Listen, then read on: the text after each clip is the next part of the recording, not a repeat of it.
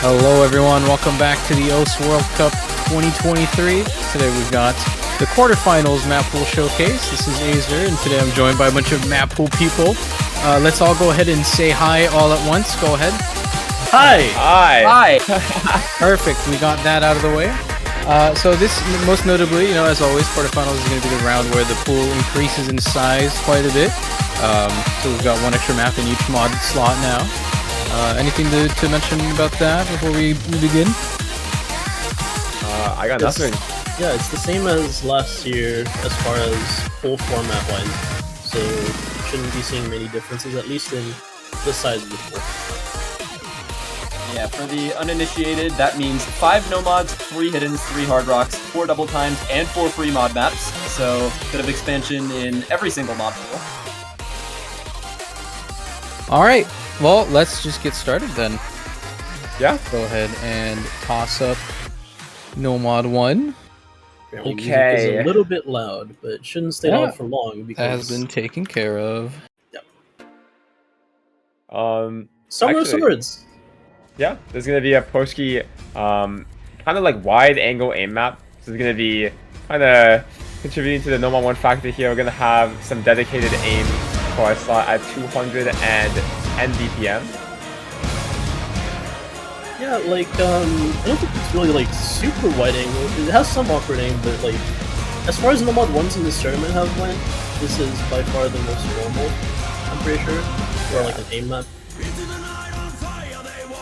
I believe this is the 2nd year in a row of having a Piroshki no mod 1 custom. I think, it was the same slot, yeah. I remember it was quarterfinals as well last time. But yeah, so it's gonna... loud. And this is one of the hardest maps in the pool, actually. It does say 7.2 stars, but I think the star rating does not do this map that much justice. It is deceptively really difficult to be consistent on these jump angles. Maybe it's not, because we have aliens playing our pools. Aliens playing in the tournament. It says OSU World Cup, but it doesn't specify what name. Yeah. But yeah, these really big jumps in this KI are going to be really, difficult for players to hit. I feel like the map does a good job of being consistent, besides, like, in general for the KIs. So we'll see how players do. Yeah, also, like, we have to once again give our thanks to both Piroshki for mapping this map, as well as Suwagi for getting such a good replay on this. Suwagi is the replay carry this year. Please, yeah, something tells me we're going to see a lot more at Suwagi. he's here to do a lot. Oh, yeah. But yeah, this map just does not get any easier. Like, the KI just continues to get harder, and he gets to be so comfortable on these jumps in this big section. It's so much fun to play this, honestly. Something about like these like Western Song, Piroshki A maps, I love so much. You know you love anime, Azer. Why the obsession with Western songs? What does that even mean? I mean, anime is still to come. You're just denying it at this point. I'm coming up on year 3 of reducing the presence of anime. You guys are welcome. No more anime in the pool. They don't know that. Yeah, they don't know that Azer is quitting next year. Just kidding. We'll have full pools of anime next year. Oh god. Time to leave.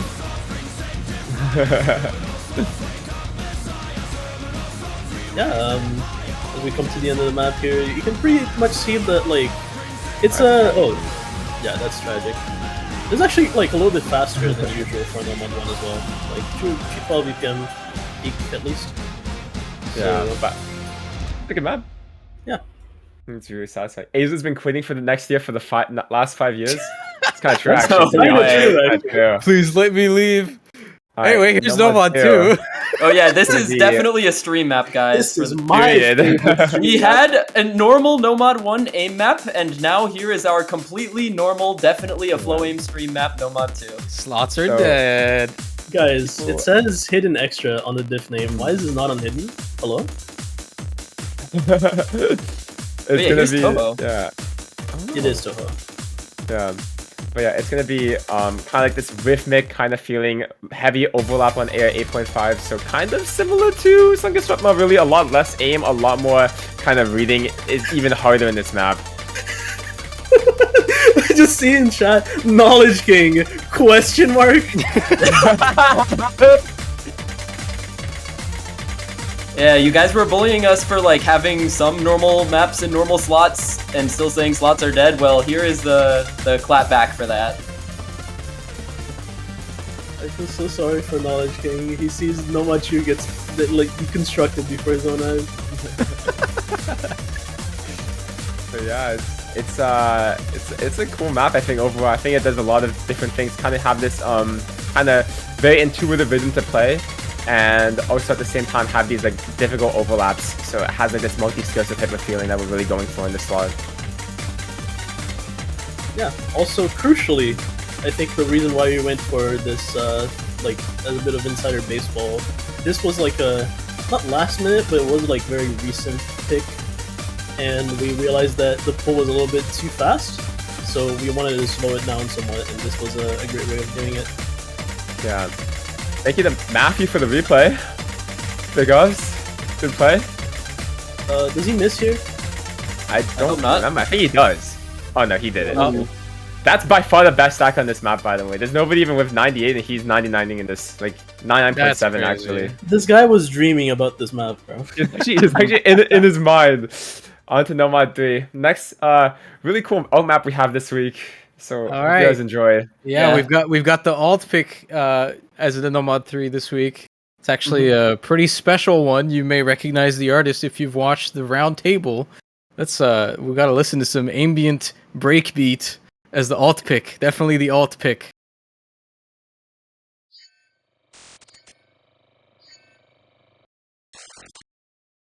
How many OWC players does it take to change a log by bulb?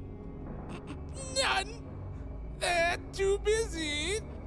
Their keyboard.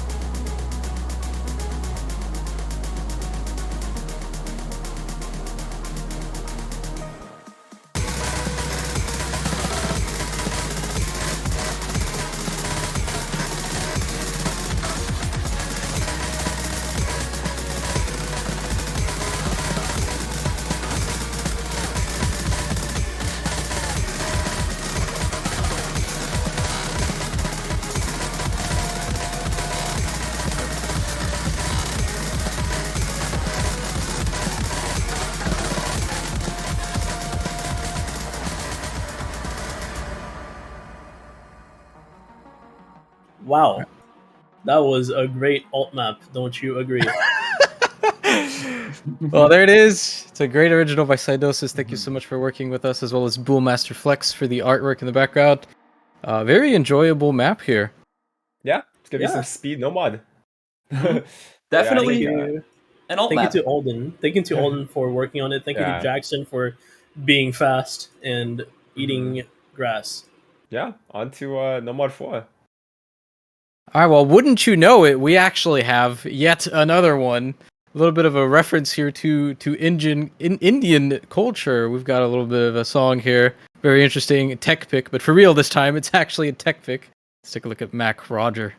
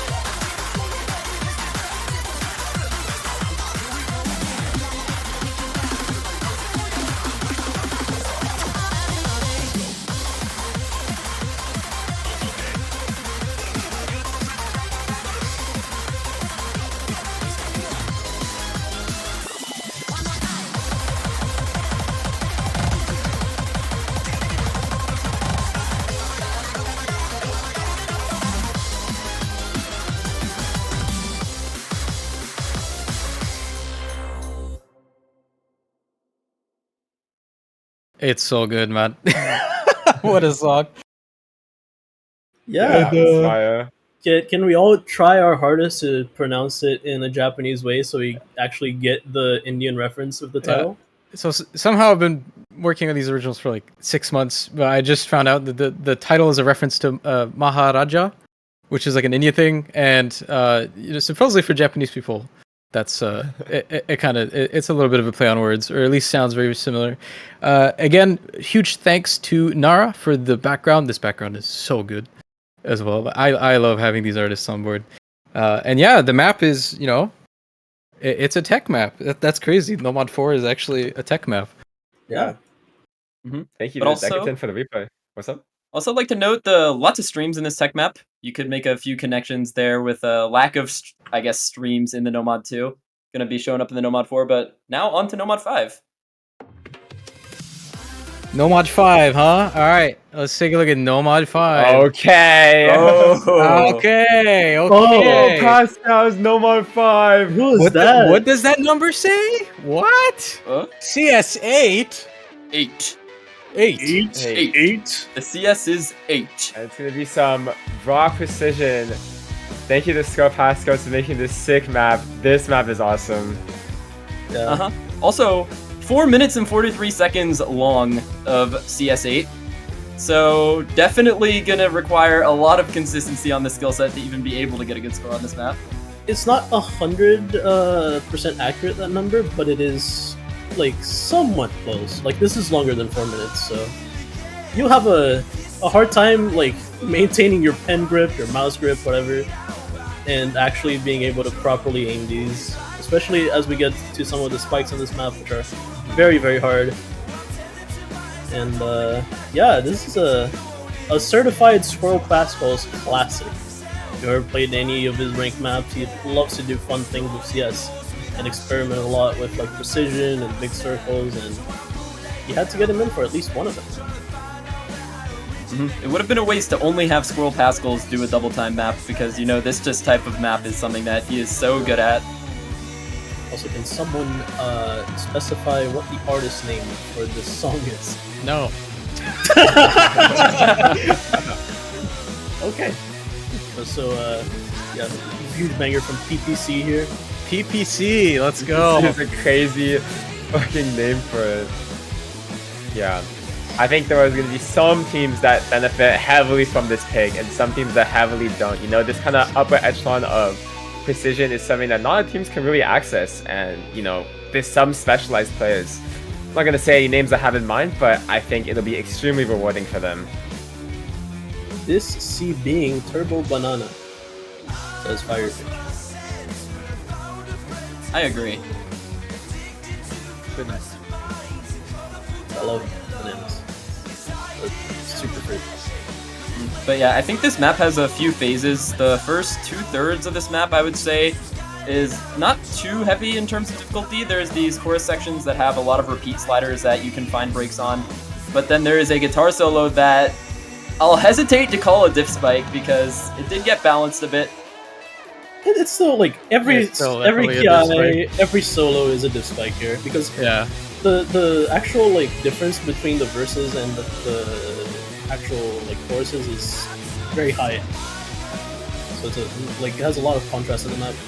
I see somebody gave a kind of contrast different map that was using OWC. Sha? I can see Oh, that. yeah. Oh my little god, bit. Shaw's old. It's Oh, my less back from the techy. void. Yeah. Oh, here's the guitar solo. Here's the guitar solo. Okay, you're kind of shredding on this right now? But I- Shreds. Yeah, I actually sight read this, by the way, so no complaints about unsight readability from any of you. Yeah, it turns out Miles is just the best player of all time. Until he misses, and then we say, like, miss Omega Lol. Yeah, true.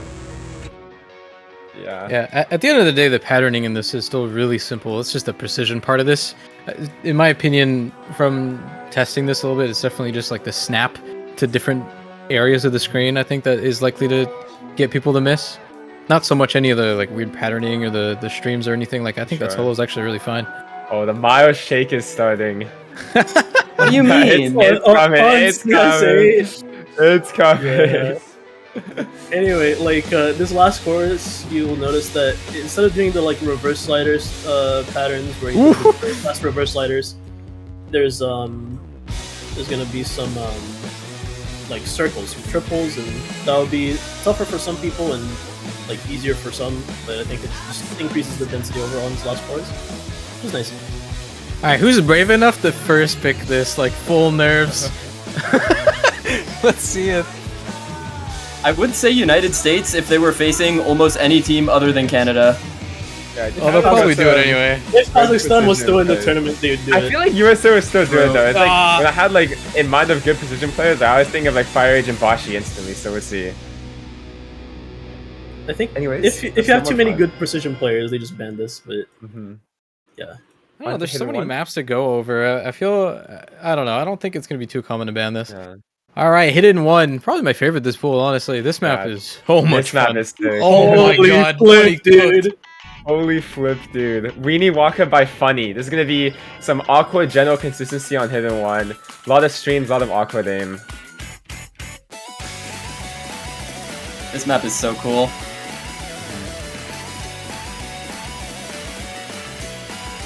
Good to get some Vocaloid representation in our OZ World Cup customs.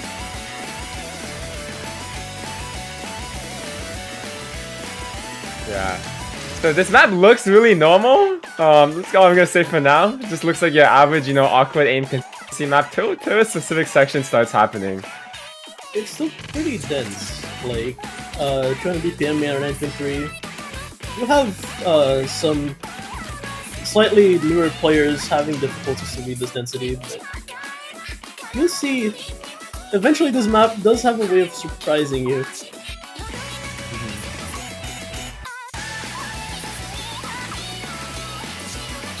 Let's stay quiet because this song is great. Yeah.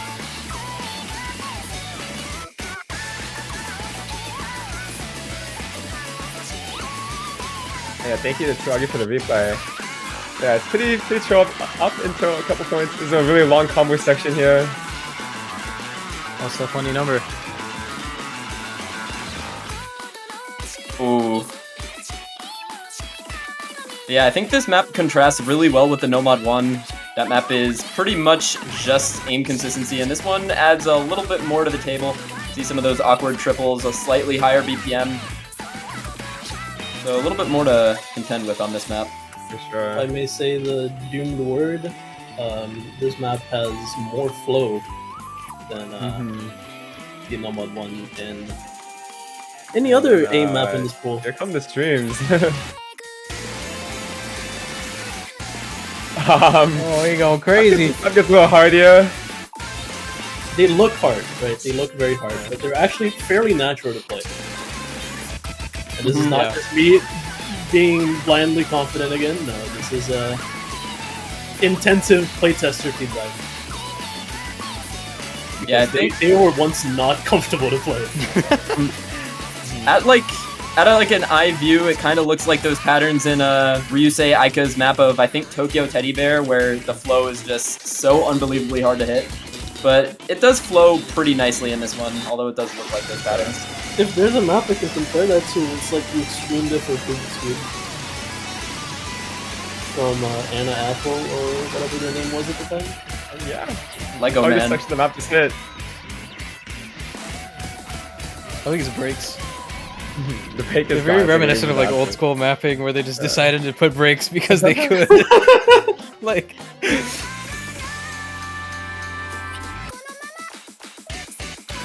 This song is so good, man. This is good, yeah. This is peak Vocaloid.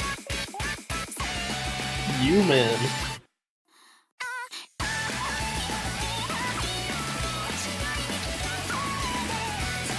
I have to admit, I wasn't familiar with this producer before this this started being mapped, proposed.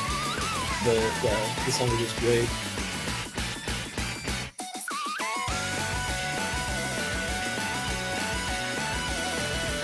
Yeah, it's gonna be Rewalk. It's gonna hit him 1 for this week.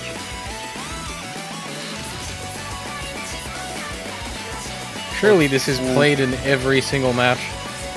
I would think so. This map is so cool. I definitely expect it to be popular. Yeah, it's so much fun. And also, probably for teams that wish to ban aim, they might look more towards the Nomad 1 than this map, because it's a little bit more balanced. So could see it being unbanned in most of the matches as well. For sure. Moving on. Hidden too. Street Journal. More Toho! Wow, it's gonna be.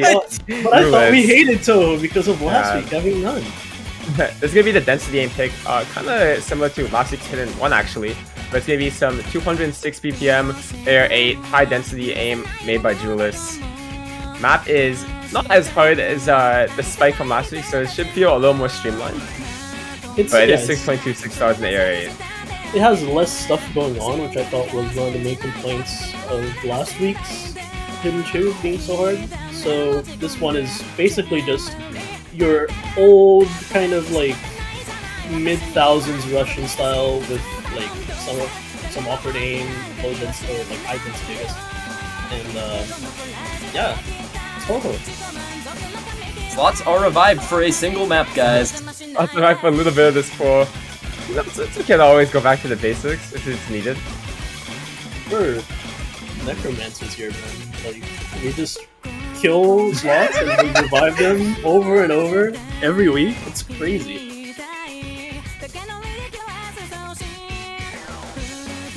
Also, we have to mention that Buto Otome, or more specifically the singer Ranko, is a classic for many OWCs encountering.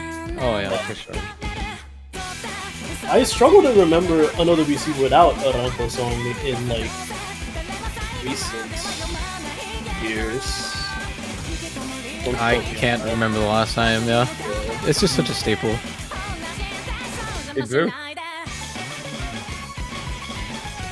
We'll put it on the Senya tier of being, obligatory to have.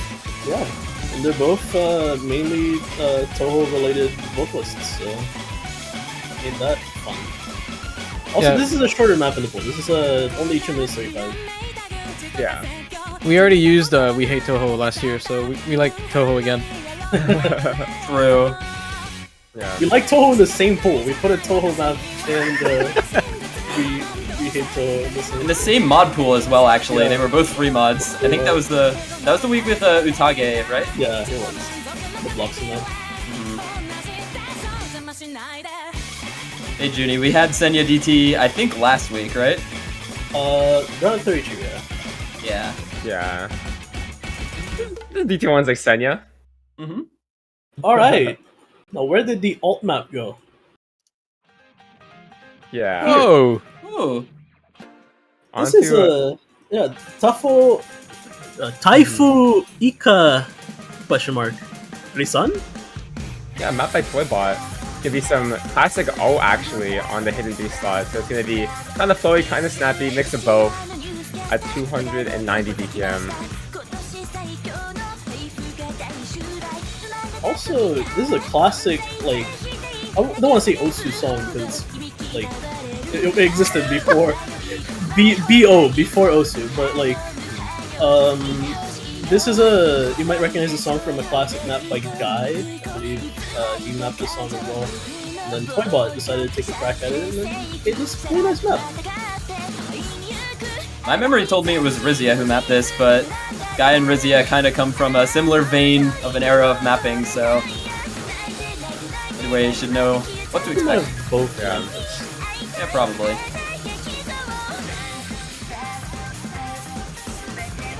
So yeah, thank you to Tsuwagi for doing replays for the entire hidden point. Thank you to Toybot for this map. Kinda classic, really clean Toybot style. I think people will be really satisfied to play this pig. Also, maybe one of the easier maps in the pool, but we'll see how players do. I would disagree. At least at least so far, one it's of the pretty more easy. comfortable ones. Yeah, I'd say like it's maybe slightly easier than last week's alt map because that was pretty hard. But like it's on the hidden pool, so it introduces a whole new set of problems that you have to deal with.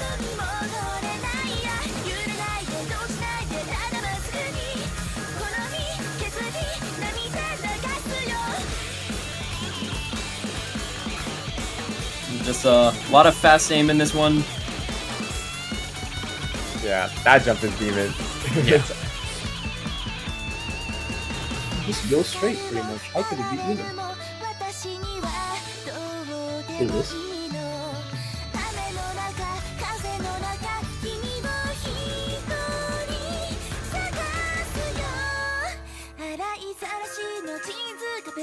This song is also pretty nice. Yeah, I think song choice in this pool might be one of the best we have so far. Looking especially in the future as well, we've got a lot of genres to hit left still. Oh, for sure. Where's the vehicle? Okay, you might have gotten me there, but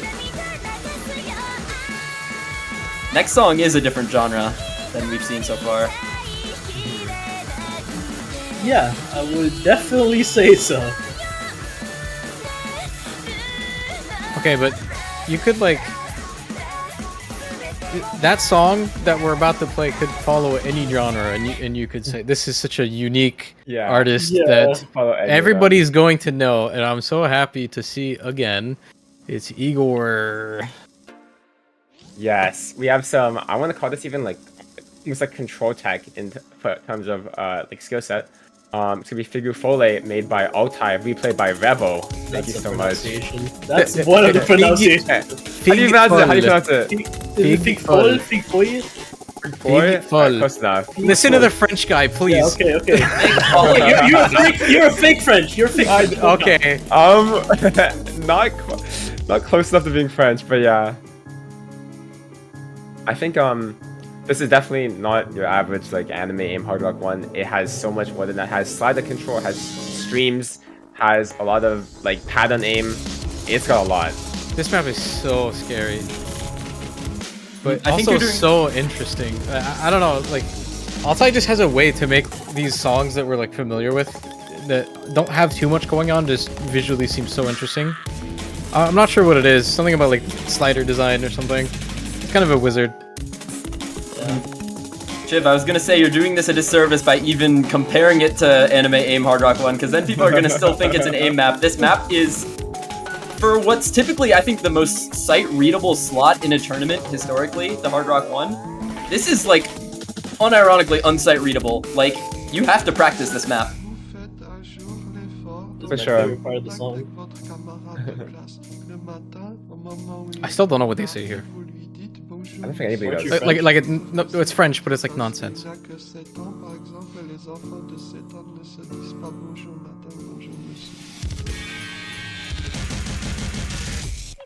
And yeah, here come the slider jumps. Couple jump scares coming up, actually. Oh, the jump scare sliders are crazy in this map, actually. All French is nonsense. Okay, chat. God. Alright, about to be to the jump scare that actually caught me off guard in test playing so many times. I think we did nerf it.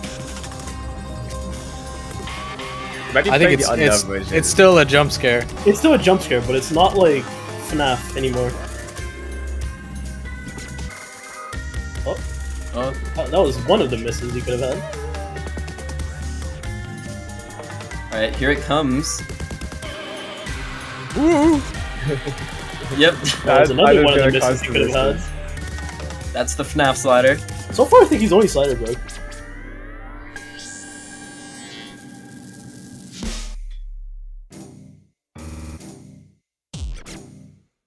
Oh, Oh. what?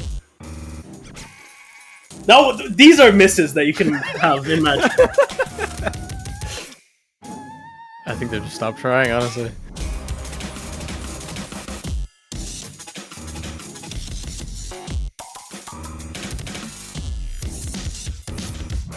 I'm sorry, Revo.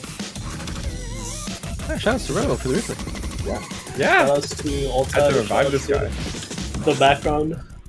This background used to be a lot worse. It's somehow still like very scary and uncanny, but it used to be tripophobic, which is was not a good time for anyone looking at the map. Yeah.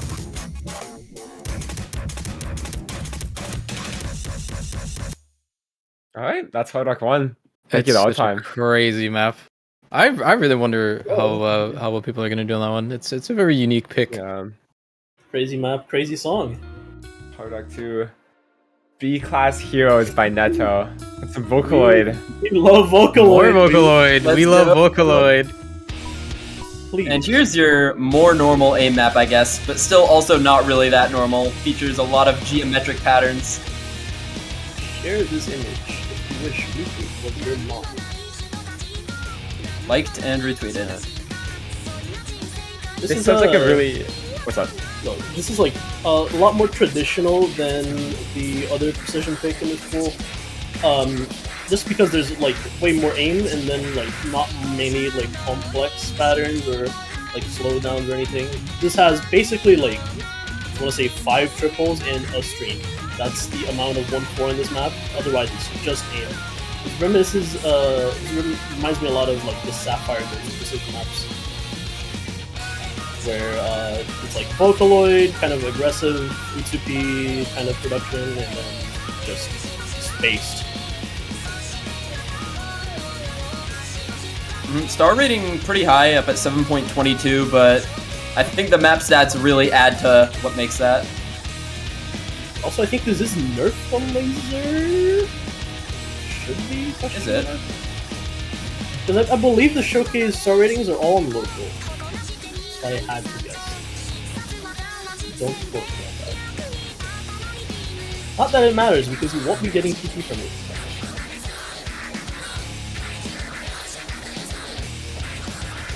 Jeez. What am I seeing? Someone just cursed Junior. Like Nada just cursed him.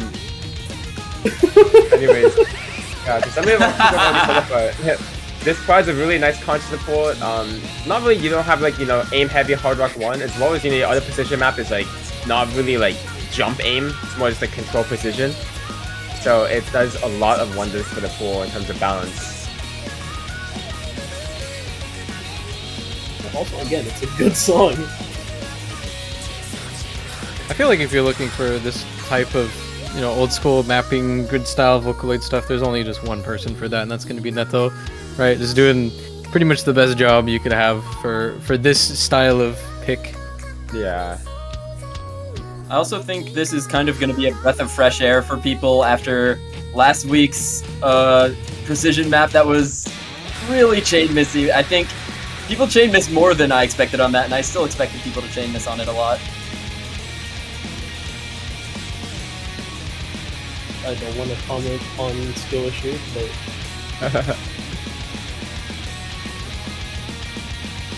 also Tsuwagi sadly missing on kind of like a regular jump, sadly, so he won't be FCing basically all of his replays. Also, I believe we get the stream I talked about soon. I think it's at the end of this course. The death stream. The quote-unquote death stream. Ooh, it's a stack. Oh. I mean, that's pretty... It's pretty on par with these old kind of maps, no? This kills Definitely. the Badoo. For sure. Alright. On to Hard Rock 3. That thing was just always there. Yeah. Got a classic map. map. Everyone should recognize this. All right. Horizon Blue Hard Rock. Some out tech. If you've been getting bored of customs, hey, this is a map you will recognize immediately if you played the tournament in the last like 4 years. Yeah, Yeah, we got definitely. a near classic. One of the OGs. Dada is right about that, actually. I think if you've played any tournament since like 2019, 2020, you've probably seen this map at least once. Very popular in both the Nomad and Hidden Pools. And Hard Rock as well later on, now that skill cap has been pushed so far. Oh, brother, Rebel has the... Thank you, Rebel. Nice to see. I mean, not easy. Rebel's combo's haram, it's not kosher.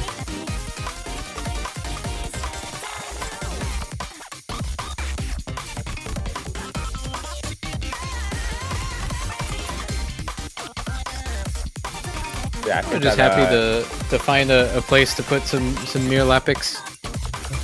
Always needs a spot somewhere. Yeah. It's a nice map, nice song.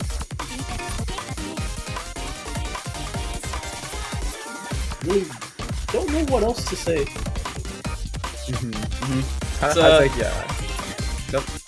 I was just gonna describe some of the skill set a little more. Definitely the epitome of, I guess, what became flow tech, and something that also has a lot of aim control requirement as well. So it's not just like an Akali map, which used to just be a stream map that we would call tech. For sure. Yeah, no, it's like kind of got these like stop and go patterns that I think people really find enjoyable on Hard Rock. You know, it's a really interesting skill to test, where it's like I'll be really comfortable on all these skill sets. I ask why the stray bullets fired at Akali. Dude, I am literally one of the few people who like still vouches for Akali maps and map pools, and I say that. No comment. Like, this is okay. Yeah. This style of map, I think, was the transition from, I guess, old style flow tech to new style flow tech. I think that's the more proper way to say it. This song was composed in 2022? Is that even possible? Oh, yeah. There's no way. It's possible, like, was 2022 like a silent year? You're not supposed This to map was compose made in any music? 2019. Oh, okay. Okay. Okay, that's not possible then. Maybe a remix. Maybe Mir was just that ahead of the curve. Yeah, this is actually a collab with Lapix where Mir mapped the map first, and then Lapix made the song to go over the map. Didn't they do that once for like one Corsace map? Yeah, yeah, that was for the Vinx's song, I think. Vinx's Yeah. song, yeah. That was a crazy idea. The song kind of turned out weird, but it was fun to like just be a part of that.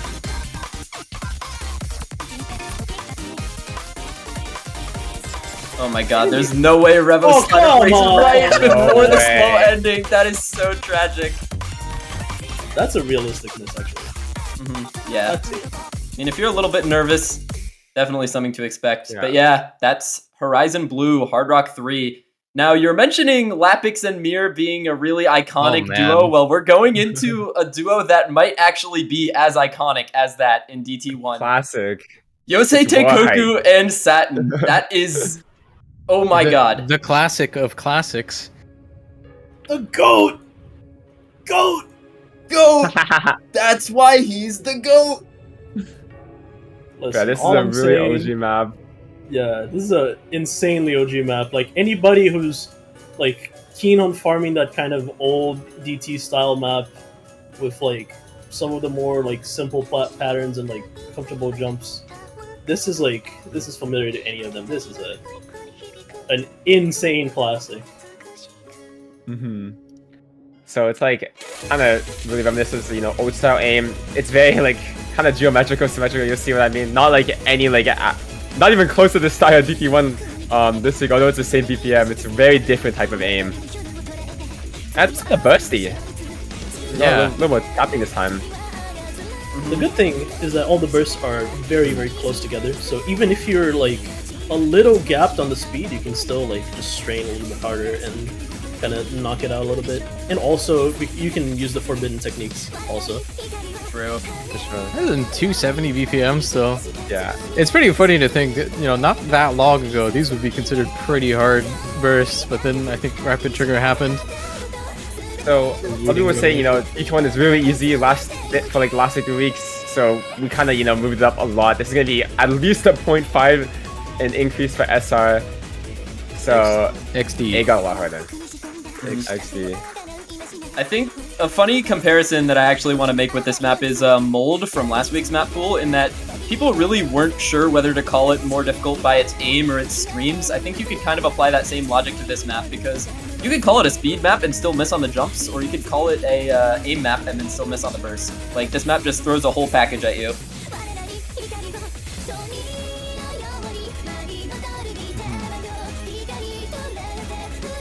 Also, again, it's just a banger.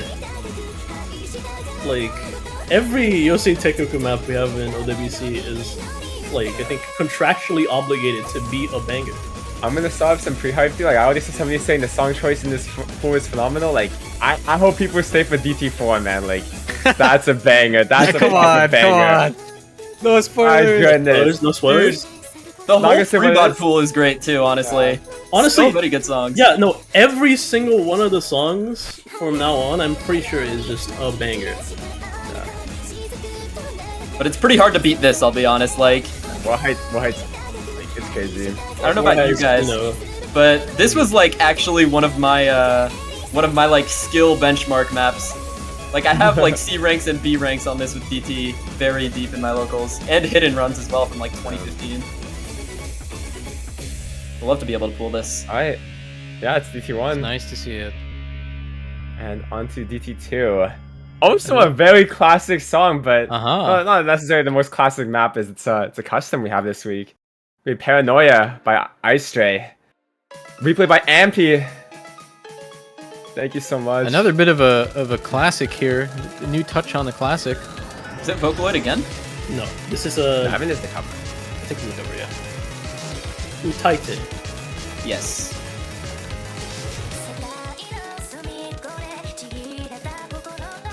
It's just a throwback pool this week. Yeah, this is a We got throwback. Ruby My Dear, then Wardenheit, then Horizon Blue, then this. Like, People recognize the song. There was a famous Captain map with the Vocaloid version. There was a Sakurachi Rico Love map, I believe, that people love to do like floating challenges on. Sorry, like Twitter clipping map. Like this is just a Osu Classic in the Osu community, I believe, and just another take on it. Again, more stamina-oriented, more leaning towards the 1-4 in the song's background instrumentals, and yeah. Map by Ice Stray. Map is probably one of the most straightforward stamina checks we've had so far this tournament. This map is pretty relentless in that facet, actually. Yeah, like, this does not get used to. This Death Streaming is like, oh my god. Oh my god. Ampy's holding on for dear life right now, but he's trying his best. This is some shred. Yeah, this is a certified genetics pick. I saw a lot of people talking about No Mod 5 permaban. I think this is going to be permaban because if your team is not comfortable on speed, you are not picking this map or letting it be picked into you because it's Okay. so brutal. Realistically, how many bans do you have in this pool? You have two. There's so many things that people call permabans that we're bound to see some in some matches. Like, also shout outs to the people that say shred 225 BPM streams. Like, they can stream this BPM comfortably and they will be able to FC this match. That's all I'm saying. You guys don't understand. Like, nerves make you just be able to stream a little bit further, but also they make you be able to miss in any of these flowing patterns.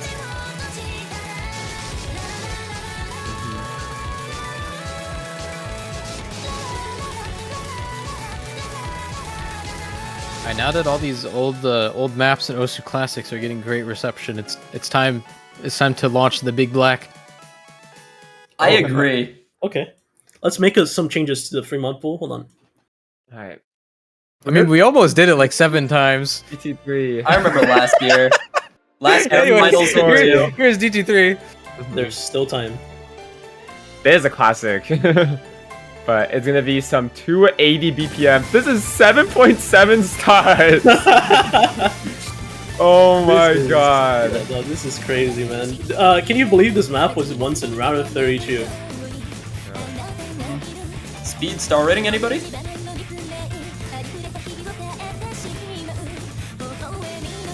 Yeah, this is a custom. This is a very old song by very famous voice actress and singer Tamura Yukari, and like there's a really old map of this. I don't remember by who. Is it Mafia Master? Don't quite remember, but this is a map that like is taking a lot of inspiration from older maps, older map patterns. It has a very fixed structure, very a lot of active 1-4 streams and stuff like that. Like, this is a very speedy pick. Something you would expect from Mauk or Nissan or any I love how mapper many like that. old mapper names come up in chat and just which names we haven't heard of in a long time. Seeing LOL WCX. cubes! Right. Yeah. Thanks, chat. You got my back. This is an actual, like, burst focus map for the most part. Can you believe this map was from round of 32? You don't need to bring it up again. Yeah, let's just keep bringing it up to the map ends. Wait, you guys already brought it up? Yeah, that's the first thing I said. Like, I mentally checked out. I actually mentally checked out. My bad, guys. Like, my fault. Too busy staring at the background chip. That's my bad. That's my bad. This is a very speedy DT pool. Why is there a Isn't spare it? Curtis's bench for another week? Brother, And like, somebody half the telling me, jump field somebody players- in the group is telling me that Zuni will play every map over Curtis again. Poor guy. Oh, he's Happens. never making an appearance in WC. Curtis, Hey. I wanted to know that despite all the negative press, you're like one of the people that gets mentioned the most in map polling meetings because you're like He's the benchmark. one of the benchmark players. Like if Badu is a benchmark player, you're also a benchmark Anyways, player. yeah. On to Okay, TT4 banger alert. song. Bagger time! Modern This is- classic. Modern Classic. 2005. Don't look at the background. Don't look at it. Whose face is that? Whose face is that? Oh. Whose face are those? Because all of them are Dean Pepe Herbert. Our beloved Dean has made a appearance in the quarterfinals map pool. It's gonna be I see in the background, 210 BPM finger control, only 2 minutes long, 8 out of 10. And if you guys don't know what Spyro 2005 is, now's the time. This is gonna be some. This is actually some really fun, I think, finger control for most players, and a lot of reading as well. For anybody who's old, this song was originally on Winning 11. So if you've ever played that series, that's before Pro Evolution Soccer, that's before FIFA, that's before EA Sports FC 24. That's one of the OG like PS1, PS2 soccer games. Yeah, no, exactly. I think people already have been saying in the chat, but this map is made by Chaos Slits. If you guys already don't know, map of Art of Night. This is kind of like a generational sequel at this point. It's very finger control heavy. And thank you to Matthew for the replay. For the young people here as well, Chaos Litz used to be an extremely strong tournament player on Hong Kong. Yeah, and for the young people here as well, Heart of Night used to be a very common finger control and stamina pick, and this is very much in the style of a pick like that. We get it. You guys are old. Oh, you get to say something, huh? Yeah. Anyway, I'm young people. What do you think the people in chat are?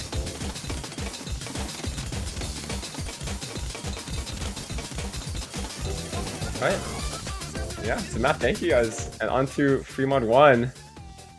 what a background. It's too good. All right. Want to talk about this map, Dada? Whoa, data map. No, I don't want to talk about it. I don't want to talk about it. You talk about it. This is a very long I'll intro. talk I'm gonna- about it. You should skip the intro, yeah. Yeah, I'm gonna skip the intro. This intro is a minute long, by the way, so this map roughly becomes 3 minutes and 30. Yeah. So, this is probably one of the picks I was missing in the pool. You know, this high BPM aim that's not wall height, so not 270, it's like 240 BPM. Kind of really good fit for the pool, and kind of rounds out the aim in the pool as well. It's 7.7 subs because you're playing Hard Rock. Yeah, this is a hard rock style game. It's like 7.26 without Hard Rock. So the real metadata for this map is something I cannot see on stream, so we swapped it out. Yeah. That's all I will comment on this map. This pool's so funny. Half the chat's calling it an aim pool, and the other group is calling it a speed pool.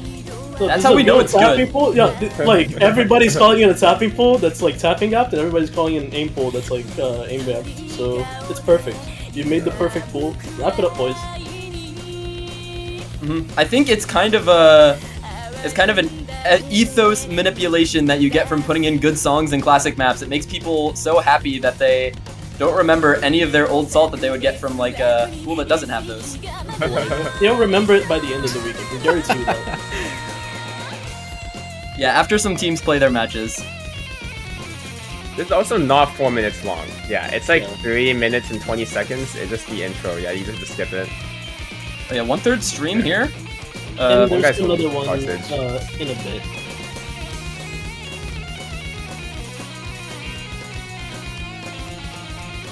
Hey Dada, would you happen to know the approach rate without Hard Rock? 9.6? Oh, that stream is really tricky. Ooh. That stream actually got nerfed in playtesting. It used to overlap on top of itself in a straight line, and it was really RNG on Hard Rock, so curved it out. Yeah, It's kind of crazy the Dada's mapping in Umineko song.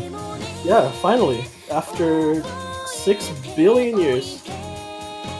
What is one player doesn't skip the intro? I don't know what to say about that one one. player doesn't skip the intro, you can smoke and like do fun stuff while Draw something for fun. you listen to a monologue or a soliloquy, depending I think the on... client doesn't even show it. I think it. It shows. I think it just AFK's the cursors or something. Oh! I don't know, actually. I think it does Well, show. hopefully we don't find out. Everyone, please skip the intro. No skip Sundays, baby. Yep, appreciate some good Umineko classics. For those who haven't read Umineko, we now obligatory say read Umineko.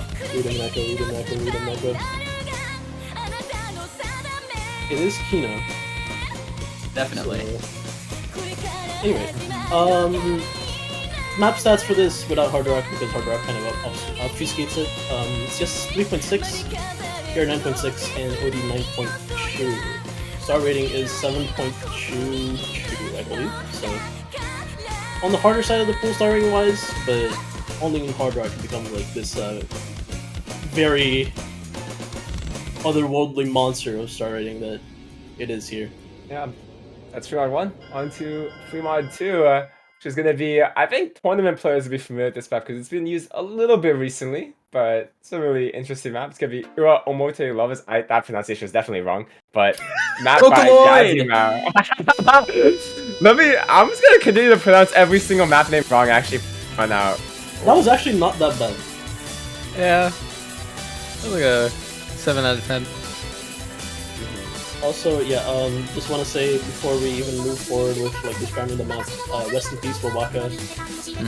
Very good vocal producer, passed away, I believe, in earlier this decade. Very sad. It's gonna be now. Somebody's saying this is a Zooty big pull after the last guy said Zooty's gonna have fun with 6 tapping maps. Like, there's no winning, bro. Also, this is a flowing map, so if this is like if this is rigged for Zooty, then like. Is it rigged for Malashevsky as well? Because this is a... I think every map is rigged for that guy. It's for everything at this point. It's rigged for everyone and it's rigged for nobody. That's how you know you made a good map pool. Everybody has their picks. Don't pat yourself on the back too much. I believe we will find out problems by the end of the week, as I said. Always. Yeah, it's rigged for cut paper, true. Other Canadians on the map pulling team. They're sleeper agents. It wasn't me. Well, I'm not legally allowed to say anything, I think, in this situation. It's time for Dada to say the line. What line? Oh, now you don't want to say it? If I say anything, I'll be suspended. Okay, I forgot. That was last week, okay? Yeah. I think this map is actually very deceptively hard on Nomad and people will trip up a lot. Like this kind of constant Excel stream, and obviously this map is extremely hard in Hard Rock. Yeah, I mean, like, Excel streams are just hard by nature. Like, you can pretend to be a lot better at them than most other people, but it's so easy to just find a break if your aim is off by a millimeter, so only chance to break. Personally, I find on the day too it matters a lot, and with nerves it tends to affect this kind of thing way more than other skill sets, I feel.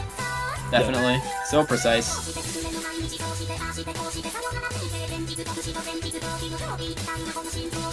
Also, again, banger. How many... Wait, so how many vocal league maps are in this pool? I just realized there's like 3? That's it? Yeah, just I mean, unless you count Paranoia, that would be 4 then. That's not okay. Take one, Hard Rock 2. Hard Rock 2 and Fremont 2.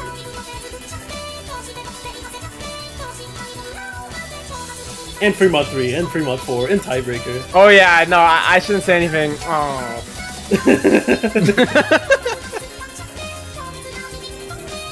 Okay, this ending gets a little bit more difficult than the rest of the map. I believe the last 10 notes of this are just really cursed. Yeah, what is that square pattern? Nice play. Okay, this map looks crazy, but something about Gazimal like patterns just hit right. It's not really that bad. Fremont 3? Well, there's one skill set that the pool doesn't have yet. Oh my god! Whoa. Got the stream up in Fremont. It is just a creature of my mind. The throwback pool this week. What is going on? AR9 stream map with some difficult jumps as well, depending on, I guess, how good you can hit the square pattern. That's about a third of the way through. Other than that, can't really mention any specific jumps. This is AR9. This is a love map, I believe. So this has another diff that's AR10, but we didn't want to put it in because that's baby mode. Yeah, contrary to popular belief, when this came out, the AR9 version was actually way harder than the AR10 version. If you started playing the game at this time, you were lied to. I'm sorry. The only time the AR10 maps were like really hard is like actually like 2011, like earlier. Sure. This is after that time. Oh yeah, and I lied about the squares being a third of the way through. They're actually like 30 seconds in, so If you miss there, it's fine because it is mostly a screen map after that. Some guys are gonna call this a square pool, and I'm gonna be obligated to agree with them. Oh, it actually is such a square pool. Goodbye, Curtis. Oh my god, it's a square pool. Goodbye, Curtis. Goodbye, Malteser. Goodbye, Every speed player. Bring up the classics and say it's squareable. Who would win? 2-digit players or this one little 4-circle path?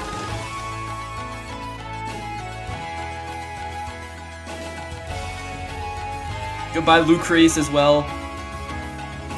I'm being... Just popping shots at everyone. No, I'm being begged to say that, actually. Someone's telling me to say that.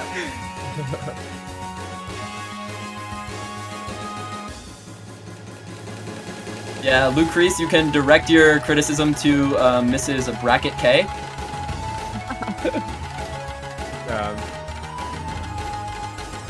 You probably know Capriccio, yeah. I just kind of have like these like short, long flow streams. Like, how do I say, it's like short streams, but they kind of keep like going, you know? Like, the section doesn't stop, and the map does never let up. Yeah, it's a lot of like shorter streams in a row, and then by the end of the map, it becomes like spaced shorter streams. So yeah, very tricky there. It messes up your stamina to stop so much, I find. But yeah, I don't know about you guys, I literally get chills during the ending chorus. Like, this song is so good and so fitting to the map.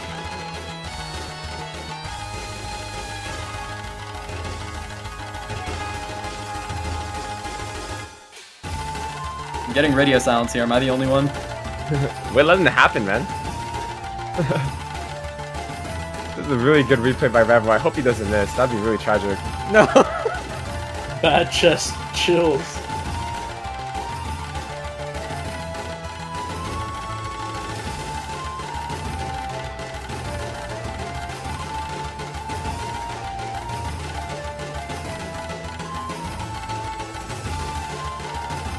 Yeah, just for chat to know. Generally, when it comes to these old maps, if they've been used before, we give ourselves like a time span of like 5 years. Like if a map's been used in the last 5 OWCs, we don't really use it. So a lot of these older maps that are definitely classics by now are kind of up for grabs in our books. So might be seeing a lot more of these. Oh my god. Jim, what did you do, man? Oh my god. Yeah. What do you mean, Chim? We're exhausting a lot of the classics right now, honestly, so... whoever's pooling in 4 years, I'm sorry you can't use Warite. On to Free Mod 4, which is going to be a little more... Go get 'em! Less nostalgic, but still a really interesting map. It's going to be Go Get 'em by Nightcore. This is some rhythm. You know how I said that DT3 wasn't around at 32 pool originally? do you want to comment where this was originally, Chip? Or Why me? Why me? Oh wait, that's another map for you. No, I think it was this one, but I just felt called out. Yeah, Anyway, I think initially it was in Grants. Yeah. Because like no one could play it for some reason. We're like, wait, this is so hard. Yeah, we were wrong. This is why we have like 25 playtesters. Shout out playtesters. But yeah, Go Get 'em is, I think, really interesting. It's kind of like, not like the really oppressive like polyrhythm stuff that, you know, this season has been like pushing the last couple of years. More just like classic rhythm. There's definitely a large difference, so I feel like it feels more intuitive for players to, you know, really enjoy. Oh yeah, I saw someone mention this in chat. OD8 offers a little bit more note lock potential. It also makes the map a lot more playable for a lot of people. Unfortunately, we are not all Ikoro. Yeah, true. I was actually about to mention it's Ikoro saying that, so maybe if you're Ikoro, you'd rather this be Note lock, At least so good he has the opposite problem that we all do. note lock only affects you if you miss a note, so just don't. It's true. They shouldn't feel too much harder compared to last week's rhythm pick, where, you know, a lot of players actually really struggled on that one. So this infuse, we didn't really want to shift the difficulty up too much because we were satisfied. But yeah, it's gonna be Go Get 'em. Nice replay by Ampy. This is crazy, by the way. 99.5. This is really good. I feel like this would good. be really stressful to be the last pick of a match. It's just TV size. On to tiebreaker. Okay, everyone, it's tiebreaker time. Yeah, again, it's going to be something a little bit special. We've got a very, very familiar name up ahead. However, This time, they kind of went above and beyond, and not only did they make a song, they contributed every single other part of this as well. So we've got a one-man army tiebreaker with the music, the reveal video, the storyboard, and the mapping. Let's take a look at Kizan.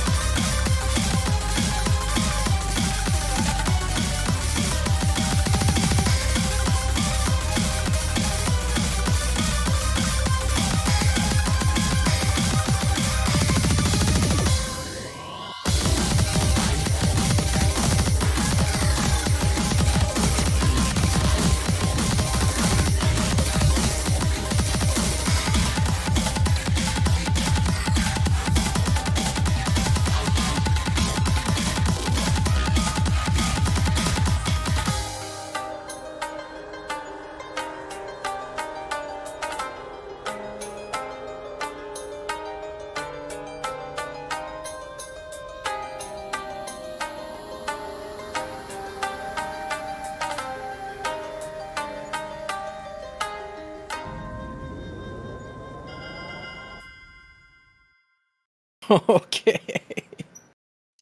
That one is cooking something, man. That was crazy. Yeah, man. I think that Yeah. was people were talking about really wanting, the multi-skillset tiebreaker, and here we are with, hashtag stream and an aim section as well as oh, it has pretty much everything. My favorite comment while that map was going on was not even played by down, just stop the stream. Yeah, that was a good one. Yeah. Anyways, I think hope you guys enjoy the pool. As always, Map Feedback channel is always available if you guys have any complaints or thoughts. And yeah, thank you guys for sticking around for the stream, and good luck to all the teams that are playing this week. What he said, yeah. Thank you guys for watching, and any last words, Azer, Miles? I'm pretty good. I'm just still kind of speechless at how awesome this this entire map is. That storyboard, man, it's so good. I guess be on the lookout for the schedules releasing. Check out the bracket, see what matches you want to put on your schedule, and just get ready because we've got some banging matchups in the quarterfinals that are going to be played on this map pool. So that's it from me. All right, let's wrap things up then. Thanks for everyone for watching. We'll see you guys next week. Oh yeah, buy the banners, by the way. Buy banners. Yep, you can buy multiple of them.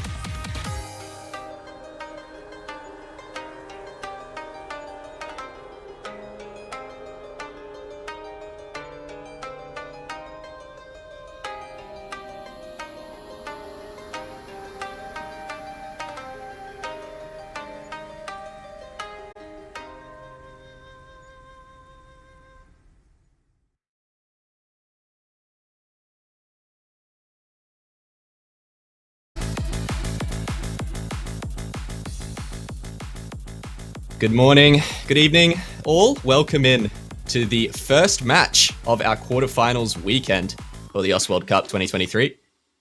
I'm Mavs, and today I'm very excited to be bringing you our first matchup here. It is going to be our seed number 6 in Germany in the lower bracket. That is right, Germany in the lower bracket after going down to Canada.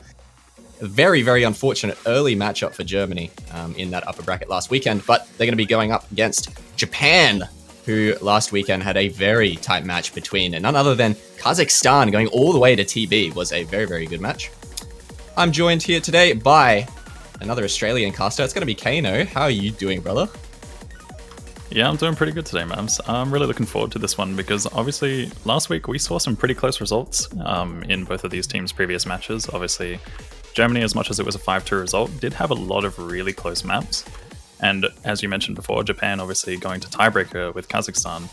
So, I mean, we could be in for a pretty close match here, especially when it comes to like the different strengths and weaknesses that both of these teams do have. Yeah, absolutely. I would agree. I think, moving forward into this match, a lot of people would probably just expect Germany to tapping abuse a team like Japan. But surprisingly, I think Japan, not usually a team known for too many tapping-oriented scores, actually looked pretty good on the DTs in their qualifier runs, which is, I think, an important thing to point out, just because of the fact that we are in the quarterfinals now, and we're starting to approach that difficulty of quarterfinals, or we're around that difficulty already from the qualifiers maps. So, Japan, although I'm not expecting them, of course, to pick into any tapping, I think they obviously have a little bit of a chance on something like a DT stamina, or any stamina map in general. So I wouldn't fully put them out of the question for breakpoints on those types of maps. But when it comes to good picks for Japan, that's where I'm really struggling to try and find gaps in Germany for Japan to try and abuse. Yeah, it definitely seems like Japan is going to have a little bit of trouble with some of the picks potentially. I think maybe some of their strengths will definitely lie in some of the hidden picks perhaps. And I think at the end of the day, when it comes to facing up against a team like Germany, they're most likely going to go for some of those comfort picks that are probably just going to be in the no mods or the free mods. As we mentioned, obviously, Germany always been a very, very solid double time and hard rock roster in particular, and always strong overall. So yeah, picking into a team like this is always going to be difficult for them, but definitely curious to see what the bans are actually going to be as we do get into the first few. We have No Mod 2 being banned by Germany. Yeah, so that No Mod 2 going to be going out, and of course that is not a tapping map. Do not get yourself confused if you haven't seen the pool this week. No Mod 2 is not tapping, otherwise that would be a very shocking ban there from Germany. It is actually a low AR 8.5, I believe it is. Extremely heavy reading map. It's got a lot of overlaps. Extremely difficult to memorize. But definitely kind of pushing towards a little bit of a memory map with some of those patterns. But yeah, that makes sense to take that one out. Get rid of that low AR kind of gimmicky stuff. Japan, always fairly comfortable on those sorts of maps, as you were saying, going for those, the hidden comfort. They definitely like their AR8 hiddens. But now the double ban coming in here from Japan. We, of course, do have 2 bans this week as we move into the quarterfinals. A bigger map pool, 2 bans now. And they're going to be taking out the DT1, which is a very old-style DT farm map. And they're going to be getting rid of the Hidden 3 as well, which is kind of just like a generic No Mod 3. But it's in that hidden slot this week. So just a generic long alt map going to be going as well. Germany very, very comfortable on those alt picks. Yeah, I definitely do find the Hidden 3 ban a little bit interesting here, but Double Time 1, definitely something to expect out of that. And I mean, as much as that map is a little bit more focused on aim, some of the bursts do catch you off guard a little bit. It's a bit of an older style map, so it's comfortable for a lot of players of nowadays, especially being 10.3 and whatnot. But yeah, I think obviously with this being our first match, we get to witness what the first few bans are going to be. And I think throughout this tournament, we're probably going to see some maps being heavily targeted. Obviously, the No Mod 2, as you mentioned, is very much like a gimmicky, low approach rate, like rhythm kind of pick. And it just involves so much like reading and overlaps that I think a lot of teams are going to be banning that one out for the specialist players in particular. And Germany opting for the Hidden 2 here as well. So as mentioned, they're taking out some of the hidden pool. Obviously, if they're not feeling too confident on that kind of thing, then yeah, it just makes sense to remove it from the pool entirely. That again is another, I believe that's the AR8 hidden, the 206 BPM one. So it's very dense. Yeah. As much as it's a pretty simple map, it's just like, it's just very dense, and you don't really want to be messing with that kind of map when maybe you're not too confident on AR8 hidden in particular, but good choices, good ban choices here from both of these teams, I think. Yeah, it's definitely like that hidden 2. It's not super reading intensive, although just because it is over 200 BPM at AR8, it's fairly dense, like you said. So, you know, it can be uncomfortable to play if you just don't have the 4-man roster that really wants to sit through, you know, 3+ minutes of just AR8 aim. It can be uncomfortable, but, you know, it makes sense. They get rid of the 2 low AR maps. Japan opting for a DT1 ban, which makes sense. Hidden 3 ban, like we said, not super expected, but they're going to be taking out ult against Germany anyway. And now we move into our first picks here. Germany going to be having the first pick, and I'm curious what they're going to start us off with. They obviously have a lot of options, a lot more options than Japan does this time around. So we'll see if they want to start with tapping. Maybe they'll go into some tech. We'll have to see. They have a lot of options. I mean, this German roster is super versatile. They're really good at a lot of different skill sets: tech, alt, hard rock, DT tapping. So they definitely have their choices. I would expect, you know, maybe a DT2 straight away, DT3, and yeah, there it is. Yeah, I was going to say, I was thinking exactly the same thought, like something along the lines of double time, just get them started up, you know. It's always really tricky for some teams when it comes to double time. Like, I feel like Germany is just one of those teams where they can pretty much start with double time and it'll be perfectly fine. Some of those teams, like, as much as, even though you're warming up before the match and things like that, sometimes you still don't just get warm enough for some of these maps, especially with the type of speed that we're talking about in this pool. Like, some of these maps are really fast and also very stamina intensive.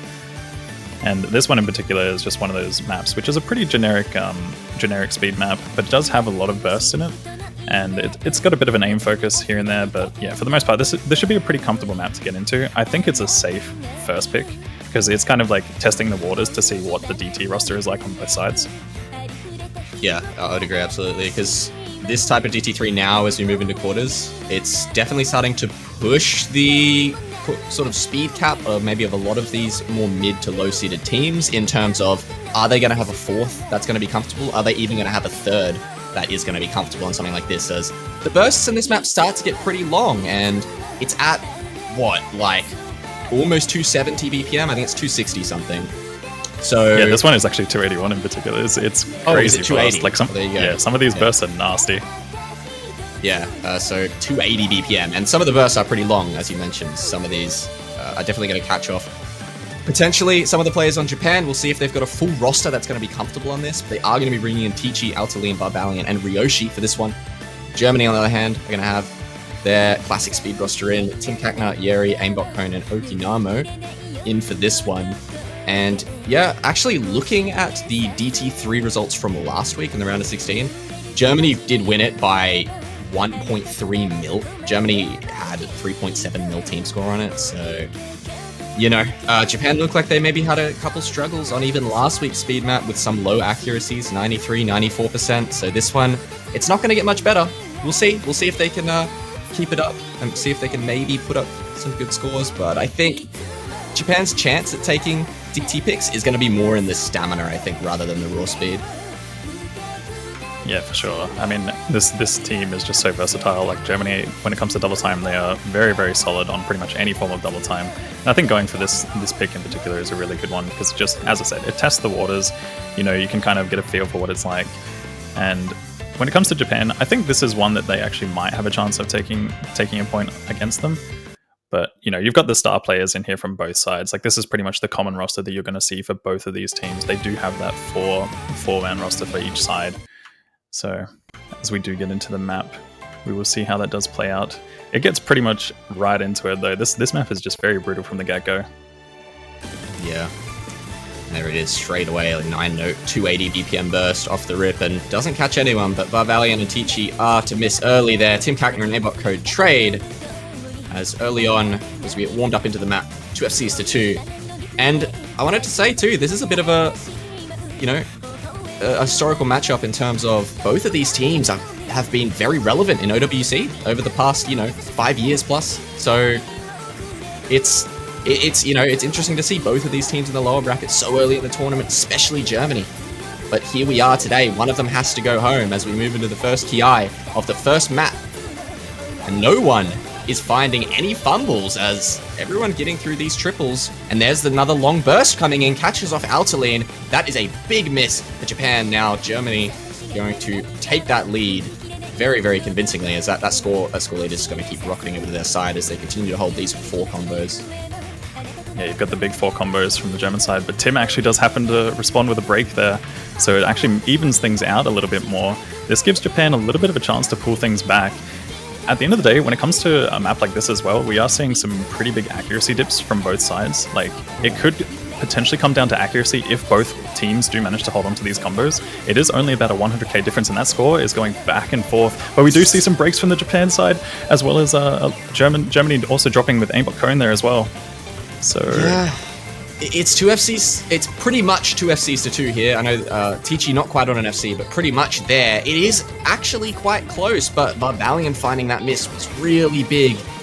And Tim Kakner with that supporting combo is going to stave off Japan's advance. There goes Ryoshi on another long burst into the final quarter of the map. Why is Ryoshi's score was 6666666? That was so weird.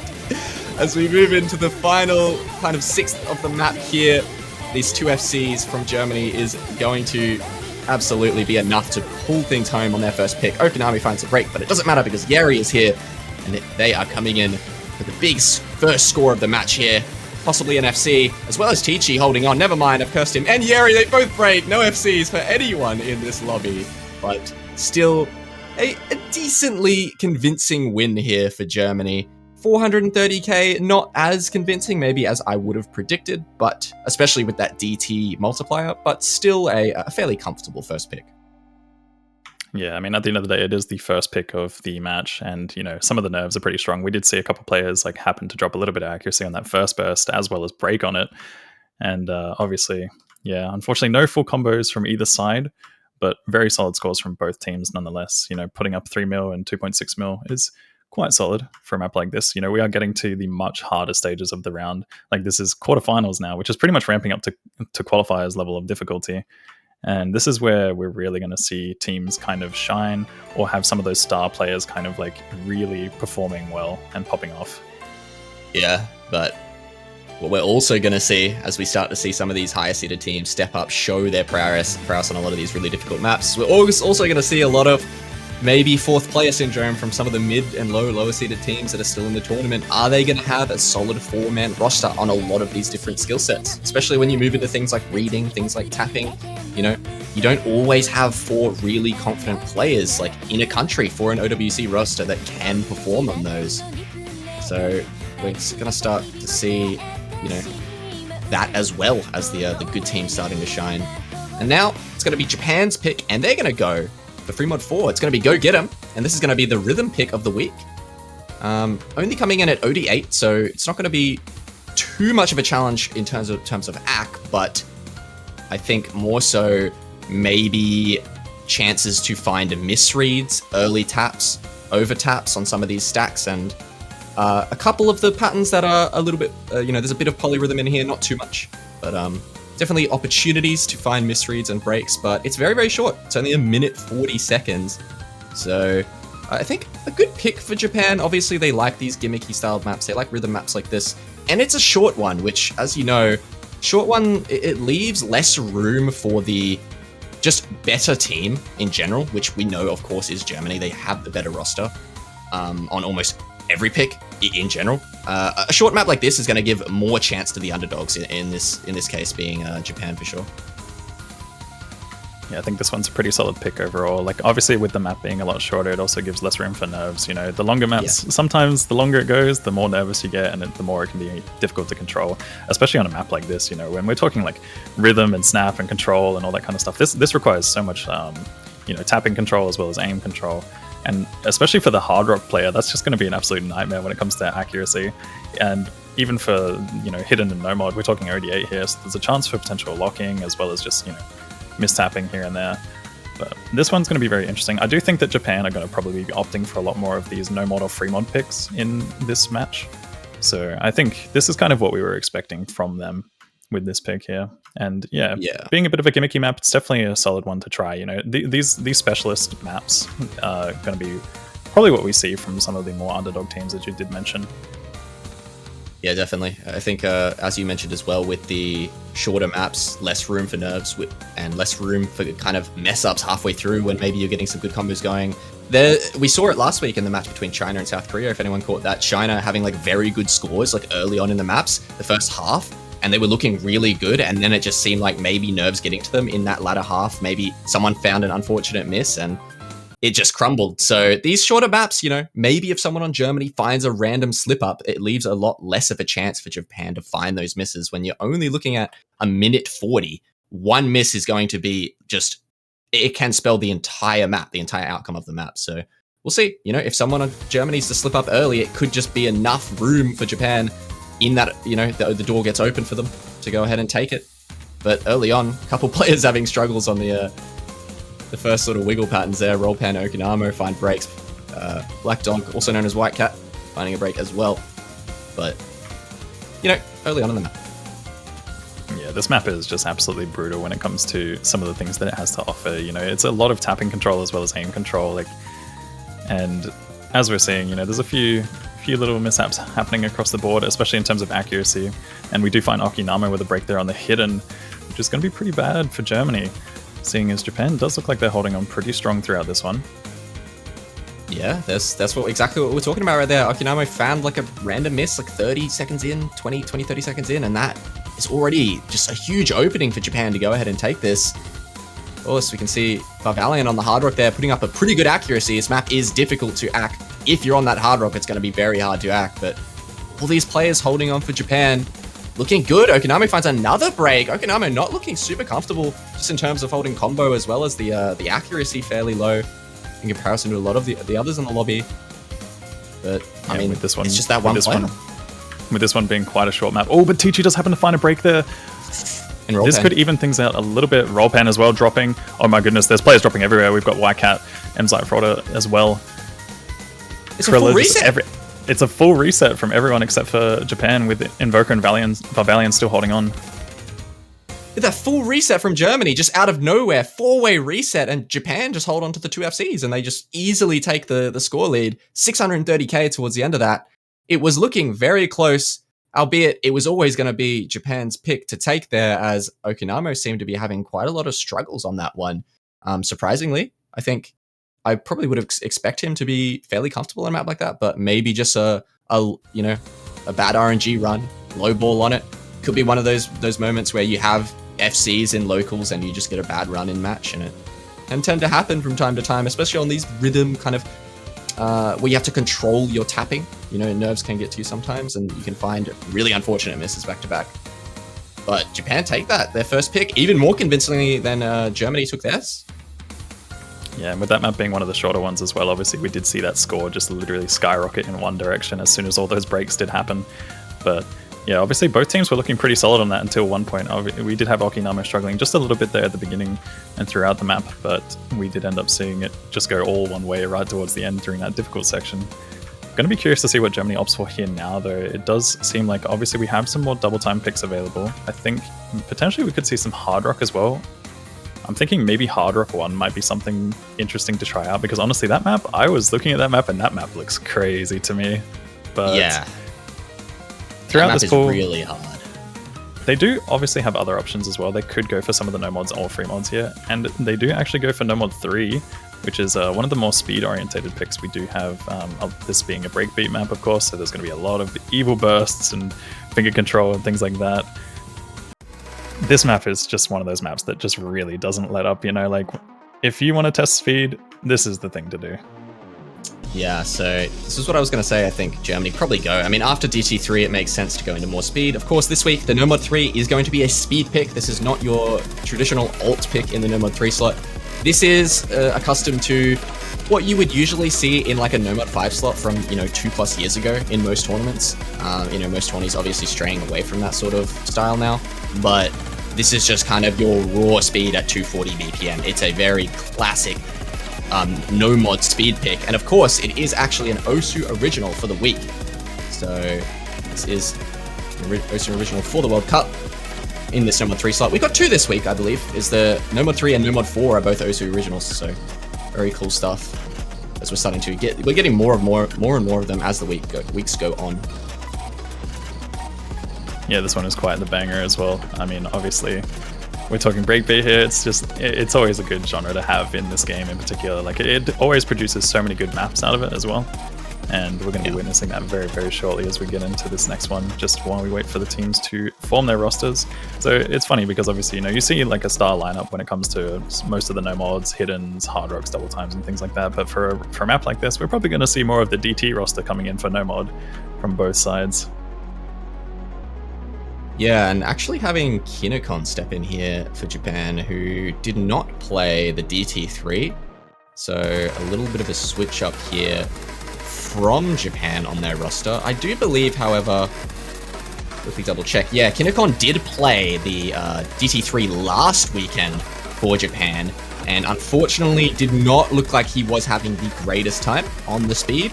So another situation where that fourth player kind of coming in to fill for Japan, see if they can do the best they can. Kinokon not known for these sort of tapping picks, you know, but he's going to do his best to put up a score for Japan here.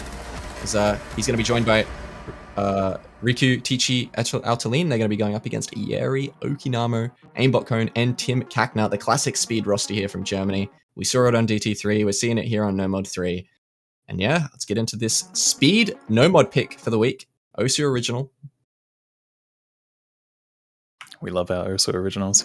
But yeah, this one's going to be crazy from the get-go. Like, this is just a map that pretty much just gets right into it from the start with a bit of slow build-up, you know. There is a little bit of a slow section for some free combo if players do happen to hold on, but it's not much. We're talking maybe like 100 combo, and Konkon Kinokon is going to be the first one to find a break on this one. As you mentioned, not a player that we usually expect to see in here, with Rukima as well, following up with another miss for the Japanese side. Oh man, it's not looking good for Japan early. They've got two players below 90% AC. It really only looks like Tichi and Altaline are comfortable on this one for Japan. But Okinamo finds a reset. Tim Kakner and Aimbot Cone found misses early. Wait a second, Yeri finds a miss too. That's no FCs for Germany. Tichi drops the FC. It's just Altaline, joined by Kinokon on the 93%, 470 combo right now. So even though the accuracy for Kinokon is really not looking great, this combo might start to do quite a significant amount of damage to Germany, especially with this FC from Altaline. I mean, this is going to carry the map if he continues to hold. This is only 2 minutes long, Kano. Yeah, I mean, obviously, as I was saying, didn't expect the result from Kinokon here, but obviously managing to hold on despite having those early misses and early breaks. And as much as we're seeing a little bit of a dip in accuracy, they are still holding on to these combos. This is one of the slower sections throughout the map where there's a little bit of time for some free combos. This is not great for Germany, seeing as Japan does have the higher combos on their side. It's pretty much only Aimbot Cone for Germany with the really, really big combo here, but they do have a lot of supporting combos coming in, and this is going to get into one of the harder sections. Konkon Kinokon drops as well as Tishi, so this is not looking good for Japan. It's going to flick back towards Germany. Altaline! No, Altaline finds a break there. That's going to be probably it for Japan. He needed to hold for any chance. Okinamo finds the break, but Riku has a combo. It's just not going to be enough with these combos from Germany. Yeri finds a miss, but Aimbot Cone with the 1.1k is going to pull things over. Finds a miss. Wait a second. Everyone's miss. It's only Tichi with the combo, but it's already 120k in favor of Germany. It's not quite enough. There was a chance. There was an opening for Japan there if Altaline managed to hold on just for, 115k more score. It wouldn't have been too much more combo, but unfortunately not quite enough to take that break point. And what a break point that would have been. Yeah, that would have been an absolutely crazy breakpoint for Japan. I mean, obviously Aimbot Cone there right at the end, managing to come in clutch and hold on to a really, really high combo, obviously one of the highest combos in the lobby. And Germany did happen to have some of those supporting combos throughout that. Japan just happening to fall apart right at the end was very unfortunate for them. They were looking really, really solid, but unfortunately it all came crumbling down right at the end. Yeah, and shoutouts to Kinokon as well, actually, for that 95% by the end of it. Not a player you usually see in for tapping picks, like historically in the past couple years for OWC. Well, at least for like speedier picks rather. And keeping up with the accuracy with a lot of the rest of the lobby. It wasn't looking good to start things off, but definitely putting up a pretty good score in the end of it. But now we move back over to Japan.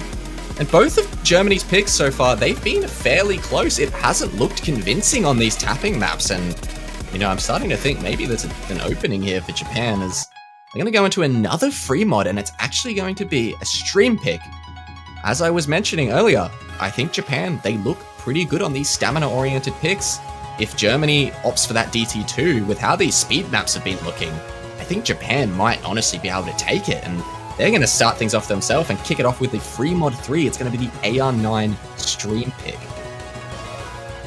Yeah, I feel like this is a pretty staple pick for Japan, definitely, and both sides are definitely capable of putting on like a really, really solid score for this. Like, I'm expecting some high scores, especially until the very end. This map does kind of get progressively harder, especially in terms of streams and things like that it does offer. It just goes crazy when it comes to stamina and also just stream aim and control. But throughout this map, it's going to be pretty tricky for the hidden and the hard rock player. In particular, obviously it's AR9, 200 BPM, so it's a little bit dense, and some of these jump angles can be a little bit awkward, enough to kind of catch you off guard, especially when, you're mostly used to streams throughout this entire map. But we're going to have to see how it does play out. I definitely think both teams are going to be able to form a very solid roster for a map like this. So, pretty solid pick, but this one could definitely go either way.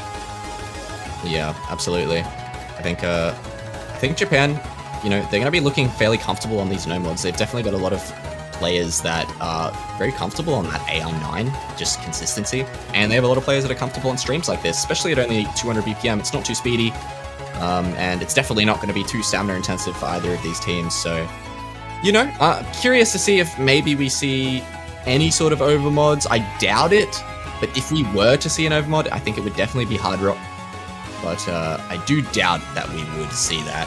So we're going to have Tim Kakna actually coming in to replace Invoker. So Invoker not coming in for their first map. Going to be Okinamo, Krilla, and Black Dog going up against Rollpan, Barbalian, Teachy, and Invoker. Now, for mods, I think we're probably going to see the hard rock here on Teachy, or... Oh, wait, Invoker, sorry. Yeah, Invoker on Japan, of course. Why did I think Invoker was on Germany for a second? Of course Invoker's on Japan. There he is. He just moved slot. Of course, Invoker's joined the German roster now. He's migrated. Don't worry, we're actually going to see the hard rock on probably Teachy here. I would assume. No, Varbalian instead. Varbalian makes sense also. It's always going to be either Teachy or Varbalian, I think, for the hard rock. Going to be Rollpan on that hidden, which is the obvious one. Okinamo also obviously on the hidden. And it's actually going to be Tim Kakna here on the hidden hard rock.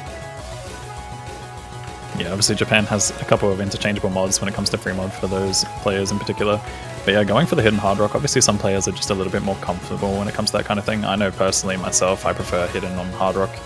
I think like hard rock alone can sometimes be a bit tricky, but it definitely depends on the map. With this one being a bit more of a streamy pick though, hidden can definitely add some kind of layer of difficulty even on hard rock, I'd say. And Tim Kakna does actually happen to find the first break there on that square pattern. Yeah, and did get a miss earlier as well as White Cat. There's a lot of squares this week in this pool. There's one of them going to be catching off Tim Kakna. But yeah, the slight mod advantage here for Germany just because of that comfort hidden from Tim Kakna with the hard rock. But he's found the miss, so it's not really going to do too much early as it's just 2 FCs up against 4 right now. Well, almost 4. Rollpan finding a very early break. But Japan looking very comfortable. And like you said before, the map does get progressively more difficult. So these early breaks from Germany are going to be quite damaging unless these players can hold through that difficult ending section. Tim Kakna finds another miss as we get into this first Ki. It's a bit of a more heavy, streamy section. In Japan, they're just looking super comfortable right now. Yeah, this is the comfort that we're expecting from Japan for sure. I mean, it is their pick after all, and they are looking very, very confident right now. We are seeing Germany struggle just a little bit with White Cat and Tim having a few breaks throughout the earlier sections, and as you mentioned, it does get a lot harder throughout this one, so they're going to have to really, really step it up towards the end of this map if we are going to see any form of turn back towards them. But Tim does happen to find yet another break throughout this one, and that is not the thing that you want as well on your modded player, because we are talking about a lot of multiplied score being lost here as a result. I mean, Japan, I said it before, these AR9 picks, they're just so comfortable on AR9. Varbalian's the only one to break right there. He's going to be the hard rock player, which is the one you'd expect to find the miss. A lot of the stream shapes and spacing gets fairly difficult on a map like this with that hard rock. I mean, it is 7.1 stars, no mod, so you can imagine it starts to get quite difficult. Okinamo finds a break there for Germany, and that's one of the huge combos down. It's not looking good. Krilla holding on to the Seoul FC alongside the SS, but I mean, it's not going to matter as Japan just have so much of an advantage. It's the 3-way almost for them into the final third of the map, and things are going to get considerably more difficult. With Germany already finding so many misses, I don't know if they can hold on through this ending section. Yeah, I think one of the most interesting things about this map is that obviously it's very iconic for its streams, but we're actually seeing a lot of players missing on some of the aim sections throughout this one. But yeah, Krilla is still holding on to a fantastic SS, and we do have Japan just going crazy right now, still holding on to pretty much 3 full combos. We have 2 full combos as well as roll pan. Valiant finding a couple of chain breaks as well as Okinamo and Tim dropping on the German side. We do see Tichy drop, but it does look like this one's going to be going all the way to Japan. Unless we do happen to see a complete disaster, but it looks like it's pretty much at the point where it's all in their favor right now. Yeah, I mean, Japan, just AR9. AR9's the name of the game for them. They're such a great AR9 team. They're just really, really comfortable on that sort of AR, especially, obviously, lower AR as well, AR8, but they're just good on AR9, man. I don't know, like, look at them go. It's double FC this from is just Invoker roll pan, and it's crazy. Such a stable pick for them, you know. They're looking so confident on this one. This is going to be rivaling so many other teams throughout this entire tournament. We do actually see Krilla get that SS in the end, though. Very impressive stuff. I saw it. I was watching it. I just didn't want to say anything. Krilla actually brings home the SS. It's not the first time he's done it this tournament either. That's either his second or his third SS this tournament. I think it's his third. I don't even know. He's gotten a few SSs so far, that's for sure. Good stuff from Krilla. Just the performance from him this OWC has been pretty ridiculous, but wasn't enough to stave off that incredible 4-man performance from Japan there.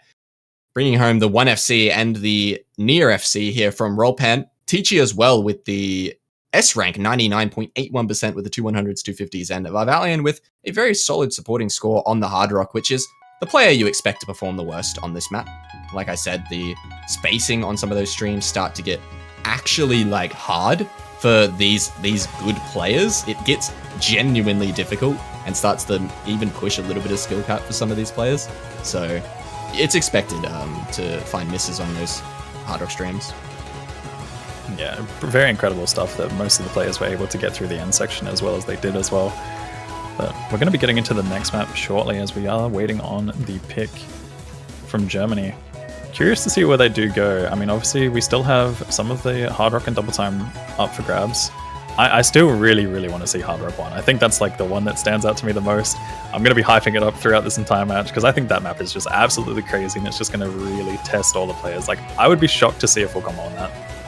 Yeah, I agree. I don't even know how to categorize that map. It just doesn't have one. It's like such a jack of all trades Hard Rock pick. You've got like tech patterns, you've got alt patterns, you've got high velocity sliders, you've got aim consistency. It's just everything, man. I was going through the entire map pool and I was like making a few notes throughout this, and it was just one of those maps where I was like, okay, like how many dot points am I going to need for this map? Like yeah. it was just going crazy. Like there was too much. But we are going to be getting into paranoia. I actually, in my notes, have Hard Rock 1. I just have jump scare sliders. Like that. Yeah, the jump scare sliders. I was going to say, they were talking about that in the showcase. It was great. But getting into this next one, this is a pretty solid pick from them, but obviously we did see a bit more of a stamina focus pick just before. This one being a little bit high BPM, we do have the 225 BPM stamina pick. But yeah, this one is pretty brutal. It does offer a little bit of finger control. It's a bit more light in terms of that element, but for the most part, yeah, this heavily focuses on a lot of 225 BPM, long bursts, short bursts. It kind of just goes crazy with that. And yeah, you're going to want to have a very, very solid speed roster. I think it's a really solid choice for Germany, especially after we saw their performance on the No Mod 3.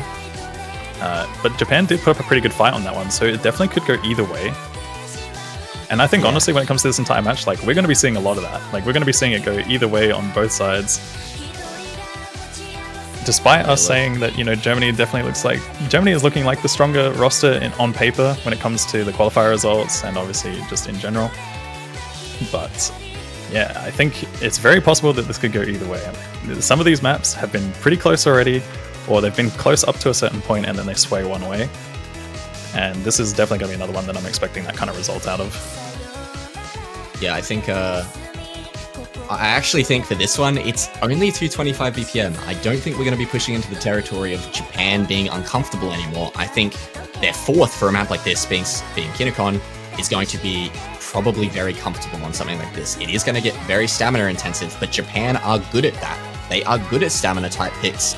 and I don't think it's going to push their speed too much. We'll see. I could be wrong on it, but we will see. I think after Germany kind of didn't take their last 2 speed picks by a considerable amount whatsoever, now we're moving into that lower 225 BPM territory, into just pure stamina and less so raw speed.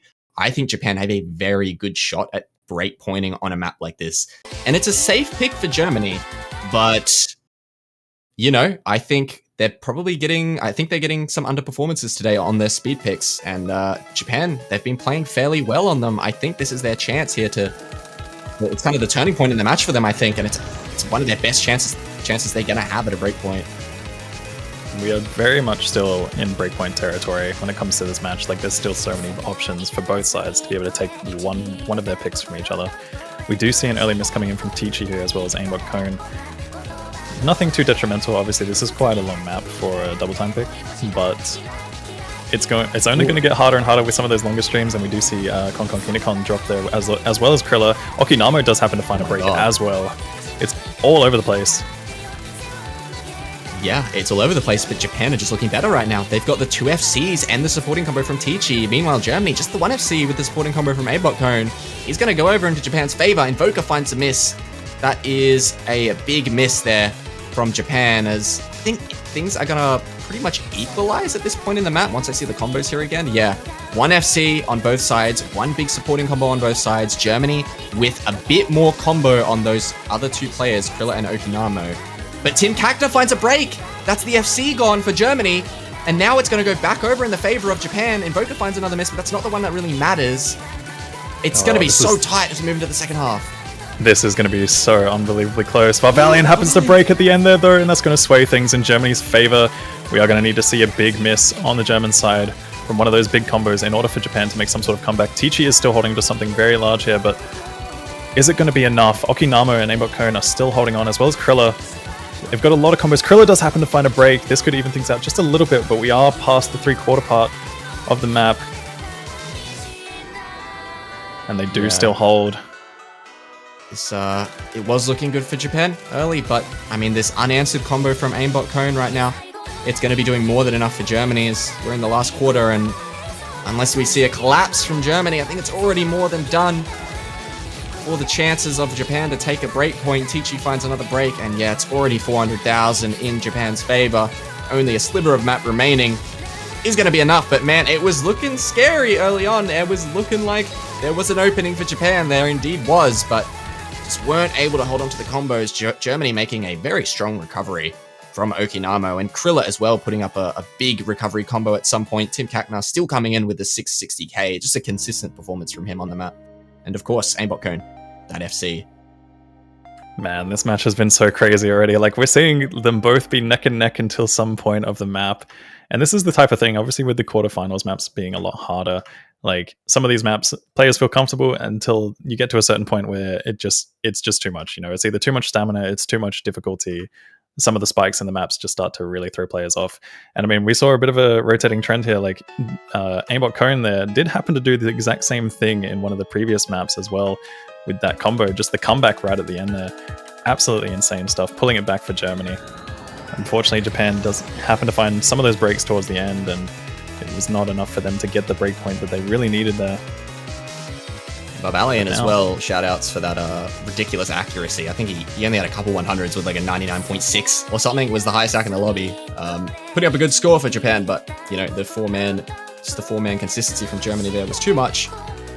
As we now move into Japan's chance here to equalize, make things 3-3, and I would expect it from them. I think they've still got a couple decent picks in the pool, but I think they might start to run out here soon. I'm looking at that free mod 2 possibly. Yep, it's going to be the free mod 2. As I say it, they're very keen. Unicorn and Rollpan putting it in the chat. Here we go. This one is just going to be very low BPM streams and nothing but. It is just constant cut streams, cut patterns, aim control. It is it's a very cool map. I will give it that, and I think this is a great direction for Japan to go.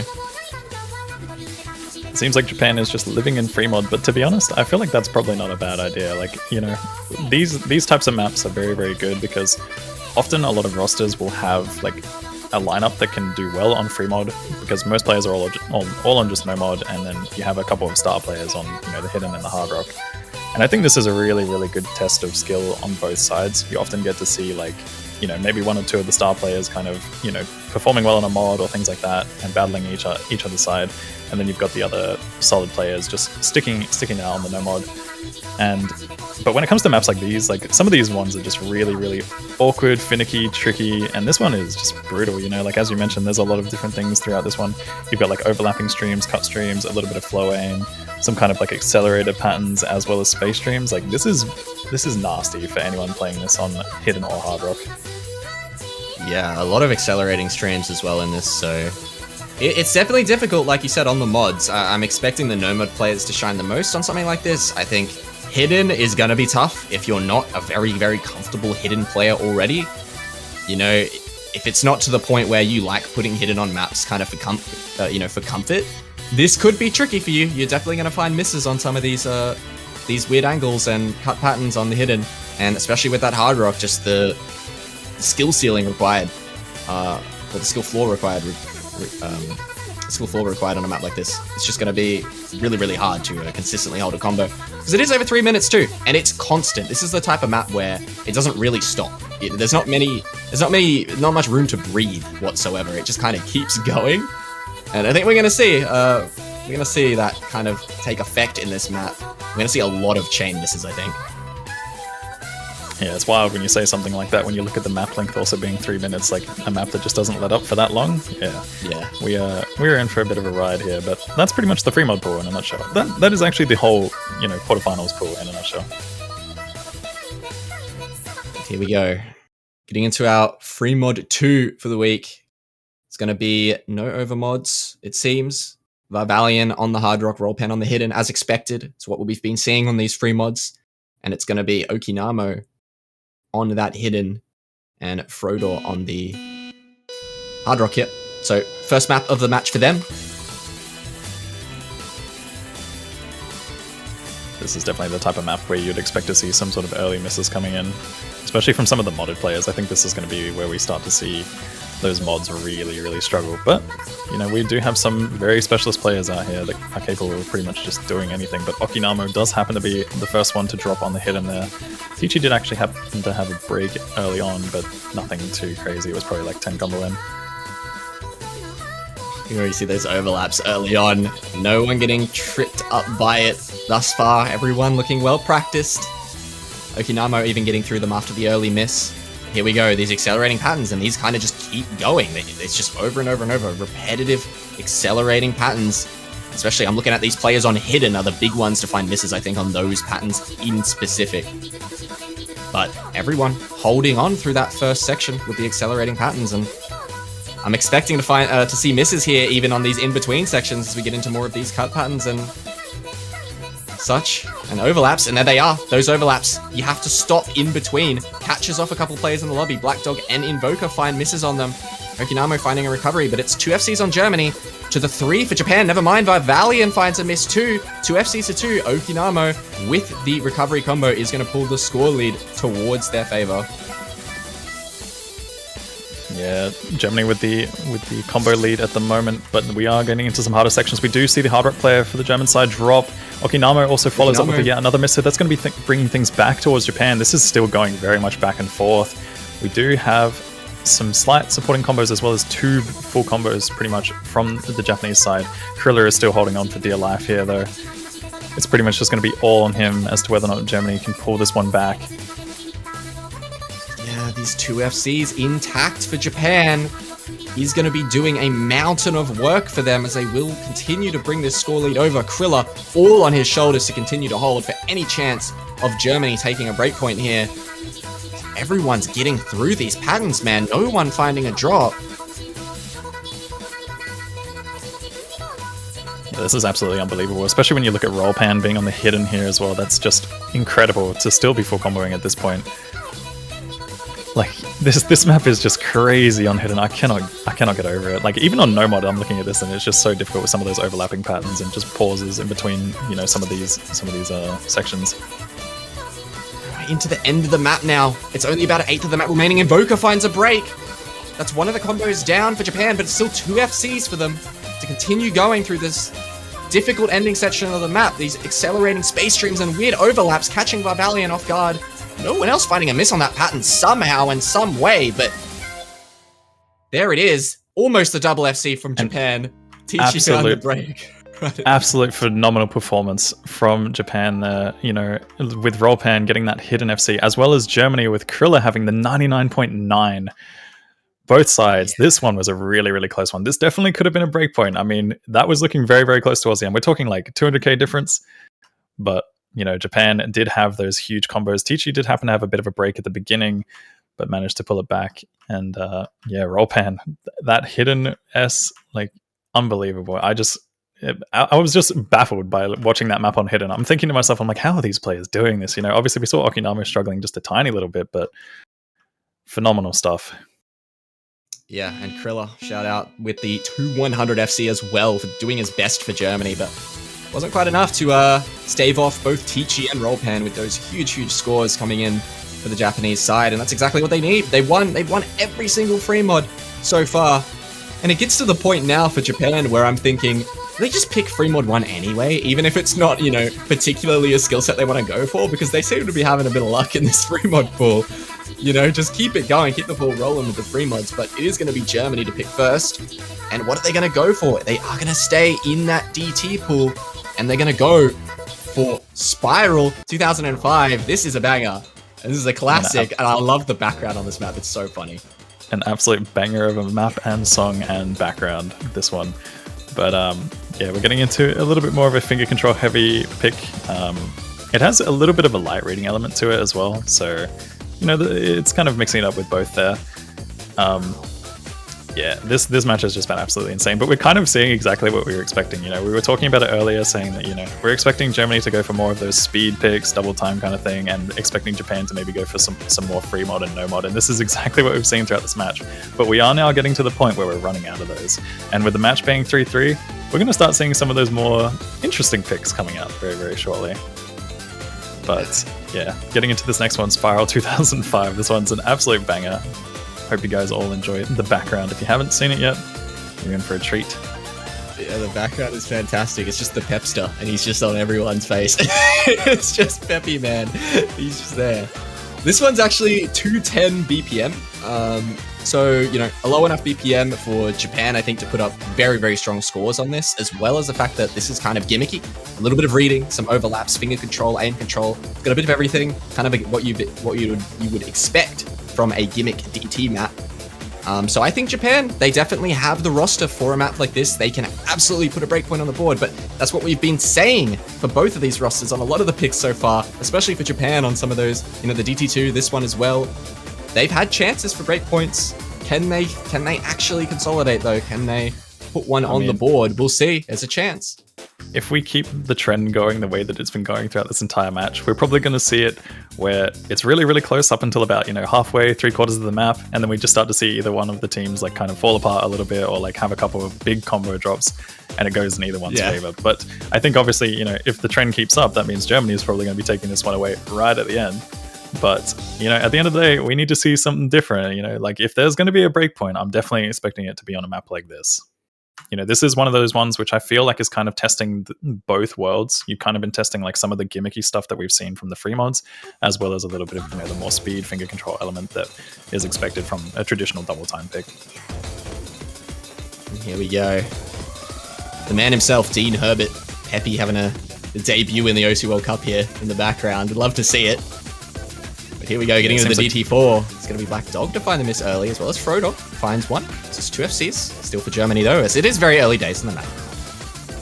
Yeah, I was going to say about the background as well. It seems like he's also having a debut in the FIFA World Cup there. But, yeah, a few early misses from the German side here. It's actually looking like it's going to be going in Japan's favor, as they do hold on strong throughout this one. But this map is just unrelenting. You know, it's going to pretty much just do the same thing, and it's going to feel harder even if it doesn't actually get harder, so to speak. Because, you know, it's going to be testing the limits of your finger control, testing the limits of your stamina, as well as your aim control, and that is something that is just, you know, going to lessen a little bit as we do progress. A big drop from Krilla there, though. We might actually be seeing the first breakpoint here. This is looking... Japan are just looking so solid on this one. We do see Varvalian Mish as well as Tichi, though. Oh my goodness, I'm cursing a little bit too hard right now. We do have Germany with Tim Kakner having the full combo there, as well as 2 big supporting combos. So this one's going to be pulling back in their favor very, very slowly. We're going to need to see some big drops very, very soon to pretty much get a defined result from this one. Yeah, as you mentioned, the stamina on this map actually does start getting... It wears on your fingers quite a bit. It's worth mentioning on this map. There's a lot of finger control and it doesn't really stop, so the stamina can cause you to find breaks. Black Dog finding another break, Varvalian with another one, but that's not the one that matters for Japan. As now we can see that score lead, it's kind of flickering on itself, but it's staying in Japan's favor. We're into the very end of the map. It's 100k and it's going even more in their favor as Tim Kakner finds a break. There it is. The first breakpoint of the match finally goes the way of Japan. After we talked about it for map after map, there it is. A huge breakpoint for Japan now. And things are suddenly looking scary for Germany in the lower bracket of the quarterfinals. The trend is broken. We finally see the first breakpoint of the match. Once again, it was another one of those situations where it did get really, really close. I mean, obviously, it was kind of a little bit different this time. Like, instead of it being very close from the beginning, like, we sort of had like what looked like a convincing lead for Japan, but then it got really close as we did see some of those bigger combos drop. With White Cat having a few resets there, he was one of the supporting combos that was really helping with pulling it back for Germany. And obviously, Tim's miss right at the end was pretty much the... setting it in stone. Yeah, I mean, look, shout out to Rollpan and Kinnicon there. Huge scores for the Japanese roster, bringing that break point to light. And shout outs to Tim Kakner and Frodor both there, who put up some pretty good scores for Germany. And you can't even fault Germany on that pick.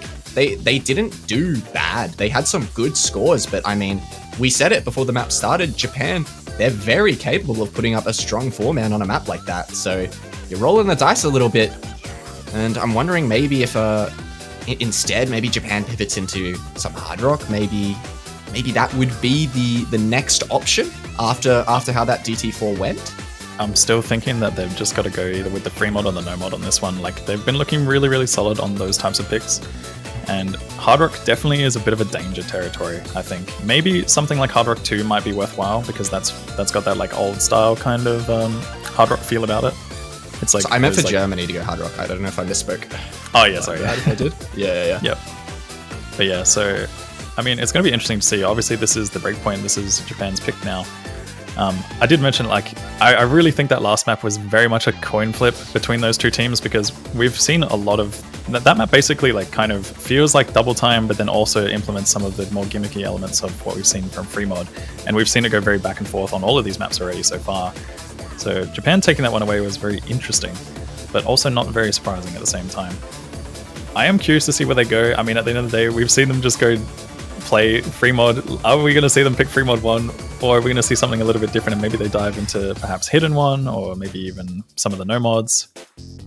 Yeah, look, free mod 1, it's not a bad pick for them, but I don't think it's a good pick for them either. I think, like, I'd just like to see it because of the fact that the free mod pool's been going so well for them. Just stick to your guns and go, like, no regrets.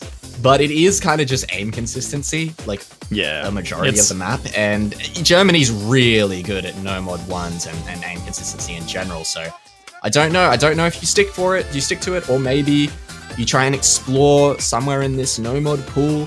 No mod 5's an option. I don't know how they're going to feel on like an AR 9.5 CS8 map. That's a weird one to call for sure. That one definitely just feels like a coin flip for quite a lot of teams, to be honest, because that's just such a long map, and there is like a bit of a diff spike section in it as well, which is pretty nasty. But yeah, when it comes to the other picks, I'm honestly thinking maybe they might go for something like no mod 4, maybe a comfort pick with hidden 1 or no mod 1, but we're running out of picks here. Like, this is a very, very close match, and we are running out of picks. As you can tell, like, they're taking their sweet time when it comes to trying to figure out what they want to go with, because oh my goodness, wow. As much as you misspoke, you were actually right. No, I didn't expect that. I could not have called that. There's no way I expected Japan to pick hard rock 1. That is actually just a profit. This is insane. Okay. This is not the map I was expecting Japan to be the ones picking. If anything, I was expecting the German roster to be doing this one, but here we are. They're going to be testing the waters with as we spoke about this map briefly before, this map is just offering basically everything. It has fast sliders, you've got some 1/3 patterns, streams, jumps, overlapping stream patterns. There's like some crazy triangle snap 1/3 stuff going on, as well as jump scare sliders. Like, as I said, this was the one map where when I was reviewing it, right, obviously me doing map pulling in the past, I was reviewing this map and I'm like, there is everything in here. Like, this map does... The only thing I think this map lacks is speed somehow. And I mean, obviously that makes sense because there's no BPM change, but like, it's just crazy. Yeah, this is the type of thing where if you're the type of player that just slaps hard rock on everything you play, and you enjoy playing hard rock, you're a true enjoyer of the hard rock mod, and you just love to slap it on everything, you're probably going to be able to play this well. Like, you know, you're just a really comfortable hard rock player. If you're not, like, you're gonna struggle probably on something like this. You're gonna find weird misreads. There's so many uncomfortable patterns. Those weird, like, 1/3 triangle snaps, as you mentioned. The sliders as well that come out of nowhere, if you're just not ready for it. This is, look, I'm not gonna fault Japan for it. I'm not gonna say it's a bad pick. It wasn't expected, that's for sure, but they timed out. They even timed out for this and still picked this after a timeout. So, they've got to be cooking. They've got something cooking. I'm ready for it. Here it is. I'm very excited to watch this map because this is going to be an interesting one for sure. Almost 4 minutes of it as well. I will be honest. Crazy weird patterns. This is going to be one of those maps where even from some of the more star players that you sort of expect to do really well on a map like this, I will be so shocked to see some kind of full combo on this. Like, I feel like every player has to drop at some point on something. Like, it's just so brutal. It doesn't let up. It really doesn't let up. And I mean, this map is just crazy. Like, we're going to be getting into it obviously very shortly, and you're about to witness one of the craziest maps, which I really hope is picked throughout this entire tournament. Like, I hope that we see this in more matches, because seeing a full combo on this will be crazy nonetheless. And obviously, you know, the background is already scary. I'm feeling scared, Mavs. Yeah, the background is kind of mortifying, not gonna lie, but hey, if anyone's gonna put up an FC on something like this, it probably is gonna be Krilla with how he's been playing today. I wouldn't be surprised. We're not even like 10 seconds into the map, and we're already down. We're already down 5 full combos. Yeah, everyone just missing on that intro, and Kriller actually found a miss, so never mind what I said. But we still got combos here on Japan's side. Invoker, Teachy, Varvalian, all holding on. They seem prepared for this map. Varvalian finds a miss, but it's still the 2 FCs up against Tim Kakner with the largest combo in Germany, not even an FC. It's these 2 combos for Japan now, early on in the map, are going to be doing work. You see, is 1/3. Catches Varvalian off guard, finds a chain miss, but everyone else holding on. I don't know, man. I'm going to be honest. Whenever I look at this map, I just think to myself, this is definitely a stage too early. Like, this is just crazy. But you do have Japan with Teachy and Invoker holding onto some very solid combos. We are getting to some of the harder sections there. There's a lot more aim, speedy sliders, tricky stream patterns. Teachy is going to be finding a break there. Tim Kakner also responding with a miss. Germany managing to pull back some very, very solid combos. But so far, we've still got that full combo from Invoker. Getting into one of the harder sections here. This is going to be nasty. Teachy finding a break there is pretty big. That's going to do work here for Germany as they do actually take the lead. It was looking very, very good for Japan. Rollpan finds a break there on some of these jump scare kick sliders. Cross-map jump scare kick sliders here. Bunch of players finding a break. There goes Frodor. That's a big one for Germany down. And now the break. You hear the music. There's some little girl talking in the background. I'm terrified if I'm playing the map right now. It's so tense. I mean, when it comes to this entire song, it's just, I don't know. I've heard from like people that speak French that like even in that weird section, there's like no one understands exactly what's being said. Like they kind of understand it, but it just doesn't make any sense if that. Yeah. Oh man, this is so tense in these high SP sliders, catching White Cat off again. Frodor finding another miss. Krilla has brought things back for Germany. He's trying his damn best, but it's 90k in favor of Japan, and Invoker is just going off. Teachy finds a break. That's a big combo down. I cannot believe the performance right now we're seeing. I mean, Invoker is our last hope for seeing, obviously the first full combo on this map for the tournament, being the first match, but we saw 5 breaks at the very beginning. Oh my goodness, the sliders. The buzz sliders. These sliders are so nasty. You really have to know exactly what you're expecting in this one.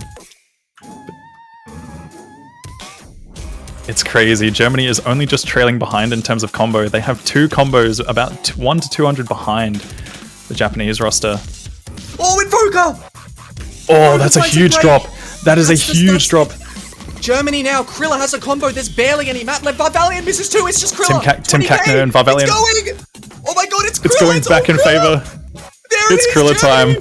Oh my god. In the last few moments of the map, high velocity slide is here to get through. Krilla though, putting on a show for us. That is ridiculous, man. What is he doing right now? score. This is Oh one of the my most God. insane things. Like, this is basically a full combo in my eyes. Like, getting through all of that section at the end there, absolutely insane stuff. Getting the highest combo, pulling it back for Germany right there at the end. Invoker doing his best to hold on as long as possible. But dude, Tim Kakner and Varvalian, both of those 2 combos were evenly matched as well, and they both dropped at the exact same time. That was incredible. I mean, this map is just like a true test of just everything, as you can see, and Germany managing to take the breakpoint away from them. I was kind of expecting this to be more of a pick we'd expect from Germany, but honestly, that we saw that could possibly go either way. Like, Japan were looking so solid on that. We had both 1,000 combos coming in from Varvalian and Tichi. Oh, sorry, Invoker. Yeah, there was some ridiculous scores in that lobby on that map, I won't lie. Krilla and Invoker putting up ridiculous performances, as well as those supporting scores from Tim Kakner and Varvalian were also quite impressive. You know, getting an 800 plus K on a map like that it's really hard. I mean, I called it. I said Krilla would be the one to FC, and then he misses in the intro and then FCs the rest of the map, so my bad, I guess.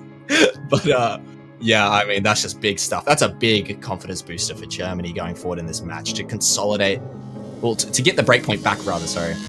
That's a big confidence booster for Germany and for Krilla moving forward. Is 4-4 now and a chance for Germany to bring things to a guaranteed TB. But where do they go, Kano? Because they've got options, but I don't know where they settle. I mean, obviously they just took one on the Hard Rock there, but like, where? Yeah, exactly. Like, where do we go from this point? Like, this is such a very interesting pool for both of these teams because I feel like everything is just getting to the point of being a coin flip now. Yeah, it's close. I mean, obviously, I favor Germany on tech. I think No Mod 4, Hard Rock 3 are good. They're good picks for them. Japan, though, still very capable on maps like that. I think Hard Rock 3 might be a better pick instead of over the No Mod 4. But my bias tells me that I really want to see No Mod 4 because that is one of the coolest tech maps I've ever seen, by the way. I love that map. Foe did a phenomenal job. Yep. It's so I was gonna cool, say. man. Looking at that map, that was definitely one of my favorite tech picks I've ever seen in any tournament ever. Yeah. Like, and I don't know, I just feel like they nailed it.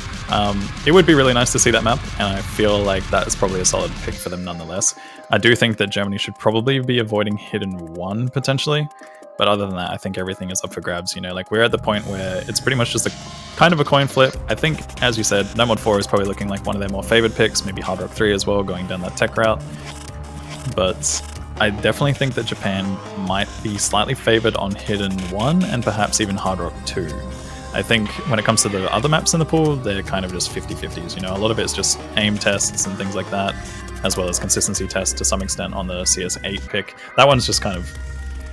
that one's just weird. I don't really know. Like, we don't see much CS8 in tournaments, and at the end of the day, like, you know, it's. I feel like a lot of the elements of difficulty in that map comes from just the length. Yeah, and not only that, also worth mentioning that usually these really high CS picks that are put in no mod pools, they're usually AR8 or like low AR. This one is AR 9.5 CS8, so it's almost equivalent to like a small circle hard rock pick, but not quite as high AR. It's such an interesting one to see. So I would be interested to see Psychedelic Porn Crumpets, Marmalade March, but I don't know if we are going to see that this match, Kane. I'm expecting a No Mod 4 or a Hard Rock 3 here, but I encourage Germany to go against my word. Yeah, I mean, we saw a very out there pick with the Hard Rock one. I feel like, you know, that map is just crazy. But ooh, they're actually going for the Hard Rock 2 here. This is interesting. This is very interesting because, as I said, I feel like Japan would be the more favored roster on this one. But obviously, you know, Germany, nonetheless, a very, very solid Hard Rock and double time team. And if they're feeling confident on a map like this, then by any means, go for it. I feel like this is one of those maps that we could probably see go either way. But yeah, it's one of those, like, this feels like very old. Like when I think of like old Hard Rock, I feel like this map just comes to mind, you know? Yeah, it's got a lot of geometric shapes in this map and a lot of symmetry. It definitely does. It's very much like an old style map. With this Hard Rock slapped on, CS 6.5, of course, is going to be the small circle map in the Hard Rock pool for the week. And yeah, I mean, a lot of geometry, a lot of symmetry, and a lot of consistency. It's not much aside from that. There isn't like some really hard to read patterns or anything like that. Kind of just 6.5 consistency with the old style sprinkled on top. At 216 BPM as well, which is also worth noting. A little bit higher BPM than a lot of aim picks. 3.5 minutes too, so we'll see. We'll see if this one pays off for Germany. They did just win the Hard Rock 1, which was one that Japan had very clearly practiced for and prepared for very diligently.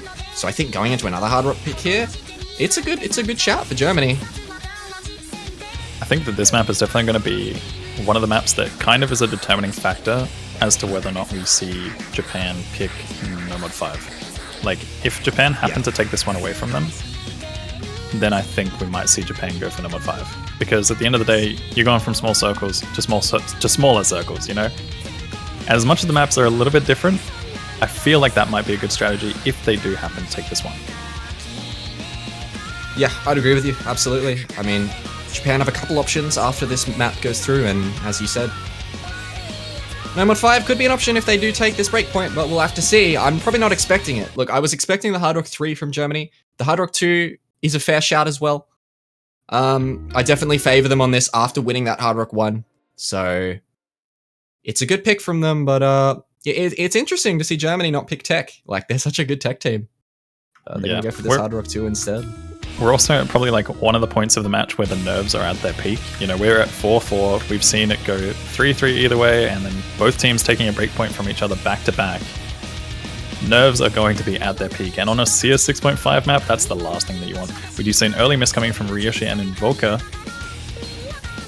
but it's still early days. You know, this map is pretty long. We've got 3 minutes and 31 seconds, so early misses aren't too bad when it comes to a map like this. Unicorn, though, finds a break. Yeah, the 2 early misses, as you mentioned. Starting to build up those recovery combos. Black Dog finds a break. Still 3 FCs for Germany and going strong. Kinokon finds a miss for Japan. It's still early days. Remember, this map is 3.5 minutes long, so anything can happen in a span of 3.5 minutes. Frodor finds a break, as it's just 2 FCs now for Germany. Krilla, of course, the name of the game today for Germany, putting up phenomenal performances. Here again, holding the FC on the Hard Rock 2. As Invoker finds a break, that is huge miss for Japan, as well as Varvalian. That's the 2 big combos for Japan gone, as Ryoshi, the only one to hold a combo now for them. Simkakna and Krilla putting up the numbers for Germany into the second third of the map. Yeah, we're seeing a lot of resets from the Japanese side. It's very unfortunate for them, as Germany still has 3 full combos, holding on very, very strong at the moment. You do have that strong supporting combo coming in from Wildcat as well. It's pretty much going to be... Japan is going to need some kind of miracle. Oh, but Japan does see Ryoshi break. Team Kakna and Krilla gone. That's both the FCs gone for Germany. It's just Wildcat. Frodor building up a supporting combo. Kinokon misses again, but the combos just aren't there for Japan to take advantage of it. Invoker and Varvalian. Yeah. Invoker finds a miss. It's only Varvalian, and Germany still have the combo advantage even after losing 2 FCs. Things are just resetting all over at the worst point for Japan. We're at the halfway point, and pretty much all of their combos have been reset. Ryoshi did happen to drop in amongst those big combo drops from Germany, and obviously Wildcat was still holding on. Despite that miss now, pretty much all combos reset once again, but it's just, there's too low of a combo to see any kind of change, I believe. Like, we're already 400k difference. We're in a break right now, three quarters into the map. I don't think Japan can pull this one back at all. We're going to need to see constant chain misses from Germany, and it's just not looking likely after how they've been doing so far. Yeah, things are too equalized at this point, and it's 360k. There's no combo. Maybe if Japan still had like an FC on the board, you know, this would absolutely be an opportunity if they had a big combo going, but they've just got nothing, and Germany don't have anything either, so where's this 360k score going to come from for Japan? I don't think I have an answer for that. Like you said, unless we see an absolute collapse from Germany, but doesn't look likely as we move into the very ending of this map. And Krilla building up a nice recovery for himself. The rest of his team resets, but it's 330k still, and there's only a sliver of map left, and there goes 2 of Japan's players, so I think that's going to be more than enough for Germany to take this one. Mind you, not super convincingly. Yeah, once again, yet another really, really close map, despite seeing the combo resets that we did throughout this one. Japan just having it at the worst times possible, though. You know, when they had all of the combos reset at the halfway point with a 400k difference, it was looking very, very bad for them. But nonetheless, that's going to be Germany taking their pick, and you know, that was one that I was not expecting to go in their favor, or at least not as much in their favor at the beginning that we saw. Valiant's accuracy, by the way, at 1/100, 1 miss. Pretty ridiculous, actually. Stuff. Yeah. But yeah, where do they go now? We've got Japan with their last pick. They are on the back foot. This is the last one to decide whether or not we see a tiebreaker today between these two teams. We've already seen such an incredibly close match. It's gone in the exact same way. You know, Germany took 3 points, Japan took 3 points. We saw break points on each side. Now Germany's taken a point. Are they going to be able to close it out, or will we see the same trend of points being taken from each team? This is look, I never would have expected, and I never would have predicted that there would be an opportunity here for Japan to take Germany to tiebreaker. That is pretty insane. After Japan last week went to the TB against Kazakhstan, and that's not to say that, you know, it's not to say that Kazakhstan was a bad team or anything like that, but like, Kazakhstan, they played really well, obviously. But to go from a TB against Kazakhstan and then to go a TB against Germany, that's quite the statement if they can even take it there. And it's gonna be on the No Mod 4. It's crazy when you look at the qualifier results. Like, when you look at the qualifier results, obviously Japan and Kazakhstan going to tiebreaker with them being seed 32, and now they're facing up against Germany, which is seed number 6, and they're almost doing the exact same thing. Like, yeah, it's weird.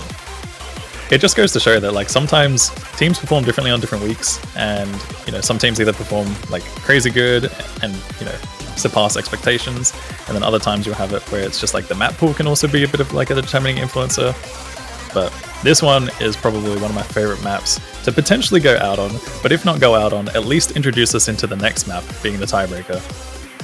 Yeah, I'm actually hyped because my 2 favorite maps in this pool are the No Mod 4 and the tiebreaker, and we have the opportunity to possibly see them back to back here. Possibly. Which would be so hyped. But yeah, this is an Osu original, of course, our other one for the week from UK. I don't know how to pronounce it. I'm very sorry if I mispronounce it. Yuki, though. Yuki with this Osu original. It's very, very cool, and mapped by Foe for the last World Cup. It's a phenomenal map, man. This map is so good. Yeah, this is, as I said, this is definitely one of my favorite maps throughout this entire pool. I think I haven't seen a tech pick like this, and this is pretty much everything that I ask for. Whenever it comes to me map pooling, this is pretty much everything I ask for in a tech pick. And I feel like Foe just nailed it. Like, it has pretty much everything that you could ask for, and we are going to see that very, very shortly. You know, it's got spacing, double snaps, slider streams, fast sliders, like. But it's a lot of the fast sliders in this don't feel like too over the top compared to some of the other tech picks that we've seen. Yeah, there's some really sick patterns in this map as well. They're like, I don't even know how to describe them, but they're like jumps that fan out from one note and it kind of goes back. They're like overlapping. It's like a sort of a bit of a reading test. They just look awesome. Like, the map just looks so cool and plays so cool as well. It's just such a good map, man, and we're gonna see it. I'm so thrilled to see it. I was hoping we would, and it's actually going to be picked from Japan, which is not what I was expecting, because I think Germany, I think they've got the edge on tech, for sure, but we'll see. Japan didn't have many options in the pool, so this is what they're going to go for. They're going to stick to their guns, they're going to go for something they want to play, something they probably feel fairly comfortable on, and it's going to be the No Mod 4. Here it is, potentially the last map of the match. We'll have to see if Japan have enough in the tank to take it to the tiebreaker as we get into this awesome Osu original map. By Foe. Slider streams catching off Aeltaline and Tichi there. That's not looking good. Not a good start for Japan. This is one of the not shorter maps, but it's like a mid-length map, and we see another reset from Aeltaline as well as Insight Frodder. Vavelion finding a break as well. It's not looking good for Japan. They only have no! Not even one full combo anymore, and they're up against 3. A collapse on the 1/3. those ridiculously just awkward, like linear 1/3s, catching every player on Japan out. And here's that little overlap section I was talking about. It just looks so cool. But Germany, man, the three-way FC going into this, they're just such a good tech team. It's what you expect from this team. This is that German tech efficiency right now that we're seeing. This is incredible stuff. Oh, but White Cat does happen to have a bit of a slip up there on some of those finicky sliders. Japan managing to pull back some of their combos. There is still a chance. I mean, we are just past the halfway point, but we're going to need to see some of those really big combos drop for the German side in order for any form of comeback here. And they're going to need to hold on through some of the difficulty section that's coming up very shortly. I believe there's something very difficult coming up around like 1100 combo or something like that. But Valiant happens to find another reset as well as Teachy. Krilla does drop. Yeah, I just don't think there's any room. There's just I don't think there's an opportunity here for Japan. It's just already 600k in the lead of Germany and still building. Okinamo coming in with a huge performance right now. Off the back of Krilla finding that miss. Frodor, big score as well. Black Dog, everyone putting up good performances for Germany, man. And Japan just unable to find any big combos. It's only Barbalian. Okinamo finds the break, but yeah, just a performance from Germany here. Actually didn't end up closing it out with any FCs, but I mean, look at the score difference.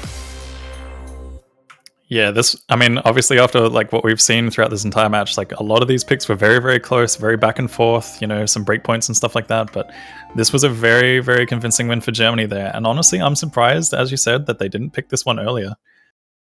But nonetheless, that will be Japan out of the tournament. Germany will be advancing in the lower bracket.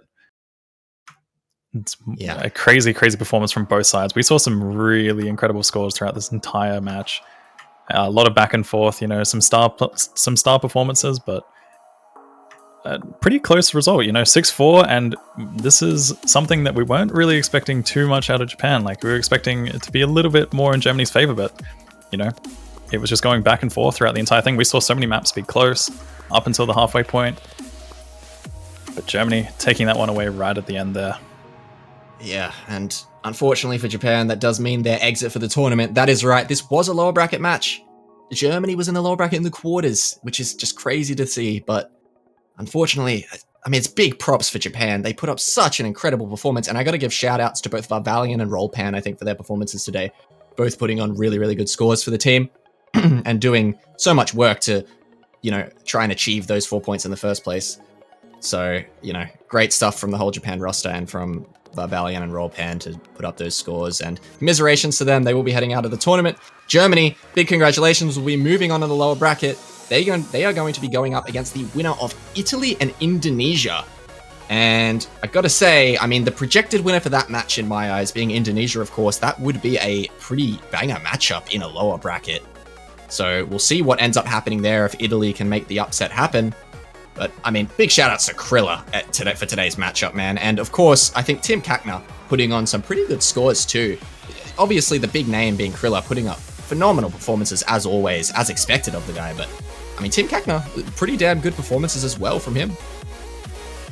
Yeah, we did see that SS coming in from Krilla earlier on, as well as just the crazy accuracy and, pulling it back on that Hard Rock 1, which, we saw every single player break on.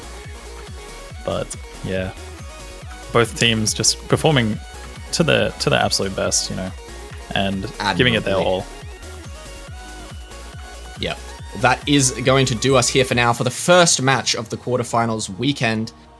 But don't go anywhere, because in 2 hours time, or just over 2 hours time, I believe, at 13 UTC, we are going to have another lower bracket matchup, and it's going to be between Hong Kong and Sweden, which is also a fairly contested match. And we've got a little bit of a block moving forward.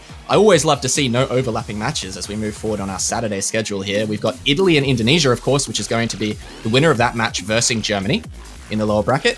We've also got China and Norway, Ukraine, Thailand, Brazil, Singapore, Romania, France. So many bangers coming up. All right. And of course, Chile, Finland, and it's, of course, a big match for the week, Poland, Australia. So that one is going to be very hype tomorrow on the Sunday schedule. And of course, more matches to come. But don't go anywhere. We will see you guys at 13 UTC for Hong Kong versus Sweden. I've been Mavs, and this has been Kano, and we will see you guys next time. Thanks for watching.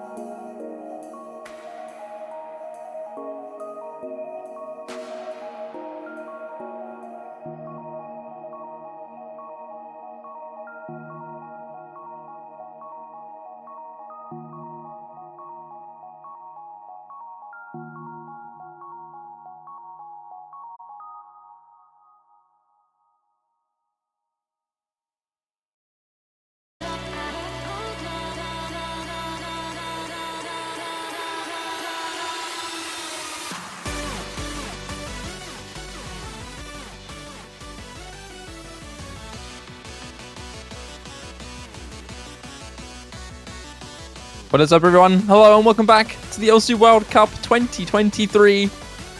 We are continuing our wonderful quarterfinals weekend. We had just finished earlier, a few hours ago, the banger that was Germany against Japan. I strongly suggest watching that match if you haven't already. It was an amazing match. But before you go on to that, check out this matchup we got right here. Hong Kong up against Sweden. I'm Sad Shiva, and I'm joined by the ever so wonderful iFlame. Shiva, I think we have another banger on our hands. You know, if you look at the seeds, 13, Hong Kong, Sweden, of course, the 23 seed. You might think it is slightly Hong Kong favored, and I'm sure many would agree, but if you look at the scores from last week, it was Sweden who had some really, really good team scores, and Hong Kong who struggled a little bit more on pretty much everything aside from that no mod 3 pick. Although to be fair to Hong Kong, they were missing 2 players in Max or in Zoomery and Tommy, so we'll see if either of those 2 players are back this week, and we'll see how much difference that makes here and how many points they can take off of Sweden. Yeah, I thought I'd also add that this is a losers bracket match. Whoever loses this is going to be knocked out of the OS World Cup, and the next will be advancing into an ever so more grueling next stage. We are into that stage now, ladies and gentlemen, where losers bracket teams will have to play twice this week. So, yeah, either of these teams, whoever wins this, has to go up against, I believe, Romania or something. Yeah, Romania. I believe so.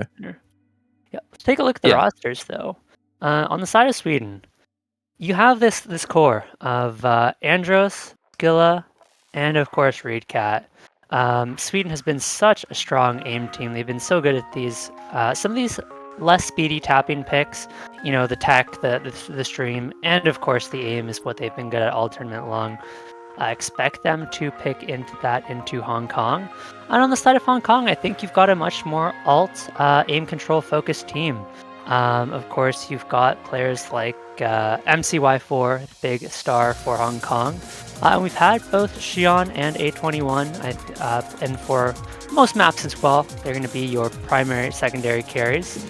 So no surprises there. I think we've got two teams with very opposing skill sets, so it's going to make for an interesting match. Yeah, I kind of love the philosophy of some of these teams. This lot of teams, along with a few other teams, are one of the groups where you will have a significant core that will influence many maps within their scores. You know, with Hong Kong having MCY4 and Xion, they're going to be two of the biggest mainstays for this Hong Kong roster. You're expecting them to be in for many of the maps. A21 as well, another player that I'm expecting to play a ton of maps here for Hong Kong. And on Sweden, you already talked about it. Reedcat, Andros, and Skiller. 3 staple players for this team. They're going to be an iconic trade that we're going to be seeing quite a lot. I think Skiller's only really going to be subbing off for the mechanics. But outside of that, they're going to be around all day for this Swedish team. I'm looking forward to seeing this because despite Hong Kong on paper looking pretty good, they're definitely the more well-rounded team and they're very good on control. Sweden do have a good shot. I think the polarizing skill set strength there, with Sweden being a lot stronger on the mechanics, is going to be something that could be what decides this here. Granted, it's not their core main strength. They also are quite strong on the aim, but Hong Kong are equally just as formidable on aim, especially with players like Tommy around, who's done really well for this team on the aim maps. So I'm looking forward to what this matchup is going to be, despite Hong Kong kind of objectively being the favorites to win. Sweden do have a good shot. They knocked out Taiwan out of the O-Sport Cup last week. Is Hong Kong going to be their next victim, or will Hong Kong take him down? We'll find out shortly. We're just waiting for the players to all get into the lobby so we can get started with the picks and bans. And just a reminder for the picks and bans, it is quarterfinals, so it is now 1st to 6, and we've got 2 bans for each team. Funny enough, both teams banned out DT2 last week. I want to see, honestly, probably neither of them ban out the DT2 this week. You know, focus on your opponent's strengths. If neither team is particularly good at speed, there's really no need to ban it out. And it is going to be a BBA, so you do want that first ban, which lets you see both your opponent's bans before you pick your last one. So Hong Kong, we're likely to see them ban out one of those more aim-focused maps. Could see the No Mod 1 or the Hard Rock 1. Then they get to see both Sweden's bans in that way. You know, you look at something like the speed. If Sweden bans out the speed, they don't have to. And if Sweden leaves it open, maybe they feel like they have to. I do feel like... Oh, go on, I think. Go on, carry on. You had a good run. I do feel like this pool favors Hong Kong slightly. We talked about the opposing skill sets, and this pool has a ton of aim control in it. Tons of flow aim, tons of aim control, lots of rhythmic patterns. And it is actually going to be Sweden banning out the hidden 3, so that in alt, no surprises there. Yeah, Sweden getting rid of this hidden 3. No shock there. Hong Kong have been one of the strongest ult teams in this tournament so far, and I think having hidden slapped on is really not going to be something that's too detrimental to this team. They're not too bad on the hidden. I granted it's not one of their super strong strengths, but generally it's not too bad of an option here. And Hong Kong getting rid of the super precision no mod and a Hard Rock 1 ban here from Hong Kong. I'm a little bit surprised about this Hard Rock 1 ban. What do you think, iFlame? Because I feel like this one is less about the awkwardness of the high CS and more about the insane mapping and practice required to perfect it. Yeah, honestly, I'm not too surprised by the Hard Rock 1. It is kind of, I was thinking either the No Mod 1 or the Hard Rock 1 for Hong Kong's second ban. Even though there is some aim control to the Hard Rock 1, that's kind of the primary focus, there is quite a bit of aim in it as well that you have to watch out for that can catch a few players out. And on top of that, Sweden has just looked good on aim, especially in round of 32, less so last week, but I think they have shown that they can put up really solid scores on the Hard Rock, so it's definitely a respect ban from Hong Kong as we see the Hidden 2 ban come out from Sweden. That one I was expecting less so. It's the AR8 reading aim pick. Yeah, this one again, you could have had other options as well. You could have had free mod 4, play around it. Oh, double banning is not allowed. Yeah. I did not notice that. Yeah, so Sweden aren't actually able to get rid of this hidden too. No, double They pick, are... completely fine, but no double bans. Wait, is this true? I wasn't sure because I feel like teams have double I have banned this mods written before. down. Hold on, I have this written down. Let me check. Double picks are allowed. Don't believe double bans are allowed. I see. Yeah. Okay, because I've seen other matches where that's not the case, I believe. But maybe that's a different thing towards the rounds, or maybe I'm just tripping and seeing some other tournaments. But regardless, it does seem like Sweden aren't able to get rid of this hidden too. Part of their reading strategy is going to be out, and Hong Kong have been made aware of a strength out of this slip up from Skiller. And looking at the alternative options that they've got, I mean, free mod 4 is immediately one thing that comes into mind for me. But any other maps that you think? Maybe the DT4? I was thinking potentially another one of these rhythmic game control. Like you said, the DT4 seems great. The free mod 4 seems great. Potentially we see them. I think the free mod is the most likely. Hong Kong does have. Oh, it's the no mod 4. That is so sad. This is also not a surprise. It's a very aim control tech heavy map. You know, is of course the alt pick that Hong Kong got #1 score on just last week. So Sweden doesn't want to touch that, but now, like you mentioned, Hong Kong has information to work with. They could very easily just go for the hidden 2 now, knowing that Sweden is not comfortable on this map, and they're going to go with the free mod 2 instead, so keeping the hidden 2 in the back pocket. But let's talk about this free mod 2. This is another aim control map. There's quite a few of them. Yeah, a lot of it here. This one being much more on the flow aim, much more on the scary streams as well. This is a lot more hard than it looks. It's a lot more difficult than it looks.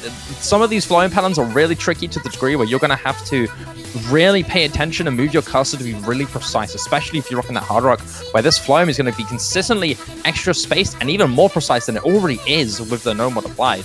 So, yeah, it's gonna be an opening pit for Hong Kong that I'm not really surprised about. This map pool has got a lot of flowy options. I mean, getting rid of the no mod 4, despite being a banger, is one of those flowy stream tech aim control maps, which Hong Kong are phenomenal on. If you want to really label probably 2 of Hong Kong's best skill sets, it's alt and it's aim control.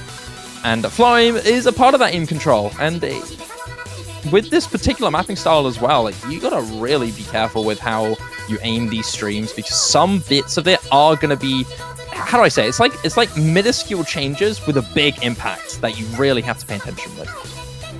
Yep, well said. And we've got Hibiki, MCY, A21, not Recat. He's in for Sweden.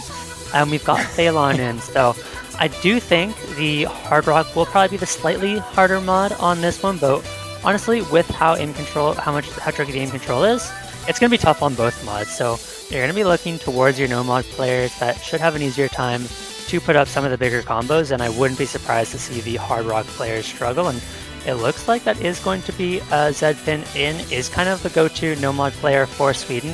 I think we're likely to see Phelan taking the hidden, and we might just see Skilla on hard rock, or we could potentially see a player like Andros come in to take the hard rock as well. Yeah, with this being free mod, you are forced to pick one player on the hard rock and one on the hidden. The question is, who is it going to be for Sweden? I'm 100% expecting Reedcat to potentially be on this hard rock here. He's always been known for being one of those super strong hard rock flowing players, and hard rock being one of his most comfortable mods that he's always been known for. I'm expecting him or Spinks to be rocking the hard rock here.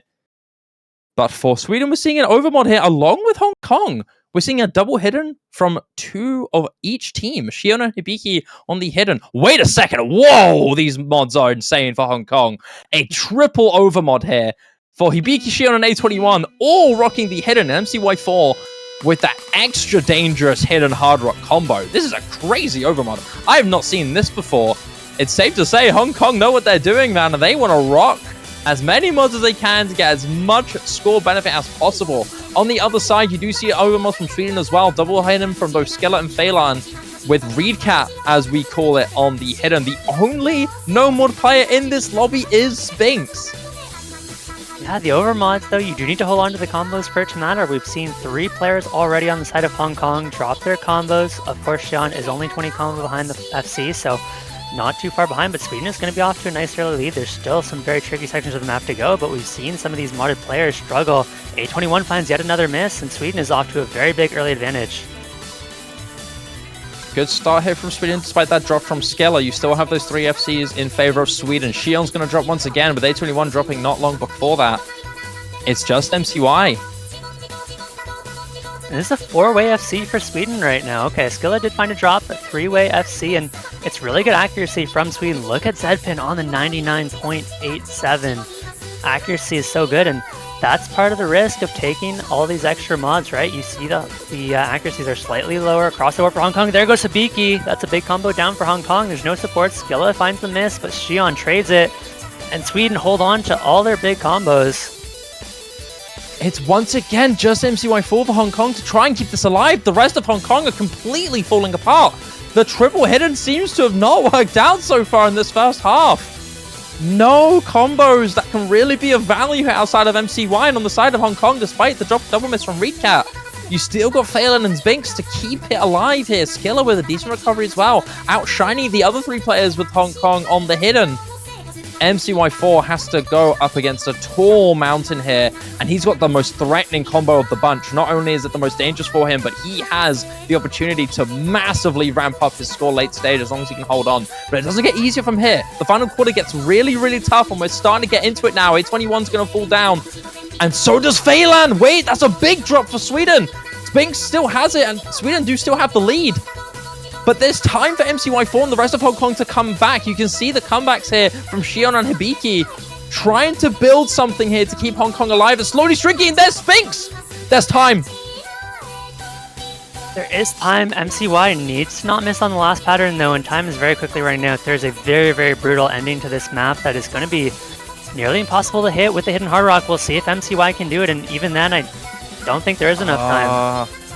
I don't think so. Skella's keeping it alive here, trying to maintain any sort of anchor for Sweden to come back. But see, it's quickly closing in, but there's barely any map left here. Reedcat also with the recovery is going to keep Sweden alive in this despite the insane score from MCY4. A ginormous threat, nearly getting 1.1 million. And wow, that 500k dipped down fast. Several drops from the biggest combos from Sweden gave an opening there for Hong Kong. But it wasn't just MCY4 who needed to step up and needed to be the rest of his team, and unfortunately that wasn't the case. On top of that, you had Skilla and Reedcat just building and building, just keeping the supporting combos away from MCY4 to benefit off of. And that gives Sweden the first point, and a break point at that. The triple hidden for Hong Kong did not work out, despite the incredible score from MCY. And this is their first pick as well. Keep in mind, that's a huge break point for Sweden. To me, a huge swing in momentum. And you have to imagine, if you're first picking that and taking that many mods on the pick, they have to have had some crazy scores in practice that just, unfortunately, did not materialize in this match. And so Sweden, off to the 1-0 lead. Now with the pick, they've got quite a few options. They've got the no mod ones that will probably look good for them. They could even go for something like the hidden one.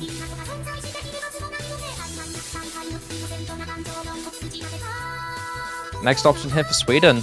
They're going to try and build up and gain that lead, and they're going to be going with the hidden one. Weenie Walk has been picked. Let's go.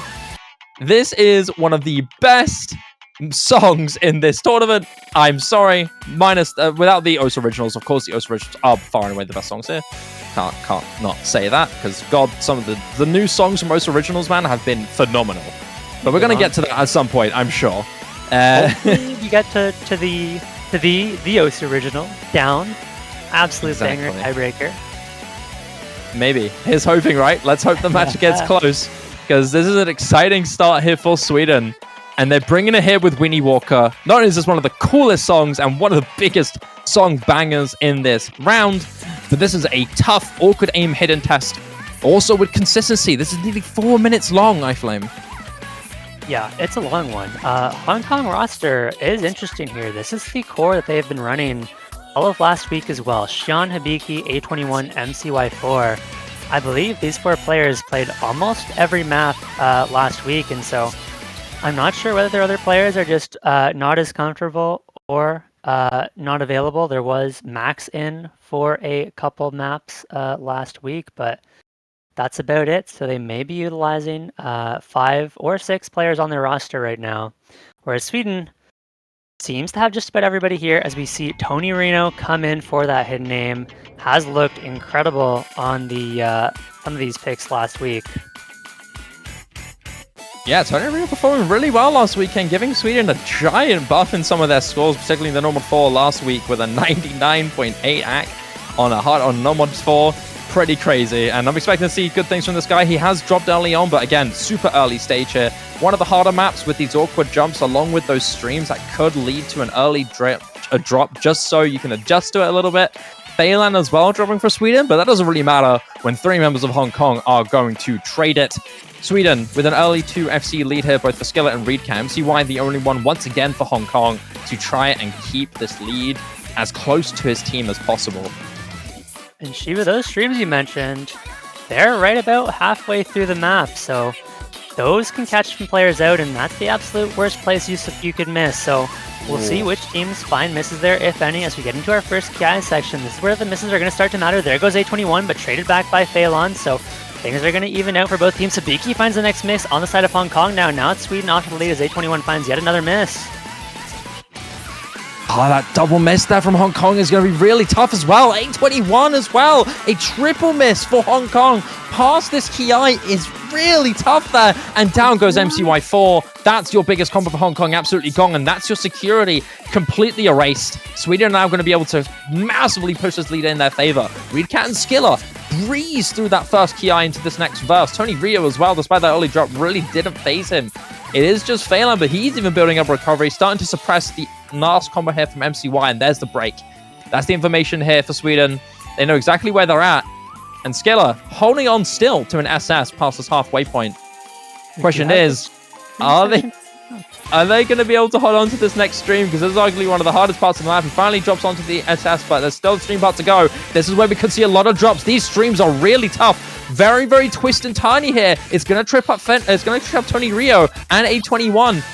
But there's Phelan and Reedcat.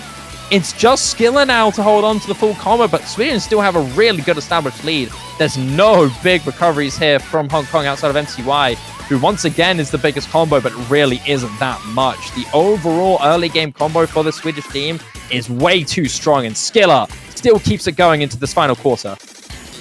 Skilla has been time and time again the big carrier for Sweden, shows up when it matters, had 2 #1 individual scores last week, and on the last map you at least had MCY4 with the massive combo to bring things back, but now Skilla does find a miss. It's MCY trades it back, and I think that might be the end for Hong Kong. That was a tough prospect for a second there. Skiller, the big combo for Sweden to keep it alive despite everyone else dropping. But with MCY4 trading that miss, unfortunately, it's just a Viki. But honestly, this combo is way too small for it to be super surmountable. As long as Sweden can just maintain and keep a decent amount of combo and not massively fall apart here, they can land that. Phelan is going to drop onto that linear section, but there's still a bit of the Ki left to go. No drops in that to that big octagon jump section. But it's going to be the late stage here that could lead it. You can see the general advantages here for Hong Kong, but I really don't think there's going to be enough time. Phelan's going to drop once again. So does Tony Rio. But I don't know if there's enough time. It's nearly 300k, and it's going to be slowly closing in. But it's not going to be by much. You're going to have to really hope for a full collapse from Sweden. Skiller's going to go down. It's just Reedcat. But still, even then, I don't think he has enough score that he can gain from here. With the recoveries from Hong Kong remaining to be really threatening. It's going down to 200k.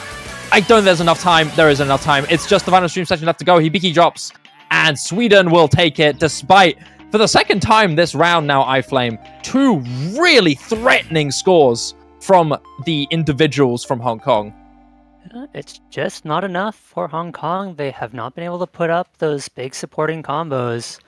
And Sweden off to 2-0 lead. Now, to be fair, that was Sweden's first pick. That's one that Sweden always expected to win, but this is 2 maps in a row now. We've seen Hong Kong try and make that late stage push to get a comeback, get a point on the board, and Sweden has had the combos early on, and that's the trend with a lot of maps. Oftentimes, it is very common in maps for the ending to be the hardest.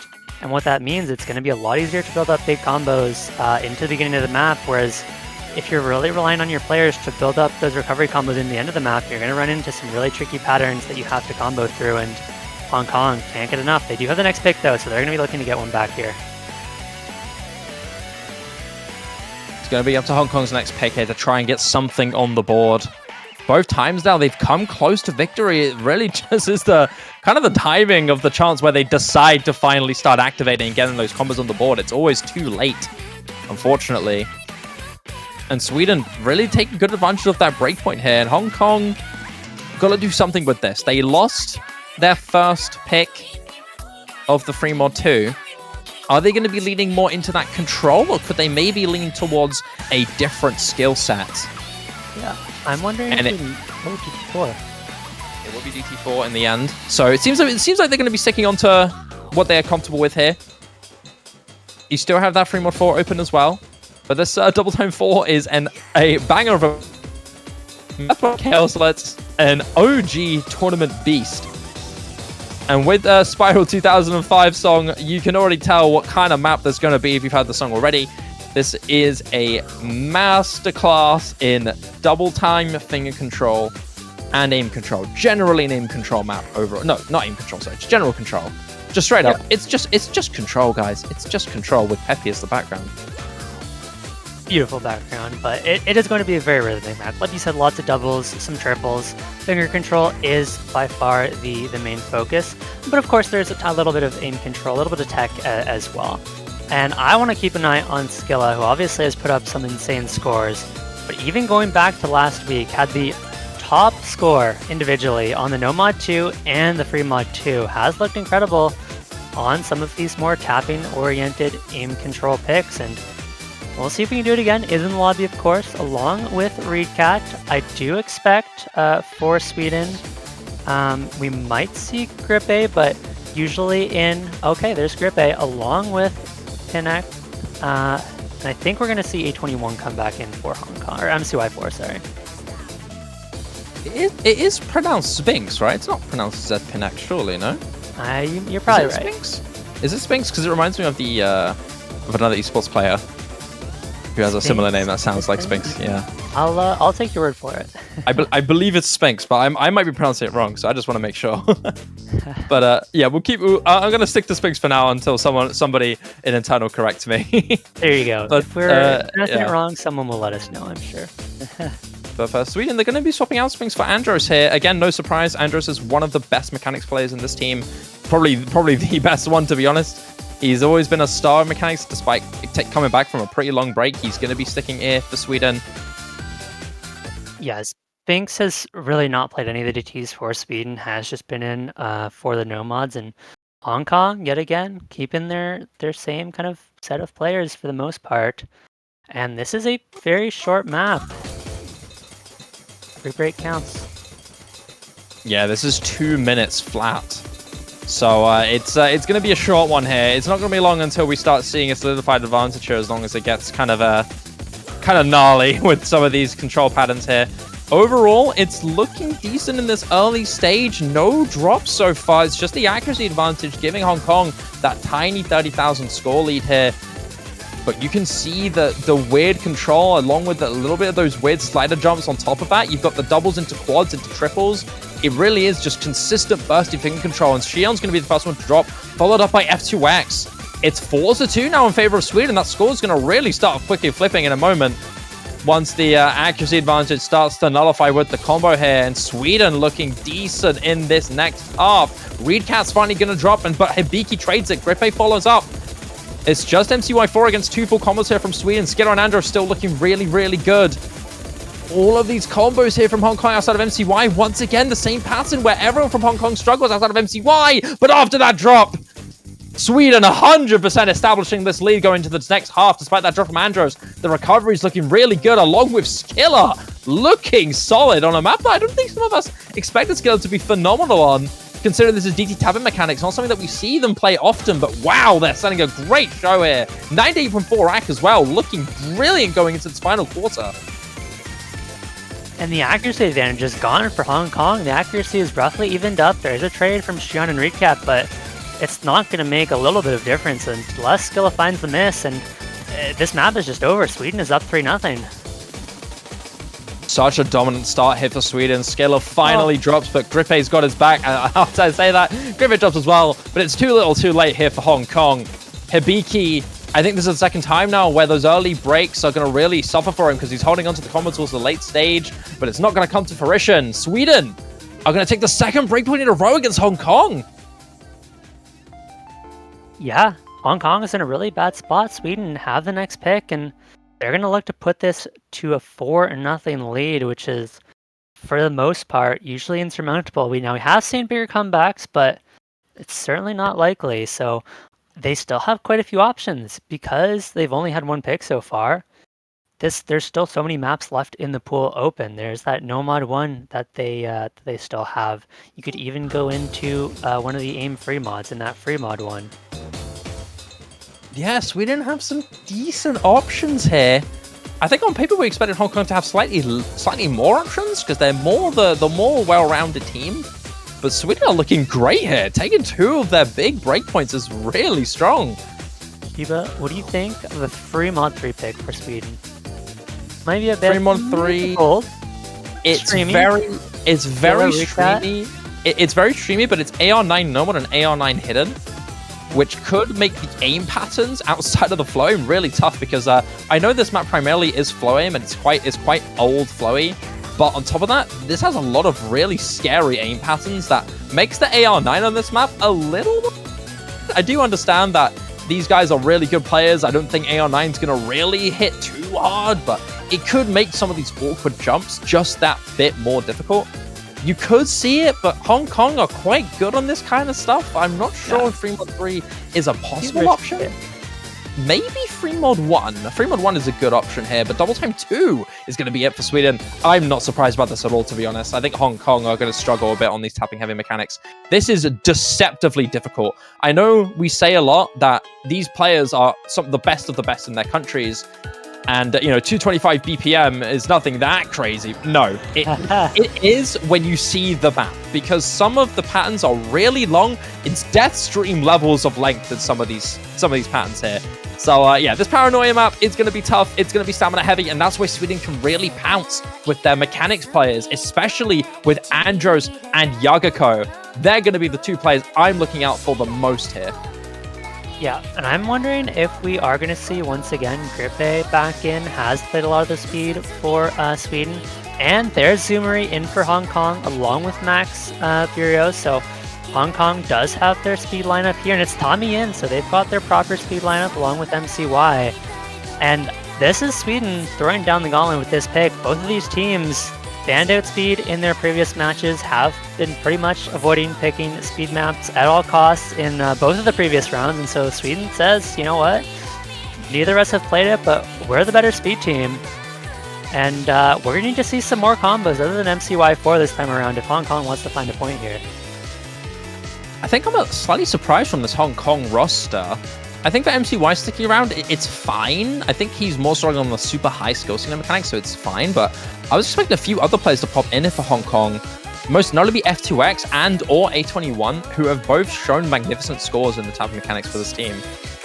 A little surprised with the roster here for Hong Kong, but having Zoomery and Max Birio is gonna suppress that fear a little bit because those are the 2 main type of mechanics players that you're expecting Hong Kong to play really well. That is one of their primary roles for this team. So these guys are going to be the all reliable. Those are going to be the 2 big people that you want to see Hong Kong perform well with. But with Sweden, just overall, they have a much better speed mechanics team. Grippe coming in as well, no surprise there. Reedcat filling it out as the final spot for Sweden. It's looking good here, roster-wise, but we've seen 2 breakpoints already from Sweden. Can Hong Kong maybe bounce back and finally get something on the board? Because if Sweden take this one securely, they would have converted 2 breakpoints and will be 1 map away from securing tiebreaker point. It's a really dominant start here for Sweden, and Hong Kong have got to stop the momentum. Yeah, my best guess for the Hong Kong lineup is that there is some amount of aim control required on these kind of longer streams. It's not just that raw speed the whole way through, so maybe at 821 and F2X, not feeling comfortable on those, but we have seen some early misses. Zoomery and Andros, but Andros is recovering nicely. early stages so far, you do have a good point as well. Some of these streams are death stream level, just like one of those there. He's not going to trip up anybody in the stamina department, but Grepe and Reedcat are going to be dropping here for Sweden. Despite that early hero from Zumari, it's not going to be too difficult for Hong Kong to build something here. Tommy's going to drop, but Yagiko trades it. So many drops here so far, iFlame. It's just McFear and M2Y for Hong Kong keeping it alive, and Andros here for Sweden. There's the break. And was there another miss? I missed it because I just saw Andros drop. Did it was MCY. And MCY both found misses, so cursed by Shiba. No! Sorry, Hong Kong. And now it's just Tommy with any combo whatsoever. This is going to allow Sweden to get off to a bit of a lead with Andros back at 700. Never mind, Andros is gone too. The curses just do not stop today.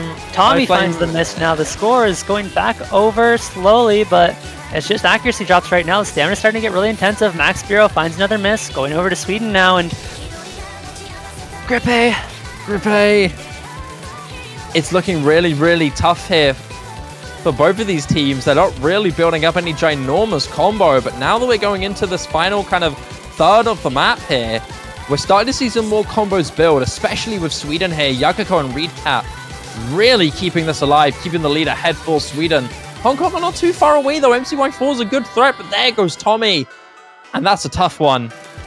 Yet again, it is just MCY4 trying to do it all for Hong Kong here, up against Yugeko and Reedcat, and we're very quickly running out of time. This score lead is skyrocketing out of control, and yes, the map is hard on the ending, but MCY needs to hold, and even then, I don't know if there's enough time. What can you do? Another drop from Max Beer and Tommy as well.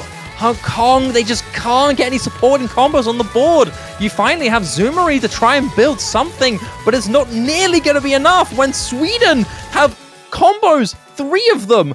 Oh, no, okay, maybe not 3 of them, depending on what's in this ending, but 2 of them well over 1,000, and Andrews just barely missing on that with 970. Sweden, they're excelling and excelling again. An S rank from Yagiko, and Recap with 1 miss.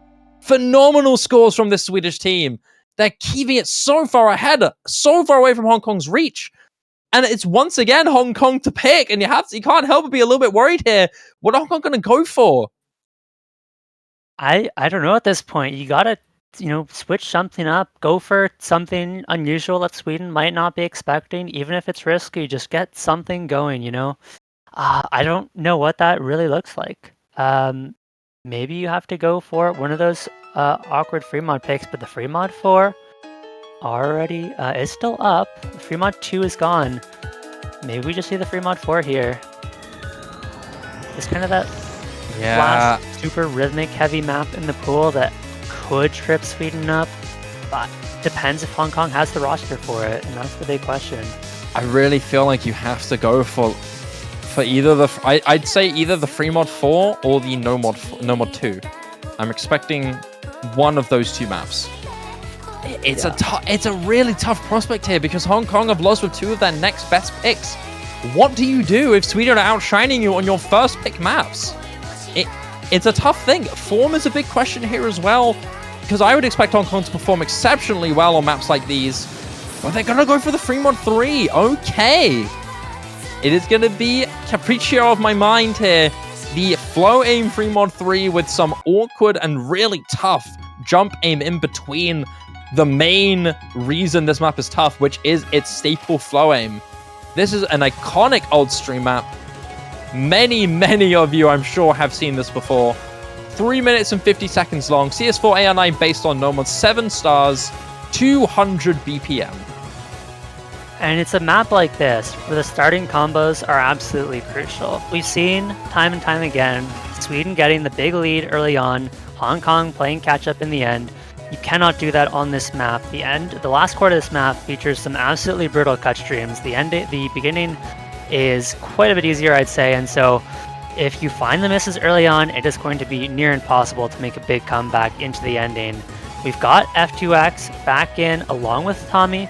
I think we're going to be seeing Hibiki as the last one. Has been that one player for Hong Kong that has been putting up comparable scores to MCY on a few of these maps early on. And so that's going to be key for Hong Kong. On the side of Sweden, Phelan, Binks, and Skilla. Waiting for one more. I think we're going to see Reedcat here. Yeah. There's no way they don't put Reedcat in for this. This is probably one of the maps that you would think, Reed Cat go win, It's one of those like staple maps that you would expect a player like Reed Cat to be playing on. Slap on that hard rock, enjoy the flowing. It's literally like I can imagine this being like a fun map for Reed Cat. This is like a fun casual thing he'd do.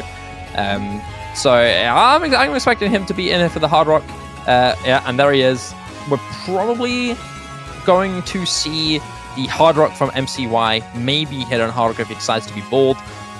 Are we going to see the triple hidden again from Hong Kong? I highly doubt it. I highly doubt it.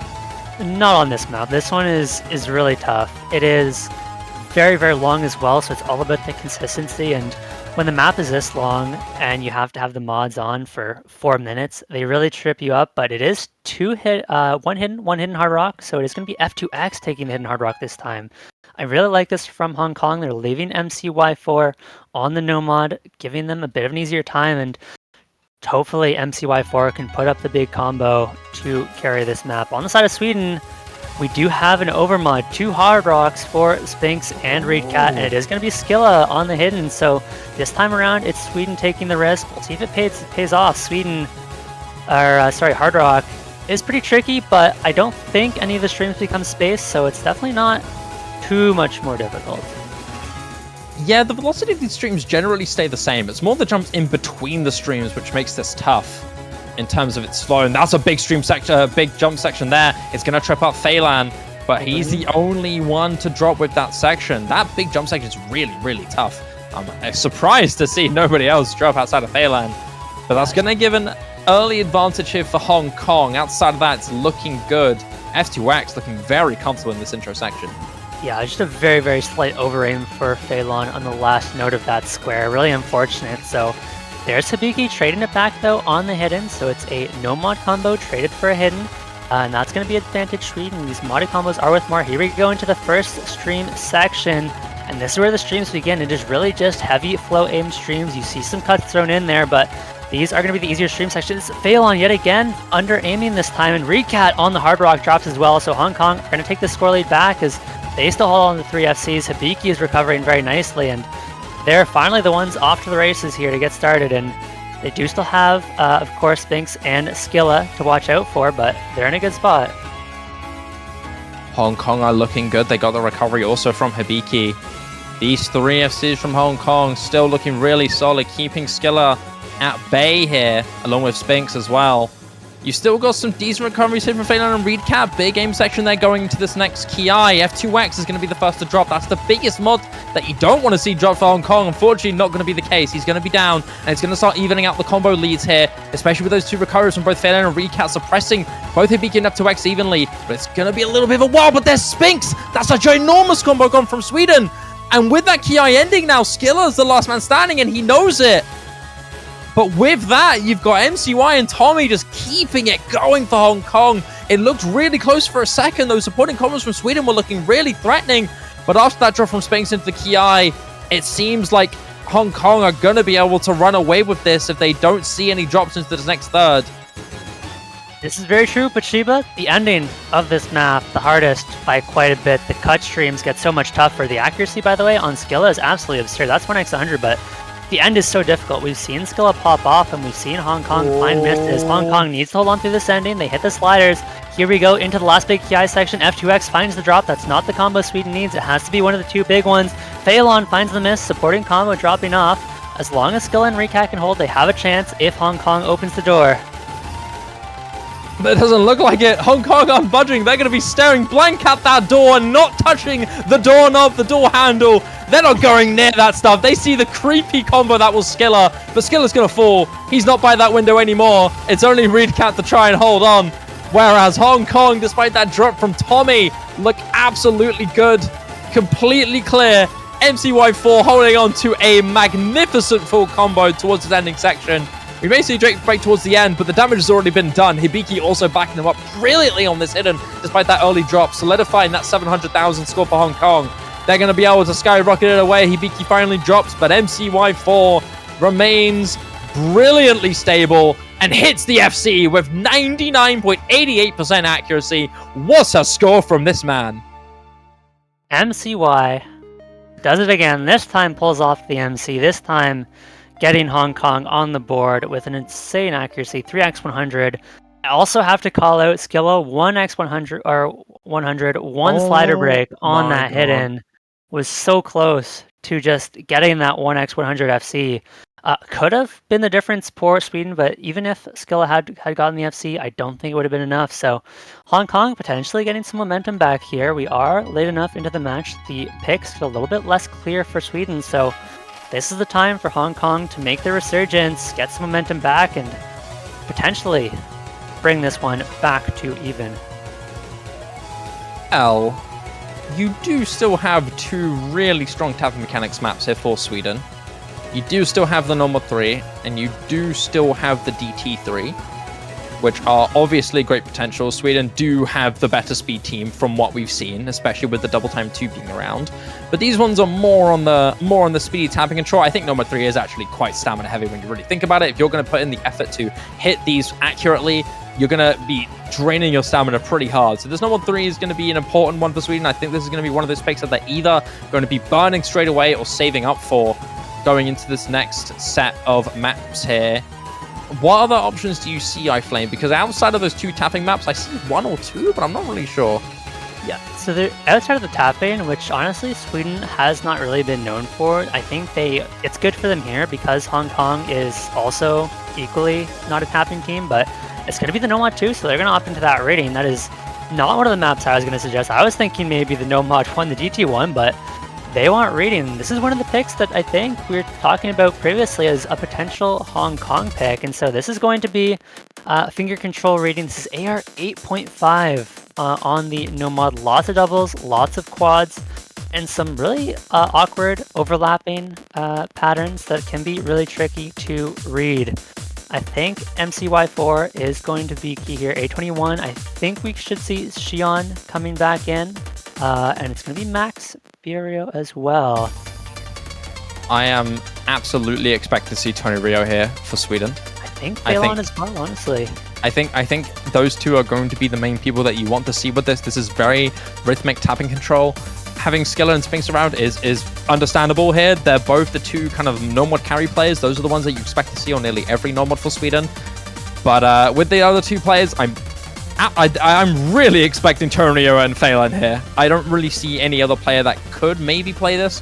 You could maybe see Yagiko, but I'm 100% expecting Tonio and Phelan. Those are the 2 players that I'm expecting for Sweden. And for Hong Kong, having A21 Sheen and MCY4, totally fine. Those are the staple 3 players that you should expect to see in maps like these, and Max Burio seems to be the filler. This map is spicy, iFlame. Yes, it is. It is short, it is spicy, and it is going to be, I feel like, pretty decisive one way or the other. We do see actually 1 player jumping out from Sweden. I would be surprised if we don't see them come back in, but it does look like Recat coming in as the replacement here. So Sweden hopefully have the roster locked in now, but Shiba, you mentioned Tony Rio here.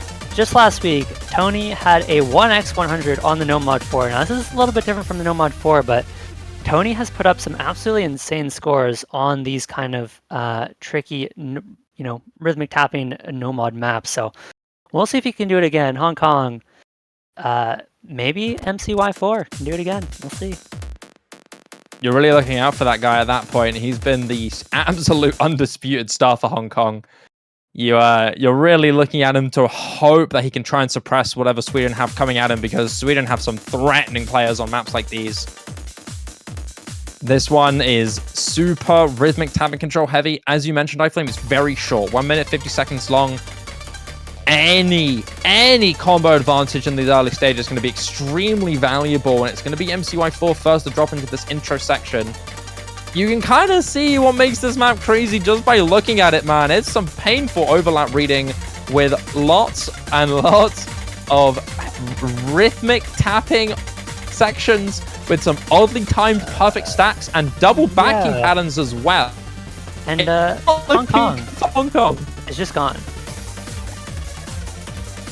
The map doesn't get any easier. This is just the map the whole way through. We're already halfway through the map. Yes, Skilla finds the miss, but you've still got 4 combos on Sweden. It's a 500,000 point lead, and This one might be over before it really began. I just don't see how Hong Kong makes the comeback here. Xi'an finds yet another miss, and there's actually potentially a really impressive team for from Sweden. If they can keep up their combos, Recat does find the miss. It is still Tony Reno as well now. Okay, full reset from Sweden. Does Hong Kong have the combos to make a comeback? I'm not sure they do, as Max Guerrero finds another miss. And yeah, there's just no time. No, there isn't any. Sweden, they're keeping it alive, they're keeping it going. With these fall aparts in the early stage from Hong Kong, there's just nothing they can do. MCY4921 really did try, though. They're building some great accuracy in combo, but it's not going to be enough. Sweden are going to be one map away from knocking Hong Kong out of the OC World Cup. Smart picks from Sweden. They've consistently won their own picks by very, very decisively. And Shiba, I think it's time to think back to the beginning of this match where Sweden attempted to ban the Hidden 3 and were not able to do so. That map is still open. That Hidden 2, sorry. Yeah, Hidden 2, Street Journal. I mean, the only concern is that Hong Kong has not been an AR8 hidden team whatsoever. They have not wanted to play it at all, but I feel like that's the risk you have to take down 5-1 on match point. I mean, I don't know, because on paper, I'm not sure which team would do that much better on this Hidden 2. This is again density, aim. Number 2 was very control heavy, but it's also very dense. So the reading requirement is quite similar for both of these maps. So I don't know. I mean, do you really go for the Hidden 2 despite Sweden banning it? Because considering that Sweden just won on the normal 2, I'm not sure if that's the safest option they can go for. I'm thinking maybe Hard Rock 3 or Freema 4 once again. Yeah, those are both kind of the more standard options that you would expect. They are going to take their time out to figure this one out, I think. Taking a timeout here is really smart. You do have a 2-minute timeout per match, and with your tournament on the line, this is the time to use it. Keep in mind, this is a loser bracket match, so if Hong Kong drop one more point in this match, they will be eliminated from the OC World Cup with their lowest placement in the past few years at least.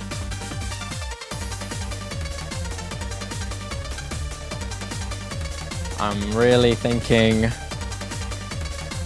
that Hong Kong are really unsure. They're really conflicted, I think, because Sweden revealed a shocking weakness and a very big kind of nudge to Hong Kong, like, hey, we don't like this map. We don't want to play it. You know, and now that they notice that they can't do that double ban, with Street Journal still being open, do Hong Kong go, okay, we know they don't like it, let's pick it, despite it not being one of our strengths, and despite losing No More 2?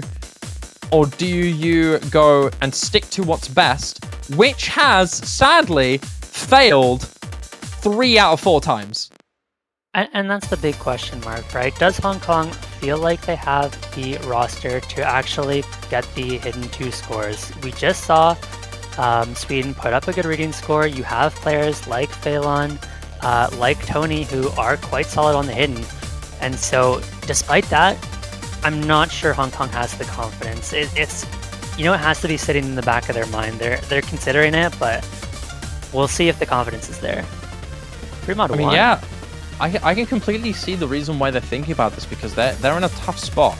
Because they're facing elimination, right? And they've already lost 2 breakpoints. Yeah. And it seems like they're going to be sticking with their free mod choices here. It's going to be the free mod one. This one is some high BPM jump aim. So, this one's yeah. a surprise. Sweden, even looking back at the qualifiers, right?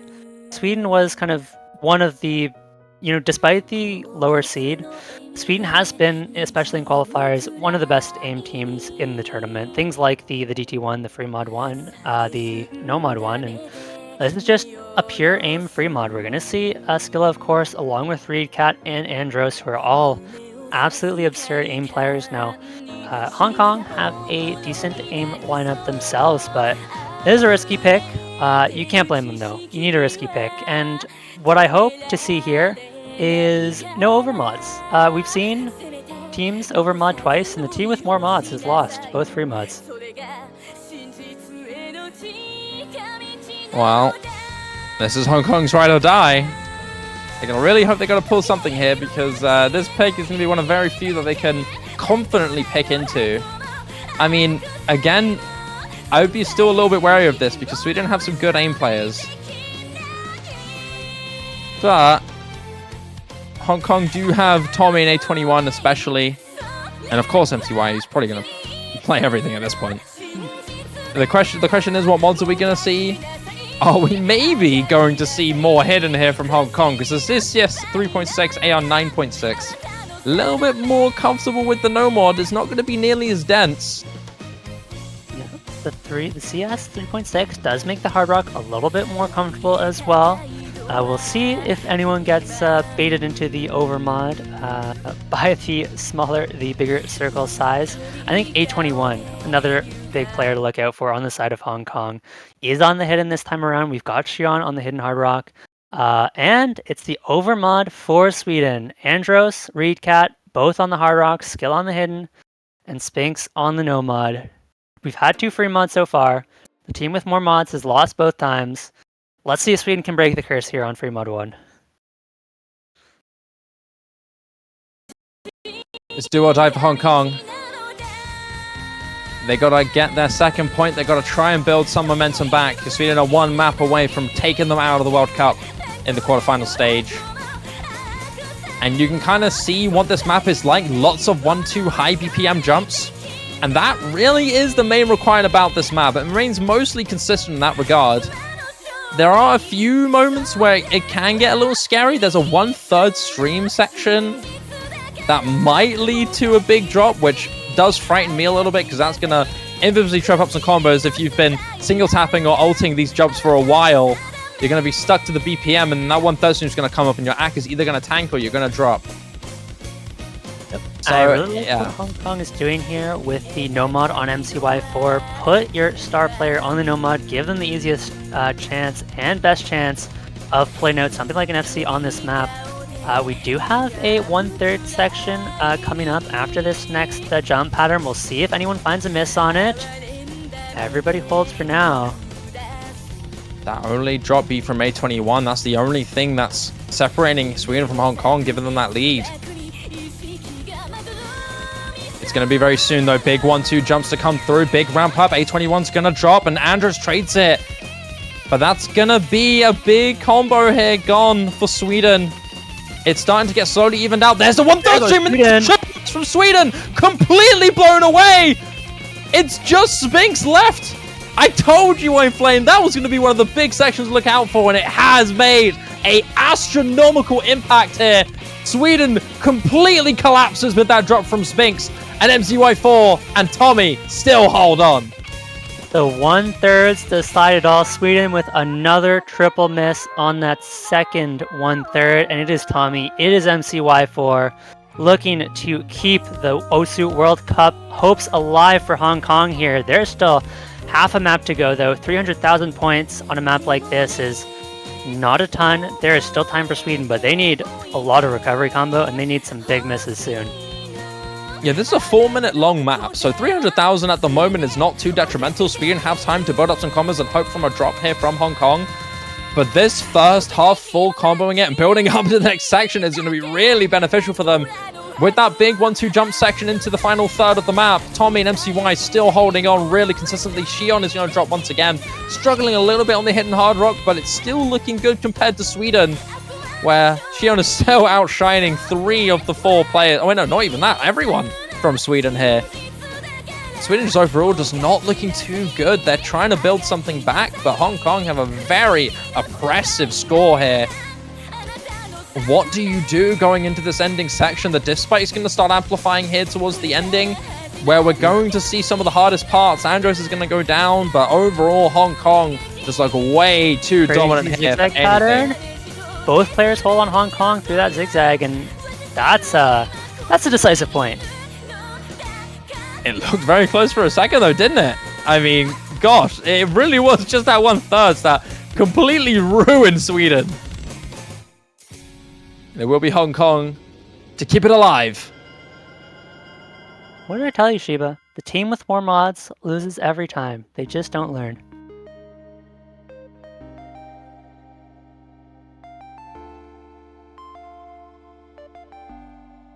The extra hard rock not working out at all for Sweden, as Hong Kong will finally get a second point.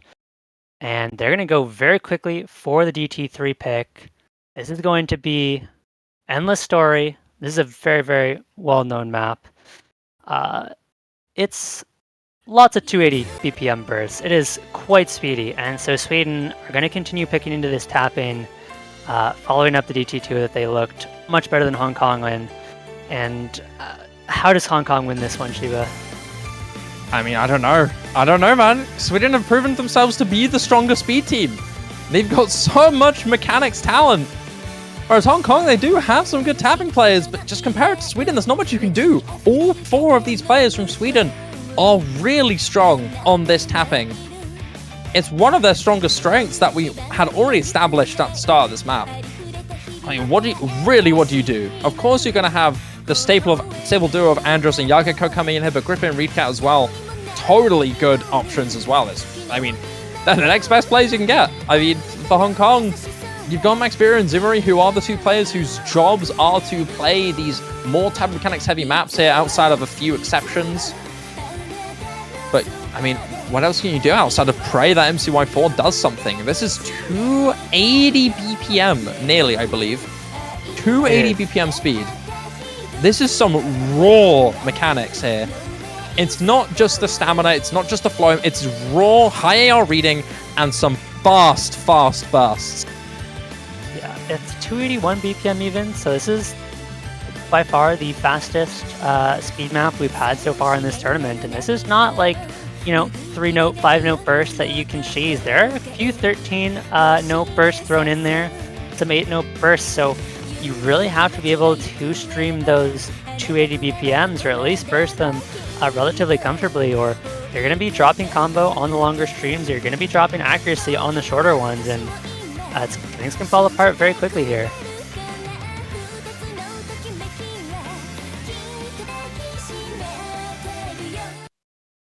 Alrighty. Can Hong Kong do something magical here? 2 minutes and 26 seconds long of 280 BPM stream, 280 BPM bursts. Emphasis on the bursty part. This is less about the stamina and just more about that raw mechanics here. Early intro sections here, going to be tripping up a few people, Andros and A21 in particular. 3 FCs for 3, still evening out here for both of these players. But the accuracy is starting to keep Sweden just a little bit in that lead, but not by much, only by about 20k. And we're still building up with this first Ki. Triples there hit, 1, 2, 3 patterns hit from everybody here, and we're going to the first Ki. This is where you see some of these bursts they get a little bit longer with extra notes. You can see a few quids here and there as well. Yagako's going to drop for Sweden. That's going to be good for Hong Kong. They're going to start gaining as long as nobody trades it. And they all hit this Ki. Can Hong Kong hold on so they get a chance to get slow? Yes, they do. The hard part of this map is starting to be hit through now, and Hong Kong have a good chance to just keep this going, keep this ahead for them up until that next Ki. There are still a few bursty patterns here and there with a few quints here and there, but overall it's looking pretty easy compared to that first Ki. And if Hong Kong can hit the whole Ki, they can hit the rest of the slow section up until the next Ki. That's going to be even harder. It's only Max Bureau dropping into this intro of the Ki. Grippe dropped quite a good while ago. It's established here for Hong Kong with that advantage. 3 FCs to 1 with some good recoveries here. Hong Kong remain unfazed going into this final third. There goes Xion. And A21 as well. Hold on a second. The recoveries from Sweden are really good as well. MCY4 can only hold on to so much. Oh, wait, hold on. Was that a banjo from Xion, or did I not even see Xion? What is a banjo from Xion? Okay. I was going to say, whoa. That's wait, not was a banjo. Real? Was that real? Hold on. That's big. The scores go back over so quickly. MCY4, there he goes! That has to be it now. There's no way. Yagako's going to be dropping, but those recoveries from Sweden are still way too powerful. Reedcat keeping this team alive, keeping the advantages in their favor. And Hong Kong, man, what a threat they were for a good wildlife flame. 3 FCs. But it was that next Ki, that final third of the map that just completely made them fall apart. No combos towards its ending. And Reedcat finishes it off for Sweden with an FC, with Andros following not too far away. Sweden will knock Hong Kong out of the OS World Cup. Man, Hong Kong running out of stamina at the end. They had their chance, but just could not hold on. And it is Sweden moving on to the second round of the losers bracket, where they are going to play the winner of Romania-France. Yeah, man. I think for Pick'ems here, a lot of people expecting Hong Kong to take it. But Sweden, with 2 breakpoints in a row at the start, just had such an incredible set of momentum. And I believe, according to some messages I've seen internal, this is the furthest Sweden has gone in a very long time. So congratulations to Sweden, man, upsetting one of the big teams here in this World Cup. Looking really, really good. And they're going into the semi-final stage. Yeah, this is going to be Sweden's best placement since 2014. That's been quite a while. But oh my god. That being said, we do have another match coming up in about a minute. Indonesia, Italy. Yeah, so I believe we're going to quickly take a very short break into this transition. I'm not entirely sure just yet, because we are into the match. So I just need to make sure I get confirmation here from production that we are instantly switching to the match, or if we're taking a couple minutes to call off. As the rosters are on screen, that is going to be it for me. You guys are going to be joined by the amazing this one guy for the Italy-Indonesia match. So hopefully it is another banger match, and good luck to both teams. Welcome T1G. And welcome into this banger match. This is the first time we've casted. I'm so excited for this matchup as well. Italy against Indonesia. Another great matchup. I can't wait to see what's going on. What is up, T1G? How's it going? Yeah, good morning. I'm very excited. Just got to catch the ending of Hong Kong versus Sweden, and now we get to move into another insane match. This week is just full of banger matchups, man. I don't know. It's one of the most stacked quarterfinals weeks in terms of the match schedule I think we've ever seen. So Italy versus Indonesia surely cannot possibly disappoint when you consider the relative skill levels of these teams being very similar. So yeah, really excited to see how this one goes, because I think they definitely share some skill sets, but also diverge in some skill sets. So we should see a pretty diverse array of picks in this one. Some very polarizing strengths as well. I mean, Italy are well known for being that established, very strong hard rock team, and just general high CS and precision as well. Hard rock is going to be one of those big things that you want to look out for this team. I mean, Indonesia immediately making themselves aware of that, getting rid of the No Mod 5, which is CS, I believe CS 8, right? That is CS 8, yeah. That is crazy. Yeah, not something you see every day. You know, and you look at kind of these teams from last week, they only had a couple of overlapping maps. I believe two maps overlapping between all the maps that each team played, or excuse me, 3, I apologize. And Indonesia did in fact win all 3 of them.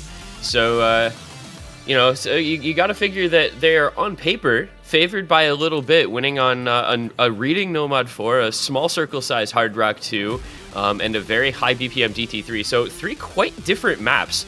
With that DT3 being a very closely contested one, only about 200k between the teams. But so, you know, you got to think Indonesia's slightly favored, maybe expected to scale a little bit better into these late stages, but Italy has been able to leverage their ability to play, you know, some of the kind of non-traditional maps to get a win against New Zealand, and then they leverage their ability to play traditional maps to get their lone point against the United States last week. So a team that's able to adapt, and we'll see if they can continue to do that here in, you know, in kind of an underdog matchup. Looking at these bans, T1G, it seems very obvious what these teams are afraid of here. Indonesia getting rid of the highest CS maps in the pool, with Italy getting rid of the reading heavy port picks here. The No Mod 2 band, which is a rhythmic tapping heavy reading map. Lots of overlaps, lots of really scary patterns that you have to practice to be prepared for in order to read it properly, otherwise you are just going to completely shatter. And of course, Street Giant will be hidden too. No crazy slot shenanigans with that one, it is just straight up reading AR8 density. But going into this, it is going to be Indonesia with their first pick, and it's going to be a mechanics pick here of No Mod 3. a OS original starting off this match.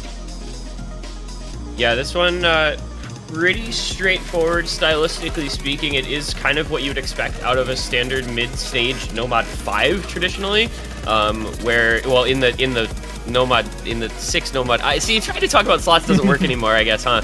They've really thrown us through a loop trying to talk about maps, but it's just a speed map, right? It's 240 BPM, 2 minutes long, very heavy on the bursts. So you're gonna just be playing tapping mechanics. Not a whole lot of aim in this one. Bunch of buzz sliders and kick sliders, though. Got to keep an eye out for those. And I think this might be much like we saw in the first round in Italy versus New Zealand. Might be the strategy here for Indonesia. Just try to pick into these high skill cap mechanics tapping maps, because that is where Italy has seemed to falter the most. You would expect Indonesia then to maybe go, you know, Nomad 3 here, and then, you know, they've got things like the double time 2, the first three DTs all feature some amount of tapping at a relatively high BPM, so some other options if this is where they want to go. I think it's been the strategy against Italy once, and it almost worked out, got all the way to tiebreaker. And so we'll see if that's how they decide to play this out strategically with, like you said, you know, double reading ban for Italy, so it kind of forces Indonesia's hand into a different skill set that they want to try to abuse. Indonesia, no slouch on these mechanics maps. They're a very well-rounded roster. I think what I love the most about these two teams is that they're quite different in how they set their rosters up. Indonesia, extremely flexible, very well known for switching around many players here. You do see a few more common players than often not. You see Row quite a bit. You see quite a lot of Lifeline as well. Those are the most common players you see. But overall, Indonesia are a very flexible team. They're very experienced overall, and they're very able to just roll around, change their teams, pick into whatever they want. But with Italy, despite being very well known with their hard rock ability, that really isn't all their strengths. They have a very strong and consistent core of Arj, Ryuzaki, and Shadow Moriko. Kirochi as well. They have a very strong set of core players. So despite maybe seeing a few maps where Italy will falter overall, their core is no slouch. They're going to have some scary players in there. Arj is going to be the biggest player to look out for here. He is the undisputed star for Italy here. He is going to be the man to look out for. He's kind of like MCY4 for Hong Kong. They have some very good players overall in their team, but they have one star player, and for Italy, that is Arj. And we're going into this Nomad 3. And you can already see a few early drops here. Kiori with a very early drop at the start. Arj is going to drop along with Kiori Wakana. But it's looking pretty good so far going into this first third for Indonesia. Mamiya's going to drop though, and that's going to even out some advantages here. 2-2 in the FC department with a great recovery from Akua Kiori, keeping Indonesia in this lead. Yeah, this map kind of just, you know, it throws a lot of tapping at you very quickly, right? It's, you know, as a traditional kind of Nomad speed pick, you're going to just expect it to be very dense, you know, in the node density, a very consistent difficulty. You do see the break there for Arancino, so that is just going to be down to the 1FC on Ryuzaki from Italy. Triple F, or a double FC still intact, triple FC, excuse me, still intact for Indonesia. And, you know, this is just kind of how the match will be expected to go, I think, for Italy. And there goes Ryuzaki, so that's their last FC, and he was down at 91 AC anyway, so barely hanging on through that far.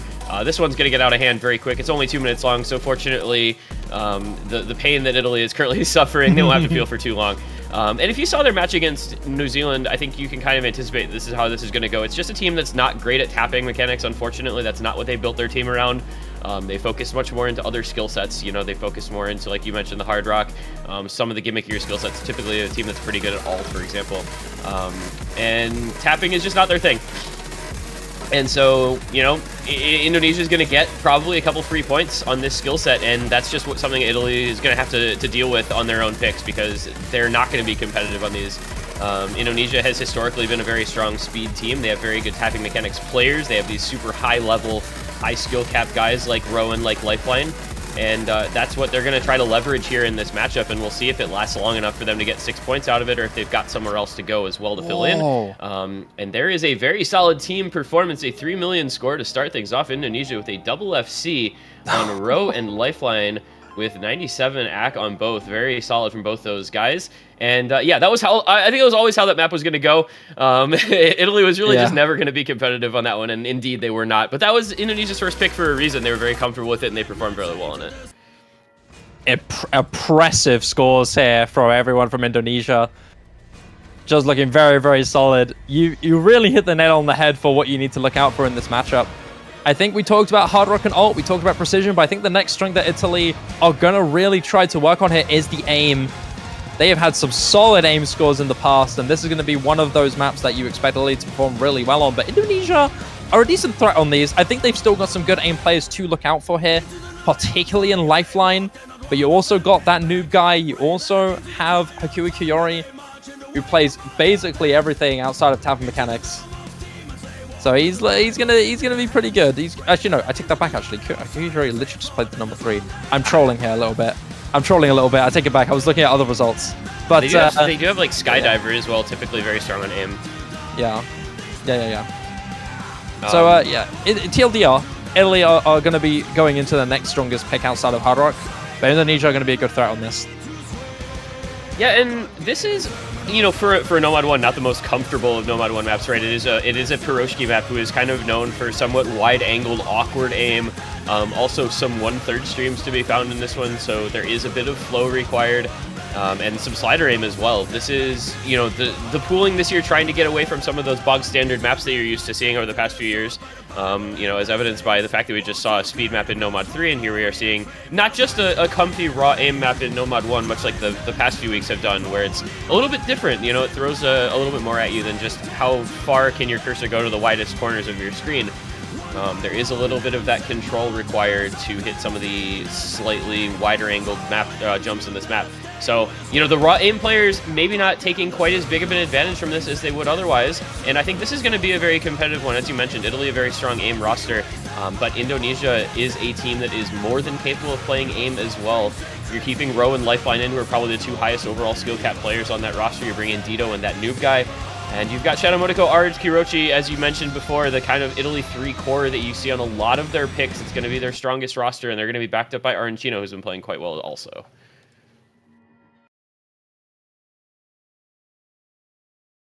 Here we go. Going into Italy's first pick. Their attempt to try and even out the playing field here. Keep it 1-1, not keep it anywhere near one-sided. It's a dangerous first pick to go into. They're not going to pick one of those maps that are certain to be in their favor on paper. But it's still a map that I'm expecting good things from both of these teams. CS 4.4, slightly higher CS than you would expect. Normally it's just a base CS4 from most Nomad ones. AR 9.7.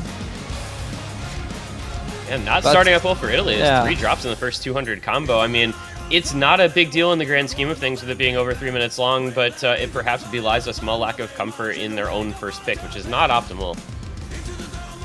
It really isn't looking good in this early start. I mean, maybe a little bit of warm-up here. You were just recently playing the extreme tapping mechanics. That doesn't have as much aim requirements, so maybe they just need a little bit of time to adjust.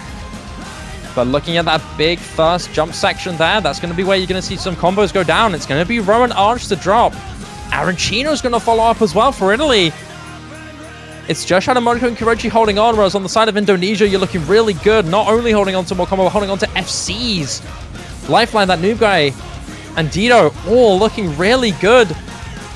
And yeah, sure, you may have seen a drop from Shadow Motoko and Kirochi, but that's not going to be enough for you to hold on anything back and keep it anywhere near compared to Indonesia, who with that big jump section still holds strong. Yeah, coming out of that first Ki with a triple FC is huge for Indonesia when there's only 1 FC on Italy and no backing combo for Shadow Motoko whatsoever. And it's not even FC, it's only a 450 combo. He's 150 combo behind the FCs. Dito, that noob guy, Lifeline, just all looking very, very comfortable. The accuracy staying where it needs to. The combo obviously still perfectly intact. And there is a break from Dito, so it opens the door up a little bit heading into this next Ki for Italy, but they need to build up a lot of combo here with Indonesia still holding a double FC and a bit of backing combo from Bro. And there goes Shadow Motoko. That is the longest combo on Italy gone. They're going to be in a spot of bother. It is, fortunately for them, matched by that noob guy. So we're down to just Lifeline, the only FC in the lobby. Arj and Kirochi starting to build back up, and there goes Lifeline as well. This can get very interesting now. There's a third of the map left, and Italy have got a chance to bring it back. Arancino's going to drop, but that's not one of the bigger combos that you want to see. You've got the two recurrents from both Arj and Kirochi to try and keep this alive. Ro's the only one able to suppress one of them, but that leaves Arj completely uncontested here. And there's a little bit of a guitar solo section here. A few really scary jumps there, but there's Kirochi. And I think that's a big advantage gone with Arj dropping as well. Complete collapse from Italy. Whereas on the side of Indonesia, you still have those recoveries there. The trifecta of the beautiful combos of Lifeline, that noob guy, and Dito, despite falling down, recover beautifully and keep it alive for Indo. And that lead is only going to expand more and more going into the ending of this map. Italy, unfortunately, not getting the pick that they hoped here, not getting the even map that they wanted. It's going to be 2-0 Indonesia going to the ending section of this map. Yeah, and this was why I said don't overlook Indonesia on aim. They have players who are quite solid on this level of aim. I mean, it's only air quotes 7.2 stars, and these are people who have all across the lobby who've played plenty of these types of maps. But Indonesia, man, just getting the performances they needed on that pick, right? It's a 498k from Dito to back up the 612 and 654k from that noob guy and Lifeline. Rode just slightly behind. And I mean, you look at the Italy score, they just, it can often come down in these losers matches to who has the weakest score on their team, because you do sometimes see these teams unfortunately not able to find a solid fourth. And here, Argentino down to 334k, 12 misses, not his best run on the map, I'm sure. But unfortunately, more than enough to make the difference, even more stark in favor of Indonesia. And that's an early break point on what probably felt like a pretty decent pick for Italy. Not what you want to see if you're an Italian player or fan, but Indonesia going to be pleased with that outcome as they now have the break point and can attempt to consolidate their own pick. You got to figure this is probably another speedy map, right? They've got DT2, they've got DT3. There are both those options there. I got to think after the way Nomad 3 went, it's probably one of those. Yeah, it has to be. Indonesia are going to probably keep rocking with the same technique that they had the whole match so far. Well, not really the whole match. Not much has gone down except for number 3, but it was complete destruction. So it is very clear. It is very, very clear what Indonesia want to lean into. You've already talked about it. You've got the DT3, you've got the DT2, DT4 arguably. DT4. Yeah. DT4 is kind of more of a control-y map, isn't it? It's less of the tapping stamina. DT4 is kind of an in-betweener. It's like if you remade Heart of Night but had more control aim instead of just the raw tapping. But it is going to be the DT3. I think this is pretty easy to anticipate this one coming. Endless Story is a 280 BPM light aim with a lot of triples and bursts. So this one is going to, again, call into question those tapping mechanics. And we saw how strong Indonesia looked on their first pick on Nomad 3 on that skill set. And we saw how relatively overmatched Italy appeared also. Endless Story, Moot's Insane Difficulty. This is a very high BPM raw speed map. It's very much a bursty map as well. There's not anything kind of too out there, too more on the stamina side. It's very much the 280 raw BPM speed, mostly bursty with a few quints and quads here and there.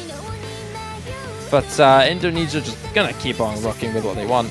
They're just gonna keep on going. And this one is probably the most predictable one out of them. Indonesia's sparking out immediately, their 2 biggest picks. They're not planning on saving anything, they just want to keep on rolling, especially after that break point on the Nomad 1. Yeah, no sense holding back at this point. You get that early break point, you're going to feel like you want to make sure you get it consolidated, so you're just going to go, okay, what's our second best pick, assuming that Nomad 3 was their absolute best pick. And this is definitely going to look like that. I mean, they won it by 1.4 million points, so clearly the speed, a comfortable skill set for Indonesia. They're going to keep Ro, they're going to keep Lifeline, they're going to keep Hakui Koyori. It does appear that it's going to be Rosemi Lovelock, replacing Nazuna Amamiya. But otherwise, the other 3 staying the same. Shadow Motoko, Arj, Ryuzaki, Kurochi, the squad for Italy. Again, you're just going to expect to see a lot of those 4 players. And, they were only able to put up a 1.6 million score on the Nomad 3. So, unfortunately, expectations are somewhat muted for Italy here. But we'll see what they can do. This is a bit of a different style of map. Higher BPM, more about the burst instead of the raw stamina, so we'll see if it goes any better for them. But with the early breaks from Arj, Ryuzaki, and Kuroshi coming in, I don't know that that's going to be happening, unfortunately, Shiba. Early stages for Italy not looking good. It's just Shadow Motoko to try and keep something alive here. You do have a couple drops there as well from Indonesia. I don't know if Rory maybe missed on like the first note, but maybe that's me trolling. Rosemi Lovelock is going to be dropping for Indonesia. But going into this first Ki here already, it's looking very strong here for Indonesia. It's just Lovelock dropping, but that's not really the combo you're looking for. You got the 3 FCs still looking good for Indo, whereas with the size of Italy, You got Ryuzaki dropping, but the recoveries from Italy not looking too bad here. Rosemi Lovelock with another drop once again is actually going to maybe start pivoting here the lead for Indonesia if they keep on hot for Italy. If they keep on going. I'm mixing up the names. T1G. I'm struggling. Yeah, it'll happen. It'll happen. There goes Arj on that recovery combo. Not the greatest. It's going to slow down that comeback. And, you know, Indonesia feels like they're getting fourth playered here a little bit. Rosemi Lovelock having a lot of trouble. There's another slider break, but fortunately for them, Shadow Motoko and Arj with those couple of breaks back-to-back leave Kirochi at a 600 combo and Ryuzaki's a 400 combo. Meanwhile, Triple FC still looking good for Indonesia. Ro Lifeline and Hakui Koyori. And that's a 99 AC on Ro as well. He is more than comfortable on these types of maps. Generally speaking, their highest skill cap player on mechanics has been a very highly ranked player via, you know, a lot of DT stuff, so kind of to be expected. And this is, again, just looking like a very one-sided high BPM pick, much like we expected it to be. Indonesia just looking way, way stronger than their opposition, despite Kirochi and Ryuzaki's best efforts. And the minute I mention her name, Kirochi breaks. That is just the curse of being a commentator here at OWC. The well-intentioned commentators are always the ones that have the bad juju, unfortunately. We're seeing this repeated pattern from Indonesia where Lovelock is clearly not really comfortable with a map like this, but on the side of the rest of the players from Indo, just look like it's another walk in the park for them, especially with Ro holding on to 99 accuracy, surpassing that 1 million mark and giving Indonesia that third point on the board. Really not much you can do here for Italy. They all do have a decent 500k, but when you compare it to the monstrous score that is Indonesia, what do you do? 3 FCs, 3 1 million plus scores with a 1.1 mil from Lifeline. The only player struggling here with Rosemi Lovelock, also bottom scoring the entire map, but outside of that, Indonesia completely shredding on this. And that Rosemi Lovelock score looks so wild in context of the rest of Team Indonesia, where you have 3 FCs and then a sub 300k worst score in the entire lobby, but it just didn't matter at all. That is Indonesia just flexing their muscle on these tapping mechanics maps. They were unstoppable on that one. That's going to be, and it's interesting. I'm curious how that score holds up over the course of the weekend, because it is still a triple FC, but it's a triple FC that only ended up with 3.6 million because their fourth score was not so great. So we'll see, but I don't think you're going to see too many triple FCs on too many maps on a pool like this. This is a very typical pool, especially for only being quarterfinals. So really, really well done there for Indonesia. And again, you know, it's just a skill set that Italy cannot compete on, and this is how their matches have gone and are continuing now to go. So, you know, it is what it is. You know, for Italy, you just got to kind of take your lumps, unfortunately, on these tapping maps and try to get better picks of your own that don't involve any raw mechanics like that. Just found a funny reference in chat where Kirochi, she thought Rosemi Lovelock's name was Rosemi Notelock. I find that quite comedic. That would explain a lot about how that map went. It's good, yeah, it's a good little joke. Lighthearted when you see Indonesia just completely shredding 3-0, but this is the pick we're expecting Italy to excel on. Horizon Blue, your mere kind of alt tech hard rock, I guess you could say. T1G. This one is one that I expect Italy to really shred on. Yeah, alt tech is exactly right. 153 BPM, very tricky alty patterns, and of course, you know, you've got your tech sliders thrown in as well. But this is I think, much better pick for Italy than I really even felt Nomad 1 was. I think this is something that lines up with their skill sets a little more reliably than it necessarily did. That it necessarily does, for Indonesia. So hopefully, you know, you want to see them get on the board here. You want to see this match competitive. You want to see Italy putting their best foot forward. And I think this Hard Rock 3 is a good place to try to get things back on track after falling a quick 3-0 behind. You keep your 3 best players in with Shadow Motoko, Arj, Kirochi. You keep Chino in, who, you know, again, maybe not having the best day yet today, but generally speaking has been playing well for them. And you force Indonesia onto something that's not quite such a comfortable skill set for them. Yeah, I think honestly it was just that mispick of the normal 1 which has put Italy in this really tough situation. I mean, you would have assumed going for that first pick, maybe saving the hard rock maps that they had left, or one of the free mods trying to keep that slipped in just before the later stages where you really need the most. And that's given Indonesia that really dominant 3-0 lead at the moment. But outside of that, honestly, it hasn't really been too bad of Italy. I really hope it hasn't affected any like mental game or anything like that, because this is the map that really is important for Italy to win. They've got to take this one, otherwise Indonesia are going to be so far ahead to the degree where it could be insurmountable here. Indonesia going to be sticking with Ro here. But outside of that, you got that noob guy, Nazuna Amamiya, and Dito. And on the side of Italy, you've got their iconic three-man core of Shadow Modico, Arj, and Kirichi, with Aaron Cheeto filling in as a fourth Hard Rock player. Again, an equally strong player for this Italian roster. This is an iconic song and one of the very iconic maps in this pool. And we're going into this first Ki build-up to come through. Kirichi's going to drop first on that space low ult stream, but there's still a lot to go. Here's the main control section now. And small advantage here solidified for Indonesia with that combo lead here for Ro. But it's still anyone's game here. No big drops from any more of the FCs outside of the two combos at the start. Indonesia are going to start pulling this ahead just a little bit. But there goes Dito. That's the first drop from Indo, and that's going to be a good advantage to solidify for Italy as long as they hold on towards the end of this Ki. Final quarter to come through just towards the end of this Ki. First quarter to end, for this map. But there's still a little bit to go. We could still see a small slip up, and there's a triple miss from Italy, completely shattering the advantage that they had. All on basically the same set of patterns. It's just Arj to hold on. That is a tragic fall apart there. You've still got the recoveries here from Indonesia as well, keeping it alive. Ro seems to be completely unfazed despite that really crazy early drop. And that noob guy and Amamiya keeping it alive. Italy just, that's a painful fall apart there. A painful triple miss. And there's a slow section now where Indonesia can just build and build T1G. Yeah, you really cannot afford to have a three-way miss like that at the end of a difficult section that comes into a slower part of the map. It is going to be Indonesia able to build up a pretty massive, comfortable lead because this section just doesn't throw anything at you that's challenging. And this map is like that. It's very nerve-wracking. It tests your ability to hold on to the control aim throughout these entire difficult sections, and unfortunately Italy made it almost all the way through but just fell apart at the very end. And now it's going to be a 300k plus lead for Indonesia just past the halfway mark. They're going to feel pretty comfortable as you get even some more slow section. I mean, this map, kind of like last week's Hard Rock 1, there's a couple of difficult sections, but they are interspersed with these very free combo moments, and that is so impactful when you're able to hold into them and the other team isn't, because Indonesia now has a big cushion coming into the last quarter of the map. There's still a lot of time left. This is still not over yet, but Italy is going to need a lot of help. They're going to need a full team wipe from Indonesia here going into this last Ki section, and they're going to themselves need to hold on. There go Arj and Archino before we even get into the worst of it. The nerves from the last FC standing for Italy are going to break his control and lead to the drop from Arj. That's the big combo, 100% gone. You've got some good recoveries on that slow section from Italy, but outside of that, it's all Indonesia. Dito, the only one dropping. That's the last combo you want to see gone from Indo. The triple FC from Indonesia. Bro, that noob guy, Nazuna Amamiya. Well, Nazuna goes down, but that doesn't mean anything, man. The FCs from Indo, incredibly oppressive.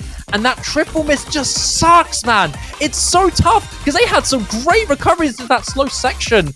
There could have been a much bigger chance, a much better opportunity for Italy to maybe bring something back, but it's not going to be the case. Indonesia convert 2 breakpoints now against Italy, and they're going to be 4-0 up after this, once again, decently dominant Hard Rock 3. Yeah, you said it. It is really just the three-way miss in that first Ki from Italy. Shadow Modico did close out the S rank, which is cool to see, but that three-way miss in that first Ki was just so back-breaking for Italy. They got out to a good start, and then they fell so far behind because Indonesia just built up a lot of combo through the end of that first Ki and into the slow section in the middle third. And it was practically not comebackable after that happened because it was a 400k lead and that ending is quite challenging. You saw pretty much everyone in the lobby breaking in the last Ki. And so it was just an unfortunately untenable place to break for Italy. And Indonesia took full advantage. And we talk about Indonesia having the advantage in this matchup on the mechanics. Well, as it turns out, they have the advantage in this matchup, it seems, on nerve control and on Hard Rock tech. And they have the advantage in that they still have 3 DT picks, and one of those is going to come right up. It's going to be DT2, it's going to be Paranoia, and this is another just tapping mechanics pick. It's 225 BPM stamina, and again, you just have to think that Indonesia is going to look really good on this the way they did on their first 2 speed map picks. This matchup is tragic for Italy, man, because you are a team that's quite restricted in what they can do, but explosive when they are able to play those maps. But with that Hard Rock 3, you didn't see it, man. You didn't see it. It was just a tragic fall apart, be it nerves or just a lack of preparation or a lack of it's a tough one, really, because Italy are known to be incredibly consistent on Hard Rock, on aim, and on ult. Those are the 3 strengths that I expect Italy to perform really well on. And having that lack of flexibility requires you to be consistent on the strengths that you have. But that's just not been the case, man. And Indonesia, not only outshining in flexibility and in obvious strengths like the mechanics, but just have much better form than we've seen in this tournament. I mean, T1G, when you saw Indonesia in the round of 32, did you expect them to play this well into the late stage? Because in the later stages in quarterfinals, I didn't expect it, and I'm very impressed.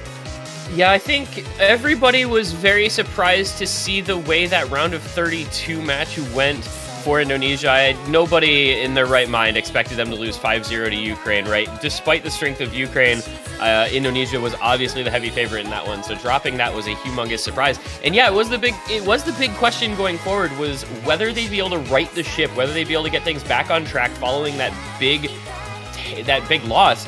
And with the 5-1 last week over Turkey, and now a 4-0 lead, looking like quite likely to go to 5-0 if this match continues to form.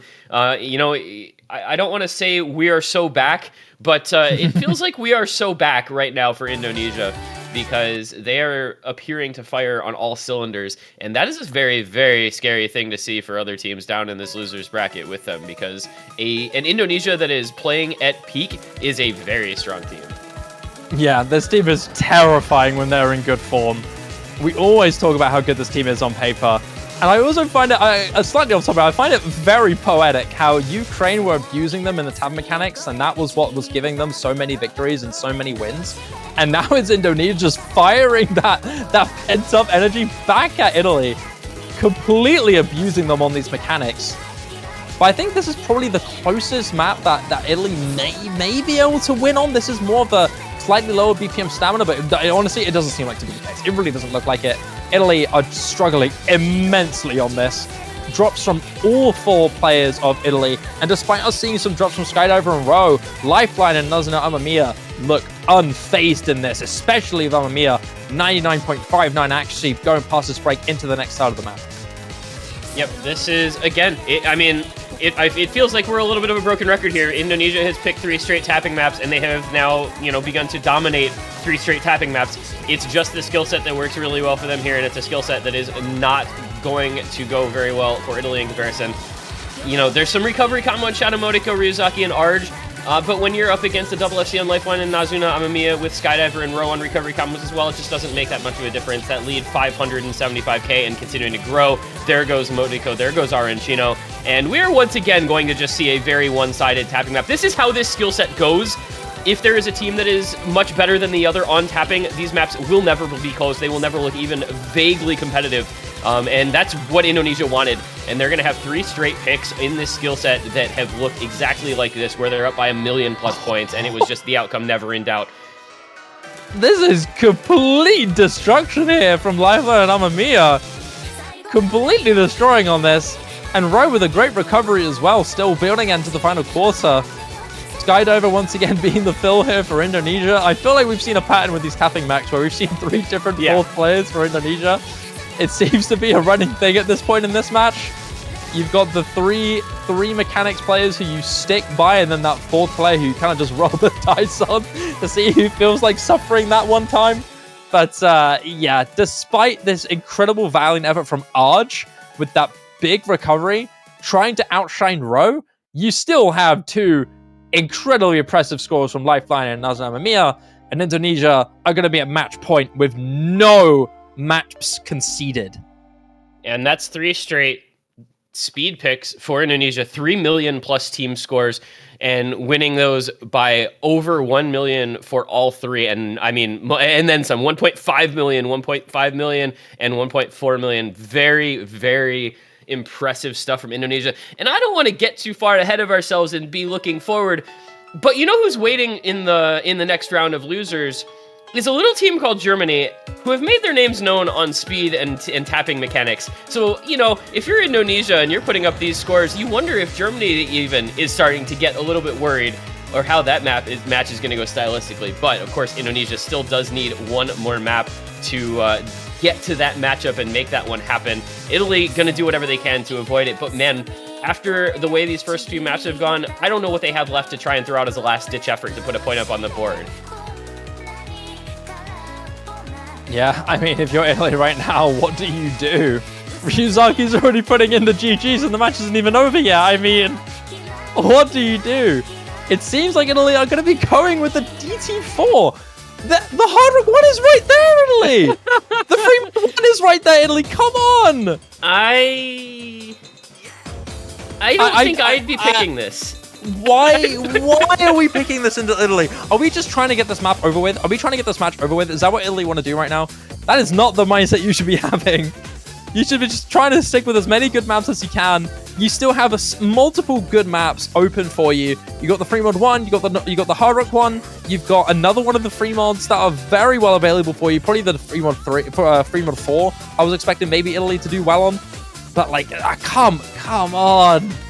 They're just going for the losing pick. I think at this point. Yeah, like I don't want to sound rude, but you know the famous quote from there's a League of Legends documentary where he said, "Let's just lose in peace." Comes to mind. Unfortunately, you hate to think that that's what's happening here, because you know I want to give the credit to Italy, obviously, for getting this far in the bracket, but the way that the previous picks have gone, this just does not feel like it's it.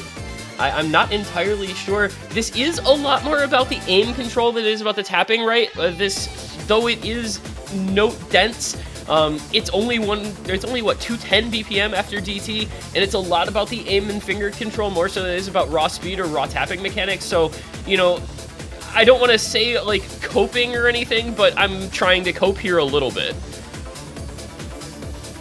I mean, I'm sorry, but I would not have expected Italy to have picked this against Indonesia. I would have expected them, if they thought this map was good, I would have played chicken with this. I would have let Indo pick it for us. I would not pick it ourselves, especially when there are multiple maps that are very much more in our favor.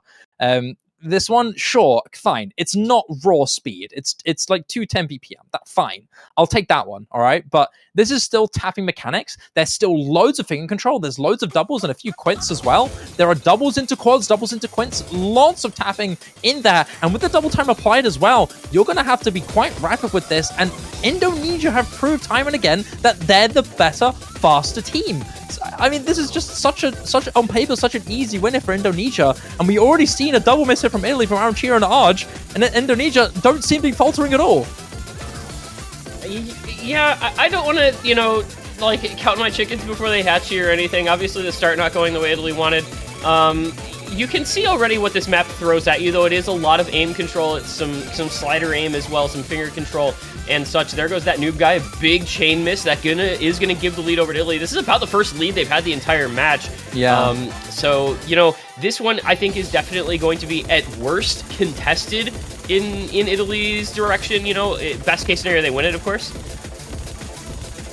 And going into this little ramp-up section here, this is where you're more likely to see quite a lot of breaks here, doubles into those quads and quads like I was talking to about. And we're not seeing any drops here. Every single player is actually looking really conserved here. Completely clean here from especially Shadamoku and Kirochi. And Arj with that great recovery despite that early drop, still looking good. Actually, it's quite looking good for Indonesia. Maybe I shouldn't have doubted them. Maybe I shouldn't have been so bold here, because it seems like Italy are bringing it back now. But Indonesia still remain to be that big threat. That noob guy and Rome still have the recoveries, and those two FCs from Lifetime and Dito are going to be really scary. There's still a chance to break into this final quarter. This is 2 minutes long, though. It's quite short. The lead is starting to push further away from Italy here. It's 250,000 in their favor, and there's no drops outside of Lifeline.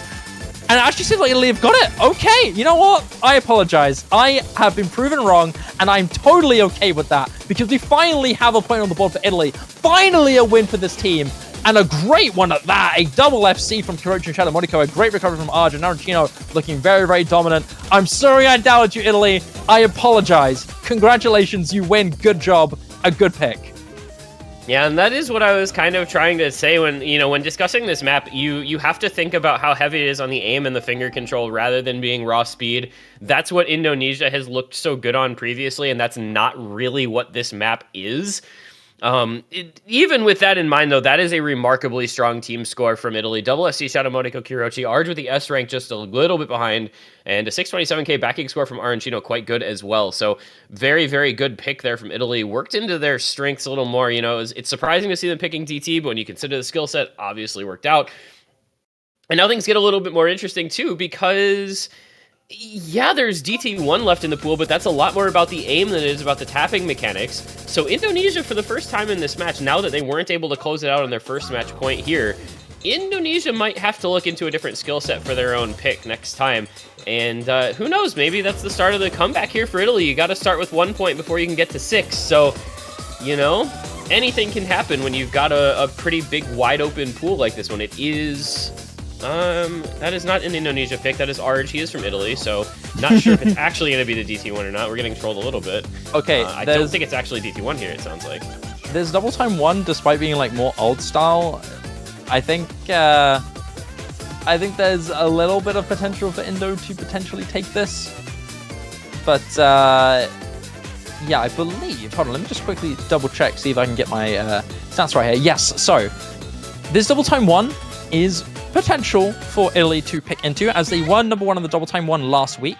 Sure, it wasn't nearly as tapping heavy, and this double time 1, Warite not only being very old style aim, very different to the last double time 1, but also has a lot more tapping into it. But there's still a possibility of Italy to take that double time 1. There is potential, but it doesn't seem like Indonesia are going to budge. They're not going to be dealing with any of that shenanigans. They're going to be going into the hidden 3. Yeah, and, you know, as I said, this is where Indonesia is going to have to diverge a bit. They have to change up the skill set because they're out of those raw speed maps. And, you know, this is a hidden alt, pretty straightforward alt. I would almost argue that this is easier than last week's No Mod 3, albeit with the addition of the hidden modification. But realistically, not an incredibly challenging alt map in terms of style. Indonesia looked pretty decent. They got the number 5 score on last week's No Mod 3, which was, I think, a little bit hard for that pool, so that does say they're looking pretty good on it. Italy did not play a true alt map last week, I don't believe, so don't really have a direct comparison in this skill set to make from a week ago.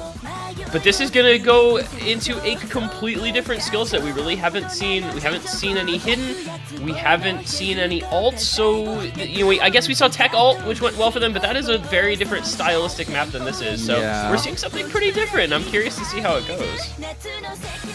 Yeah, this hidden 3 is very classic kind of hybrid. Oh, I would say it's a little more on the snappy side, quite more of the fast aim, but you do see quite a bit of flowy alt aspects as well. But this overall, I'm a little excited about because this is hidden snapped on top, which is clearly something that Indonesia favors. They're going to be a lot more comfortable on the hidden aspect overall, but the mapping style is going to be something that I expect Italy to put up a good fight on. I think you have that golden quad for Italy coming in here. Shadow Monico, Ryuzaki, Kirochi, and Arj. They got some great potential to take this over. That newly found chance and momentum, especially winning on a control-heavy map with that hit of aim control and tapping control.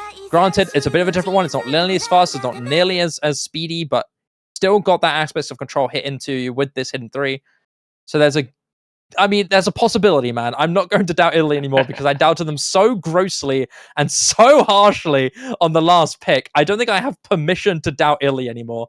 So I'm just going to let them play it out. I'm going to say this does seem to be in favor of Indonesia, but Italy are going to be no slouch. As you mentioned before earlier, T1G, ult is one of Italy's big strengths here that I'm looking to see shine on this map. Yeah, and anytime they get to bring in their 3-core, they're going to be on a map that's not speed.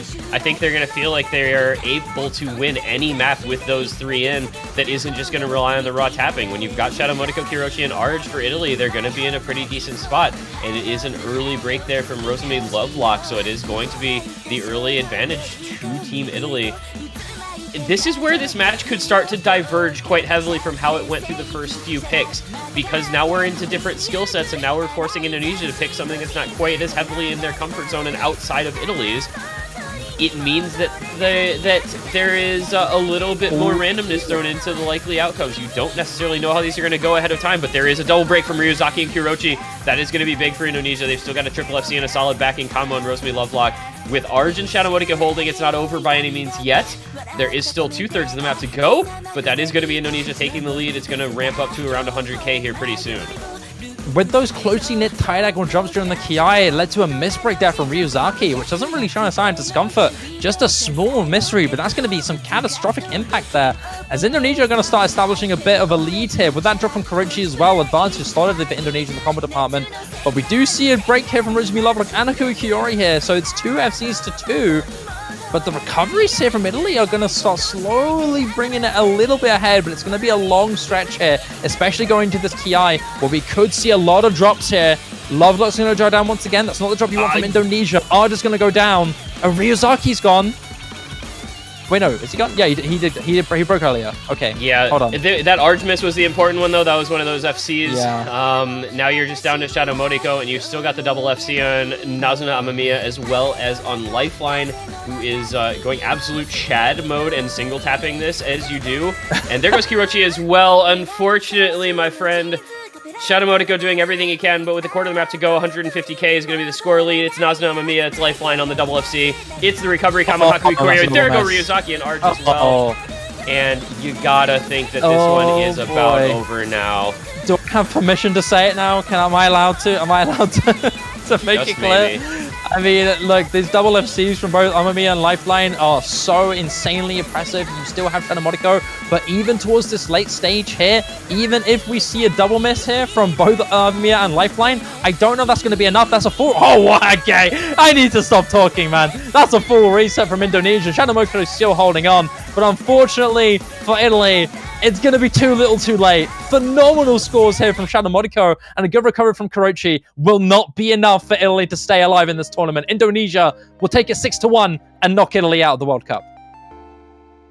And that is simply a well played to Indonesia. They leveraged their skill set that favored them incredibly well. They raced out to that 5-0 lead.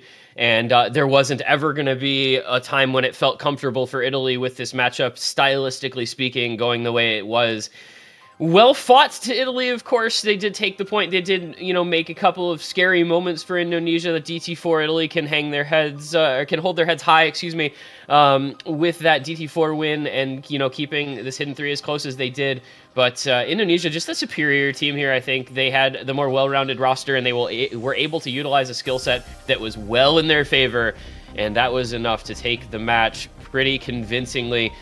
6-1 there, and that will send them onward into the next round of losers tomorrow. They'll be facing off against Germany, who I don't think they'll be able to tapping abuse quite the way they did Italy today. So that one is going to be a very fascinating matchup to think about and to watch.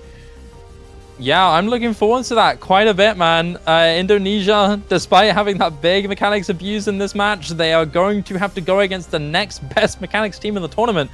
Maybe outside of one other team.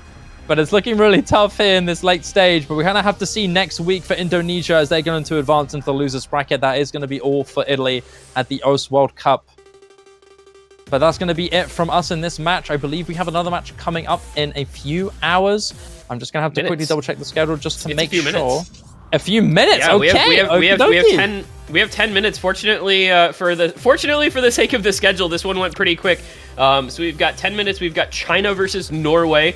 An hour after that, Ukraine versus Thailand, as you can see. And then following that, an hour and a half afterward, you've got Brazil, Singapore, and Romania, France. This is a pretty packed day here on day one of the quarterfinals weekend, with everybody having to fit their matches in today for the potentials to be allowed into tomorrow. We end up with a pretty busy Saturday, and it's a very exciting Saturday. We started off with the closest match of the day so far, that Germany-Japan. We'll see if other teams can make for some more competitive affairs than we've seen since then. But I believe we are going to take a small break. I think it's going to be about 10 minutes as we set up for China versus Norway, our next match here in the losers bracket. So for now, we say congratulations to Indonesia on their victory. They advance onward into tomorrow's potential match against Germany. Italy, so long, farewell. We enjoyed having you here, and wishing them all the best of luck in the future. And I think that's going to be it. I'm going to be sticking around, so you'll be seeing me in about 10 minutes. I'll be joined by Vorty then. Shiba, we thank you for your service on a couple of amazing matches this morning. Thank you for being here. Thank you to everybody for being here. Go grab some coffee, grab a snack, and we'll see you guys on the other side of this break in about 10 minutes as quarterfinals day 1 continues to roll on. See you later, everyone. Take care. Much love.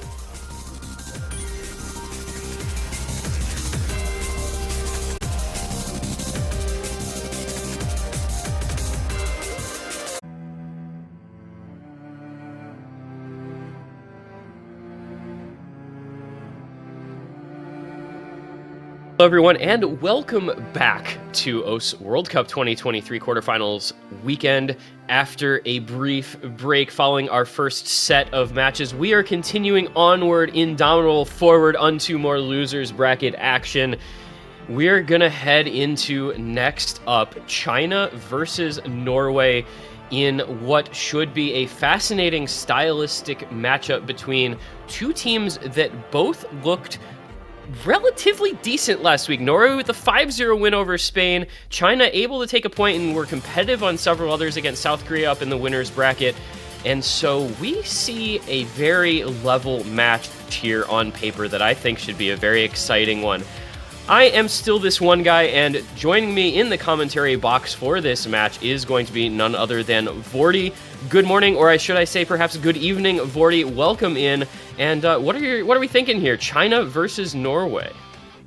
Yeah, this is an interesting one you mentioned. Norway winning their match against Spain 5-0. China losing to South Korea 1-5. But despite that, China looking so strong in their match. I think notably the big star player of China in that match was Crystal, topping the lobby in terms of match cost, despite having some of the most insane tourney players on the side of South Korea, with players like worst HR player and Karcher still getting the 8th overall performance in the week with some great backing performances from the Lolols. And meanwhile, Norway, despite winning their match 5-0, I think not having as strong as performances, having some really solid players that can match, notably the Lolols. But I don't know if Norway has a player that matches that Crystal performance. You never know, though. Could have been a one-off overperformance from Crystal. Also, notably on this much harder pool, a lot of things can change. I think notably Nineric will have the ability to highlight some of his mechanic strengths, especially on those tapping maps. On things like DT2, DT3, if those maps end up getting picked. But we're into the bans. I believe China banning the free mod 4, so banning the is that the alt map? It's like a Nomad 6, but it's in the free mod pool. It's a rhythm and aim control type of thing, low BPM. Yeah. Fair ban for China. And Norway, unsurprisingly, banning the Hard Rocks. I think China having a fantastic performance on the Hard Rock one last week. A really good Hard Rock roster, but South Korea just outshining them even on that skill set. I anticipate a hidden 2 ban from China as their second ban, but we'll have to see what Norway goes for here. I'm not really sure. Yeah, we were talking before the match, and it's an interesting stylistic matchup where you kind of anticipate Norway to do quite well on hidden, kind of reading maps as well as on speed picks. So you would think, maybe a ban in that skill set for China is upcoming. Norway deciding to ban the Nomad one, I'm not really sure I know the particular logic behind that. China's like solid on aim, but I wouldn't call that such a, polarizing skill set as to warrant banning. The Hard Rock one made a lot more sense to me than the Nomad one, so we'll see, maybe if China just looks really good on aim. And there is, of course, the very unsurprising hidden 2 ban coming out second from Team China. That is the low AR. It's a snap aim, high BPM, low AR reading pick, but you're against Team Norway. You don't want to leave that skill set up for players like GN and Yoxpai to go into, so you just get rid of it. And, China's going to take their chances on the speed maps in this pool against a Norway team led by Nineric, who's one of the premier speed players in the world. But as these pools get hard, it becomes harder and harder to put together a full 4-man roster. So maybe China thinking Norway might get a little skill capped outside of their top couple players on those skill sets and are willing to, take their chances with them. But it's going to be a T3 pick. So we are going to go into that speed first thing first. Yeah, interesting. We were talking about this. This pool is in a weird middle ground where it's hard enough that having those strong solo carry performances is going to matter. Nineric's ability to play extremely high levels of speed and tapping is going to be a massive boon to his team. But the maps aren't so hard that you can't just have you have to still have those backing players. So it's going to come down to the second, third, and fourth man of Norway to really back Ninarek up. We just saw, Indonesia get a 3-way FC on this. So there's still plenty of teams, even, outside of the top 8 that can put up some really, really good performances on this level of speed. But, China, I don't think they're really known as a speed team. That's not really their main strength, but it's still something they can play to some extent. So we'll have to see how they fare on Norway's first pick. The double time 3 speed. And, depending on how this goes, Norway has lots of options. None of the tapping was banned out, so if this goes well for Norway, it really opens up a path for them to get a lot of points on the board. Yeah, it's very much the same circumstance that we saw previously in the Indonesia versus Italy match, where Indonesia found that they had a massive advantage on tapping very early on, and they won 3 tapping maps by 1.5 million points each time. And that was, of course, the Nomad 3, DT2, and DT3 picks in this pool. And they were able to go into this DT3 and win it. So Norway looking to follow that same script here against Team China. I don't know that Norway is quite as standout of a speed roster as we saw Indonesia, but they are definitely more than capable of playing well on this skill set, and China definitely does not feel like a team that wants to play too much tapping, so we're going to have to see how this goes. It's going to be Penguinzy, Paper Candle, Ninarek, and Amae Koromo on Norway's own first pick. The Lol gang, 233, 234, 235, as well as Z, followed by a bunch of numbers for China. And it's a triple miss in the very intro there for China. It's followed up by just one from Penguinzy. But Norway with a 3FC to 1 lead very early on. We'll see if China can pick up the comfort level, or if this is going to be a skill set that Norway can really look to dive deep into. And it's funny, it's all the 3 Lolols missing, I think, from the same note, linked but in mind and spirit. We do see Paper Candle drop there. Also, I think notably it's a good pick because Crystal, despite being a pretty well-rounded player, not really a tapping player, or at least at this BPM, getting Crystal out, getting that player who popped off in the last week, I think is going to be a big strategy for Norway. But now, once again, all of their remaining players other than Ninarek have dropped. It's just Ninarek to hold the fort. But you still have Z followed by a bunch of numbers and Lolo 234 holding on to those solid combos, and they should be able to pull it back as time progresses. Yeah, the whole team construction for China is effectively, you pick the 3 Lols on your team, you put Crystal on your team, and then you fill in the skill sets that they're not as strong on. And Z numbers here in for speed map, in for the tapping, is one of those players who fills in those skill sets that Crystal isn't quite as comfortable with. And notably, Kurumi, Lol234, has been, I know, working a lot on his speed. I've seen him practicing a ton of speed in solo and in private, etc. That miss from Ninarek. Picking up. And that's a break from Ninarek, it's a break from Amae Koromo, it's a break from Penguinzy, and now you have the double FC, or near double FC at least for China.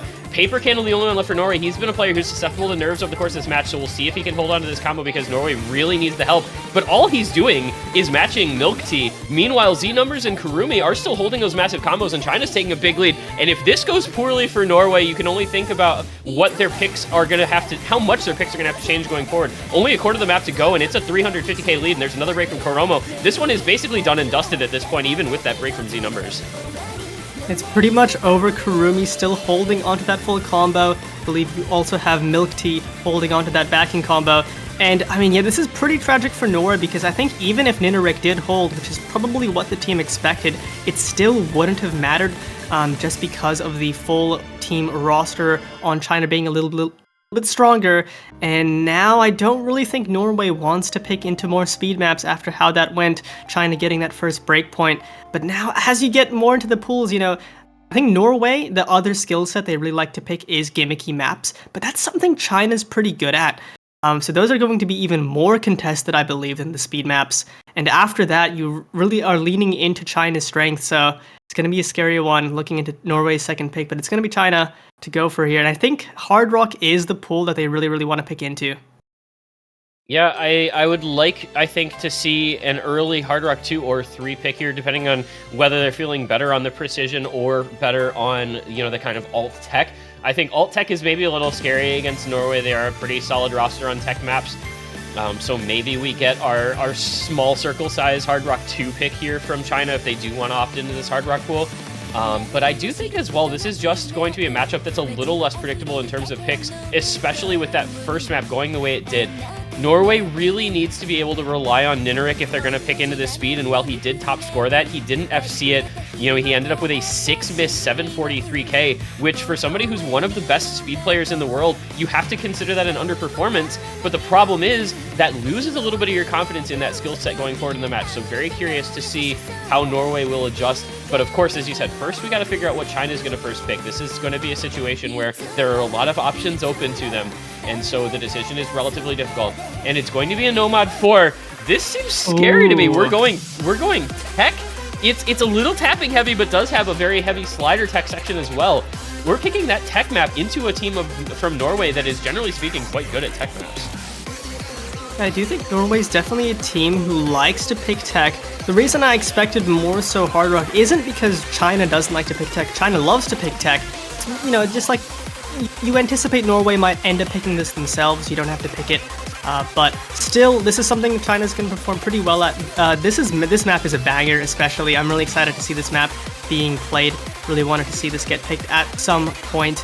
Mac, Roger, very, very challenging tech map. I mean, this really pushes the skill cap, the skill testing of a tech map. It's not just reading, it's not just control, it's past 7 stars for a tech map at the quarterfinals level. So by no means is this going to be something you expect to see many people FC in match, even if any, really. So I do think the Crystal and the Lolols will be pretty favored in this one.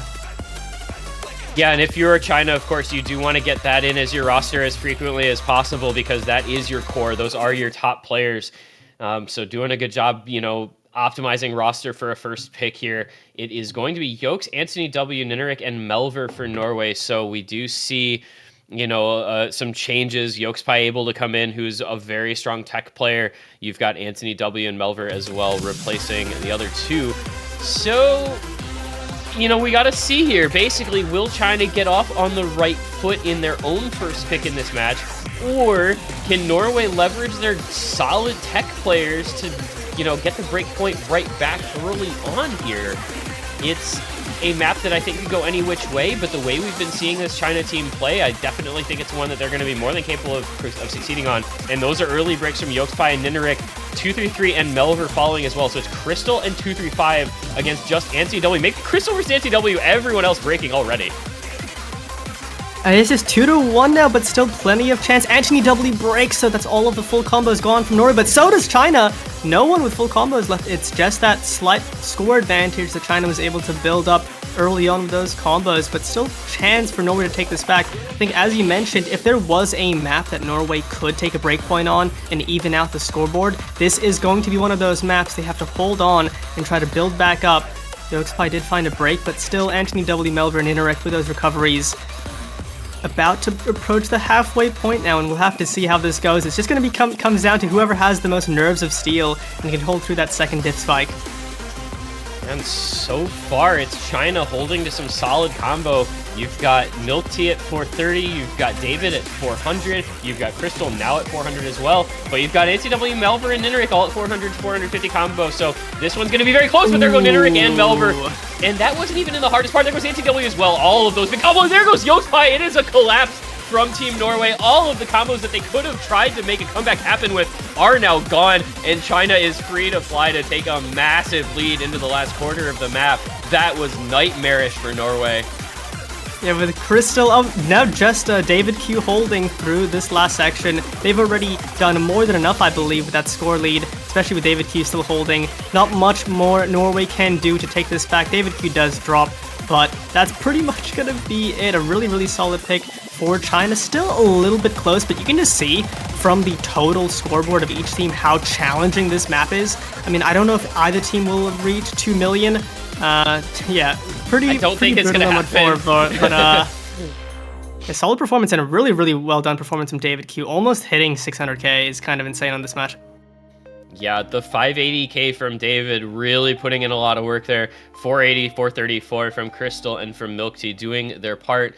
Kurumi down at 340k, but you know, it's fine. He contributed, and that's all that really mattered there. And you know, we thought that maybe this was one that Norway could keep competitive, but unfortunately, just all of their scores per spot, you know, demonstrably worse than their opposition. Their top score 170k down, their second score 100k down, etc., etc. And unfortunately, if you need to make a breakpoint happen, that is not a good sign when your opponent is able to win their own pick with a total score of only of 1.8 million, and they still won it by 400k. Not great if you're Norway, but that was, of course, the first pick for China. This match is by no means over just based on one consolidated breakpoint. There's a long way to go. But after first picking DT3 and losing it in, relatively straightforward fashion, Norway might have to think a little bit about what their next pick is going to be. And I think this might be where they try to opt into a little more reading. They might go with something like a Nomad 2, that reading aim control might be the way to go. But instead, they're going to go DT2. They're just going to go back to speed. Wow. Okay, yeah, so they're sticking to their guns. Maybe they consider the double time 3 an underperformance, which could have been the case. I think even with that backing roster, those players have the potential to play a lot better at these types of skill sets, but still, it's risky. But at the same time, what else do you go for? I think, as you said, Nomad 2 was an option, the AR 8.5 finger control gimmick reading map, but maybe they want to leave that for later. It is something China might be pretty well prepared on as well. But instead they go for double time 2, the Paranoia, very, very stamina heavy map. Different focus from the double time 3, which is more so speed, but still pretty much going to be the same players you expect are going to play both. And hopefully this goes better for them. Hopefully you see Ninarek manage to get the full combo and have a better backing performance. And you never know, sometimes teams are better at speed and worse at stamina and vice versa. So we'll have to see if China ends up performing a little bit worse on the stamina than they did on the speed. Yeah, I think with considering the rosters, I do feel that this one is maybe a little bit more advantage to Norway. Like you said, the stamina versus the speed. I think it's easier to kind of fake speed than it is to fake stamina. You saw Kurumi top scoring the DT3 with 900k, but he had 93 AC, which is something you can kind of pull off on a bursty, speedy map, but is a lot harder to pull off something like that on a stamina-based map, where once you run out of stamina, you're just gone. You can't really fake that unless you are like the overlord of double tapping. And so I do feel when you've got some of these players like Norway, and this one also, when the map requires even less aim, I think maybe that's a little bit more favored to the tapping mechanics heavy team. So maybe this one goes a little better for Norway. We see mid-C coming in here, so Kurumi will not be playing it. You've got 233, 235Z numbers. Paper Candle, Penguinzi, Amae, Koromo, and Ninarek. I believe that is the same 4-man roster as map number 1 for Norway. So they're liking that speed core. They're still feeling comfortable with picking these maps. We'll see if this one goes better so that they can get this on the board here and avoid going down early double break point. Yeah. I think I completely agree with what you said, though. It's a lot easier to mash through speed, especially because the bursts are a lot less spaced than maps like this. You can tap early, tap late, it doesn't really matter. But for types of maps like these, it's not really focused on flow aim, but the flow aim is still relatively spaced. If you don't have solid control over your tapping, you're going to end up note locking yourself out. So having really, really consistent and solid tapping is going to be important. We see Paper Candle drop a little bit in the early stages of the map, so does Amaya Koromo, but still, early days, you have Penguinzi and Ninarek holding, and the accuracies are looking okay, but at the same time, China, you have Milk Tea on really solid accuracy, and they're not really looking tapping gap right now, which is a little bit scary if you're Norway. Yeah, this is not a great look for the team that we expected to be possibly favored on some of these speed maps, as there go both Paper Candle and Amaya Koromo again. Paper Candle has unfortunately been a very high volatility player. He second top scored their last pick on the DT3, but he had a lot of trouble with some of these tapping maps in previous weeks. Fortunately, though, there's a triple miss for China. Oh my god. 235, 233, and Mitzi, despite holding onto those strong combos with good accuracy, all break right at the end of that Ki, and that is exactly what the doctor ordered for Norway, who still have the double FC going on Penguinzi and Ninarek. This score gap is going to go right back on over. And that now Paper Candle and Amai Koromo both building up some combos well. There goes the numbers. It is all falling apart now for China. And that's massive for Norway, as Penguinzi and Ninarek still hold the two premier stamina players on the side of Norway. Past the halfway point now, the score lead is going to start rocketing over to their favor as long as they can keep holding. China is building back the supporting combos up, though, so you want to hold onto those two FCs for quite a lot longer if you're Norway to really, really secure this point and get a point on the board. But they're looking so good, both above 99% accuracy, looking unfazed as they get in the last third of the map, and I think this hopefully should be Norway's first point. And I guess, we doubted the consecutive tapping pick after how the DT3 went, but this is looking really, really good for them now. I think stamina might be more in their field. Yeah, this was definitely something that... Oh, my Nineric. Well, we're going to pretend we didn't see that. Penguinsy's still holding on to the FC, and it's a 400k lead, so it's not like it's the end of the world. They would have to suffer a complete collapse in the ending for China to have any chance of bringing this back even slightly. But yeah, this ended up being quite a solid pick here for Norway. It's going to be very good scores on Penguinsy and Nineric. Again, you know, the backing score is not super great. And there goes Penguinsy as well towards the end here, but I think it's going to just be too little too late. It's unfortunate for China because they built up a lot of combo near the end on 2-3-5, 2-3-3, and even on mid-C, but they had just fallen so far behind through that middle third thanks to the efforts of Penguinsy and Nineric, and that's going to be Norway taking their first point, putting it on the board. So, you know, the remaining speed pick, there's only one left, but, you know, the Nomad 3 now maybe looks a little bit more attractive for Norway after pretty successfully, you know, picking into another speed map. And, you know, if you're China, okay, not the end of the world. We lost one pick of the other teams. It was not our favorite skill set. You know, they're going to feel okay about it. Norway's going to feel okay about it. But Norway, the ones on the back foot, still have to consolidate, or have to convert, excuse me, on a break point no matter what. But that was a start. They get the point on the board. They avoid the 3-0 double break point in pretty reasonable fashion. Speed players doing their thing. And a quick DT4 pick. So this is interesting. This is just like last match. The team the team that had speed picked into them is picking the DT4, which is, again, it's a lot about the finger control and the aim control, which is something that doesn't require as much raw tapping mechanics ability, and sometimes doesn't work out as well for the speed teams, as we saw happen with Italy versus Indonesia. I mean, you know, China definitely is not going to be at all tapping gated by this map. This is much more focused on control, aim control, and finger control. A lot of those cut patterns, cut doubles. That's really where a lot of people are going to end up getting caught out. And I think China, very, very good at control on maps like this. I was sort of expecting a Hard Rock 3, the Tech Hard Rock, and I think we will see that at some point, but it is pretty funny picking the DT4 right after you lose the double time too. Once again, back-to-back matches, but yeah, you know, despite how strange this pick might seem, it is quite a different skill set, even though it does have tapping in it. It's not really going to be tapping that favors tapping players, so we'll have to see how this goes, but, you know, Norway might have players who can play this. I think Nineric, notably, will be able to play a control DT4 like this, but we'll have to see. The rest of the roster, I'm not quite as sure about. Yeah, I think, I mean, well, they're in the, so we can't, you know, it's not predicting anywhere. I was going to say probably Nineric, Penguinsy, and then, you know, you're bringing in Anthony W and Melver, so we're going into, you know, kind of a little more of a control aim roster instead of a raw tapping roster, as we expect from this not being a raw tapping map. And again, China gonna run back the standard 4 core, the 3 Lawals and Crystal.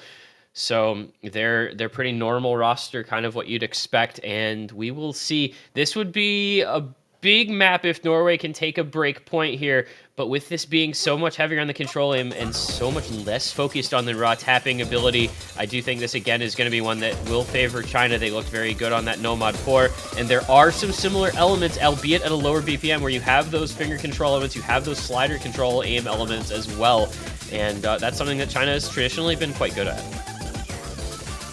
Yeah, you see a lot of these patterns in the early stages. It's mostly those cut doubles, those cut 1/4 that can really trip you up. But so far, nobody breaking in this early section. Norway holding on, a little bit worse act, but still chance. I think this is similar to the Nomad 4, where it really does seem like a realistic map. Norway can break point, and they really want to do it.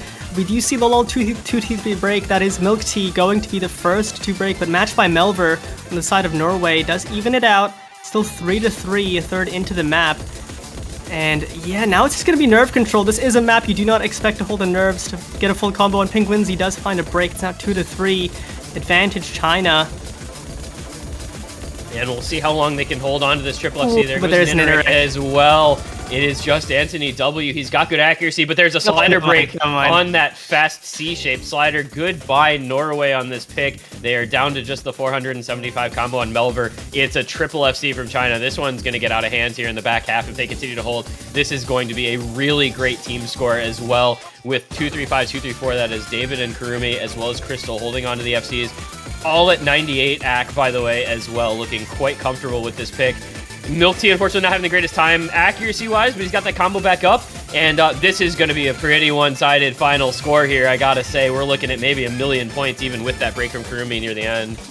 And I do think this is just what this type of map tests. It's not really diff spiky, it's just really brutally consistent, mentally and physically fatiguing. And the real test of a map like this is how long can you hold that combo, how long can you just not lose concentration and lose focus. And you just see China performing on that significantly better. Crystal and David Q both with the full combos, Milk Tea with a massive recovery. A really solid score from Kurumi. I mean, just insane performance from China, getting almost 4 million, and Norway just getting...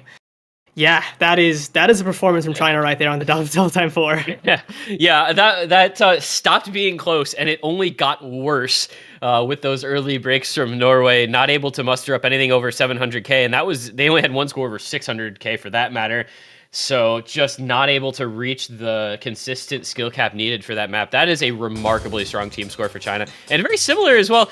Crystal and David on identical accuracy. 26-100 is 98.06% ac for both of them, separated by only 2,000 points. So very well done for China. They continue to hold on to that breakpoint advantage with a really good DT4 pick. And now we go back over to the side of Norway. I have to think that this is probably going to be a Nomad 3, as that is the remaining tapping heavy high BPM pick. If not, maybe they go Nomad 2 as we've been discussing, or maybe they try to stay in something that's DT. They have got the DT1 still available to them. There are a few different choices here. This could be, I think, my most likely expectation is Nomad 3 though. Yeah, I think Nomad 3, if they've double-picked tapping so far, I don't really see why they would turn away from it now. But they do go for the double time 1, so the entirety of the DT pool being picked out. This is going to be Warhite.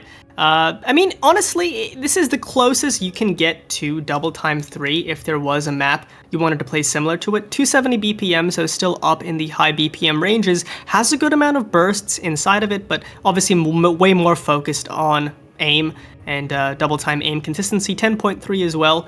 But yeah, I do think this is still a solid pick for Norway. Once again, I don't think it's something that China likes to play often. They don't really like to pick into high pro trading double time aim, but I think it's still something that they're going to be more than comfortable enough to put some solid scores on. So once again, a pretty scary pick for Norway. We'll have to see how this goes for them though.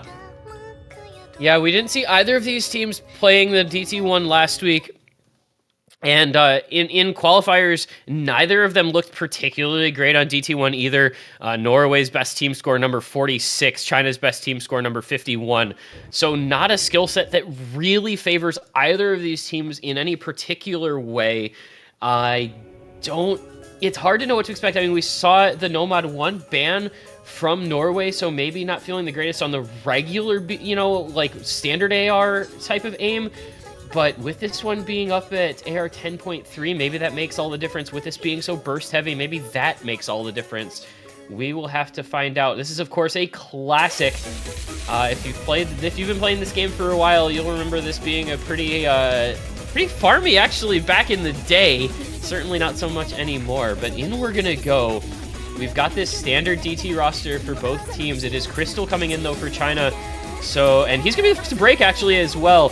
Not traditionally in for the speedy maps, but he is in for aim a lot of the time. There's a break as well from Penguinsy, so it's going to be a trade. And Koromo following up next. 3 FCs to 2 early on favors China right at the start of this one. Yeah, and it was the double time 3, the high BPM speed map that China did breakpoint on the first time for Norway, so it's not really the most solid skill set that Norway can pick into. Still 2 FCs, but now with Z numbers dropping, it's now 2-2. Looking pretty even in this start. I honestly expect Nineric and Paper Candle are going to be pretty comfy on this though, so I think those are 2 combos you can hopefully rely on. You really just want to see Penguinsy and Amai find those recoveries. Especially with Crystal finding that early break on the bursts on that high BPM tapping. That ends up being a crucial skill set in this map for Norway. Lol, 2-3-4 does break. That is Kurumi gone, and now that's only 1 FC left for China. Well, Norway has 2, and hopefully this is their time, this is their ability to get the second point on the board for them. Especially with Milk Tea dropping, it's now all full combos gone for the team of China. It's now looking really good for Norway as we get into the second half of the map. This is the duality of Paper Candle and Nineric. Neither of them were able to FC the DT3 to start the match off. and now both of them have been looking quite a bit. Oh my god, Paper Candle gets slow slidered after My Chroma and Nineric both had broken. Penguinzy is on a 600 combo, Crystal is matching. The upside here for Norway is that they have a 200k lead, and there's only about 400 additional backing, 500 additional backing combo for Kurumi and for Milk Tea. But man, that slow slider was devastating, with Paper Candle breaking right after Nineric had also broken. Penguinzy has to hold on because he's the only thing that's trying to hold off China here. But if China can keep holding in this last Ki, they can actually bring this back. It's only 160k. That is doable for them to try to make this happen if Crystal and Kurumi and Milk Tea all hold. All on Penguinzy, no, but Penguinzy breaks. Oh dear. And Crystal holds on, the master of clutch. And now that 100k score lead is starting to swing back around. I think there's just enough time for China holds. I might just find a break. The spinner! It's gonna go on the spinner! It's a spinner battle! It's spin to win. Who is going to take it? It's flickering back and forth. It is going to be China. It is going to be China by 5k on the spin to win. 4,300 points. If you look at the MP, it's 4,347 points on the spin to win at the last moment. It happened last week on the DT1. We had spin to win occasionally, and it's going to happen this week as well. We have spin to win on this DT1, and it is in this occasion going to go the way of China. That late break from Penguinzy, unfortunately, the straw that broke the camel's back, and China now double breakpoint 4-1 advantage. Absolutely tragic for Norway. I think if either Paper Candle, Nineric, or Penguinzy was able to hold on for just a moment longer, that would have been their second point on the board. But, funnily enough, it was, I think, completely dead even. I think it was like 300 score advantage to Norway when the spinners came out. So honestly, at that point, it's pretty much a spinner tiebreaker. And China just outspinning by 5k in total. So they won the spin to win fair and square. Now they're up 4-1 going into their next pick. They can feel pretty good about narrowly winning on spinner, but that's got to be a gut check for Norway. Yeah, Norway in the lead on that pick almost the entire way through. Seemed to have that one in the bag, and then of course the double break, the double reset from Nineric and Paper Candle, both finishing with only one miss, but that was all it took, and China just able to take advantage and win it on the spinner. About as close of a map as you could ever hope to see. And now you go to China with a 4-1 lead with their next pick to come. DT pool is completely gone. Plenty of other options available throughout the pool. We will see where they're gonna go. Yeah, I think definitely it's Hard Rock here. The real question is Hard Rock 2 or Hard Rock 3. They opt for the Hard Rock 2. I was sort of thinking the Hard Rock 3 just because, they liked the No Mod 4, it went well for them, and Hard Rock 3 is that tech-heavy Hard Rock, but they go for the Precision instead, and I do think that's also a fair call. I think Crystal, fantastic Precision player. I think Hard Rock is one of the, I want to say it's one of the least picked skill sets in OWC so far. Like, there's always Hard Rock maps open, I feel like, at the end of matches, and neither team really wants to go into it, just because AR-10 is so comfy that a lot of teams can play it, but I think at this stage in quarterfinals now, you really do get to a level where not many teams have the Hard Rock lineup to play, 7-star precision, aim consistency, but I do think this is something China really, really likes to play, and Norway, notably not really a Hard Rock team. I think they spec more into gimmick, into hidden, into tapping, but Hard Rock is sort of a skill set they haven't really leaned into. So this is probably going to be China's maybe most, I would say their most favored pick, but Double Time 4 went so well for them, I can't imagine it being more one-sided than that, so we'll have to see how this goes, but still super, super favored for China, I think. Yeah, especially when you consider that Norway did ban out a Hard Rock, like clearly not a skill set that they're going to be the most comfortable with. And this is, an interesting sort of Hard Rock too. It is a precision map that requires like 2011 feeling aim, right? Kind of geometric-y aim patterns. So what you'd expect from Neto, I suppose, in his mapping style. But yeah, definitely feels like a skill set that's going to be pretty favored to China. Obviously, skill set being favored one way or the other doesn't matter because we still have to play the map. We expected speed to be favored to Norway, and China still won a couple maps on tapping. So never over until it's over. But again, you've got Milk Tea, you've got Kurumi, you've got Crystal coming in. You have Z numbers in on a Hard Rock. I don't know that I necessarily would have expected that, but we'll see how it goes for them. Yeah, I expected to see, I think, David Q in instead. filling out the Crystal and the Lolol's. I think this is the first map that China has picked where they haven't rostered Crystal and the Lolol's, but Z98 maybe just feeling a little bit more comfortable. But yeah, I mean, this map is pretty much just Hard Rock CS 6.5 pure aim. I don't really think there's much in here in terms of gimmick or tapping.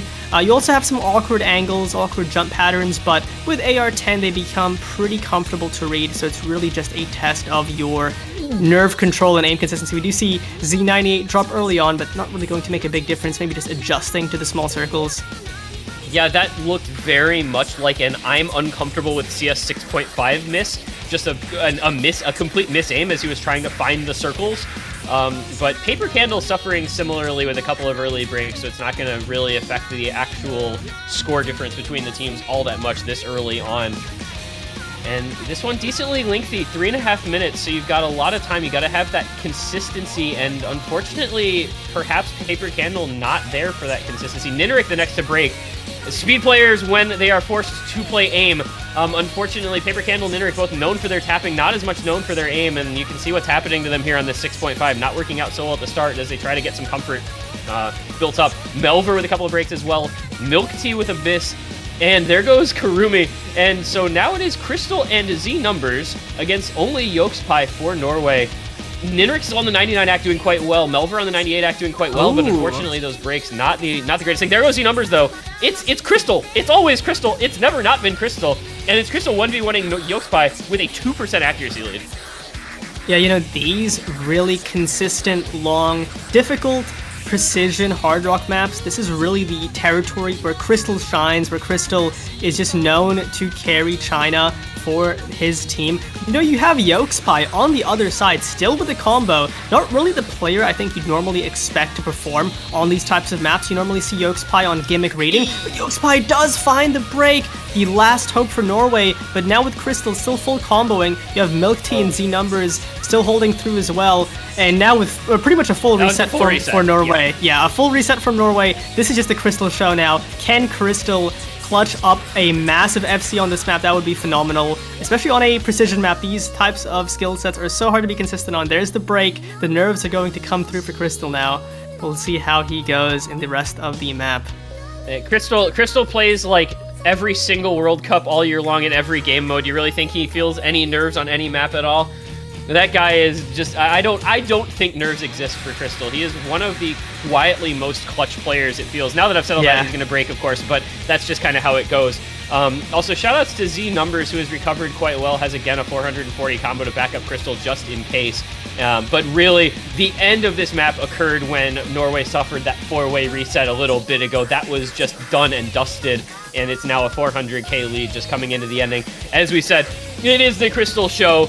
It is Crystal's world. We are just living in it. He continues to dominate these matches. On every pick he's in for, it feels like he's just the most important player, and he more often than not comes up with the goods when it counts. And we're going to come into the ending of this one. Crystal, the only FC, finally does break right at the end. I want to say that might have been a slider break. I'm not sure. I don't feel like I saw an X, but I could be wrong. So it might be an S rank still. But either way, job done. Damage done, map 1. China's going to take the 5-1 lead, and they are feeling very comfortable in this matchup here. Norway has been on the back foot pretty much the entire way through, and that continues to be the case, and it is going to be the S rank for Crystal, so, we can pretend it's just a low combo FC. Yeah, a low AC FC, just imagine instead of a 98, it was like a 95 and he full comboed, but would have been the same thing, so we'll count it as that. Nice full combo for Crystal. But yeah, now into Norway's, I believe, 4th pick. And, they've picked into Double Time 3, Double Time 2, and Double Time 1. I think if they still want to pick into the speedy lane, you obviously have Nomad 3, but they instead go for the Nomad 2, so this is a map we were talking about as well, leaning into the gimmicky option. This is the last, I believe, forced low AR map in the pool. It's AR 8.5, so this is going to lean into the gimmick reading team of Norway, something they haven't really busted out yet as they focused on mechanics. And I think this is the pick to go for. If you want to win this match, you have to take the long route. You have to, play the long game, and this is a skill set you want to tap into if you want to take this and turn things around. Yeah, I mean, I think this kind of felt like it it had to be the pick. They had the Nomad 3 available. Would have been the option if they wanted to go that, but I think you gotta at least pick one map that you're gonna be able to get the Yokespy GN reading squad in for. It does mean, of course, that Nineric goes out. Not quite the low AR control aim reading player, but when you've got GN and Yokespy on a map like this, I think you're gonna feel like you're in a pretty decent spot. I think, you know, if you're Norway, you needed here to pick a map that switch things up, that gives you a different type of roster, but that gives you a roster that's still gonna be comfortable with the map style. And who to be more comfortable with a reading map than GN and Yokespy? Meanwhile, Team China, you've got Milk Tea, you've got Kurumi, you've got Crystal. Will you have David as the fourth? Let's find out who that's going to be. I like this pick for Norway, though. I do think that no matter what, this is a pretty solid last-ditch effort here for them to try and bring this one back a little bit. Yeah, maybe they were keeping it in their back pocket as that last-ditch pick to start turning things around. And obviously, as you mentioned, the reading duo of GN Yokespy is one to be feared. It was honestly, I almost expected this map to get banned along with Hidden 2 and just removing all of the low pro trading from the pool, but leaving this open is going to give them the opportunity to showcase their skills. This is a very multifaceted skill set map though. You have elements of finger control, of reading, of ulting, of aim control. This is definitely going to be one where you're going to see breaks everywhere from at least a few players. A pretty short one as well, just under 2 minutes, but yeah, we'll hopefully see if we can get a big duo team score from Norway. Yeah, I think it's going to be necessary because for a lot of this map, it has felt, or a lot of this match, I should say, it has felt as though China has the better four-man roster a lot of the time. You know, when Norway was able to get that 1 point on the board, it was with Penguinzy and Nineric pulling out a 2 million combined score between the two of them. The other two players not doing great, but those were the scores that mattered. And meanwhile, the rest of the way, it's been a lot of times China just having a better four-man. And we'll see here if that's going to be able to continue. But it is a couple of early breaks. It is David and Kurumi both missing early on. Still the 4-way intact for Norway through the first quarter. There is a first break in Melver. Oh, okay, well, maybe this is interesting. It's a 2v2. It's a 1v1. It's a 1v0. It's a Yokespy angle. It's just a Yokespy angle. There it is. And that's why you pick this skill set. If you're Norway, it's for players like Yokespy, who can just read these absolutely brutal patterns, and he's still getting through it. And I'm pretty sure this single combo is going to make all the difference for Norway. The longer Yokespy can hold on to it, the better it's going to be for his team. He does find a break, though. I don't even know what that was on that stack. But now the recoveries from Team China, Crystal, Milk Tea, and I believe David Q are all holding onto those recoveries. They've now flipped the score lead. This is such a short map that any combo matters so much, and now they're going to look to take this away. I don't know if Norway has enough time to recover. Anthony W is still on that 300 combo, but we need to see some breaks from China if Norway has any chance, but I don't know if that's going to happen. No, it would have to have been a full reset. We're past the point of no return now. It would have had to have been a full reset. And this is what I'm talking about. China just has a four-man for so many of these picks in a way that Norway is able to match. You've got the three big combos coming into the ending there cleanly with 2-3-5 Crystal, 2-3-3, all putting up very respectable scores. And that's going to close it out just like that. As we said, a very quick map, a one where the score can swing quickly. Yokespy, sadly, just the slider break, the S rank. But that's all that it takes, and it's a 318k win for China. It is a 6-1 win for China, and it is China advancing onward through to the next round of losers bracket. They will await one of the lowest seeded remaining teams in the bracket in the winner of Ukraine versus Thailand for their next match. And man, I gotta say, China looked pretty darn good in this one. Really took it to Norway, winning on their own picks and getting break points very, very comfortably. Yeah, I mean, especially, I think there was still skill sets, still maps untapped that they also would have had the opportunity to play really well on, notably Hard Rock 3, but just a fantastic performance from Team China winning that match 6-1. You know, well job to the team. As you mentioned, they will be moving on to verse the winner of Ukraine and Thailand, but also condolences to Norway getting this far in the bracket. Hope to see them again next year in the OS World Cup. But that is not going to be it for matches today. I believe we have a full string of matches this Saturday night. I think we have the next one in 17 minutes, I believe. Yeah, it is just matches on matches on matches. We have coming up 16 UTC 17 minutes from now. It is that Ukraine versus Thailand match, so China doesn't have to wait too long to find out who they're going to be playing. And then, as you can see on screen, you've got Brazil, Singapore, you've got Romania, France, you've got Chile, Finland, all this afternoon. So still 4 more matches to come, and I think some very competitive ones as well at that. Yeah, stick around. Lots of OSU to be played tonight. But that'll be it from me. I was Bordy, and joined by me. Always a pleasure to be joined by this one guy. We will see you some other time. See you in 15 minutes, everybody. On the other side of this break, it'll be Ukraine, Thailand. See you then.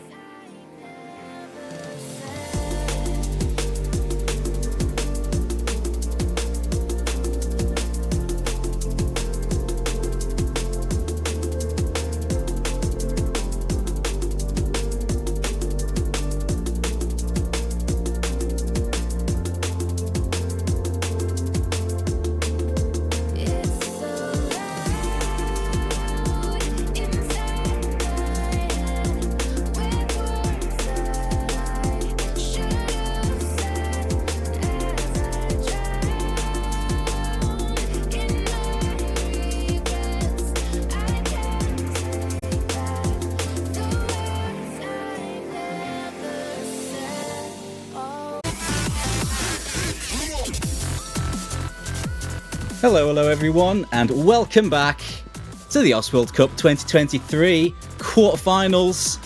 There's so many matches this weekend. This train has no breaks. Next one we have for you is going to be a losers bracket matchup between two very evenly matched teams.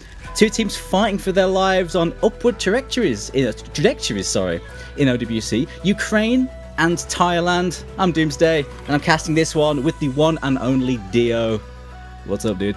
Good morning, Dooms. It's time for the losers bracket matchup of all time. These are the 2 lowest seeded teams remaining in the entire tournament, with Ukraine at seed 24 and Thailand at seed 30. And we were doing some digging before this match started. This is a pretty important match for both of these teams, right?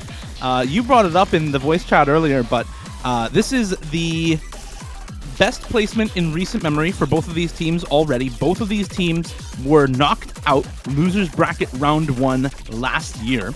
And before that, the last time that either of these teams placed above losers bracket round 1 was Thailand in 9th, 12th in 2015 and Ukraine in 9th, 12th in 2014.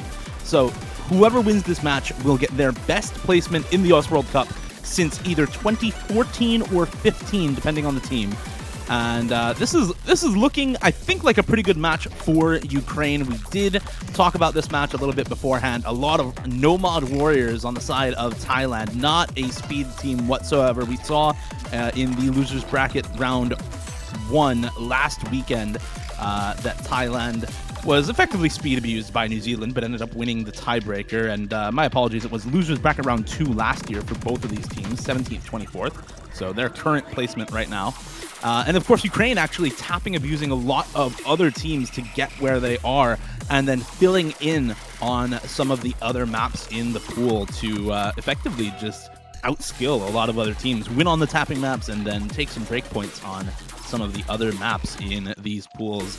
So looking very good for Ukraine in terms of the tapping, but Thailand with a lot of really strong players in some of the other slots as well, especially that aim control and nomad aim in general.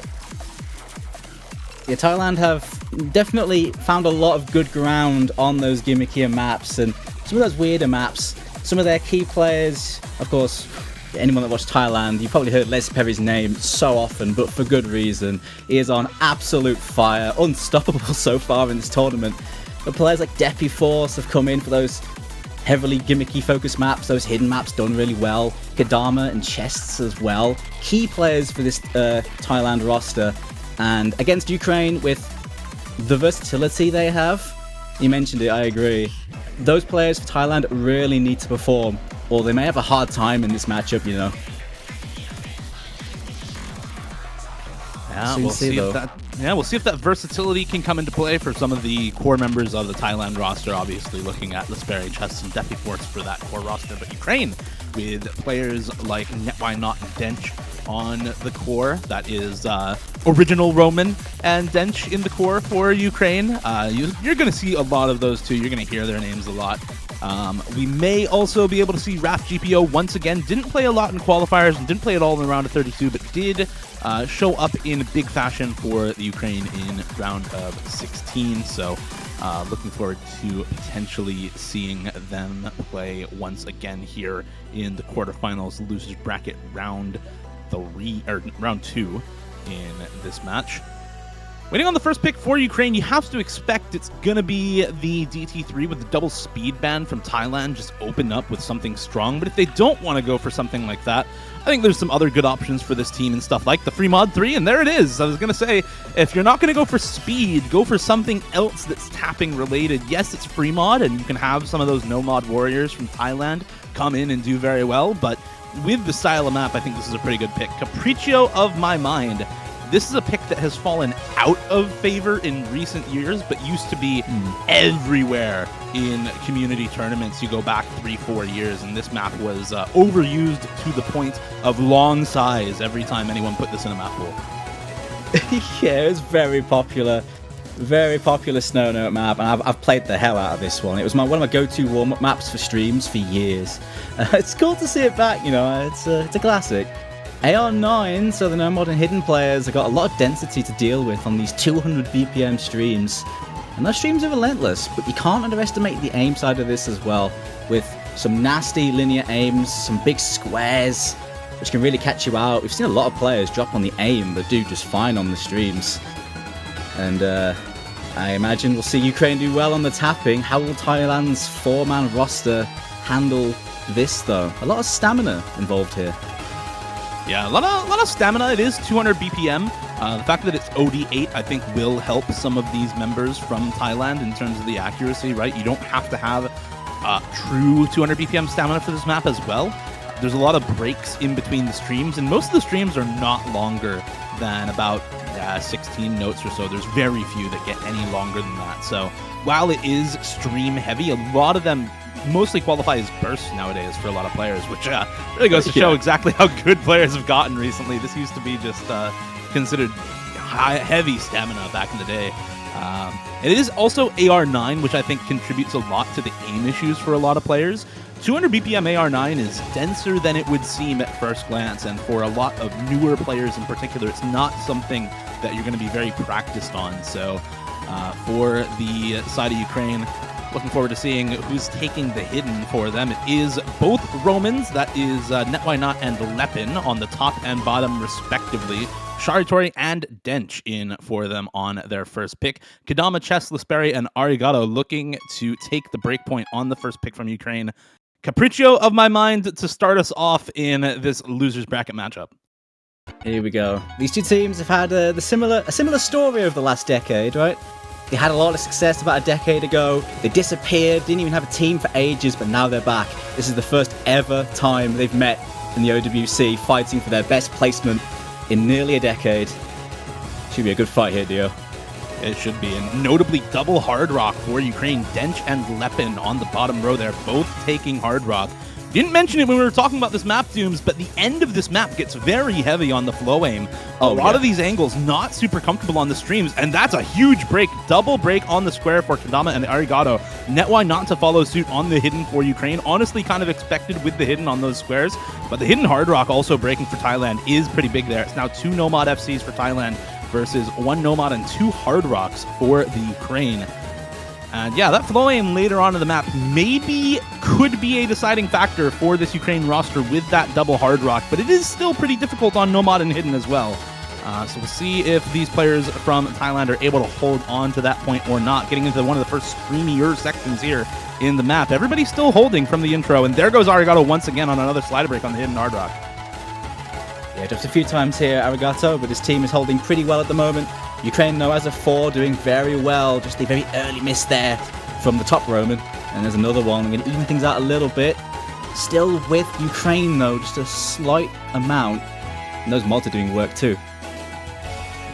Top Roman, aka Netwhy, not the only person to break so far for the Ukraine. It's the 2-way FC still intact for Thailand on Chess and Lisperi.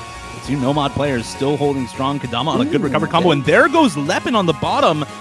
Second Roman with the Hard Rock will break that FC, and now it's combo advantage Thailand. Kadama making the difference at the moment for this Thai roster. Sharitori and Dench to try and hold on for the Ukraine. Arigato with frequent misses, though. This is definitely some fourth player syndrome for Thailand, so there has to be a lot of work done by the rest of the roster if they want to take this break point. Oh, and there goes Kadama. Ouch, the mod player for Thailand goes down. The no mod's got to hold the fort for Thailand. Advantage back with Ukraine. Slightly though, but that ending is coming up, Dio, to make all the difference here. Yeah, one of those FCs is on the Hard Rock for Dench. So that flowing is going to have to be on point. It's 2 no mod FCs for Thailand. Chests on the SS. It's Lesperi with very good AK as well on 99.4. And it's another break for Lepen, actually. Bottom Roman on the side of Ukraine. Roman with the 0. It's still combo advantage for the Ukraine with NetWhy Not topside Roman on the hidden, holding on to about 600 combo, but it's still on a knife's edge right now, only 170k, and with the ending coming up, so combo dense, streams everywhere in this part. Here we go. Let's see if it ends up making the difference. Here we go into the last section of the map. Kadama and Lesperi to trade, and that is so good for the Ukraine. Chess now the only full combo still intact. Impeccable accuracy for Chess on 99.9 accuracy. There goes Sharitori, but Chess will trade it with the slider break, and with no combo left on the Ukraine, that is a successful first pick for the Ukraine. Yeah, the hard part really catching out everyone on Thailand here. As soon as it kicked in, they just fell apart. Ukraine showing through those mechanics. Dench, as we know, one of the key players mechanically for Ukraine, doing the business here on the Hard Rock.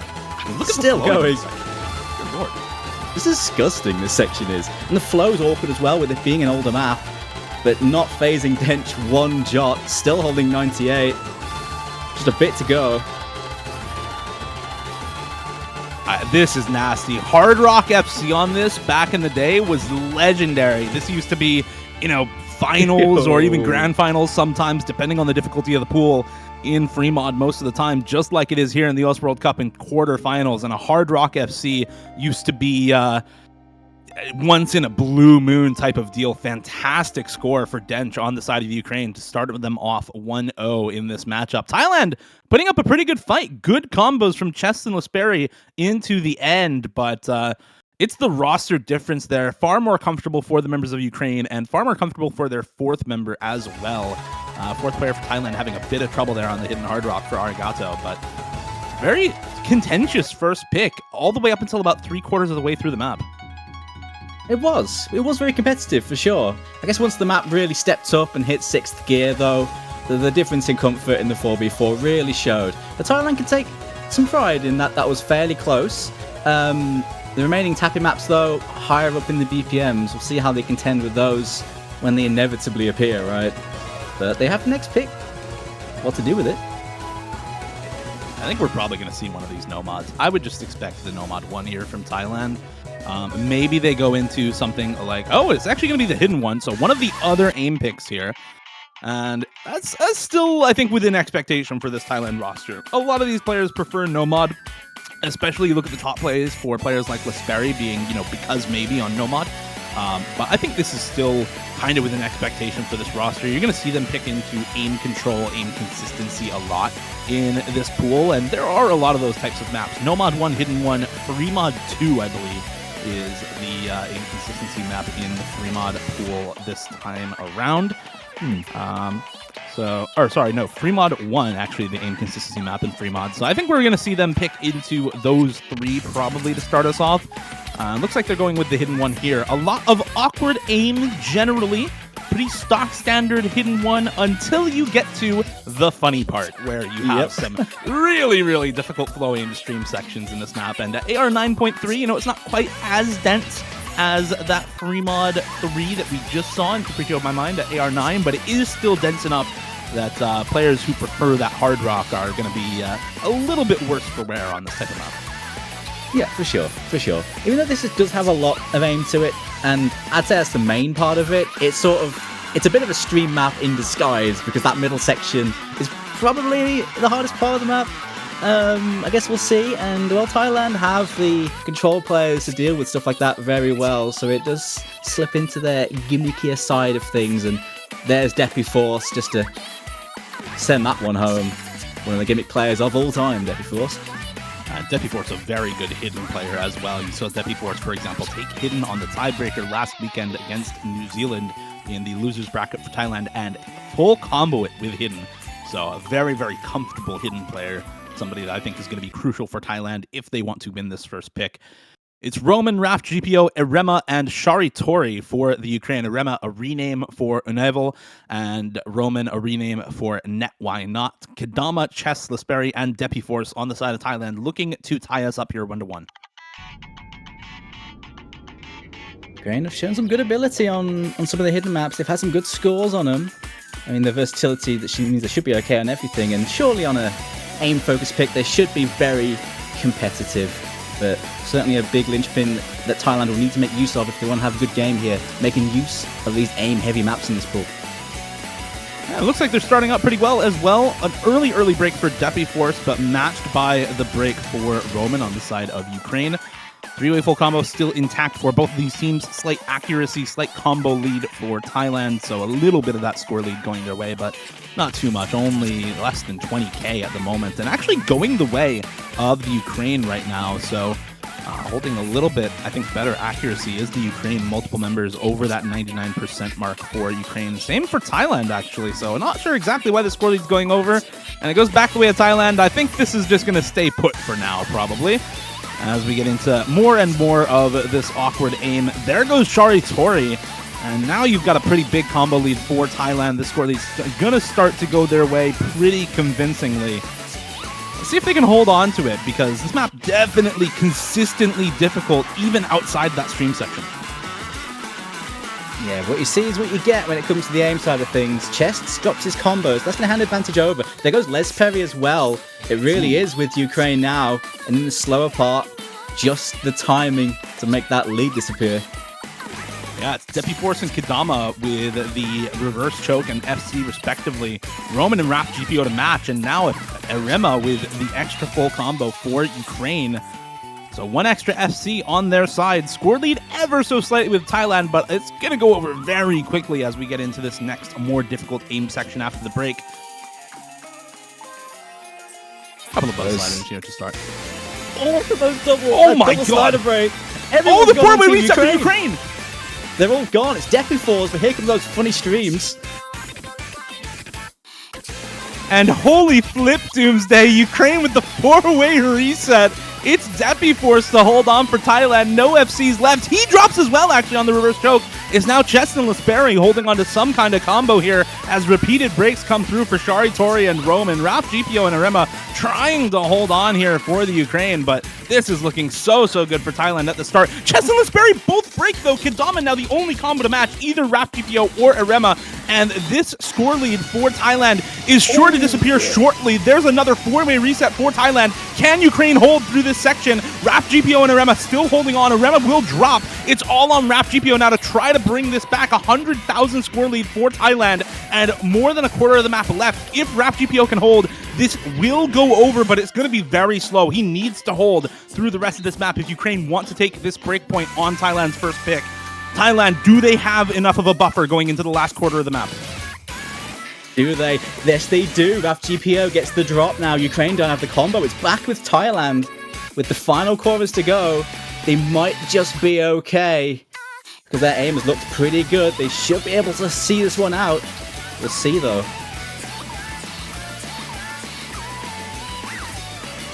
Let's see if they're able to hold Raf GPO with that miss. Now I think it's going to be enough for Thailand.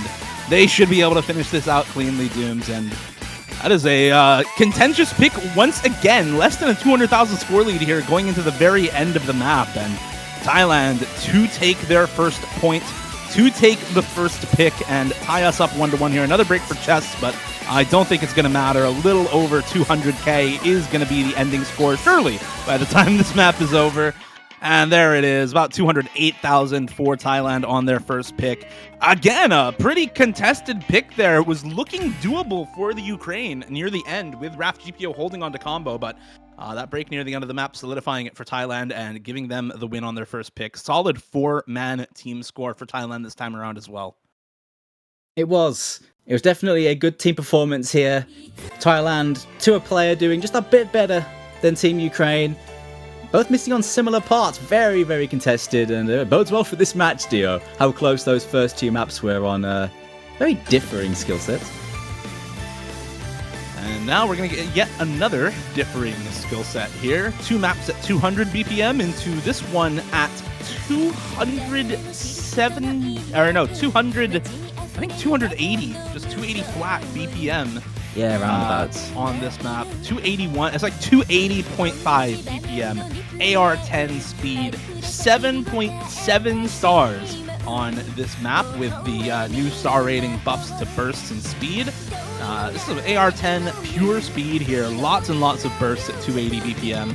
You can kind of fake the speed on this one if you mash through the bursts a little bit, which is why I think Thailand left this up over the GT2, where you really do need that higher BPM stamina at 225.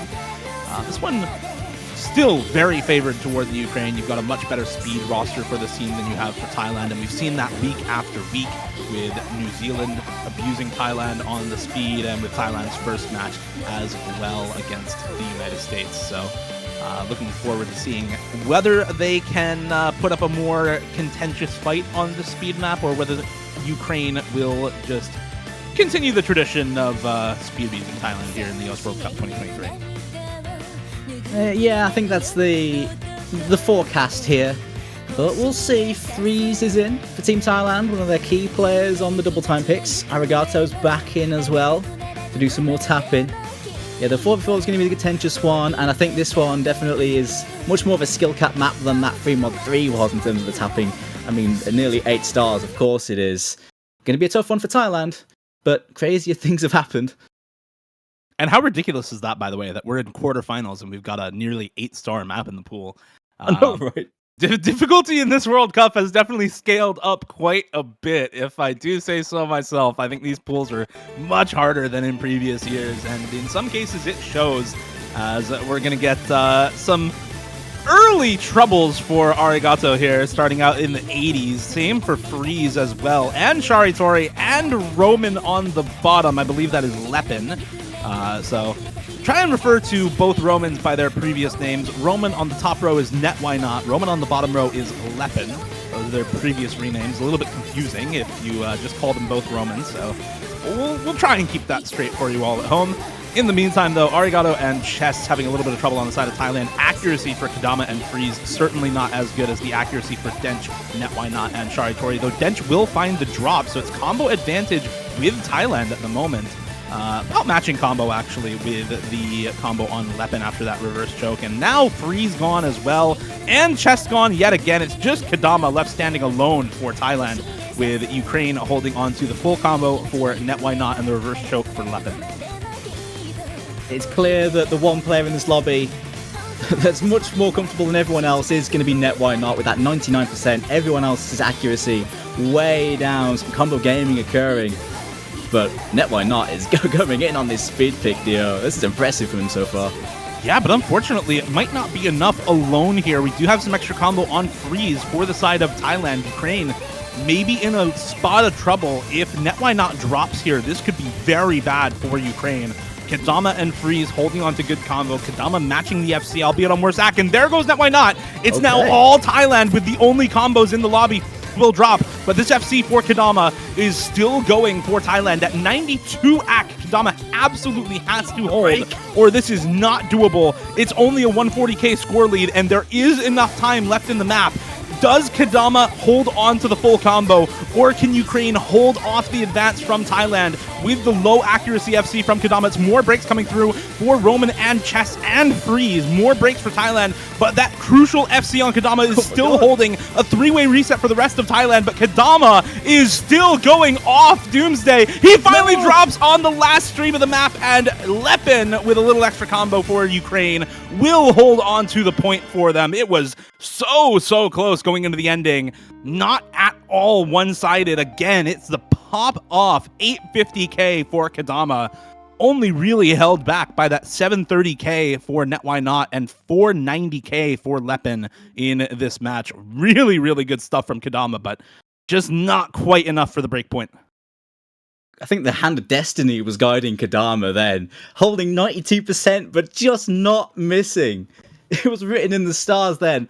But it's possible the Aka may have not been quite enough with the score lead. But yeah, Kadama going in on that one. It's not enough though, but what an effort there. To quote T1G in the tourney chat and internal, he tried so hard and got so far, but in the end, it just didn't really matter for Kadama. And now we're going to see some more hidden from Thailand. It's the Hidden 2 coming out. Street Journal by Buta Otome, mapped by Julius. This is another custom map in this round, and it is the AR8 hidden reading pick for Thailand. Ukraine definitely has avoided these sorts of maps so far in the World Cup, but notably, I don't know if this is super favored to Thailand. They do have the advantage on Hidden 2 if you look at the qualifier scores, so I think still a good pick for them. But Ukraine with honestly not bad scores on the Hiddens through the rest of the tournament. Better scores on the Hidden 2 in round of 32. Better score on the Hidden 1 in the round of 16. So I think you can still expect some kind of contest from Ukraine here. But Thailand definitely favored on the pick overall. I'd agree. Ukraine have very solid reading players, and this map is more on the side of like the aim side of low AR. A lot of that linear aim mechanic style, but there is plenty of reading in here as well. There's a lot of offbeat rhythms, doubles all the way through that you have to be awake for, because they're easily missable if you just try and swing your cursor and mash them. So there is that side as well. But yeah, Thailand's roster are going to be right at home with that, and the aim ain't going to be too much of an issue. It's going to be up to Ukraine to keep their consistency though on this style. They should be okay though. Let's see if they can keep that consistency here and take us to an advantage for one of these teams, or if Thailand is going to be able to keep us tied up at 2-2. Kadama, Chess, Lasperi, and Depiforce in for Thailand. Again, looking at Depiforce as the main hidden beating player for this Thailand roster. Net Why Not, Roman on top. Arema, formerly known as Unable, Magnata Gamer, and Shari Tori in for Ukraine. A couple of early misses for Magnata and Shari Tori to start things off. And a big advantage already building for Thailand with those early misses coming through. Accuracy as well, way in the favor of Thailand. Multiple members above that 97, 98 mark, and one above 99. And now no FCs left for Ukraine already, Dooms. It is looking very, very good for Thailand. 3 FCs to none. Only Lasperi having dropped so far on the side of Thailand. Ukraine having some struggles with this, actually. Quite a few misses across the board with a few of them. But there goes Thailand, all reset. 4-way reset for Thailand. Never mind. That's a lifeline for Ukraine, for sure. It is a bit of a life preserver for Ukraine, but I don't know if they're going to be able to make it back to the boat with just that alone. They still have quite a long way to go. 100,000 score lead doesn't seem like much, but the team scores are only around 500-600K.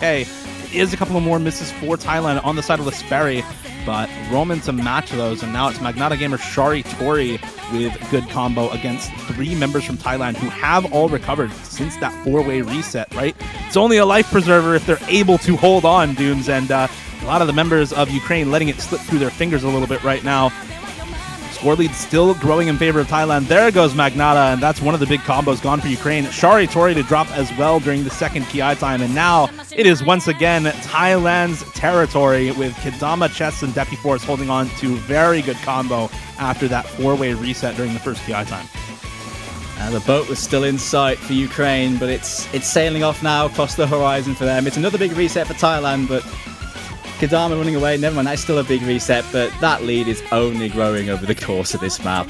The comfort really showing here for Team Thailand. Great pick. Yeah, even with that 4-way reset, it only really matters if there's combo on the other team, and Ukraine just don't have it right now. That is going to be the win for Thailand. A 350,000 score lead. Further misses in the end here for both teams, but Thailand just does not care about that at this point. They are way too far ahead for any of these misses on their side to matter, and there's even more misses for the side of Ukraine. So this is going to be 2-2. Very well picked from Thailand, as Shari Tori maybe maybe disconnecting right before the end. Not quite sure exactly what's going on there, but yeah, it's going to be the win by over 300,000 for Thailand at the end of the map. Very well played and a very good pick for Thailand to keep us tied up 2-2 in this match. Yep, these hidden maps looking real good for Thailand so far. I think they still have the last one, right? I'm not sure if that was a ban or not, but yep, they're making good use of the yellow mod. Good team score again from them. Some great accuracies. 97% on Kodama. It's actually very solid for this. And looking at the way that map went, very solid overall. Yeah, starting to think that Nomad 2 ban from Ukraine was very well placed. Dooms after that hidden 2 pick. Not going to be any more low approach rate in the pool for Thailand to abuse now. And I'm sure they would have gone with that Nomad 2 if it were still open. But next pick up for Ukraine, definitely going to be avoiding that last hidden map. Probably picking into yet another one of these tapping focused maps, maybe the DT1 or DT4. DT4 definitely more of a control focused pick, DT1 definitely more of an aim focused pick, but they are still high BPM, both of them. 210 for the DT4 and 270 for the DT1. If they're not going to go into those, I think we probably end up seeing maybe another one of these free mod picks, something like the free mod 2 or free mod 4. But it is going to be that DT1 instead. Warhite, oldest map in the pool.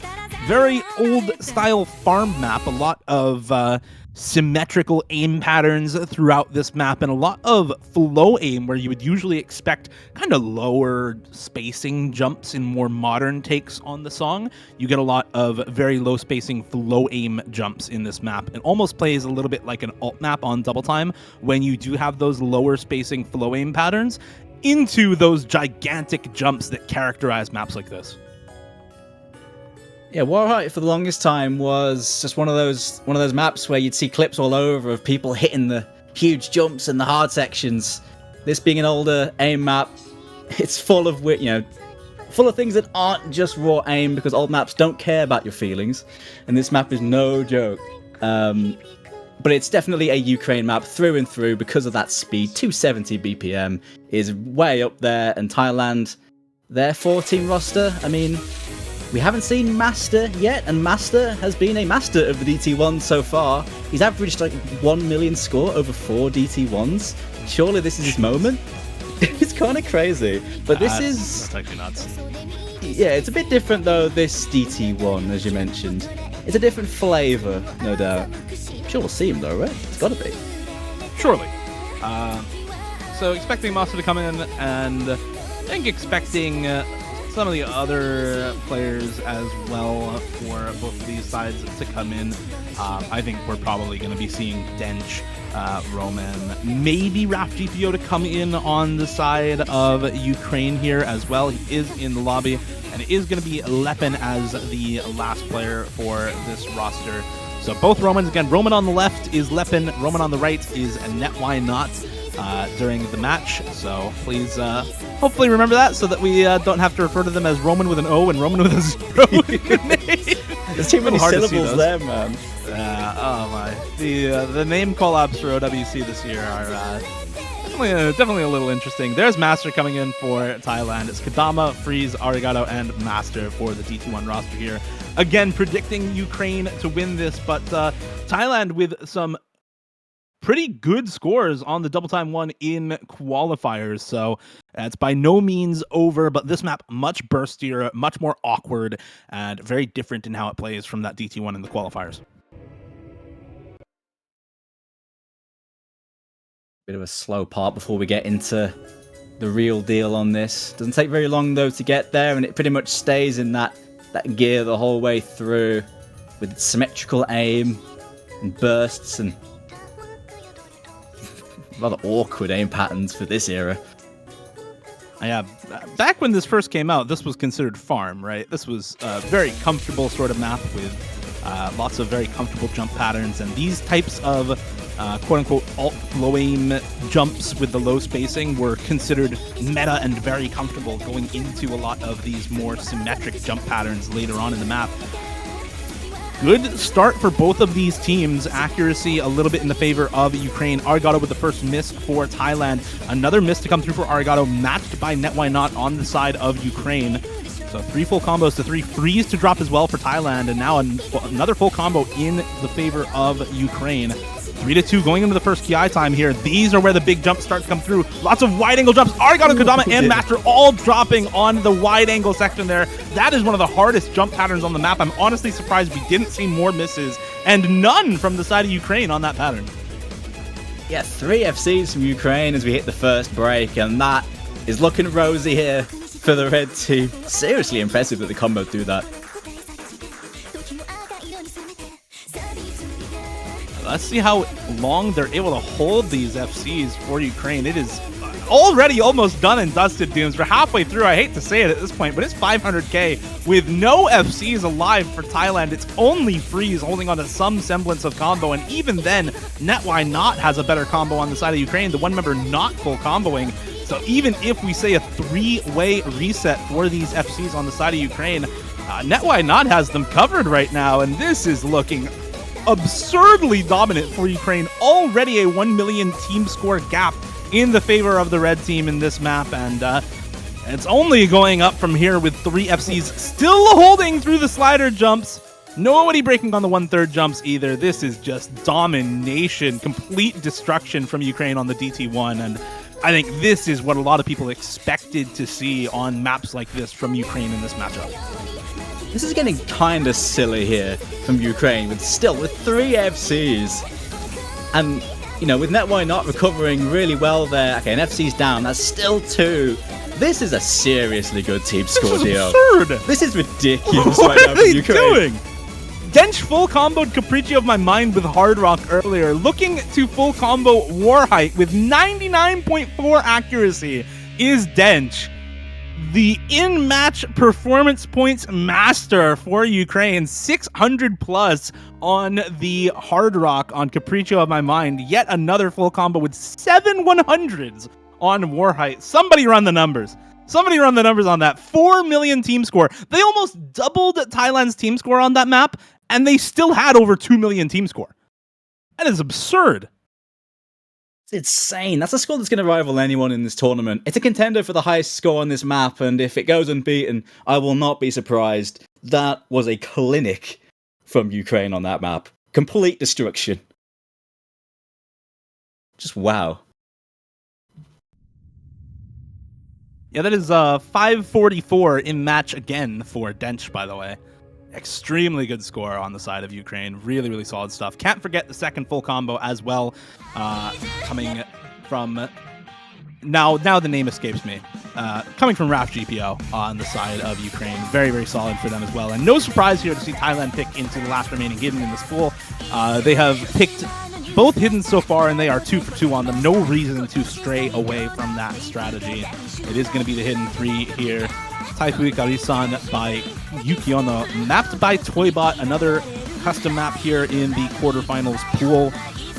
290 BPM alt converts to 145 BPM if you're more used to calling it that type of BPM instead. But 3 minutes of mostly flow aim alt patterns in this map really give the map its difficulty, and I think that kind of pattern is made all the more difficult by hidden. Yeah, all about that flow aim. Plenty of acute angles as well, though. Plenty of 1/3s. You have a little bit of finger control dotted around as well. Very consistent and very much a Thailand map, right? If it ain't broke, don't fix it. These hidden maps have been doing the business for Thailand and looking to make it 3 for 3. Deku Force back in, no surprises there. Team Thailand. And yet another hidden roster here for Ukraine as well. Sharitori, Roman, Irema, and Raf GPO in for Ukraine. Roman again, NetY Not. Roman with the O in the name, or is that the 0? I can't tell actually. I think that's the O. I think it's NetY Not. I think that's the O. Like, we actually can't tell, guys. Let me get my magnifying glass out. Hold up, one sec. Okay, it's the O. Confirmation from the ref. It is the O, so that is NetY Not. Erema, also known as Unevo in this match for Ukraine. That is another rename on their side. Let's see if they are able to pull out the breakpoint on this hidden 3, or if Thailand can keep this match competitive, can keep it close, and go 3 for 3 on the hidden picks in this pool.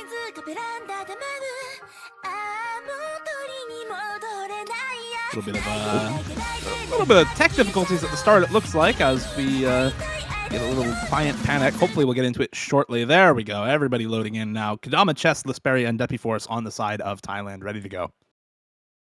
There you go then. Ukraine have had plenty of warm-up on these hidden picks now from Team Thailand, and they have the ability, they have some very key hidden players that should be able to do well on this, with it being a relatively comfy flow sort of map. Should suit some of those players well. But the control side of this will be where the battle may be won or lost against a team like Thailand, when those 1/3s come in and the more awkward parts of this.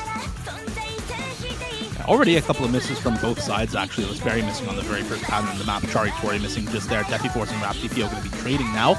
It is Roman and Arema for the side of Ukraine to hold on. Chess alone with the reverse choke from Lisperia still intact. He misses as well. Kadama missing right before that. So now it's just Chess versus the two-way full combo from Roman and Arema, excuse me. As we get now into the first TI time.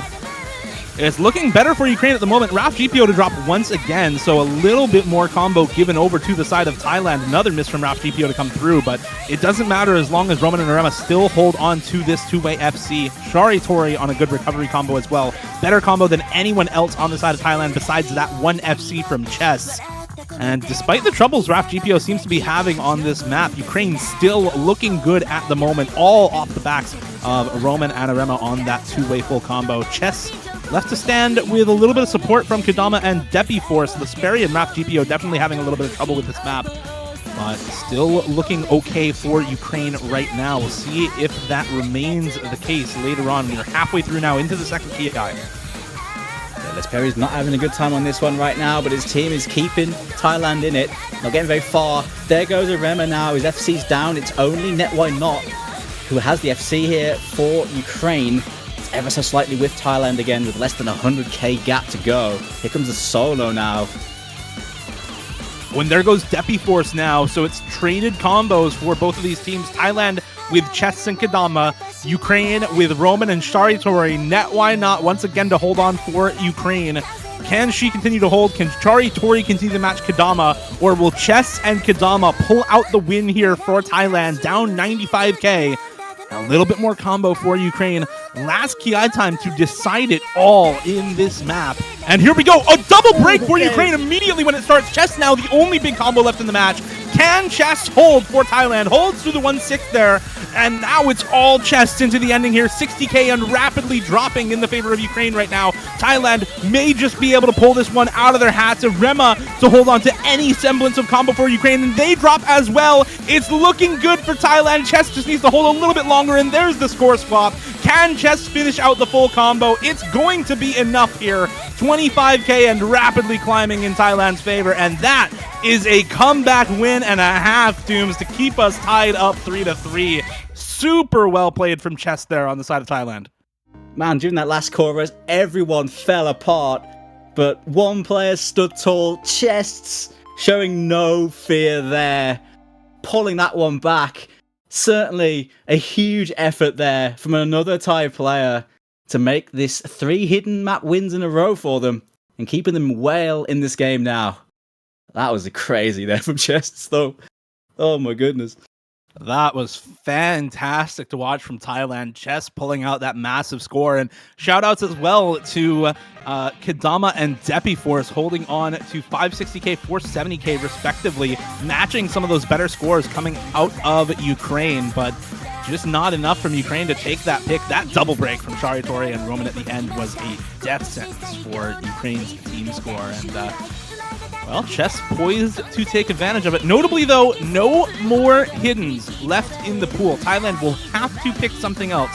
Whether that's one of the free mods, whether that's one of the no mods or hard rocks, we will see.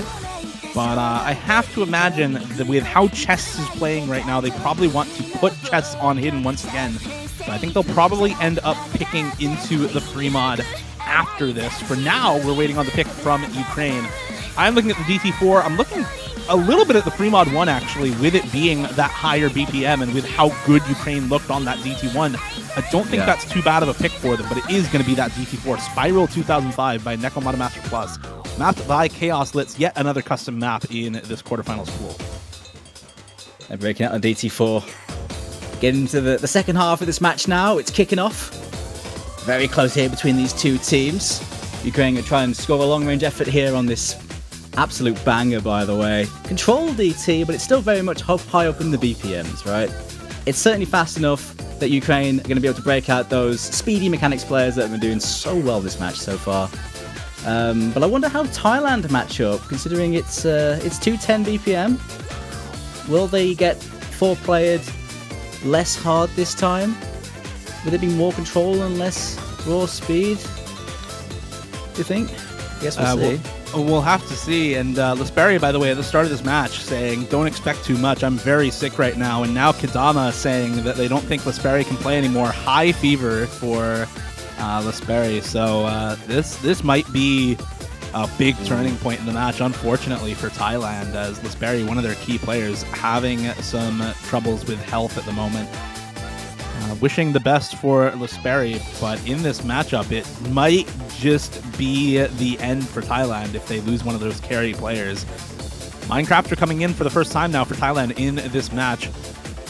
Lepin and Why Not, Roman and Roman on the top row there, left to right. Raf GPO, the third for Ukraine. You have to imagine Dench is coming back in for this map with how well Dench has been playing as well here. Gotta be, right? I feel like your Dench is pretty much in for everything unless it's something one of his teammates are really egging on to play. With it being, pretty fast here, surely it's a Dench angle. But it's, I wonder if maybe he's taking a look at the map. There he is. There we are. There's Dench. There's the roster. And that is a good roster for this, no doubt. See if Thailand can match them here, though. And you mentioned, Dooms, that this is very control-focused. DT4, have to agree there. It's not a speed map. Lots of flow aim and aim control on a lot of the bursts in this map. Lots of wide-angle jumps and tons of aim throughout this pick. So I think this is much more of a toss-up sort of pick than a lot of the other DT maps and speed maps in the pool. This doesn't really qualify as speed for a lot of players, and I think you're going to see that in this map, as we see already a couple of breaks coming through. Early break from Dench on the first pattern. Chess to miss as well on the side of Thailand. And Minecrafter as well to drop. First map for Minecrafter. Those first map nerves might just hit a little bit different when it is 3-3, second half of the match, and one of your carry players is now taking a leave of absence due to sickness. So you're going to have to hope for Minecrafter to recover the nerves through this map and put up a solid score for the side of Thailand. Meanwhile, for Ukraine, still looking very good at the moment. Roman, and Dench all still holding on to those combos. Minecrafter to miss once again. Arigato and Kadama to follow suit, and that is now no FCs left for Thailand. Only a third of the way into the map. It's just Chess to hold on. Raf GPO to match most of that combo, and the three-way FC still intact for Ukraine. Says, score lead to us, please. 300k already, Dooms. Yeah, and not just the combo, but the accuracy tells the story. Some of the accuracies on Thailand way down. Chess is holding 89% with that combo. Ain't gonna do enough against Ukraine when they're on this sort of form on the DT picks in this pool, man. Second half of the map, but that score lead is humongous. Yeah, I mean, we're questioning a little bit, with the finger control, but the aim control on this map, is it still going to be that kind of ridiculously Ukraine-favored pick that we saw in the double time one? The answer is, by and large, yes. Already well over a million team score gap in the favor of Ukraine. Lepin and Raf GPO to miss there. Roman on the top and Raf GPO on the bottom. But a four-way reset for Thailand, and two full combos still holding strong for Ukraine. Over double team score now. Dench to drop. It is still the FC for Why Not. Roman with the O on the top right for Ukraine, still holding strong. Is it actually going to be double team score by the end? It's going to be close, but with that FC still intact, I think it is going to be, at the end of it all, more than double team score for Ukraine over Thailand. Something you very rarely see in the OS World Cup, and a display of absolute dominance in this match on the double time pool. Yeah, Ukraine have completely outclassed Thailand on these DT picks. These speedier picks have been all Team Ukraine. Thailand have fished well on those hiddens, but Ukraine have found great use in the other side of things in this pool. As we're getting into the late stages of this matchup, though, a strat change has to be inevitable, because this one looks like it's going to be going the distance.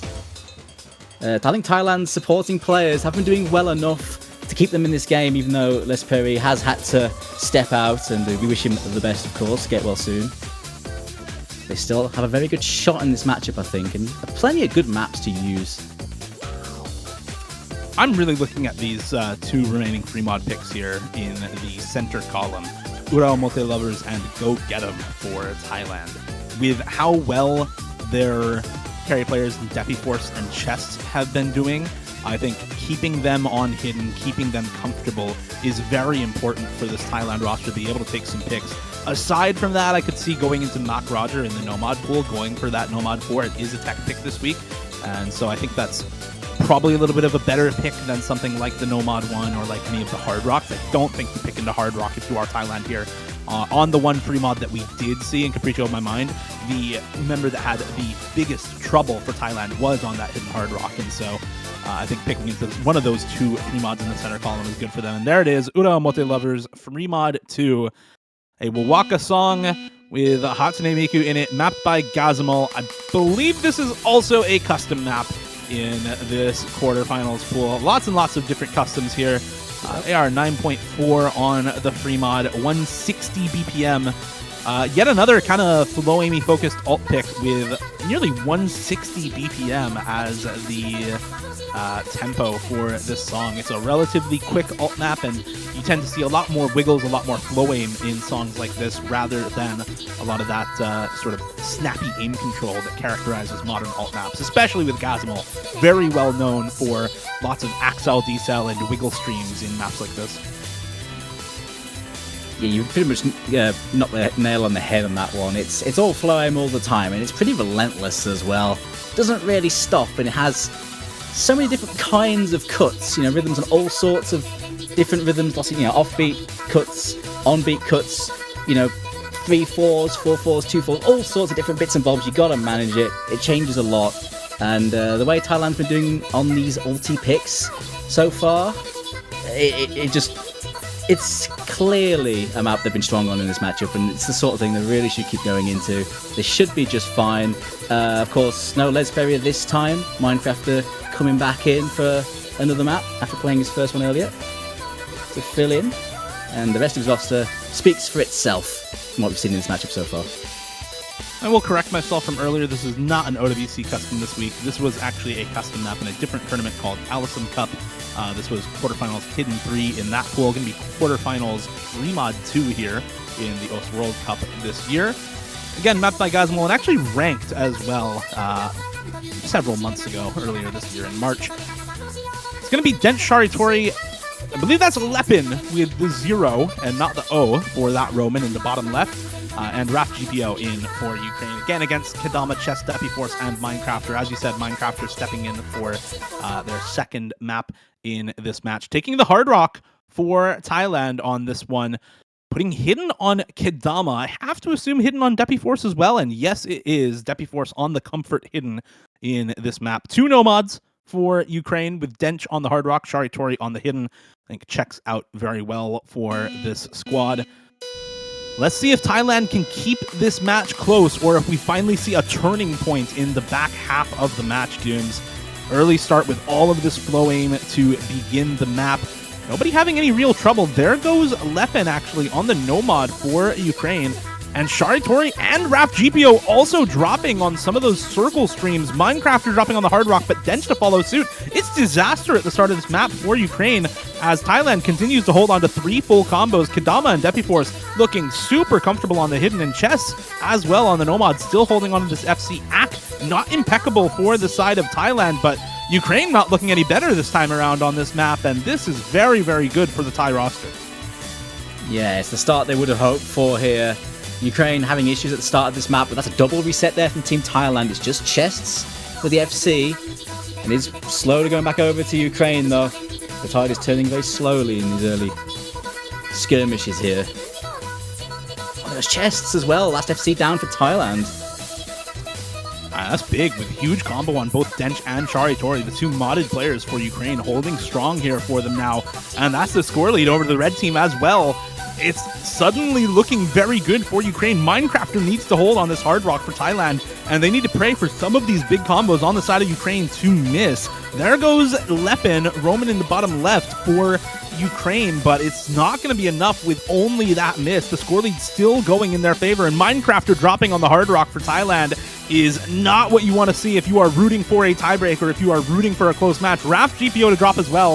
It's Sharitori and Dench with over 700 combo versus Kadama, Chess, and Depiforce. The three-man combo squad for Thailand might just be enough here with another miss to come through for Sharitori. It's only Dench now to hold on for Ukraine, but Depiforce will drop as well. It's Kadama and Chess versus Dench.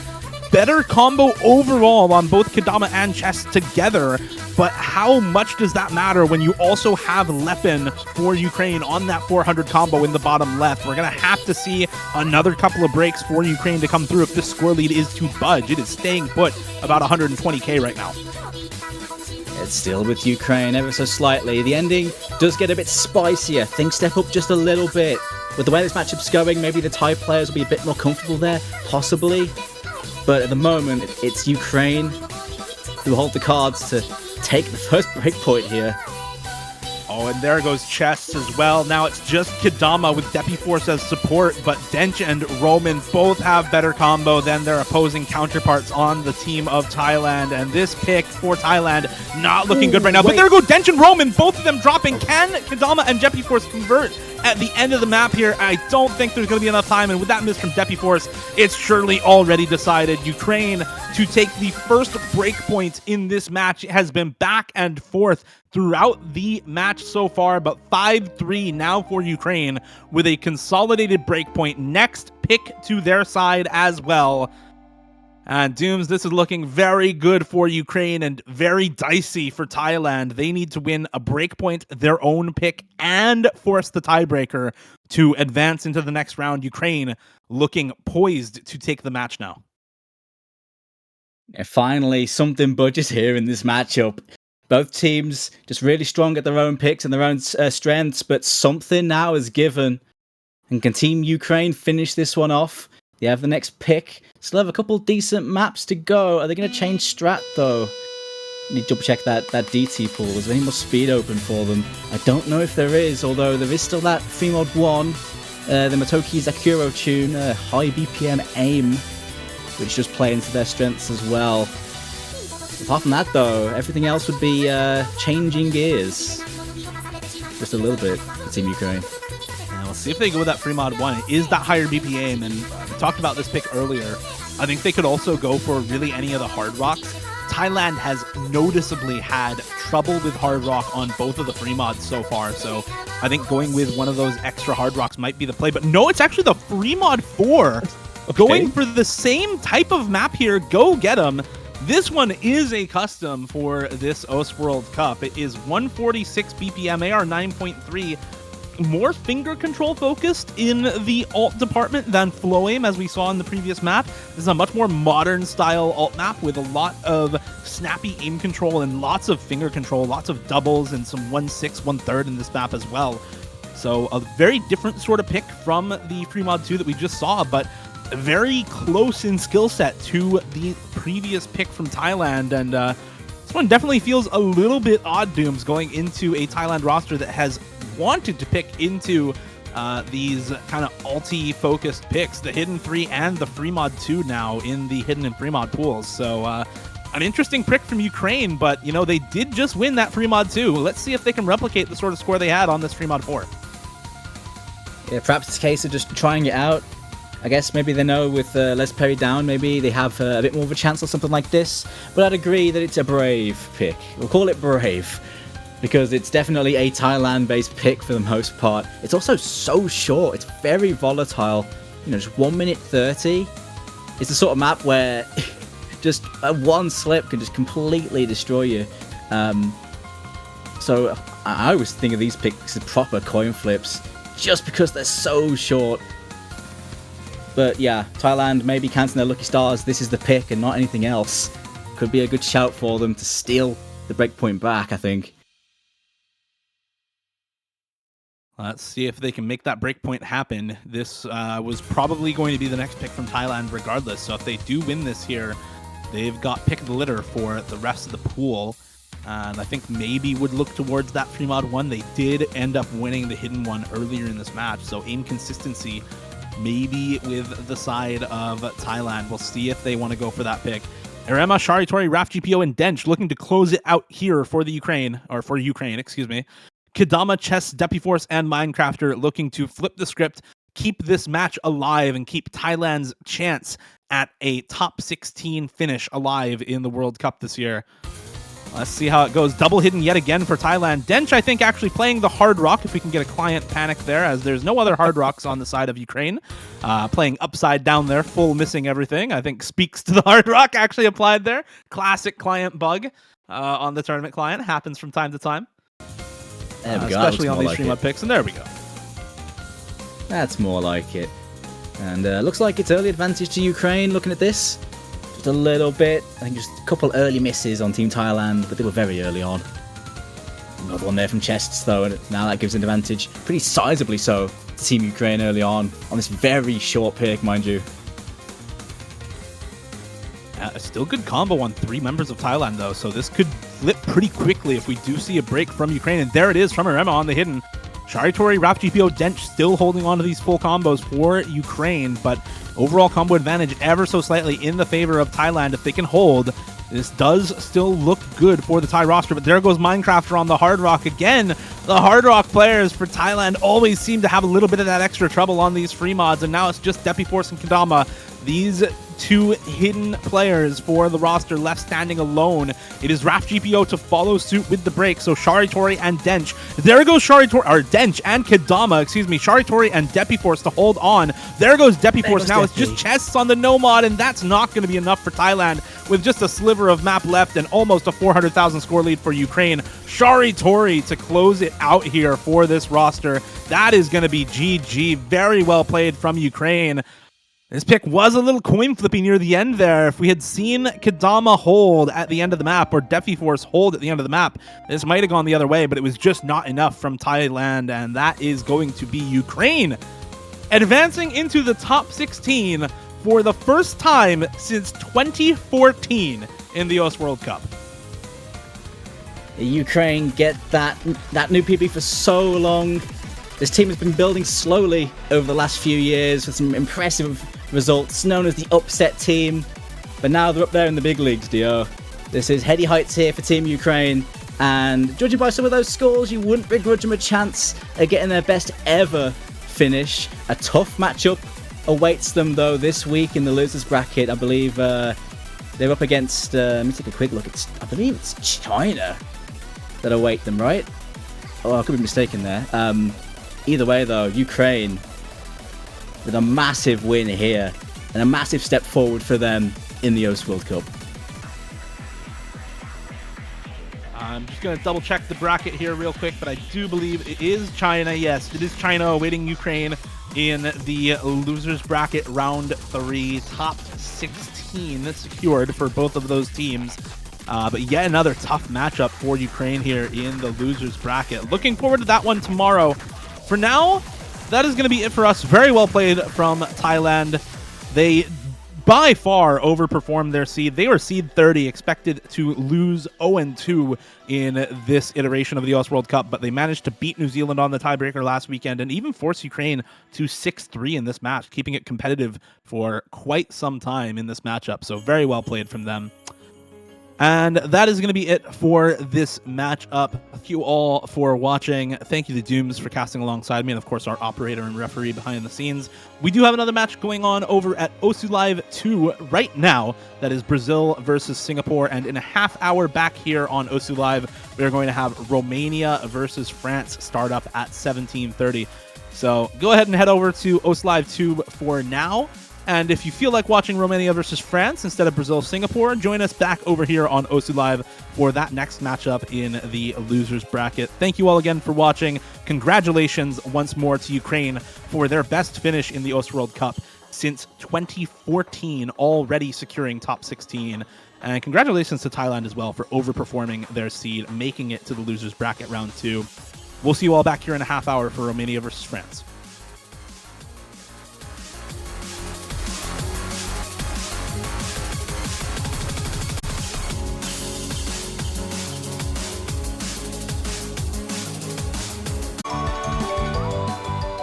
Hello, everyone, and welcome back to the OS World Cup 2023 quarterfinals. We are here with another losers bracket matchup on the main channel between Romania and France. Some different rosters for both of these teams as compared to previous years, and a different finish for one of these teams as compared to previous years. This is a matchup with a lot at stake for both of these teams. The worst finish that Romania has ever had was top 24 in 2020. And the worst finish in the World Cup that France has ever had was group stage in the last year that group stages were a thing in 2018. Since qualifiers have been around, France have always been at least top 16, with both of these teams having some of their best finishes last year in 2022. Top 12 for France and top 6 for Romania in 2022. So this is a match with a lot at stake for both of these teams, neither wanting a repeat of some of their worst placements in previous World Cups. Let's give it up for both of these teams, and let's welcome another new caster to the bench. I am Dale. I'm going to be joined on this match by the wonderful Chillier Pair. Hello. Good afternoon.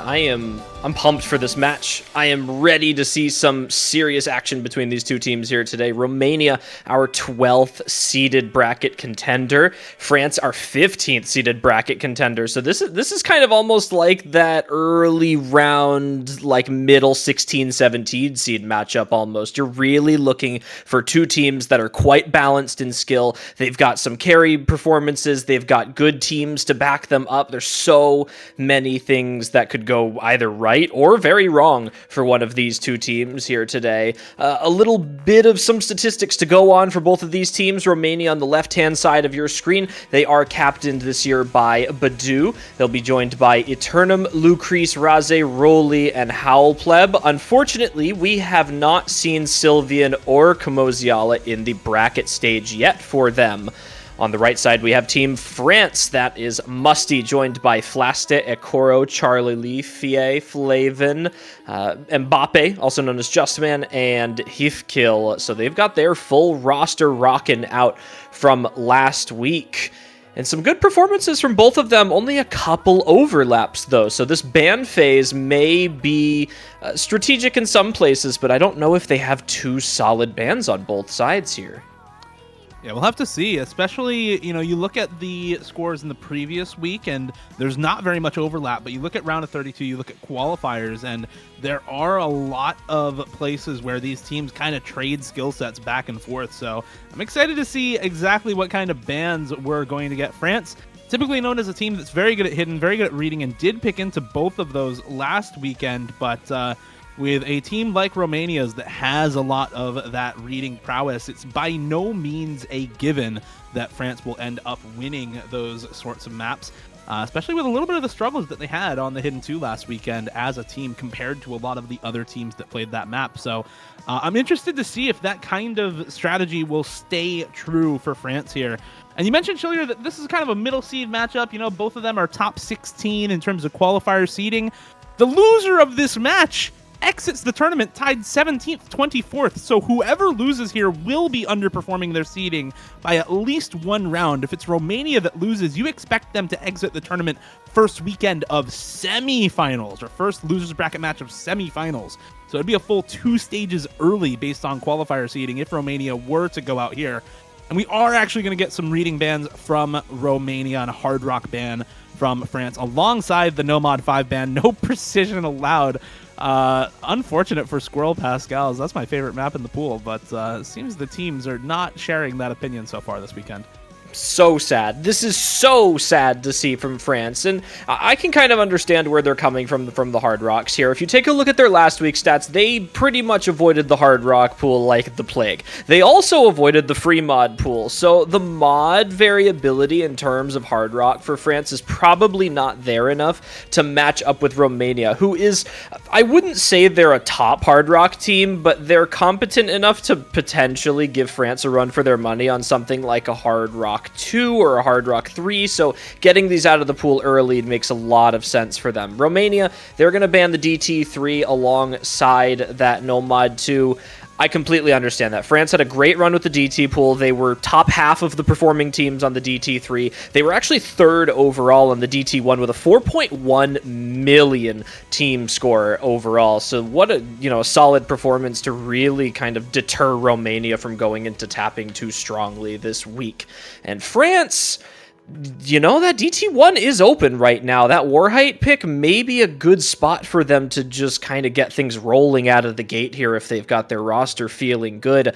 Big performances from Flaste last week. He played every single map for Team France. He was the 37th overall for best performing players in this matchup, actually the best overall performing player with almost a 600,000 score average in round of 16. So if he can maintain that skill cap, I think we're looking at some big things from him for France today. Of course, Romania, Raze, he's been their big star this year. He has really just been stellar across the board. He played, I think, 3 or 4 maps for them last week, averaged over 730,000 score. So that's going to be big for them too. Placed right next to each other. So maybe duking it out with those top 2 to start off. And DT2 going to be the first pick for France here. Notably, the whole hidden pool also left open for France, so if they do want to go into some of those hiddens, they've got pick of the litter.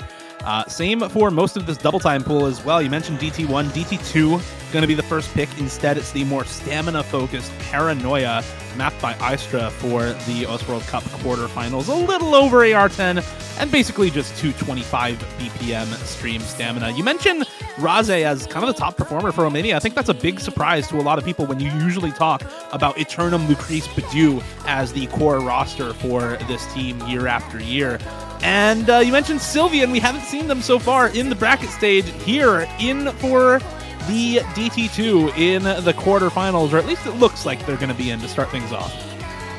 That's good. That's a good start for Romania. Having more of their roster available to them is great for them, especially when you have a player like Sylvian who really, you don't have much information about this player if you're on the side of France, right? You have to go and look externally. Do they have community tournament performances you can check back on? Do they have maybe a track record of playing similar styled maps in solo? So you really have to, maybe be careful if you now know that a player like Sylvian has become a viable pick for Romania to start throwing in here. Maybe this is their specialty. We mentioned Romania didn't go into a whole lot of the DTs last week. I mean, they played DT3, and that one, wasn't entirely a speed favored map. So, are we not going to see them? Am I throwing? No, I threw. I'm sorry, Sylvian. I'm sorry.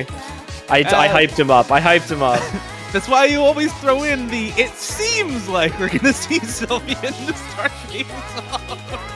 Commentator Curse is alive and well in the World Cup today. Put him back in, please, for me. We had the Shiba T1G curse on DT1 earlier today. Now we get that curse on Sylvian. Wait, there's the spot opened up spot, again. Please. There's an open spot. One more chance. Sylvian, I believe in you. It's actually Musty. That's Musty. Coming into turn trader for France. I believe in Sylvian. Come on. You can do it. One more spot. Come on. Well, surely we see. Nope. It's not. We're just switching slots around. All right. I'm okay with this.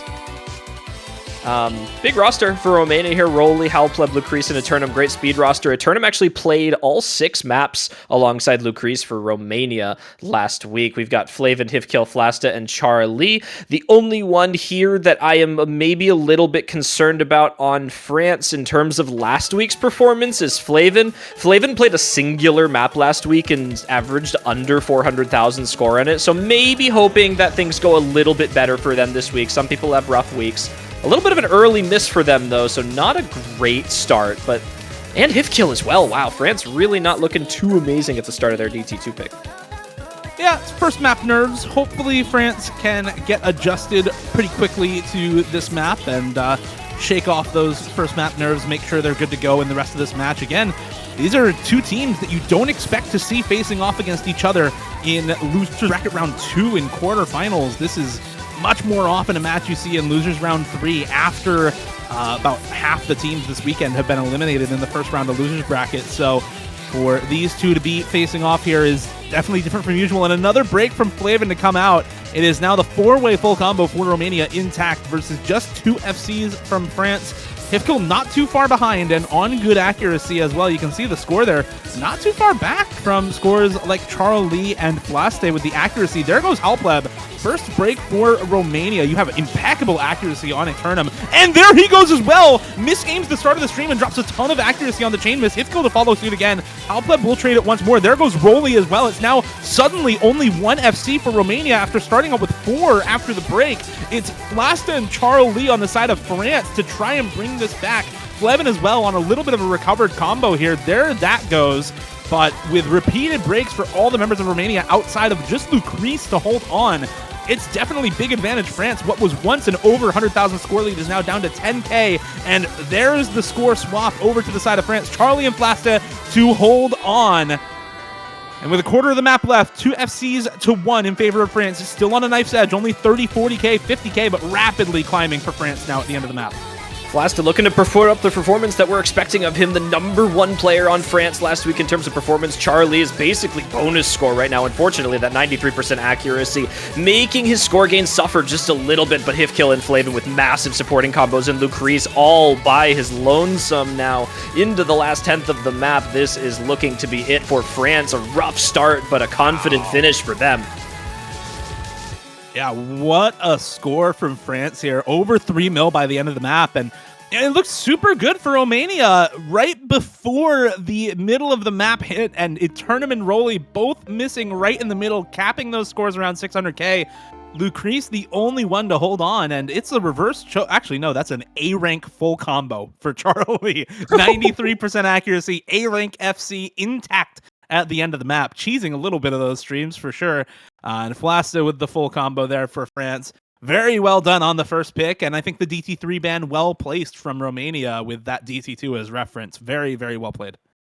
What a good start for France here. They really want to start and get out of the gate here with some of these differences between the teams here, especially with how close matched these players are on both sides here. On a quarterfinals pool, you want to be able to get these confident picks right out of the gate here. You have to make sure that you stand your ground. Now, on the side of Romania, their best map last week was actually in the free mod pool, and if you take a look at France's performances from last week, they avoided the free mod pool.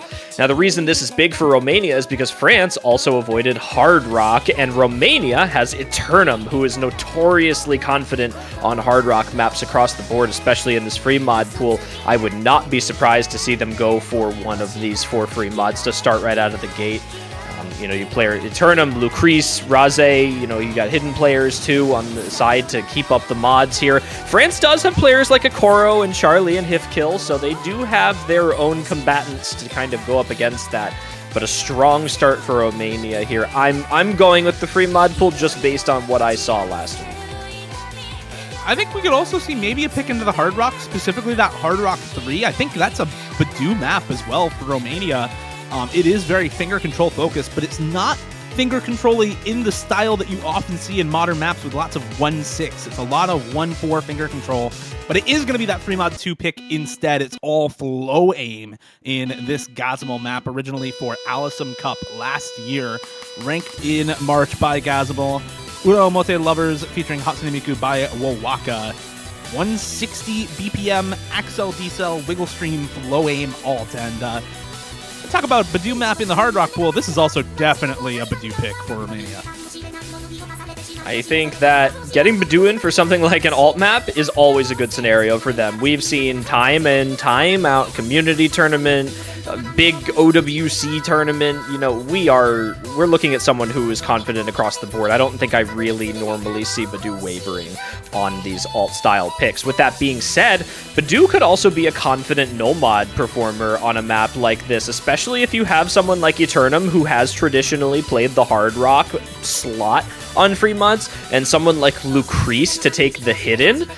You've got Badu now for basically what could be a guaranteed full combo on a quarterfinals flow aim map here, and that's maybe a scenario that you want to put yourself in if you're Romania. And France now has to combat this with a roster of players who maybe lack that confident Hard Rock that Eternum might be able to provide for Romania here. I definitely think they have the hidden player and the no-mod player.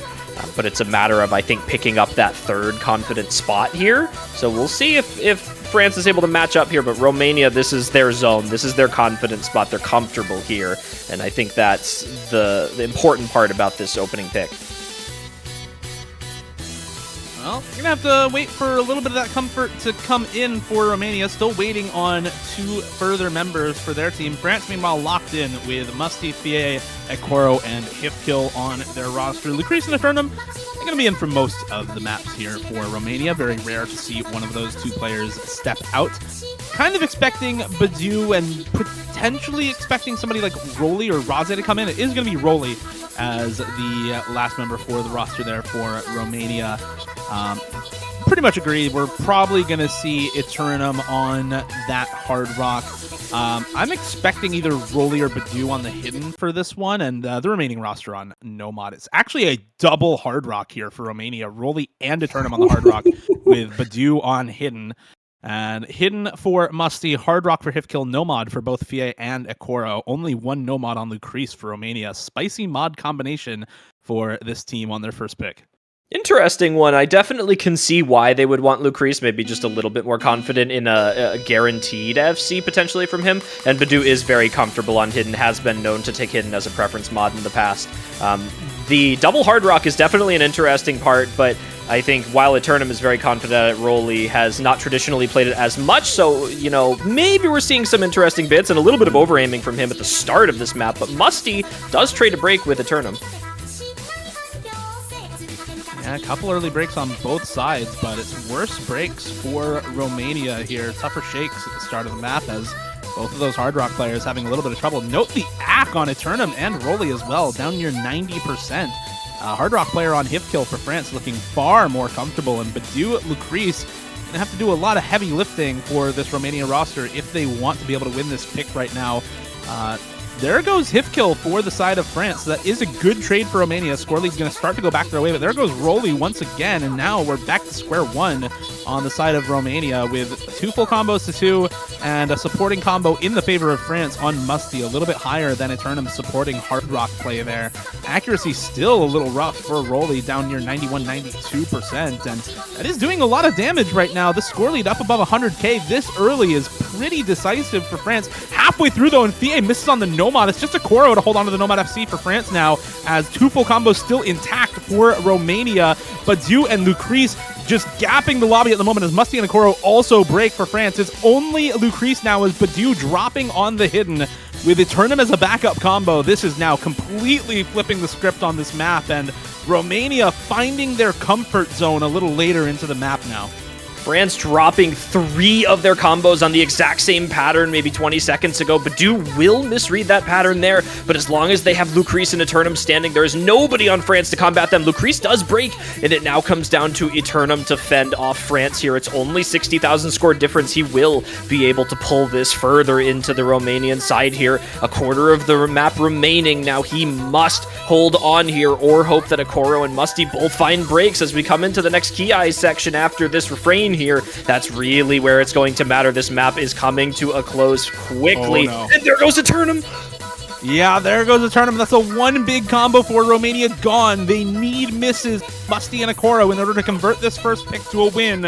It's Badu to hold on to a little bit of combo for Romania, but it's just not enough. Musty and Ekoro going off at the moment, and even some combo on Fie as well, with just a sliver of map left. Unless we see France collapse here, this is already a break point for France in this matchup. And all of them hitting that reverse stream there, the complete 180-degree change in the stream is so hard to hit, but it doesn't look like any of them are going to be shaken. There goes Musty and Ekoro, actually, but it's already almost 100,000 score lead, and Badu to drop as well on the side of Romania is going to seal it up. Clean win for France, an 80k score lead as Rolly's client stops playing the music at the very end of the map, but we do still get about a 75k score lead for France at the end of the map, and that is a first pick breakpoint 2-0 up in a match where I think a lot of people are predicting them to lose. 71% of people on Pick'ems predicting Romania in this match, and I think them looking the favorites going into this, but France proving some of the doubters wrong here with the early breakpoint. Quite a surprising turnout from the pick'ems here, given the seeds of these two teams and the performances from last week overall.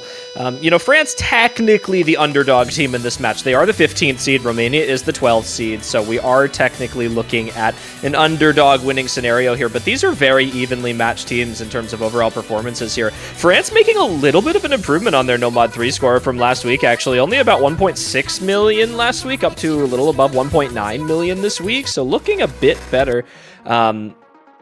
As I say that, they pick Nomad 3. But the alt style maps is what I was kind of getting at here, looking a little bit better across the board for that, especially on a free mod pick, which, I was thinking that Romania was heavily favored on. I mean, they had one of the best free mod 3 performances last week overall, maybe a little bit more rough on the free mod 1, but a couple slip-ups at the start here. It's not the end of the world for Romania, given that we're best of 11 in this week, but it definitely is not the strongest start that they could have, especially if France is able to capitalize on the fact that they just won an alt map, now going into some kind of breakcore-y, kind of like funky, weird tapping.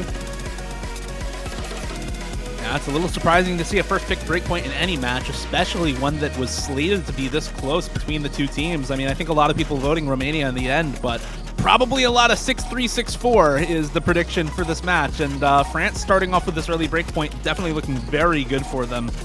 As you said earlier, and as we've seen already in this match, France, the team favored on speed, so this pick into one of the OS originals this round, song by Sidosis is Wandered, mapped by Alden for the OS World Cup 2023.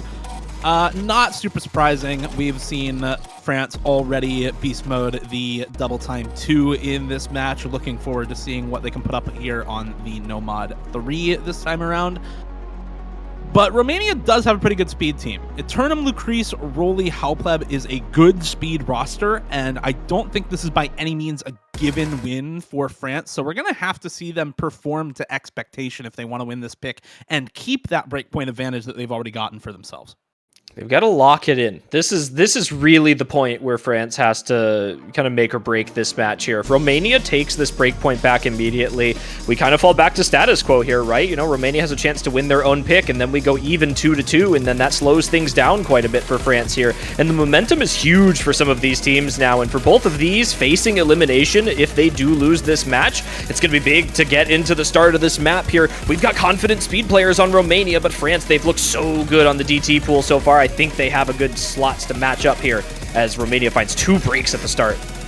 Yeah, a couple early misses from Flevin as well on the side of France, but it is that double break from... Actually, that was a Bancho miss on Lucrece. Oh, okay. And there's another break from Flasta on the side of France. With all the Buzz Sliders, we may see a few more Bancho misses than usual on a map like this, so just keep a lookout for those, but it is a real miss from Flasta and from Flevin. So that is a full combo advantage over to the side of Romania into a relatively slow section in the map, mostly triples in this part.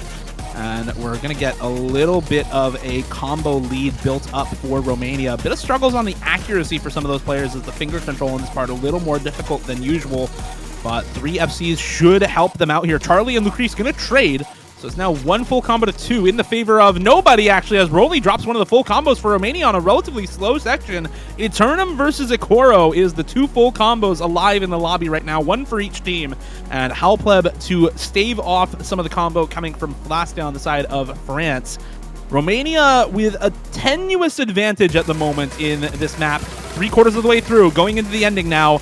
Can Eternum and Ikoro hold? Charlie is going to find the drop, but all eyes are on the 2 full combos right now. Can they continue to hold? Rolly going to trade the break from Charlie. There goes Flasted. That's one of the big supporting scores. Halpleb will immediately trade it, though. It's just a 1-for-1 traded over and over again in this map, but Eternum holding onto this full combo should be enough to guarantee the win for Romania. It's going down pretty quickly, though, with the accuracy drops from Halpleb and Rolly coming through. Charlie and Flasted to drop as well, and that might just be enough to keep it on the side of Romania at the end here. Eternum to finish out the full combo and guarantee the point against Ikoro's FC. We said both of these teams have pretty good speed rosters, and it's actually a reverse choke. I got baited the entire way through the ending. No, there, he broke right at the ending. Oh, he did? Okay, yeah. Okay, good. I was not baited, but it was 900k plus from Eternum on the choke at the end. Ikoro with the FC, but it is a breakpoint immediately traded back by Romania. Very well done from them.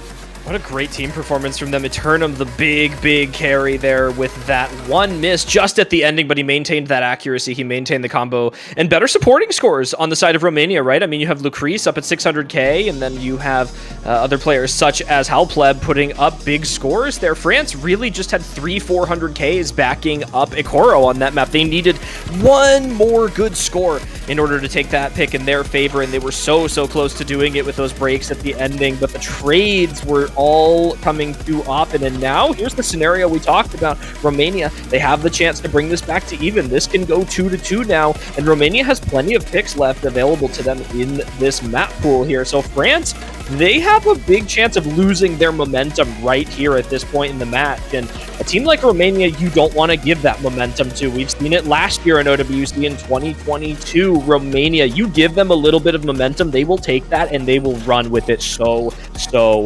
far. And I think the biggest match we saw that on was, I believe, Romania versus Russia last year. Romania took it at the beginning of the match and they just soared through the rest of it. So France, they really have to maintain control here, but Romania, they're going for the hard rock. This is a strong point we mentioned for them. Yep, this is one of the picks we talked about beforehand. This Hard Rock 3 ulti finger control focus sort of map, 153 BPM. Very good for players like Badu and Eternum on the side of Romania. That said, you do have Ikoro on the side of France, a very good finger control player, but I think a lot of players on the side of France much less comfortable on the hard rock than these Romanian players.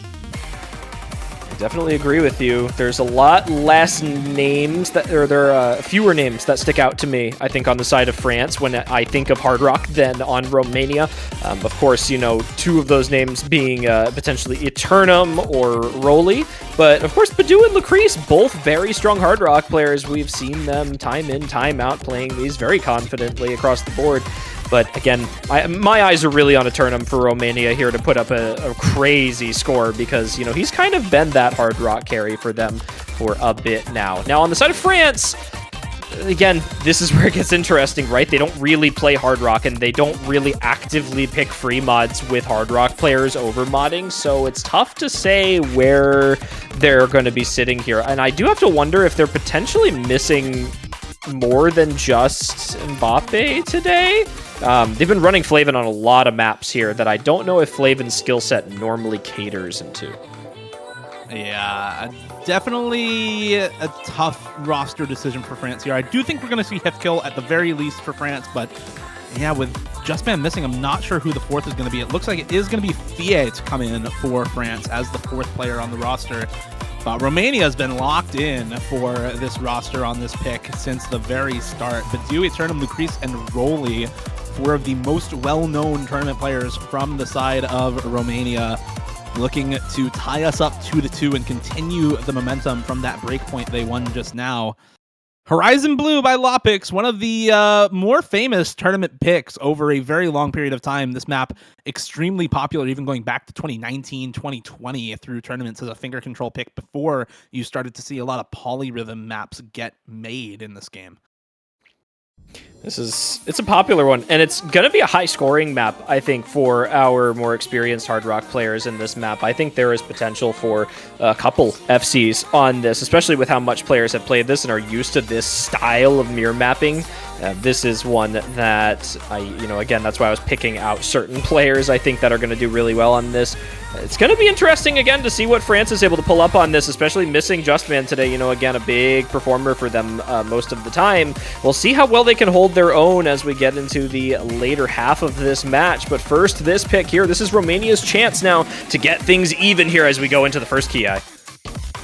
Early break from Lucrece to start things off. It is an advantage to France, but very early on, another break from Eternum, matched by Hipkill on the side of France, but it is 2-2 now as Fie drops the second full combo for France as Musty and Flaccid to hold on versus Badu and Roly on the side of Romania. Look at the accuracy from Badu, 99.5 on this map so far. It is still early days in the map. We're only a quarter of the way in. This is a relatively long pick, almost 4 minutes.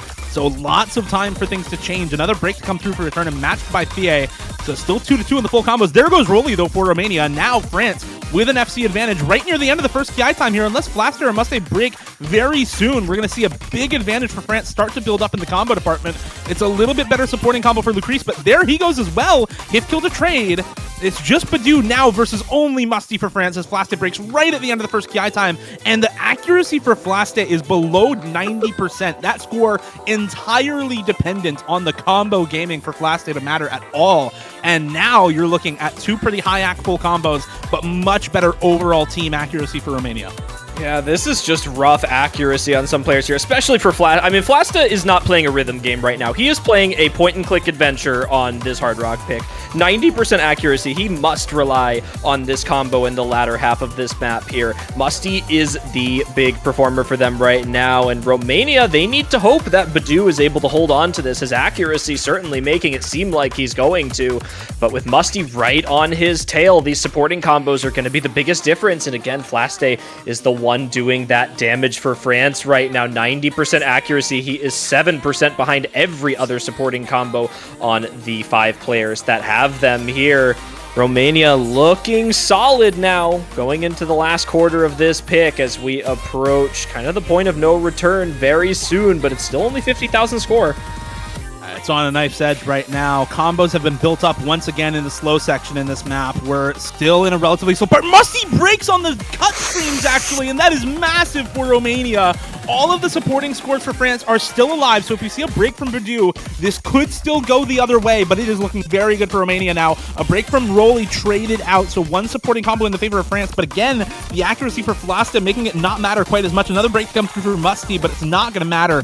Badu is the person everyone should have their eyes on right now, and he breaks as well. Eternum dropping as well at the end here. It's Hifkill and Fie versus Lucrece only for Romania, but I don't know if there's enough score left for France to stage this comeback, and with the drop there from Hifkill, it is over, done and dusted for Romania. Lucrece will stave off the advance from Fie long enough. It's 140,000 score lead, and that doesn't seem like much, but there's not all that much score left in these supporting combos, and that is going to be the successful second pick for Romania. It looked dicey there for a second near the end with the drop from Badu, the drop from Rolly and Eternum, but with Hifkill finding the drop near the end and Lucrece crucially holding on for this team, it is going to be the win for Romania. 2-2 now.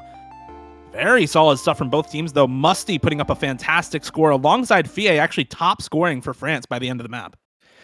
Good performances from France. Again, it's about those supporting scores there on some of these maps, but on this one, it was Badu, 800,000, the top score in the lobby, 1,500 combo, only one miss from him. That was the performance that Romania needed, and now it is 2-2 on France's pick. We have to get this match back on track now if you are the side of France, right? You've now dropped 2 maps here, one of them being Romania's pick, so it went well for them, much better than that first break point. France has to lock it in. This is the point that we've been, kind of speculating. Looks like it was possible. The chances of dropping multiple break points in a match like this is not high, especially early on here. Now that each team has dropped one, they need to get things rolling here. France, I think they're going to want to go for this DT1 eventually. I'm not entirely sure why they're holding off on it for as long as they are, but quite literally just based on scores from last week, they are a significantly stronger double time team than Romania in terms of average scores. I mean, they won the mutual DT3 pick they had, and they were one of the top performing teams on that DT1. And I feel like I sound like a broken record at this point, but until they go for it, and they will. All right, there we go. They just did it. There it is. Yeah, they did it to shut me up. We'll shout out the 90% A rank for Flaste on the last map, by the way. I just thought that was always fun to see those in any tournament. But yeah, this is going to be Warhype by Yosei Teikoku, mapped by Satin. This is it's a classic, right? This is 2011 farm mapping. A lot of flow aim in the low spacing jumps in this map, which on DT becomes 270 BPM alt patterns. But this map is characterized by symmetrical, polygonal shaped jump patterns, lots of wide angle triangle jumps that repeat themselves in this map and go back and forth across the screen. Lots of these sorts of symmetric jump patterns you associate with, for example, maps like Airman, mapped by Z-Trot, right, or Blue Dragon. So there's a lot of different sorts of jump patterns in this map as compared to some of the more modern maps. And France is a team that has some of the oldest active players in the Ostworld Cup. Musty for one, but Akoro as well has been around since the early days of the game. So I think a lot of comfort on this map might come down to the age of the players in the lobby, and France definitely has that going for them with some of the longest standing host World Cup legends on their team right now. This is, that's a good point to make, right? You're more comfortable with maps from the era in which that you usually play in, but it doesn't look like we're going to be seeing a Koro in for this map here. Charlie going to be a good addition to this roster, but Musty is stepping out, so maybe we will end up seeing a Koro. Flavin, okay, you know what, that makes sense actually. If we're getting on the train of older players, actually Flavin falls into that category actually. So despite their previous performances, this might actually be the best possible map for them in this pool. Now, on the side of Romania, you do have players like Badu and Lucrece who will probably shred this map along with Rolly because, Badu, old style aim, DT alternating map, and Lucrece and Rolly are speed. So this could, go either way for these two teams, but I'm giving this to France just based on their performance from last week on their DT1. They looked so good on it that I think that, it would be a big improvement from Romania in order to take a pick like this from them. That's the interesting thing about this matchup, right, is that both of these teams, despite on-paper advantages, are pretty close across most of the skill sets. Even with the advantages that France has on speed, we saw Romania win the Nomad 3. Even with some of the advantages that Romania has on ult, we saw France win the Free Mod 2. So every pick in this matchup can be a little bit of a toss-up, and I think it's going to be really interesting to see exactly which of these teams comes out on top on the DT1. An early miss for Flavin will favor Romania, but it's early days, first 300 combo or so, not going to matter too much. A Tournament Charlie to trade the breaks out. Badu, Rolly, and Lucrece still holding. Charlie will miss once again. It's Hifkill and Flasta to hold the FCs for France, and there goes Hifkill. It's only Flasta now, very early on, sure, but you can't drop that many full combos and expect the map to go your way on a pick where, honestly, a lot of teams are going to be really comfortable. There goes Flavin once again. Lucrece will trade one of those full combos for Romania, but it's Flasta against the world at the moment with Eternum now dropping. That's a little bit of supporting combo back the way of France, but the first Ki time is good for Romania as Badu and Rolly stand tall for their country. They're looking good here. Badu, he's making his way through these bursts well and, dropping a little bit of accuracy, sitting at 95%, but that's more than enough with the combo that he has, and Rolly at that 98% now is the player that we're looking out for. Flasta just a little bit ahead of Badu here. There's nobody matching that second FC, and with Charlie finding a second break, trading out Eternum here, there is nothing France can do about this except hope that either Rolly or Badu finds a break. The score continues going to their side. Now 200,000 plus, Charlie finds a break again, and I think Romania may just be able to close this out in a couple of seconds here, even though there is a third of the map remaining, only just under a minute of playtime here. They are now 300,000 score, and Charlie gets flow slidered. This is all going downhill. Flavin find a break as well, and there's another double trade there. Flasta and Hifkill cannot do this. Yeah, they're not going to be able to do it alone for France unless we see breaks from Romania across the board right at the start of the ending. It seems like this one is already over. And with this slow section just continuing to build score for Romania, it's such a tough ask. Couple of big jump patterns left in the map, but there goes Charlie once again, and there goes Flasta as well for France. It's a full team collapse by the end of the map, with Romania holding strong on two full combos. You talk about momentum earlier in the match, Chillier. Romania's got it, and they're going to keep it with this DT1 breakpoint. Badu and Rolly to hold strong.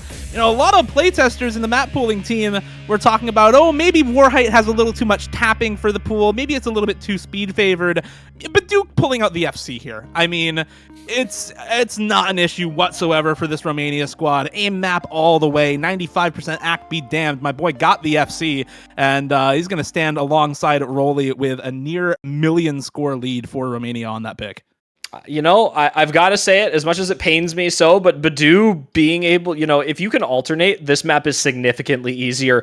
If you try and single tap this, it becomes infinitely more of a speed pick than it does anything, an old style aim pick. So I think Badu being able to play that is definitely a component of how well and how proficient he is at alternating as a tapping style. And Rolly just being the fast player that he is really going up against it. But both of those two very good at this. I don't know why why people say Badu is not a speed player. I've always thought he was actually pretty good at speed. Like, he's always kind of like that aim style speed, though. It's not the tapping speed, right? It's not the stamina, but this is the style of map, right? This is the speed that Badu is good at. This tapping, this awkward aim, this is what he's on the team for, you know, is this aim style speed stuff. So, you know, not speed in particular. I'm getting too many caveats. Badu's a great player, and I am not surprised that he full comboed that map alongside Rolly. They're great speed players, and France now needs to take a break point back because they lost the DT1, unfortunately.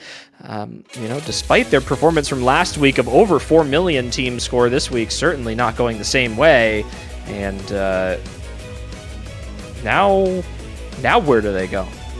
Well, you've got a couple of other options in the aim department if you do want to go there. No Mod 1's still up, Hidden 1's still up, Free Mod 1's still up, and that's 236 BPM in the Free Mod pool. Talked about Romania wanting some of those Free Mod picks. I think if you're going to go for one, then Free Mod 1 would be it. But it is the No Mod 1 instead for Romania. Back to just plain old aim consistency here. Sermon of Swords by Powerwolf, mapped by Piroshki for the OS World Cup quarterfinals this year. This is a pretty good mix of awkward aim and comfortable aim, and clearly Romania very comfortable with their aim right now after that DT1. Yeah, this one is a good start to their kind of a rolling momentum here. They've started it. They're going to try and keep it as long as possible here, and if their aim roster is feeling good, this is the way to go right now. There is no better pick for them in this scenario than the No Mod 1 here, and we got a good song to go with it. Piroshki aim also keeps things a little bit awkward, in my opinion, actually. Piroshki is not what I would classify as comfortable aim by any means, so they are really keeping this quite similar in terms of skill set. Length, similar as well, 3 minutes and 13 seconds, so we're sitting close to that 3-minute range again. BPM kicking it up a notch for a No Mod 1 here, almost 210, but certainly not into the fast No Mod 1 range. It's on the higher end, but we're not looking at anything crazy. I mean, we've seen 220 No Mod 1s before, so you know, we do get fast, so this should be comfortable. But with that being said, given the fact that this is comfortable for a team like Romania, and France is traditionally a decent aim team too, this might be a contested pick, as No Mod 1 does also tend to be. Now, I do wonder if France decides to go for some roster switches here, given that we didn't see players such as Akoro on that previous pick, despite being one of the highest performing players on France. You know, it would surprise me if we didn't see Akoro for an aim map, but maybe, you know, it's an off day. It happens. We hope it's not, but it might. Yeah, we'll see how the roster's feeling for France on this map, whether that DT1 was a little bit of an underperformance or whether they're feeling a little bit rough on the aim. It is going to be a bit of a switch up for the roster here, trading out Charlie for Musty, and I believe Flavin's stepping out as well from the last map. I'm just going to double check that before I start contradicting fact here. But yes, it is Flavin stepping out for FIE this time around on the No Mod for France.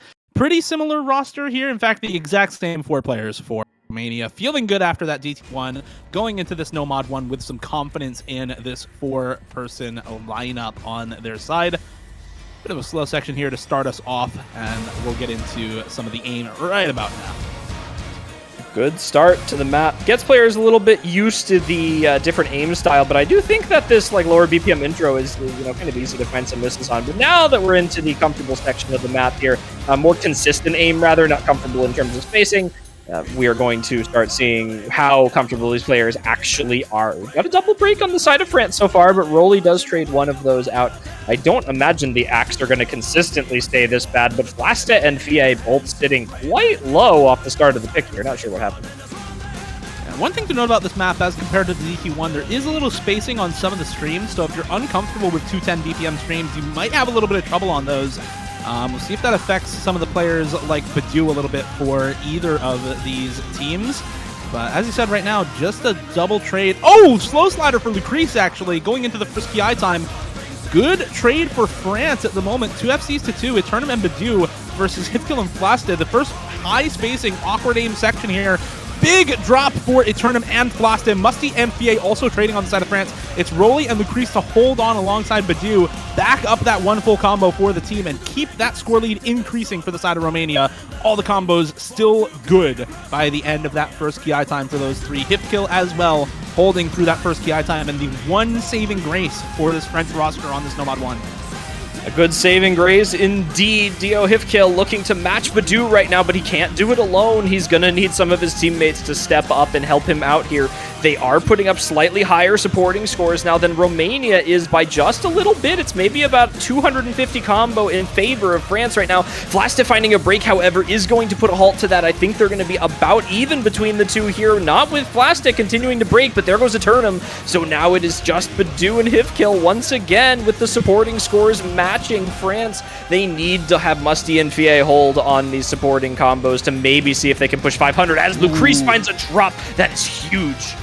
Look at the supporting combo on Musty and Fie now. As long as they hold, this should start to go back to Romania. It's only 40k in the favor of Romania and rapidly dropping France, looking to make it happen. But there goes Fie, and now it's all on Musty to bring this back. Rolly's not too far behind, though. The combo lead is not big for France at the moment. Full combo still intact for Hifkill and Badu, even through the breakdown section here. Lucrece with one more miss, and it's 10k and dropping in the favor of France now, as Romania barely holding on to any semblance of score lead here. Eternum and Rolly will have to hold to make the difference here, and we're going to need to see some more misses for France. Last KI time now starting up. It's all going to come down to the ending here. Any drop is meaningful at this point with the score lead so small between the two teams. France still ever so slightly favored as everyone's still holding on to their combos here in the last guy time. Badu drops, and that's the one full combo gone for Romania. Musty to drop as well. Hifkill will trade it with a side break right afterwards, but it's almost a full way reset for Romania. Eternum holds, but it's not enough. 36k for France, and they tie it back up.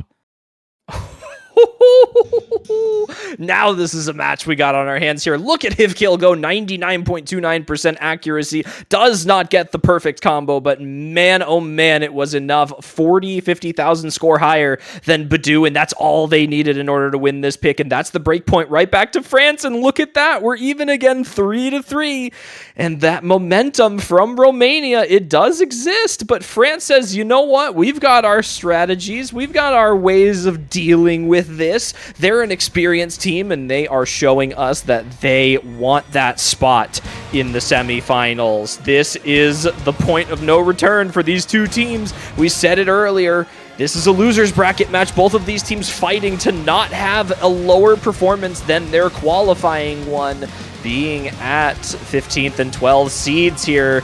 The winner of this match certainly is going to have a well-deserved victory, but we are at least 3 picks away from that, and the trajectory of this match so far, I think it's going to be more than that. Yeah, this has been a very back and forth match so far. Breakpoints left and right for both of these teams. It was a couple for Romania, a couple for France now as well. I think actually 4 breakpoints compared to only 2 normal points for both of these teams, having trouble converting on their own picks, but able to win on some of the picks from the other team. DT1 and Nomad 3 going the way of Romania. Nomad 1 and I believe it was the Fremod 2 going the way of France. So lots of traded points here, and neither team honestly super comfortable on their own picks so far. It's what makes matches like this so close and so interesting to watch. It will be the remaining double time map for France, sticking with the speed, sticking with the higher BPM stuff in the pool. Now this is only 210 BPM though, Spiral 2005, not a super speedy map. It's honestly a lot more control focused, far more aim control and finger control in this map than any other pick in the DT pool. I respect this. I respect going back into this. If you look at the DT or any of the finger control speed maps from earlier on in this match, you know who sticks out in my head is Ikoro putting up that full combo. Now, unfortunately, he didn't have any good supporting scores, and he was matched out on the earlier tapping pick, but it's a good chance to get him back in the match and maybe hope that one of your other 3 players on the side of France is able to make a slight improvement from that 400k team average on the other 3, and that could be the difference in winning between France and Romania here, right? That is the caveat, I think, with a lot of these quarterfinals matches. You can have that 1-star performer, but in the end, those other 3 are really what are making the difference for your team, and Romania had it once. Maybe France is hoping that they can finally hit that sweet spot on this DT4 pick here. They've looked really good on DT in the past, and they've got good DT scores from the previous weeks in speed maps, and as you know, as long as they can find some confidence and be able to recover from their earlier performance, this is a good spot for them. Romania, though, you know, I hate it. I hate talking and giving this whole narrative on a team and then being like, well, but the other team is really good at it, but it happens all too often, right? You know, you're looking for Romania. And this is one of those matches, right? You have a really good speed and control roster on the side of Romania as well. We've seen 4 breakpoints out of 6 points in this match. It just goes to show that neither of these teams can really be all that comfortable on their own picks. And you have a lot of variance in the results because of that. So you have to look at both teams as confident on these sorts of picks because that is how they are going into it, right? Both of these teams have just as good a shot of winning, I think, most any of the picks left in this pool right now. Into the DT4 here, a very short map, 2 minutes, and that is, I believe, before double time, so this is only about 1 minute and 30 seconds. It's extremely short. Early breaks, like from Badu and Hifkill here, can matter quite a lot on very short maps like this. A little bit more for Hifkill, unfortunately. Badu only dropping about 30 combo into the map. Hifkill is about 230 down, and there goes Flavin too, and that is going to go back to the side of Romania so quickly. Even with Badu and Akoro trading out, it is now just Charlie versus Roly and Eternum. Lucrece breaking does give France some wiggle room here. It's only 35,000 score. We're not quite at the halfway point in the map yet, but man, this is going to be a close one. You can already tell. There goes Roly. It's now Eternum versus Charlie. Can Eternum hold, or can Charlie bring it back for France? It's better combo on Hifkill. There goes Flavin as well, though. That's one of the supporting combos down. There goes Hifkill as well. It's only Charlie and Akoro with combo on the side of France, but you will drop one of the supporting combos, but there goes Hifkill once again. It's Eternum versus Charlie. A third of the map left here. Still very close, within 100,000, but in favor of Romania at the moment. Charlie. A little extra bit of supporting combo in the favor of France, but there goes Charlie. There goes Hifkill, and now it's all but over. Romania with Eternum holding on to the full combo. Lucrece and Roly to back him up. Even if Eternum drops at this point, it's only Akoro, and that's not going to be enough for France here. You have Lucrece and Roly still holding on. Multiple breaks for the side of France, with Charlie breaking once again, and Akoro doing his damnedest here to put up a good score for France, but it's just not going to matter, and this is why we talk about the breakpoints, because both of these teams can just as easily win picks like this. It's Akoro left standing alone. No combos for Romania going into the ending, but it's all still 150,000 score lead, and I think it's going to be enough for Romania. They made the buffer in the middle of the map, and it held on through the end. Romania taking a 4th point here against France. Wow, that has got to sting for France. That is a singular miss on Charlie and Akoro, both of them putting up full combos after they found those misses, and that would have been an absolutely huge gap for France if they didn't find those, but it came down to Eternum holding off both of them into the end, just barely higher on score, but those Lucrece and Roly supporting scores there, 600k each. Hifkill and Badu having a little bit of trouble, but again, it came down to the supporting combos. We've talked about this right before the map. We talked about it at the ending of the other pick in Romania. They were back on track now. They had their momentum. They lost it to France, and now they're right back to where they want to be on their own pick. This is their chance to force that tiebreaker point without having France be too much of an issue into the ending of the map. France still needs to win 2 maps. Romania only needs 1 to guarantee that tiebreaker. There is some maps left in the pool here, however, that I think could go either way, but something notable is that Romania has a lot of that free mod pool left that they can select from. They really just went for that free mod too early and haven't gone to any of the other ones yet, which is an interesting strategy for them, but maybe they're saving it for a point like this. Yeah, maybe we see them go into something like the free mod 4 at this point.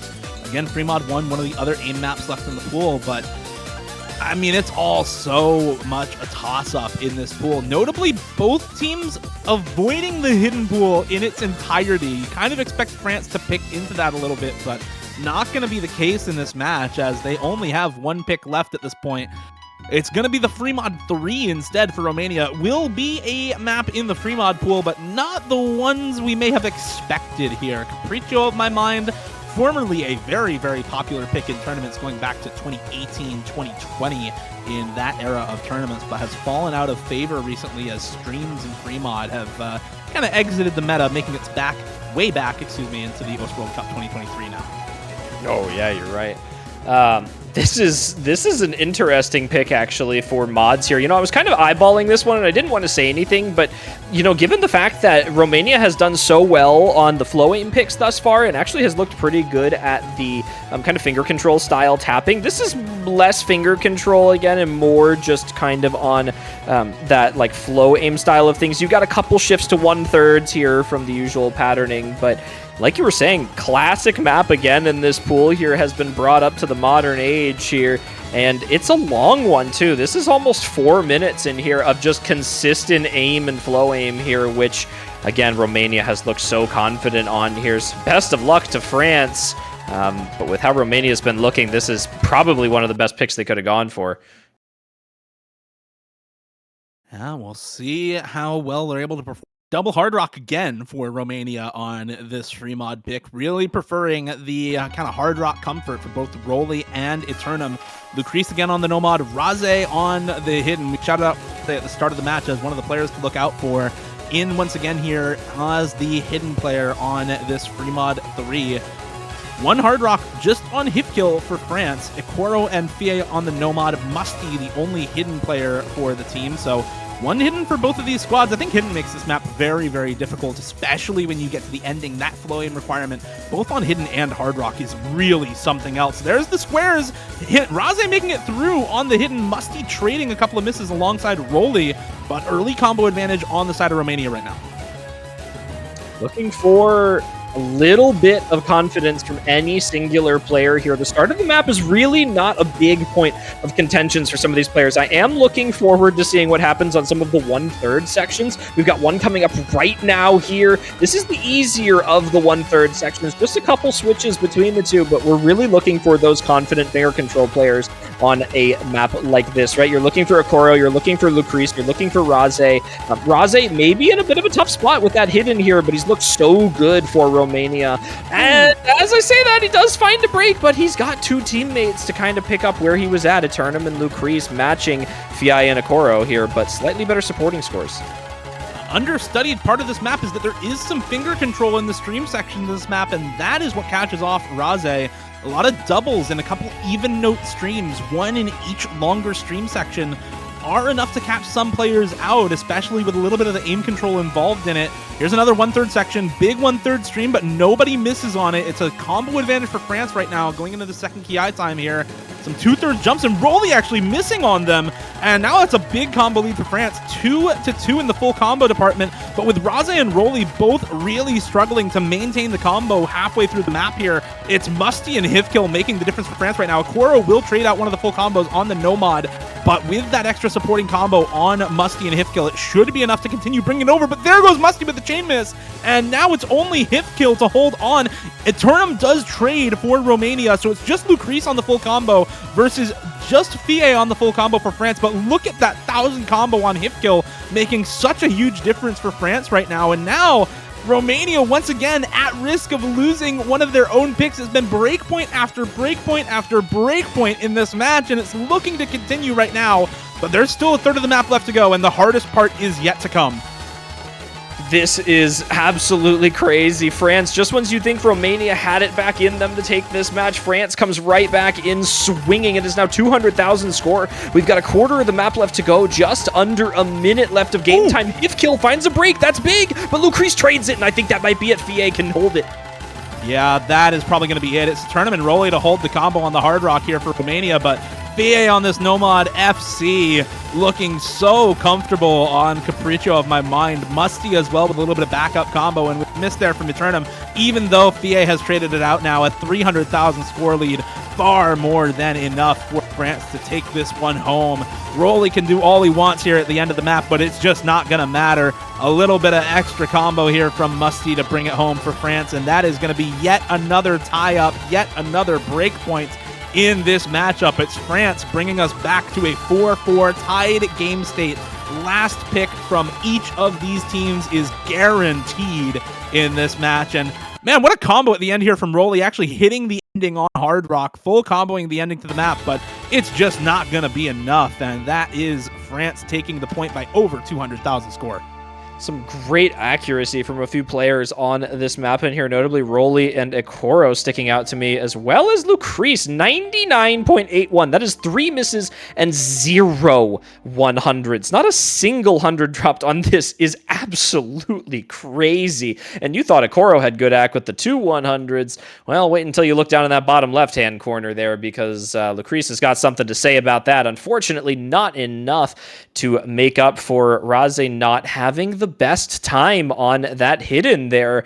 And it was, you know, it was about time for Romania to potentially have the worst supporting scores. You know, it happened to France a couple of times on their potential breakpoints, and now it happened to Romania. So we are just going back to even, back to even, back to even in this match. It happens over and over again, and now France has to be very strategic about this. This is their final pick of the match, guaranteed. Each of these teams has one map left to select in order to ensure that they get to tiebreaker, and it makes me sick to my stomach to think that they have to be in this scenario. Yeah, this is such a tough spot to be in for both of these teams, as you see every map except for 2 of them have been breakpoints in this match so far. 6 breakpoints out of 8 for these teams, and only one pick 1 for each of them. You've got to look at how the match has gone so far, not at the picks, but at what you've actually won for your team. It's been a lot of actually losses on the tapping maps for France. The only one that they were able to win was the DT2 and now the Mod 3, but not a lot of that is left. They have won on the Nomad 1, they have won on the Free Mod 2, and they're going to break it out. I was wondering if they were going to do this. Break glass in case of emergency. It's time for Hidden 2. The Nomad 2 ban coming out from Romania, banning out one of those reading maps, low approach reading maps. This is the second one in the pool. Forced AR8 on all 4 members with Hidden applied. And this has proven to be a tough map for all teams this weekend. This is, I'm with you. This is going to be a very, very interesting selection for France here, depending on how this goes. I know both of these teams have proficient reading rosters on their sides, but given how difficult this pick has been for some of the teams we've seen, does not inspire confidence in me that either of these 2 teams have an inherent advantage right out of the gate. Now, obviously, there are certain names that are going to stick out, but I'm not going to mention them in terms of, you know, cursing before the map even starts. But we all know who we're thinking about here. I'd say there's 2 players actually on both teams that stick out to me as potentially being dangerous positions for this pick here. So I'm really going to be keeping my eyes peeled for certain players here, but this style of hidden aim is not comfortable for a lot of players. Even AR8 players actually do tend to be a little bit more uncomfortable on this style of aim. Yeah, this is a map that's really, really tricky for even a lot of seasoned AR8 hidden players. Lots of really wide angle, awkward aim, lots of linear aim in this map as well that just kind of wants you to play the jumps as flow aim patterns, even though they are usually played more snappy. Different rosters for both of these teams, but do Eternum, Lucrece, and Raze in Romania. Eternum definitely not an AR8 player at heart, usually far more comfortable on the hard rock. We've seen him double hard rock on both of the free mods so far. So looking to see how well the rest of the roster for Romania can do, or if Eternum can step up his game on this low approach rate reading pick. As for France, it's Ekoro, Flastif, BA, and Musty. Couple of standout names on that roster as well. We're going to see exactly how well both of these teams are prepared for what is one of the hardest maps in the pool yet again in this low AR region. And we can see just how difficult these aim patterns are right at the start here. Eternum and Raze having just a little bit of trouble here in this early section, which does not inspire too much confidence for them later on in the map. It does not get any easier as the map progresses. Fi does trade out one of those breaks. Musty down on combo just a little bit, but with Lucrece breaking, it is now Vlasta and Ekoro, both with combos and accuracy, alongside Musty still holding 2-1 now with just Badu on Romania. Yeah, this is not looking super good for Romania at the moment. It's Ekoro versus Badu in the 1v1 on the full combos, but Musty with a far better supporting combo for France, and that's really what's making the difference here. Even Flasta and Fie honestly are on better supporting combo than some of the other players. There goes Musty, by the way, of course, as you mentioned their name, they fall. That's just the classic commentator curse, but unfortunately for Romania, I don't think it's going to matter that much. We are halfway through the map, and we've got all of these members still under 140,000 score for Romania. It really is all on Badu's shoulders. A 300,000 score lead here is a lot to overcome, and with Ikoro still on the full combo, it may be just a bit too heavy for Badu to carry at the moment, as everyone on France still holding some okay supporting combo. A couple of misses at Fie Musty, and now Flaste as well dropping the miss, but again, 400,000 score and climbing for France is the score lead. The accuracy, the comfort, just that much better for France than Romania, even with the 1-for-1 full combos here between Badu and Ikoro.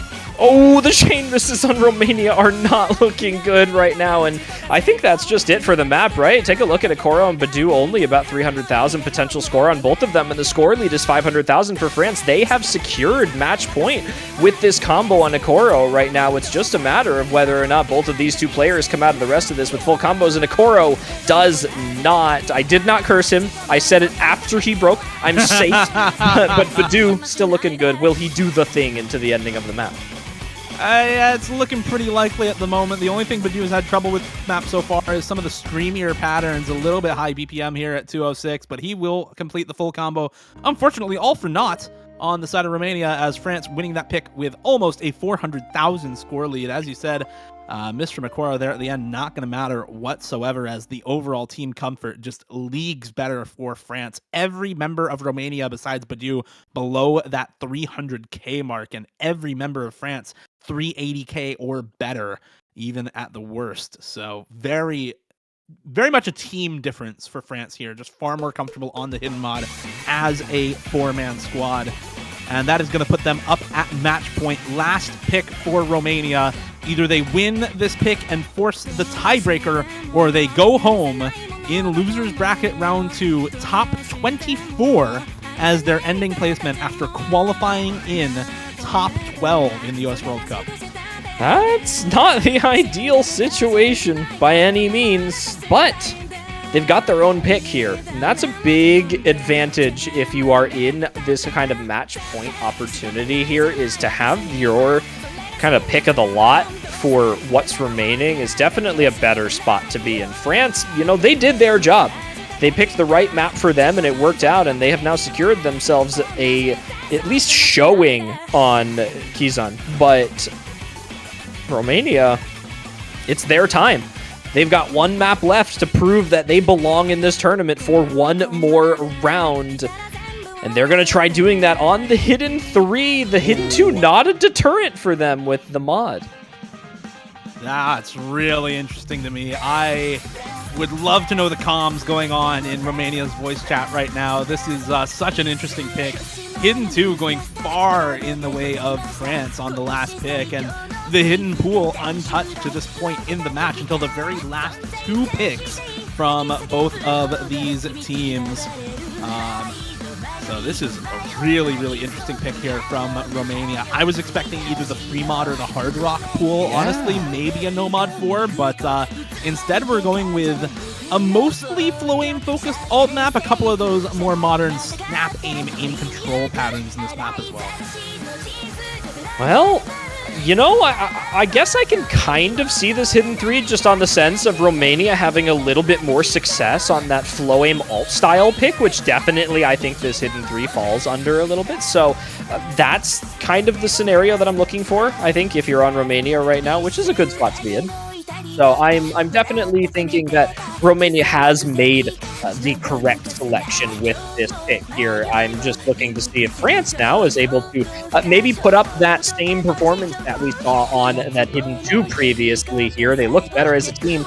A notable difference right now is they don't have a Koro in for this. They opt in to go for the roster of Flasta, Charlie, Fie, and Musty. Good, solid roster for France here. Romania running with a very similar roster, if not actually, I believe the same roster to that Hidden 2. They're running with Badu, Eternum, Lucrece, and Roly. So we are going to see what both of these teams have in store for us. Romania, this is their final opportunity. This is the point of no return for them. They must win this in order to guarantee themselves a tiebreaker appearance. France looking to advance to the semifinals round without having to play a map of Kizan. We are going to see what happens as we get into the early bit of this pick here. No early breaks. The accuracy is holding relatively similar for both teams here. Musty having a little bit of trouble on some of these overlapping patterns here with these sliders. Just dropping a bit of back. 94% though, not going to be doing him any favors. Luckily, Lucrece down with him, and there goes Eternum to find the first break for the side of Romania. So an early score lead for France here, but we got plenty of time left in this pick. Now 3 minutes here. We'll see what happens as we get into the main part of the map here. Badu still holding that double S. See if that makes any difference for them as we get into the first PI here. Eternum to find a second break. Yeah, it's Eternum to drop for Romania once again. Charlie and Musty to both trade it, though. And that is a trade Romania is going to be happy about. Another break for Eternum. Clearly not comfortable with the hidden mod here, but Charlie and Musty to follow with those breaks is good for Romania. And they do have the score lead now by a little bit. Combo lead on their side as well. It's only one Ki out of many in this map. And there goes Flaste on this lower section as well. France falling apart a little bit here, and now is only Thea is left holding the full combo for this team. Lucrece will drop as well for Romania, so it's a 1-for-1 in terms of full combos with that drop from Flaste, but Romania still ahead by 1. 2 FCs on Badu and Roly. Just BA left standing for France. A little bit better combo on Musty as the supporter for this squad. But this Ki time will tell all right now, as all of these players being tested on their comfort with this skill set. Can they hold on for the side of Romania to force this tiebreaker?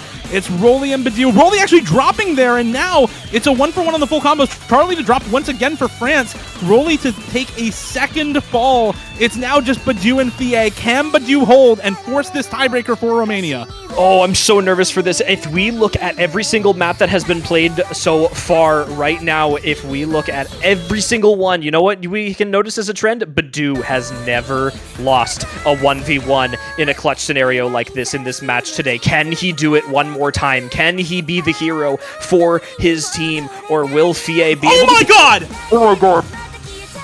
Badu misses on air! He misses on the slow section right before the last Ki time. It's disaster for Romania. Every member falls right before the end. And that, I think, is the worst curse I have ever seen in a World Cup, as Fie now holding strong for France. Combo on Flaste as well. It is over. That is the match. Fie to close it out for France. And that is disaster for Romania. The 12th seeded team in the Oz World Cup, a top 6 team from the OWC 2022, will exit the tournament in top 24, tied 17th, 24th, as France eliminates them in losers bracket round 2, with Fie full comboing the hidden 3 to close it out. I'm sorry, Badu. I'm so sorry.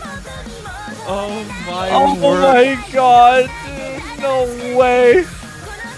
Oh my god. Well played, man. Oh my goodness. I thought he could do it, man. He looked so good today. He was playing so well. He was cranking it.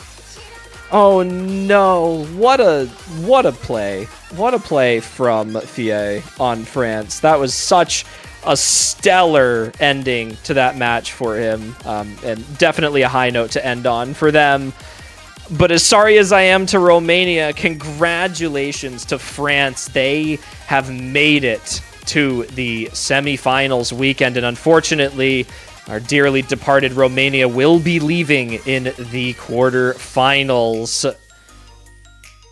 Such a sad way to go.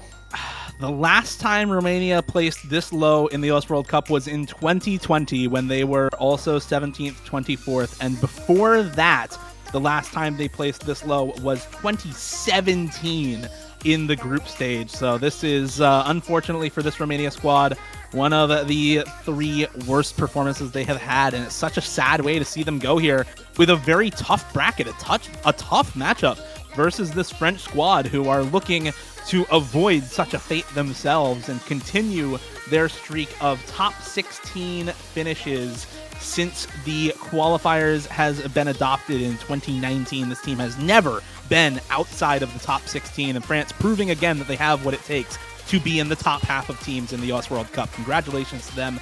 They are still going to have another pretty tough matchup themselves, as their next match is going to be versus Sweden in the losers bracket. Now, Sweden is seed 23, but they have already beaten Hong Kong, who were higher seeded than France, out of the qualifiers. So definitely a team to watch out for is Sweden in the losers bracket, overperforming their seeding and making it into the top 16 as seed number 23. So good luck to both of those teams in that matchup. Commiserations to Romania, a very tough bracket and a sad way to see them go on that hidden 3 last pick, but this will be the end for that team in this World Cup. We have one more match guaranteed today. We do. There is one more. It is Chile versus Finland. They're going to be playing up in about 15 minutes from now. That'll be our final losers bracket match of the day, and then we'll have all of our potentials tomorrow. But Chile versus Finland, 10th seed versus 20th seed. Pick'ems are closed, but we will have our own on the channel here. And come back in 15 minutes. Make sure you're rooting for your favorite team. They're going to need your support. Again, these are elimination matches, so this could be the final final time we see one of these teams in the tournament this year. But you've got time. We've got just under 15 minutes now. 15 minutes gives you plenty of time to go get up, get a snack, maybe buy yourself a banner or multiple. You can support plenty of your favorite teams in the tournament this year. We did open that up, so if you got multiple teams that you think can win or want to win, you can go check that out. But again, 15 minutes, we will have Chile versus Finland, and that will be our final match of the Saturday matches. I have been Chilier Pair, joined by Dio for this cast. We hope you enjoyed this match and this block so far, and we'll see you in the next match for one more.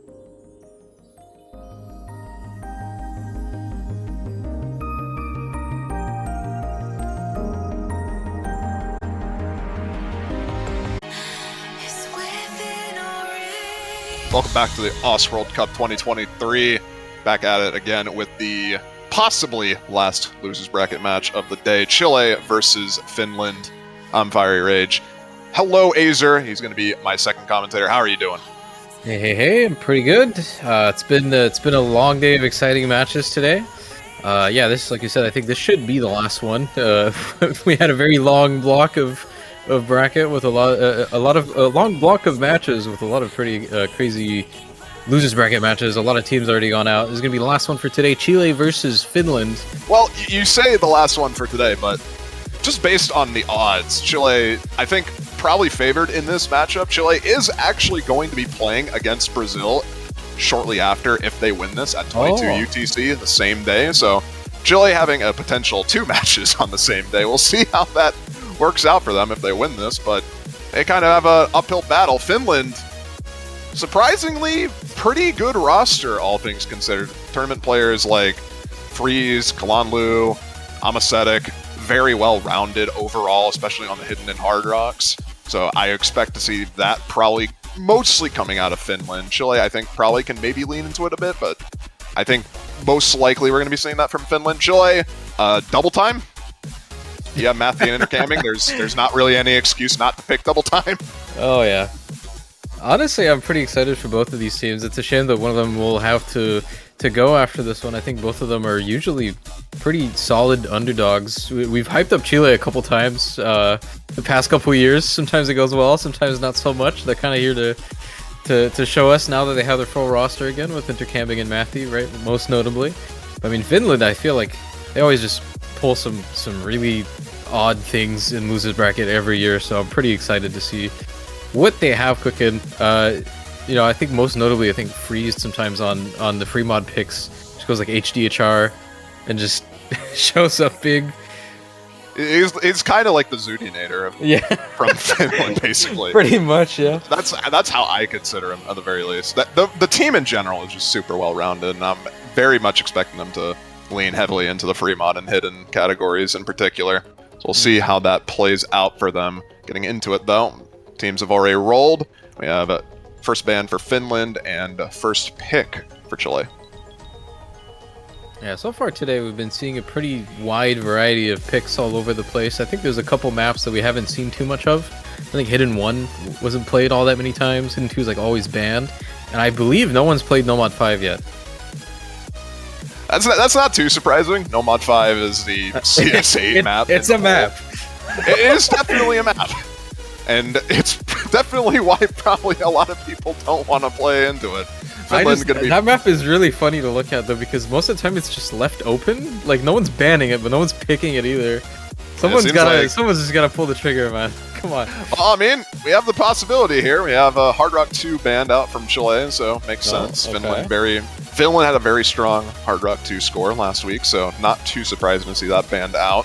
Hidden 2 from Finland, I think, also makes some sense. I'm kind of surprised they decided to go for that for their first ban, but I mean, it works out. Chile have a very strong low AR hidden roster, and I imagine if they're going to be banning that, then they're probably going to want to ban some of the other reading maps. Yeah, there's been a lot of... Yeah, I was going to say, usually when the team bans Hard Rock 2, they follow it up with No Mod 5, and then they're going to ban No Mod 2 because it's both of the gimmicks.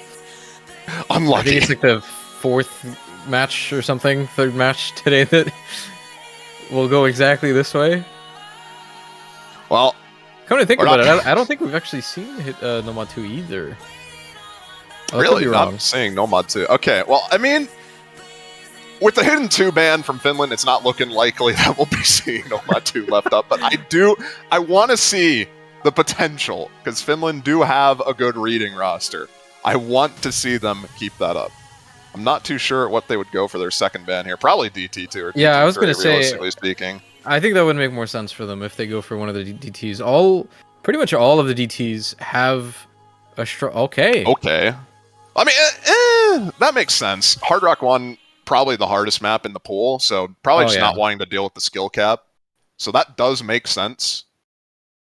Okay, honestly, leaving these DT maps open, like you said, like Matthew and intercamping on these is a really scary duo to go up against. And that's just 2 of the 4 players that they have on these speed picks. Right? I think Chile very likely to play into that, yeah. And right away they go for the speed no mod. Maybe a little bit of foreshadowing here, considering all 4 of the DTs definitely have at least some element of speed or stamina or burst or something. Like all 4 of them have something very different that I would probably give Chile the advantage for all 4 of them. So maybe more of the same here. I think DT2 and DT3 in particular probably are what we're going to be seeing Chile pick into next. DT1 and DT4 aren't necessarily as speed capped. DT4 leans a bit more into finger control, and DT1 is just generic satin aim, basically. So I do think 270 burst. The 270 bursts in the map, though, granted, are double tappable. They're not necessarily the hard part of the map. So Fiery, it's me and you casting. That's a speed map, okay? No, I don't disagree with you, but I'm just saying that map is OG, and I like playing it, and it's double tappable, so I can play it at the very least. We did see Badu pull up an FC on that one, so there was hope. Yeah, it's not entirely doomed. It's not like DT2 and DT3 where if you can't play speed, you're kind of gonna get owned on that. Nonetheless, we'll see how the first speed pick goes. Finland choosing to leave the speed maps open, so clearly at least feeling somewhat confident on it against Chile. Either that or they just really did not want to play Hidden 2 and Hard Rock 1 over that. We'll see how it goes. I don't think Finland's gotten to play that many of the speed maps in the previous rounds. They haven't really opted to play any. Actually, they didn't get to play any of them at all, I think, last round. So yeah, you are correct. They did not play. Put in here, and I mean that's opposed to Chile, who have played all of the speed maps last round, pretty much. So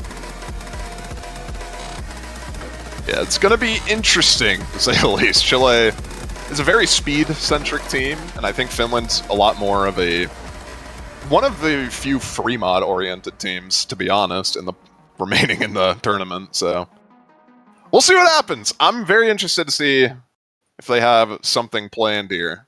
We have Amacetic, Zepe, I believe that's how you pronounce it, Freeze, and Schneuz in. Intercamming Gonza, Suntan, and Mathy in for Chile. That is the speed core on that team. Man, that is a scary speed core too. Just to run into that in loser bracket quarterfinals, that's I don't know, man. That's kind of a tall task, but we've seen some miracles today. So, I mean, right away here, I mean, a couple of very early on misses from the side of Chile, not really going to matter too much, but still 3 of them dropped already. Yeah, that's going to kind of matter a bit. Zepe does drop in response, but Matthew, Gonza, and Suntan all dropping, and Suntan struggling on the accuracy department. Granted, so is Shaduz, who is going to drop. There goes Freeze, so now 1 FC on either side, but very good supporting combos on the side of Chile. It's just really Amacetic right now. Trying to hold on for Finland, as Chile seems to have gotten used to this map. Yeah, I mean, just looking at accuracies kind of paints the picture here. Yeah, Zepe trying to hold on as best as he can, but Freezed and Shaduz in particular is just unlucky fourth man syndrome, I think, on this map. Yeah, we have seen as well, every time this has been played, players just tend to not be able to keep up near the end of this. There's a pretty significant amount of strain, like 2 minutes into this. Pretty much starting now up until the end and just never stops at all. So we've seen a lot of collapses at the end, but I think it's just a little bit too late for Finland here. Yeah, we're going to need to see everyone on Chile drop, and that is the exact opposite. So I think with Amacetic dropping, that is pretty much going to seal the deal. Intercamming, holding on to the FC. Gonza with an early miss, but basically an FC as well. Matthew as well with a 1K combo. Yeah, this is not looking too hot, to say the very least, as we approach a 1 million score difference. I mean, that went about as expected. This is a really scary position for Finland to be in, because if your speed picks are going to go like this, they're all open still. Chile is just going to see that and pick into that every time, right? The DT2 next, the DT3 next. If you're Finland here, you really have to be smart with your picks and most importantly, win them. If you want to have a chance after that. But like you said, I think both of these teams have very different strengths. It's very possible that they kind of just go back and forth here. Wouldn't be too surprised to see some of the free mods here for Finland. Free mods or hidden, I think, probably makes the most sense for Finland. Hard Rock 3, maybe as well, but I don't think it's necessarily as guaranteed of a pick. I think Finland probably just wants to get on the board, so I would not be surprised to see a free mod or hidden pick into this. No mod 2, honestly, also could work, but I'm not too sure if they want to risk that right now. Yeah, there's not much precedent for maps like that in tourney at all. I mean, we've had a reading pick last week, but specifically in OWC, that kind of reading pick just hasn't really existed in a very long time. So I think it's pretty tough for teams to gauge if they have an advantage on maps like Noma 2 this week. Yeah, it's a practice diff map, pretty much. If you practice the map, you're not going to have as much of a terrible time on it. If you're sight reading it, good luck, but for the most part, if you practice it, you're not going to have too much of a problem.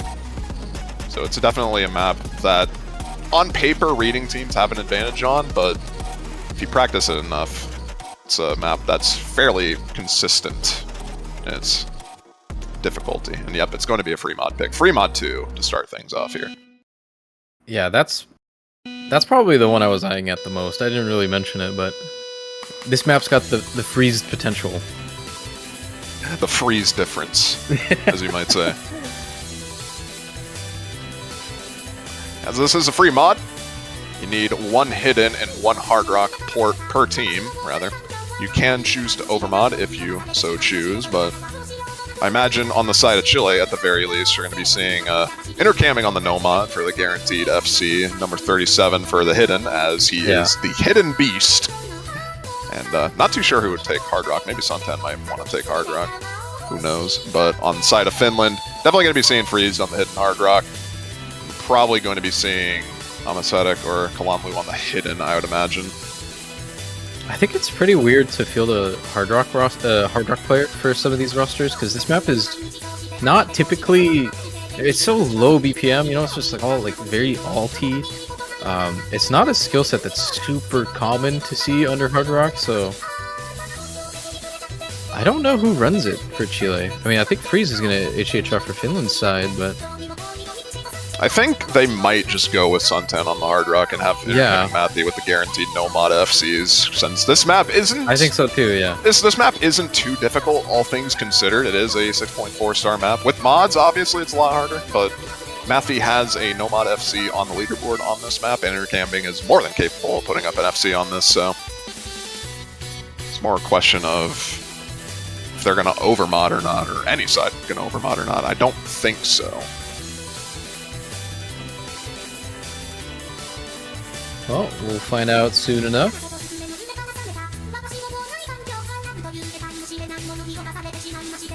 See, I'm interested to see who takes Hard Rock. So Suntan going to be going no mod, and it's going to be intercamming on the Hard Rock. Okay. Still kind of a risky play, all things considered, but still obviously makes sense. Intercamming can play this with Hard Rock, and Suntan probably more confident on the no mod. It's actually going to be freezed on the no mod, and Nev hidden Shadoo's Hard Rock. Shadoo's on the Hard Rock makes sense. Nev on the hidden, I'm kind of surprised to see, but maybe Phrased and Amacetic just wanted to go for the guaranteed FCs there, or at least guaranteed high scores. So we'll see how it plays out for them as we get to the start of the map here. Yeah, that's a nice little surprise. Got a couple early misses here. Matthew introduced trading, as well as Nev. Not the end of the world, 3 minutes long, so plenty of opportunity for Chile to find some misses, as number 37 does there.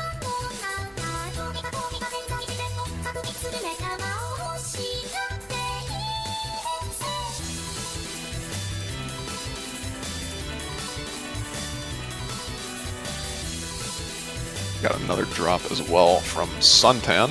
So combo advantage pretty solidly in favor of Finland. Going to shift slightly with the miss from Nev, but not enough to give Chile the advantage. Be needing... Ooh. Number 37 trading it, though.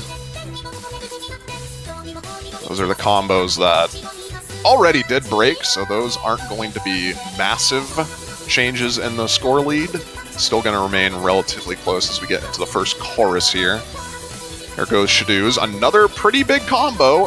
It's going to be just enough for Chile to have the advantage in the combo. Okay, that one's massive. Freezed with the FC. And Amacetic as well, dropping no combos on the side of Finland.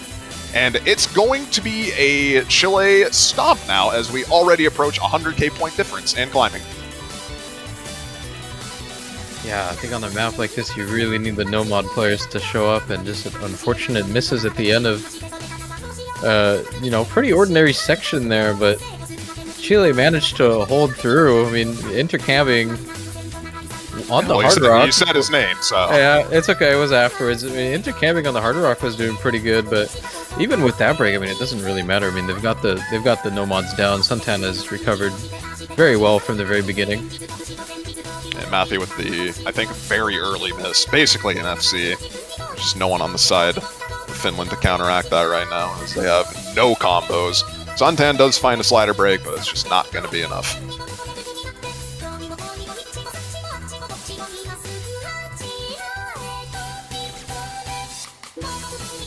Yeah, this is a tough position for Finland now. Yeah, not winning your first pick. Chile looked very dominant on the No Mod 3, and they have DT2 and DT3 to their disposal, which they're almost certainly going to be picking into as their next pick here. Matthew looking to close out basically the FC. I believe that's a one miss at the first 10 combo, if I'm not mistaken. But everyone hitting the cursed ending too. That ending is a lot usually harder than it claims seems. a lot of people, but apparently no one in this lobby. But yeah, Matthew with a solid performance there. I think you're right. I think that is a very early slider break. But it's okay. He got the 940k. That's all he needs. Just unlucky misses from the Nomads on Finland. Freeze with the 1 miss. Amacetic with the 2 miss. Mod players, I don't think they were expecting too much from them. They wanted to get the no-mod carries on that. Just unfortunately didn't really play out for them. And yep, there's the DT2 pick. Instantly the DT2.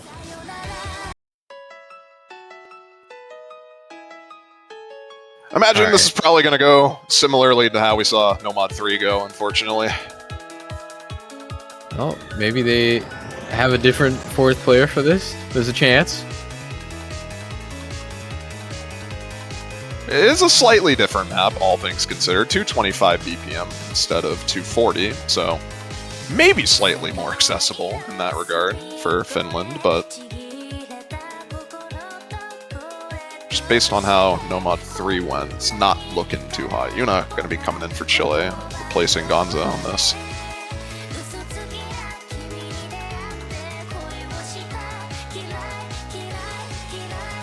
A couple of players that haven't played too much as well inside of Finland. Haven't seen Ilir D or Con Lu. Probably not going to be seeing them coming on this though. I mean, Zepe, I think, is just a given on any of the speed stuff for this team. Yeah, Kalanlu is definitely not coming in on speed. you're going to see him mostly, I think, on the hidden and reading picks, which they banned out hidden too, so not going to be seeing him on that. Nonetheless, we'll see if Finland can put up a better score on this one compared to the Nomad 3. If there is a speed pick that they can break point, it is this one. This is probably the more accessible of the speed maps. But Freeze is saying about to humiliate himself, so not looking too good there.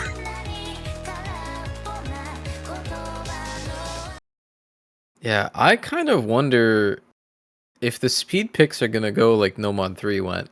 Is Finland's ban strategy a bit of a miss here? I mean, it's kind of tough to give away free points like that. Hopefully that one was just a fluke, because if that wasn't, I'd be pretty worried.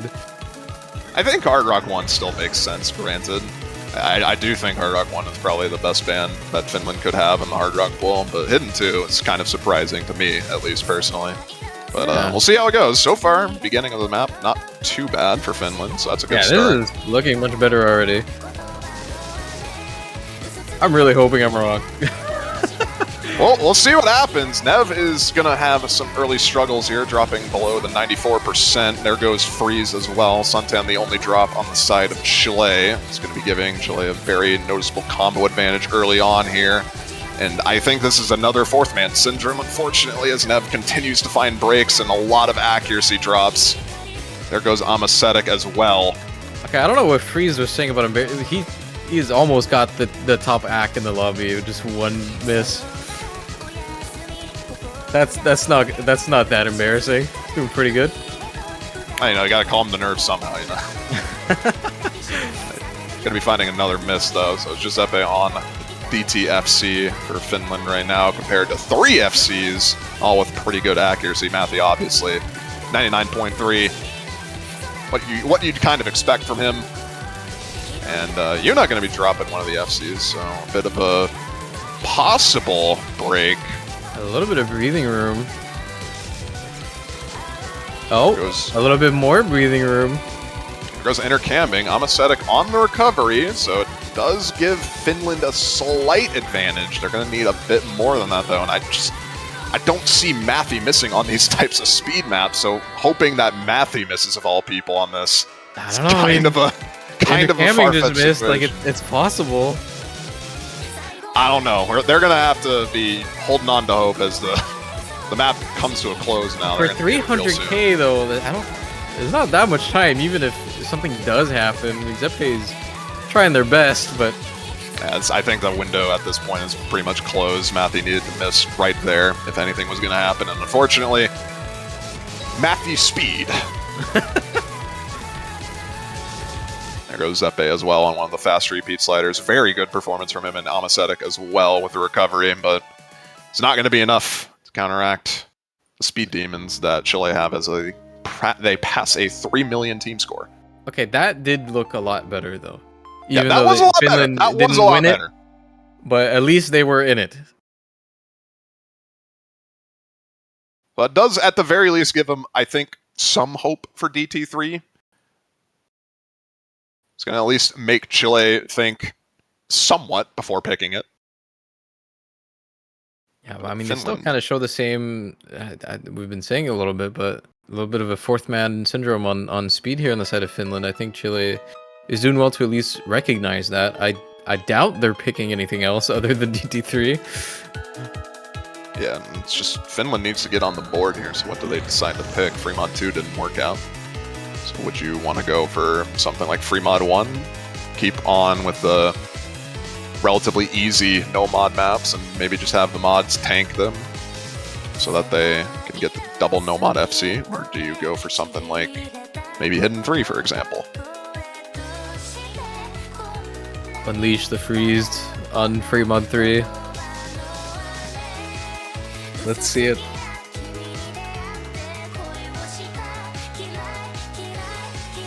There's a lot of different directions I think Finland can go for this.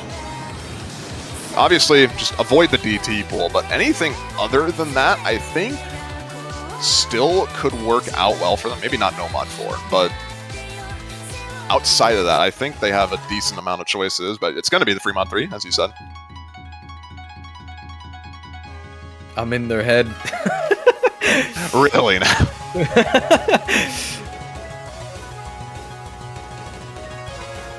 It's kind of a tricky map, this one. A lot of stamina involved on this, 200 BPM streams pretty much consistently throughout the entire map. Bit of a reading challenge as well. AR9 is deceptively hard, I'd say, on this map. Yeah, especially for with sure. Hidden. It's just very easy to slip up on a map like this, even though pretty much everyone here has played this map for the past 6 years or so. You can still kind of miss on just about anything here, unless you're playing Hard Rock. We have been seeing a lot of SSs on this, though, because at least it's only OD8, so no mod is still very comfortable. This is definitely if you're comfortable on no mod angle, you just immediately go for that. So at the very least, even if you do end up tripping up and maybe missing a couple times, your accuracy is still going to be very high, which is going to give you a pretty decent score, all things considered. Not going to be seeing Freezed in for this. It's going to be Desku making his debut. Okay. Wondering if imagine- Chile is running the same set of mods here, probably. Yeah, it's probably going to be the same set of mods for both these players. I imagine Shadoo's on Hard Rock, Nev maybe on the Hidden. We're going to be seeing intercamming Hard Rock, number 37 Hidden probably, all things considered. Maybe Yuna on the Hard Rock instead. Probably the most important pick for Finland to do well on here because, I mean, you're facing DT3 after this, most likely, so you don't want to be down 0-5. Never a good spot to be in. Well, Oh, 0-4. actually-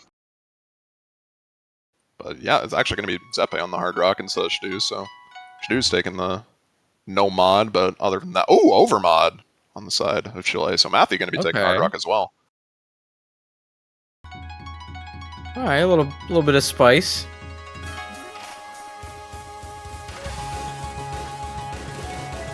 Probably just not too comfortable with the reading aspect of the map.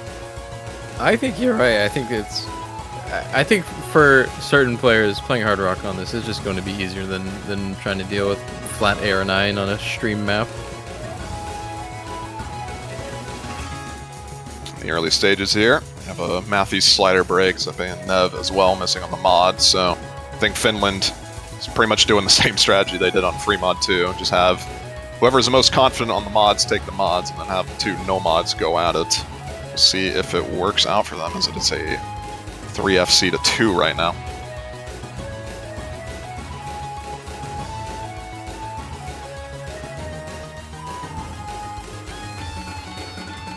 Yeah, I think it's really important for this part of the map for these players just need to build up their combo here. It's a very, very, very easy part of the map in relation to the end, especially when we start running maybe out of stamina a little bit. The spacing starts to increase a little bit.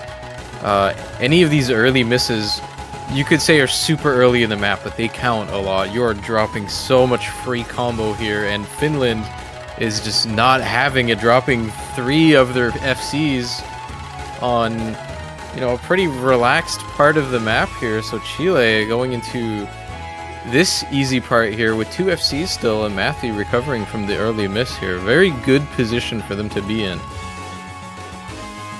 I'm going to say it, 3 SSs, intercamping number 37 and Shadoo's all holding on to them right now. Don't imagine that's going to be... Oh my... That was the person I didn't want to miss. It's over. I wasn't even trying to say that, dude. Are you kidding me? Oh my god. Number 37 as well, dropping the SS, but intercamping, and number 37 holding on to the FCs. And this score lead is 300k, gonna keep on climbing as we approach the halfway point. They're gonna need to see intercamping and number 37 miss pretty much right now for this to be doable for them. Yeah, I mean, we do see... I think if you're ever seeing a little bit of a collapse on this map, like I said, it's at the end. It starts to pick up a lot, and by that time, you're kind of exhausted already, so... I don't think it's super over yet. I mean, if Finland has an opportunity here to all okay, that's and, gonna help. I mean, that certainly is helping. We do start seeing the lead slowly, very slowly go back, but I mean, intercamping is just one note away from changing the outcome of this map, right? So you really want it to happen, don't you? I mean, we'll see what happens. Shdouz and Nev holding on. There goes Nev, though. Yeah, okay. It's not happening anymore. Yeah, I mean... Yeah, no, it's Something not about this section here, this increased spacing or something, increased strain. Very, very easy to just collapse on. And I mean, Finland minus Shdouz, not really having it for this one. You know how trades, but I mean... It's already over here. I mean, Chile going to be up 4-0 here coming up at the end, so... Intergaming looking to SS the map. We've already seen a couple SSs on this, if my memory serves correctly, so this is going to just be adding on to it. Let's see if he can secure it as we enter the ending here. It always looks super great to see him. I mean, it is OD8. I think a player like Intercamping is just going to do this every single time. Oh my god! Are you sure about that, Acer? Okay. We're leaving. We're just gonna stop talking now. Yeah. It's not gonna affect the outcome at the very least. Intercamping almost a million score. Very solid performance from him. Shdouz as well with the 1x100 and just the early misses in that slower section. Unfortunately. How does this keep happening today? You know, it just happens. You know, you just gotta let it happen. It's okay. At least there was no real outcome. It's okay. It's not like the last match. Yeah. It's the top left slider owning intercamming there. Okay. So here comes DT3. Yeah. This is pretty much a guaranteed DT3 angle from Chile. Unless they want to have a little bit of fun. I don't know. Play with their food. If they're gonna have a bit of fun, I think Nomad 4 might be an okay pick. That is one of the harder maps in the pool, and I think Chile just outskills Finland on that map overall. But I don't really see a universe where they don't go for DT3 here. Well, I don't know. So when you have a pick like that where you're like 95, maybe even more, 95% chance of winning, right? You're in a position to hold it here if you really want. Yeah, there they go. They're going to spice it up a little bit. You know, when you have a pick like that, if something happens to go wrong for Chile here, they know that they at least have that pick to fall back on. And they have like 2 more picks to mess around with here as well. So perhaps something that's happening here, we're going to be seeing DT4, little Pepster. We've been seeing a lot of this map. I think teams are really enjoying this pick. Yeah, pretty much focused on finger control. This map, 210 BPM, I believe, or around that, maybe 220, I'm not too sure. But this is all about testing finger control and general, I guess, semi-tech-oriented patterns. It's probably one way of putting it, but for the most part, you're going to be looking at 4-note bursts into 2-note and doubles and seeing whether or not you can hack them. We're going to be seeing a Chalk Gamer come in on the side of Chile. First time we've seen him. Yeah, first time in a while. I don't think they played last round.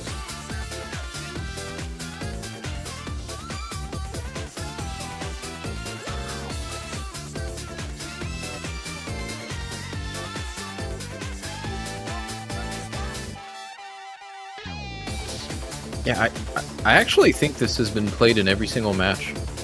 Has it? Now that I'm thinking about it. I don't recall a match today that hasn't played this. I don't have the stats in front of me or anything, but... I mean, I'll take your word for it. I wouldn't be surprised. This is definitely one of the more accessible maps overall in the pool. I think pretty much every single team in the tournament can do well on this. Yeah.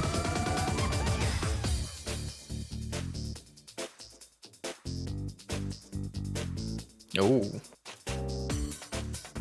Issues with the keypad issues. That's never good to have. I'll see it if it hopefully doesn't happen. Nonetheless, rosters are in. Gonna be seeing Finland usual. Me as well, I think, and for the first time today. Actually, yeah, I think he was in for one other map. I think he was in for one of the earlier maps as well. Alright, well, it's a little bit of a do or die situation for Finland here. Down 0-4 on Chile's pick, and in Shoes' yeah, that's the... Well, it's still early in the map, so they could abort it. Surely, right? Yeah, because this would be very unfortunate if that was the case. Hoping we'll get an abort here relatively shortly, since it was within the first 30 seconds. Yeah. That should be getting aborted. There we go.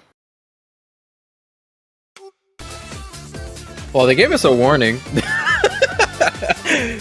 Yeah, I mean, wasn't unexpected, I suppose. So at the very least, we have that going. So that's the Finland abort. They don't have an abort after that.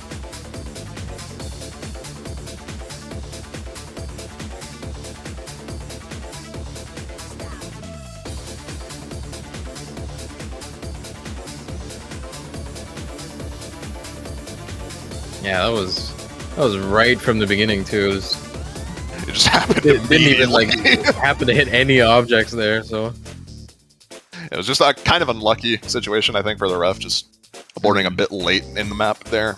But it is still within the realm for Finland to have an abort there. Not going to have another abort though, as their only abort that they get in this situation. So we'll probably have to be seeing either Shadoo's doing a miracle repair in the next 30 seconds, or probably just swapping to a good old keyboard, I imagine. The trusty keyboard. Everyone with their tapping devices, people forget you can just play with the keyboard. Back in my day.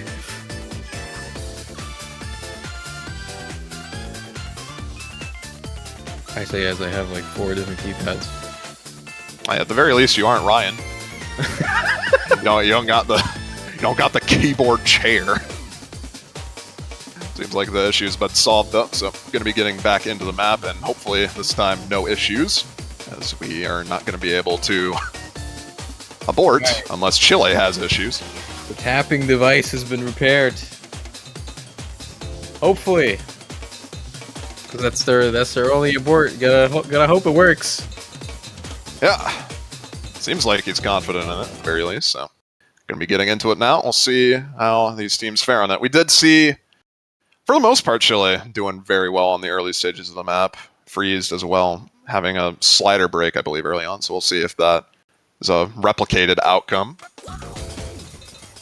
Praying that Shadoo's can hit objects. Looks like we're good. Oh, he's definitely hitting objects, so... Yeah, this is looking a lot better already, so should be relatively straightforward from here on out. Early breaks from Freezed, Amacetic, and Chalk Gamer. Going to be giving Chile a slight advantage, but not by much.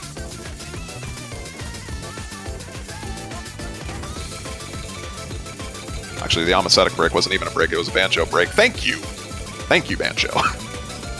Still going to be in favor of Chile, though, as Freezed and Mathy drop. So that's kind of interesting. Mathy dropping on this. Was not really expecting that. It's going to keep things even. Okay, intercamming as well, dropping is going to give Finland the combo advantage by quite a considerable margin, actually, as we get into the halfway point of the map. Shadoo's drops as well. It's not going to be enough to change the lead drastically. It's going to slightly shift over in favor of Chile, but things remaining pretty much even. There goes Amacetic and Chalk Gamer, but still just one FC on both teams. TFG and Zeppe fighting it out right now. It's worth noting, despite the misses on intercamping and Matthew, their accuracy is still absolutely up there. Those were, I would say, one-offs. Okay. As you say that, Matthew drops another slider break. It's still within the realm of comeback potential, though, if Zeppe misses pretty much... Oh my god, I need to stop talking. TFG now, with the only combo, is going to be shifting this score lead over to each other as well. There he goes! Intercamming is now the highest combo in the lobby. It's still going to be shifting over to Chile, but is there enough time? I think, yep, that's... Please stop! Everyone missed. Everyone missed. It's over. Everyone missed. Okay, well... Man. Things happened. Wow. And Chile, at the end of the day, will be taking that point. Even though it looked a little grim for a little bit. There's some divine intervention. Yeah, I don't even know how to describe what happened, man. That was just entirely my fault. Oh my god. Alright, well. Finland now. Down 0-5 on match point. They do get a pick. At the very least, they do get, yeah, as you said, their pick, so. If the comeback's gonna start, it's gonna start here.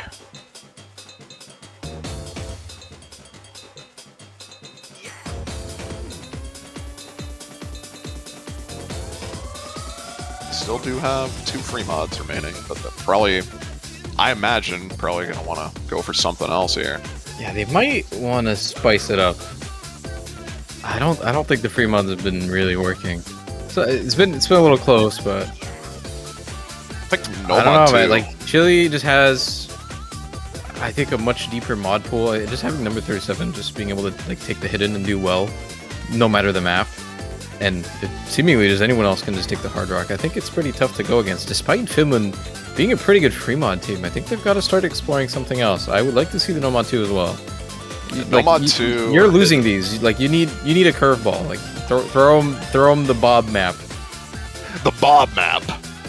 It's not going to be the Bob map, but it's still going to be a curveball nonetheless. Hard Rock 3 is going to be the pick from Finland, so. Refraining from the free mod category as we get into the only Hard Rock map remaining that was not banned out. And I kind of do like this pick. I kind of like this. I do as well. I don't think there's been a solid showing on any of the Hard Rock players in free mod on the side of Chile, right? Like, nothing really stands out. I mean, they were okay, but it's definitely not what's been carrying them or anything. And I think, to be honest, on the side of Finland, the Hard Rock players have been doing pretty okay. Shadooz did really good on the first free mod that they played, despite like a miss or two. So I'd like to see Finland do good on this. I think they can. You know, they have a very well-rounded Hard Rock team as a whole. They got pretty decent scores on Hard Rock 2 last week, if I'm not mistaken. I think they were number 2 overall on that map, actually, compared to every other team. Never mind, they were not. They were number 10, but still better than Chile's number 12 on that. So they do have a slight advantage on Hard Rock. We'll see if it changes as the scaling gets harder here, but they're more than capable of playing this. Yeah, I think for a map of this level, I think this is pretty comfortable for a Hard Rock player here. Not really anything to catch you off guard or anything. It's pretty consistent. You got a slow part in the beginning, followed up by a very intense chorus, followed up by another slow part where you don't really expect to see that many breaks into the last hard part. So it's all about pretty much maintaining your combo, or getting a decent combo through those first hard parts. We'll see what happens. Seems like everyone's in for now. It's going to be the same roster for Chile as the previous map. I think as well for Finland. Also, considering what we were just seeing, right? We just saw intercamping and Matthew not do so well on slider aim, which this map has a lot of. So perhaps a great pick for Finland here. We'll see what happens. Well, it's got to be, or else this match is over. So yeah, let's hope we're right. Relatively lengthy pick as well, but as I said, it's a lot of attention focused on those hard parts since there's not really all that much to miss prior to them. Like, there is potential to miss, granted, but it's not nearly to the same extent as the hard parts. So I imagine we'll probably be seeing most of the players combo through this. I think that's a Bancho miss from Chalk Gamer on the slider stream, unless that was not. Even apparently right wasn't. away. Minus 200, not the bit. Okay, things are happening. Yeah, that's the first hard part. The streams there as we get into the tech-oriented section. So going to be an advantage for Finland early on here, and going to continue with the advantage as Intercam and Yuna both drop afterwards. Just Matthew holding on to the combo, and he's gone. Okay. Okay, I see the vision. Still have an FC on Amacetic. Zeppe drops the FC, but Desku and Shoes on the recovery with pretty decent accuracy overall. There's another miss from Intercamming, traded out by Desku. It's just Chalk Gamer right now holding on to the combo, and it's not really that steady of an accuracy, but it's going to be Amacetic dropping, and no one's really holding the combo right now. It's just Chalk Gamer on the side of Chile. If he can hold this through the entirety of this ending section, that's going to be huge for Chile, and it seems like he's going to be doing that. Nice. Okay, this is big.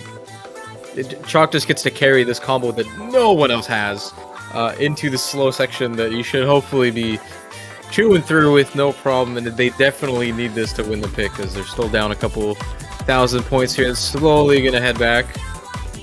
They've got a little bit of breathing room, but again, everyone's going to be building up that combo again just for that part at the end, right? So it could still be very explosive.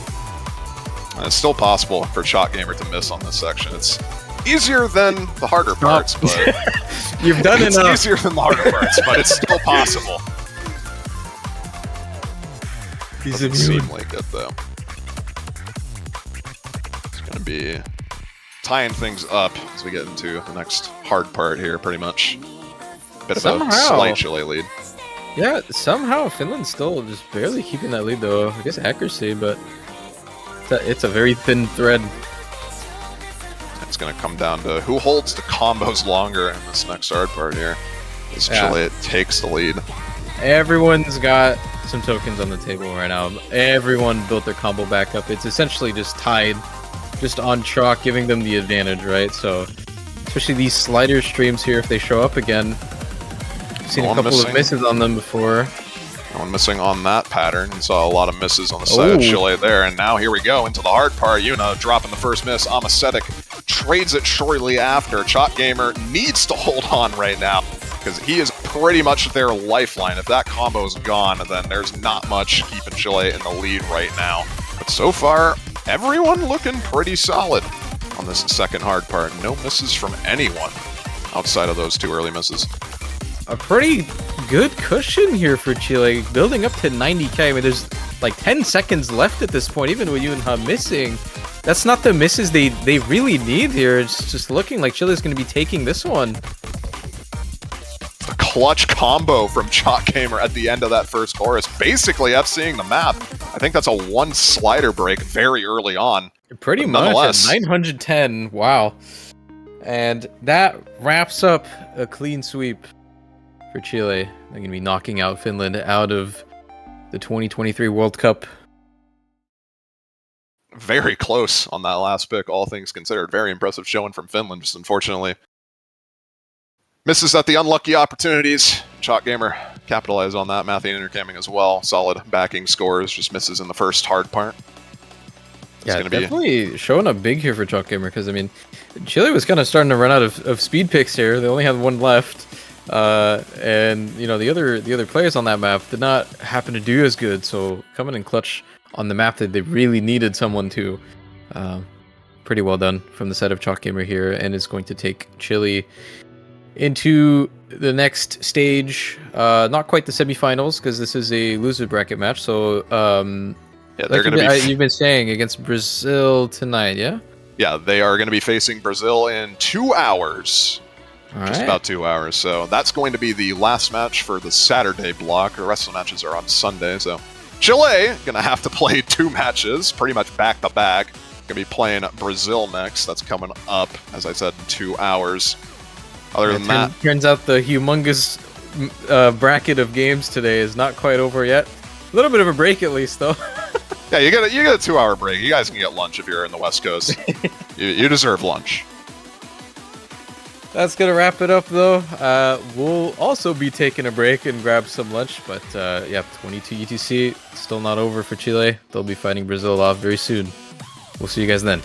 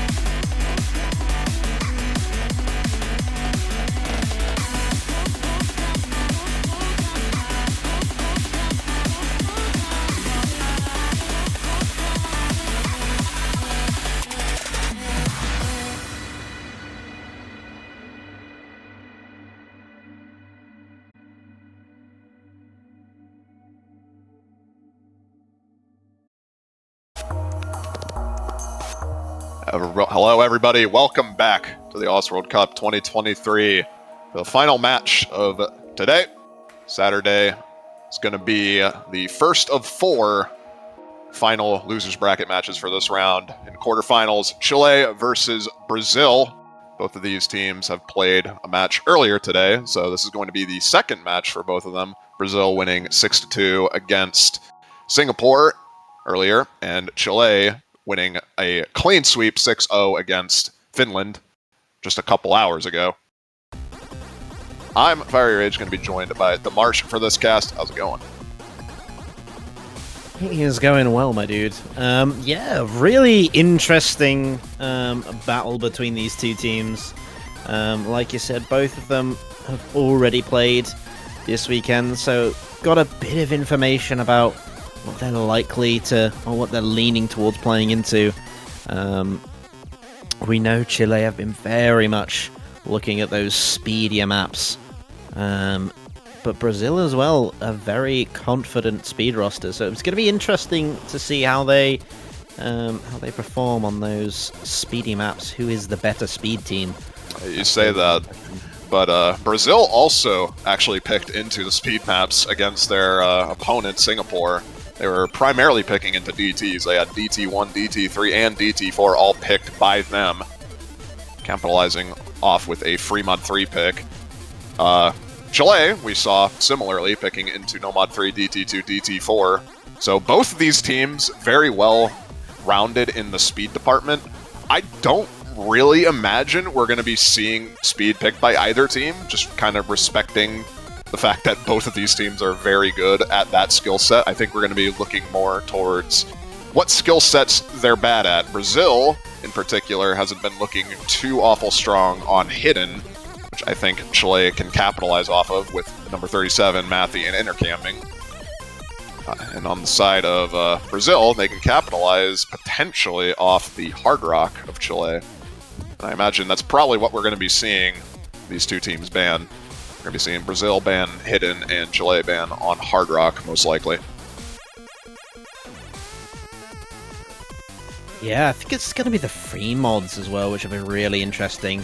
Because we saw that Brazil actually picked into one of those in their previous... Sorry, two of them in their last That is incorrect. Oh, is it? Yeah, no, the sheet is wrong with that. The Brazilian side picked double time. They did not pick hidden. Oh. Well, that's... Don't worry about it. We got some technical problems on the statistics side. Don't worry. We got it all settled out. In any case, both teams have rolled. Are going to get into picks and bans now. Going to be first ban and second pick for Chile. Meanwhile, on the other side, first pick and second ban for Brazil. And yep, that's kind of what I expected. Immediate Hard Rock 2 ban, and I imagine Chile is probably just going to follow that up with the No Mod 5 ban, the same bans that they had against Finland earlier. It's going to be my guess. On the side of Brazil, probably looking towards maybe a hidden 1 ban, maybe hidden 2. I think those are possibly 2 okay bans for him to go for in this scenario. There's the hidden 2.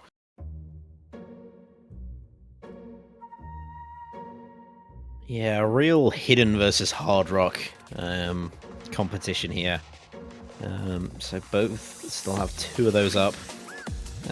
We'll see if you were right with sticking with the same bans as in the last match. It's going to be No Mod 2, which is the other one I was probably thinking of. If they didn't want to go for a hidden 1 or hidden 3 ban, just go for the reading maps, and those are now out of the question. Neither of the teams played any of those maps in their previous matches, but getting rid of those, and Chile finalizing with the No Mod 5 ban, as they did for the previous match. And now, we get into the picks. I'm very interested to see what direction both these teams go. I think Brazil probably going to capitalize off their generally strong hard rock roster, maybe go for some of the free mods, and I think Chile probably going to want to stick with tech-oriented maps as well as hidden. I don't think either of these teams are going to be picking into DT. They are really, really well matched up in that regard.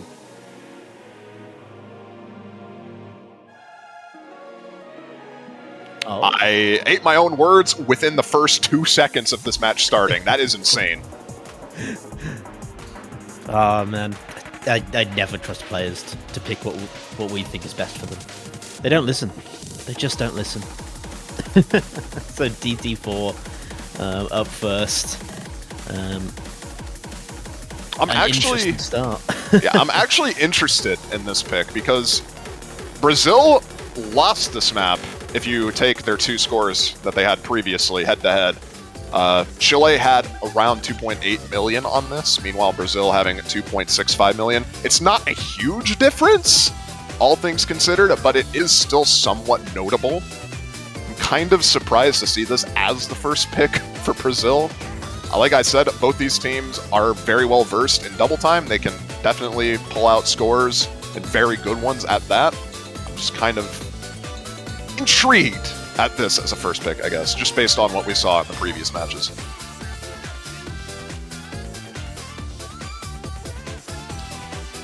Yeah, so based purely on the scores, it does look like Chile has the advantage going into this. But I guess we can put it down to Brazil feel like they can definitely improve on the score that they got in the last round. So I'm curious to see whether they actually pull it off, because I think they're gonna have to against Chile. Chile has been one of the standout teams a couple of years now. They've been kind of bogged down by a lot of internal issues, but this is the first time we really get to see their full roster at its full potential strength, with Matthew and Intergaming all being on the same team alongside notable tournament players. Suntan has been on a tear recently, Chalk Gamer as well. As we get into the first map here, let's see what happens. I think both of these teams are running the same roster as their first run through, so this is just going to be whether or not the teams can improve their score. Yeah, so right out of the gate, we really hit into the depths of this map, and so far so good from both rosters. Good adjustment to this early on. Not a massively long map, quite short, just under 2 minutes. Everyone holding really strong. This is already looking terrifying. Yeah, this is a very consistently difficult map. There's a lot of different areas that you can misread or trip up on. So far, no one having any issue. It's just an ACK battle, which Brazil is now currently winning. A couple of the hundreds being dropped by Intercamming there. Still, basically just comes down to whoever has the first miss, and there it is, Subs with the first, I believe, slider break. Corian to follow shortly after. No response on the side of Chile, still holding on to their quad FC. The score lead is drastically shifting as Defons also drops, and not looking too good. Nope, not looking good in the slightest. However, Chile looking absolutely incredible right now, really on a tear with these big combos, nobody breaking. Can they go This all is the way? disgusting, actually. Wait. This is getting This is insane. disgusting. They already surpassed their score by... They're well on their way of repassing their score by like 1 million at this point. Are they actually going to quad FC this? That would be a statement and a half to do that on your opponent's first pick, and it looks like they're actually just going to go for it. Okay. Never mind. Matthew's going to be dropping a slider break at the end, but honestly, it doesn't even really matter. They're well above 4 million on this point, and that is a team score. Oh, well, good luck breaking that one down. Ridiculous. Just, okay. Yeah, there's not much you can do about that. Brazil did improve their team score from previously. They just barely edged out, I think, Chile's first team score on that. But, yeah, Chile just decided, you know what? I don't like missing. So they didn't miss. Yeah.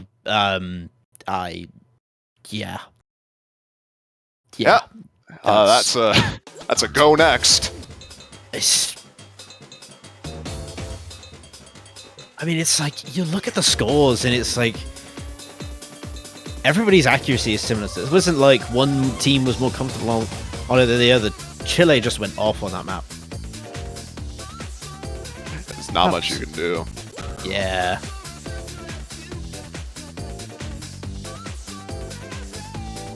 Well, I wouldn't be surprised if Chile just goes straight back in with DT on this, to be honest. They're not going to go Nomad 3. Yeah, that's actually what they're going to be doing, as Nomad 3 is the speed pick in the Nomad pool. So, probably feeling a bit of a confidence boost after what they did on DT4. I'm not really too surprised to see this. Chile played this in their previous match and got just shy of 3 million on this, so overall, really well-rounded team score, and if they're improving their team score like they did on DT4, we might see a high 3.5 million on this, potentially. And it's Brazil's battle to get their point back at this point.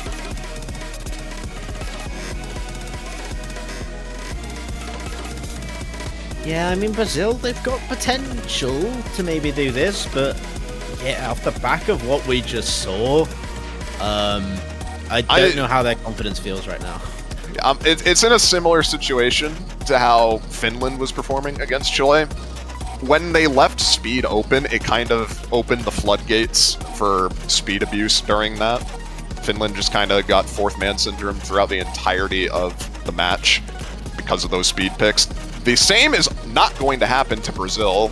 As we mentioned, Brazil does have a fairly strong DT and speed roster, but they're going to need Chile to miss, and hopefully they do that, so that this is a bit closer than that DT4 was.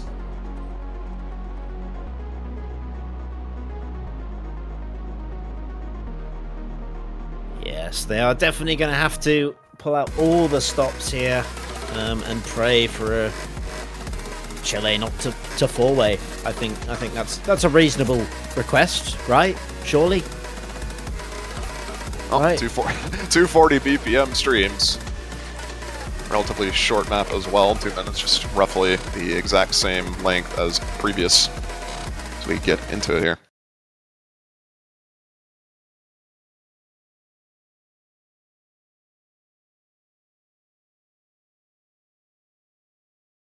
It's going to be Vitorsko and Ja coming in for the side of Brazil. Hopefully I pronounced those right. Gonza as well, making his return for this map. He was in during the first time this was picked by Chile last match.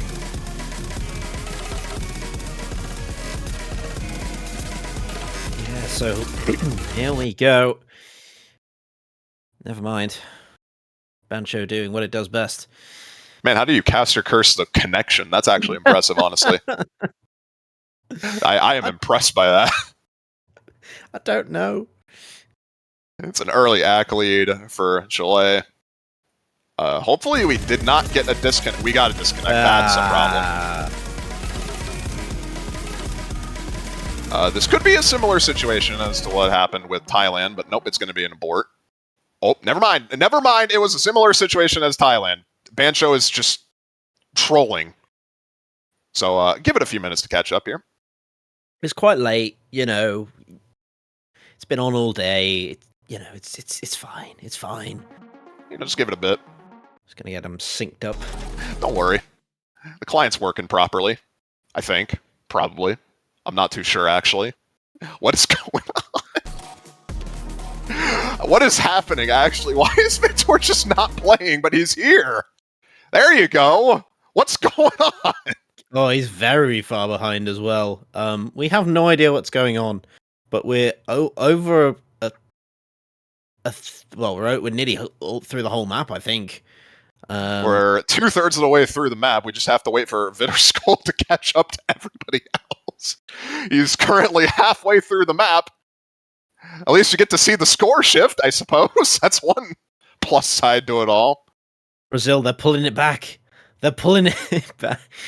Oh, man. Suspense is killing me. What's going to happen next? Okay, now here we go. There we go. Now everyone's caught up. Now we can actually cast this properly. We got 2, 3 Fs. Okay, never mind. We're not casting this properly because we got owned by Bancho again. Look at that. Matthew, slider breaks on nothing. Everyone is desynced. I don't know what's even happening on this map anymore, but it looks like Chile is winning. So I'm just going to assume Chile is winning. Yeah, they won. That is crazy.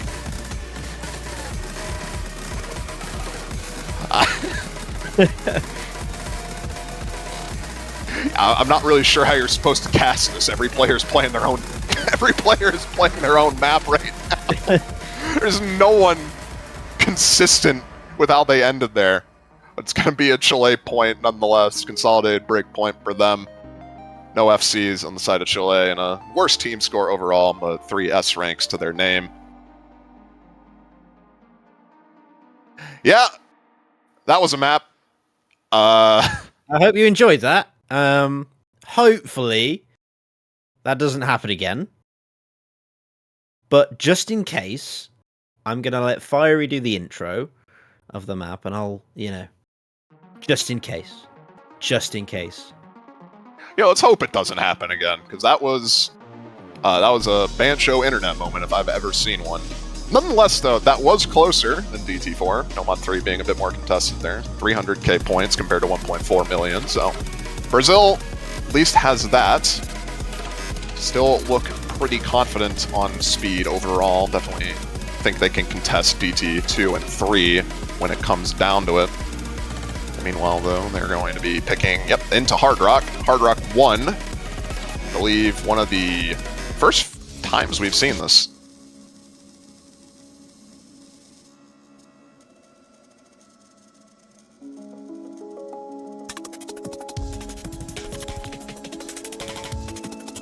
Yeah, an understandable pick if you don't really want to go back into the speed maps, which did not work out for Brazil to start with. This is definitely something that I think they're a little bit stronger on. It plays more to Chile's weaknesses a bit. So hopefully they can actually get a point on the board. Because I don't think they really want to drop another breakpoint to Chile at this point. It's one of the harder maps in the pool. Break core, 188 BPM. A couple of tech elements here and there, a lot of streams in this. Generally, this is probably the hardest map in the pool. So I'm kind of interested to see Brazil pick into this as their second pick, just because I do think Chile has the better skill cap roster overall. But with players like Corian Maluco, you'd be kind of dumb not to pick Hard Rock at that point. And they have more than capable players like Zubs, Defons. All can play Hard Rock very comfortably. It's not a surprising pick in the slightest, just kind of one I was not necessarily expecting this early on, I suppose.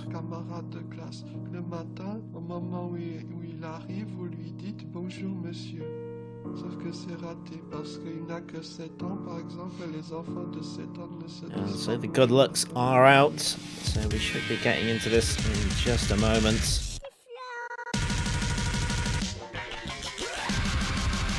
As Defons and Defons are both in, but they are different.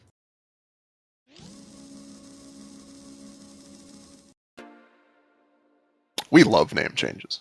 Oh, don't we just? It's our favorite thing. I feel bad for whoever's casting the Philippine match.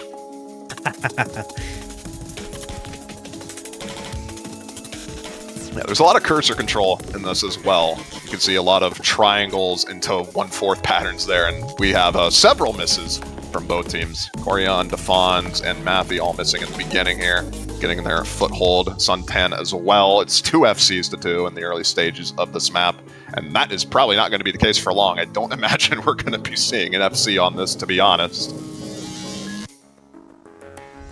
No, it's such a long way to go through this map.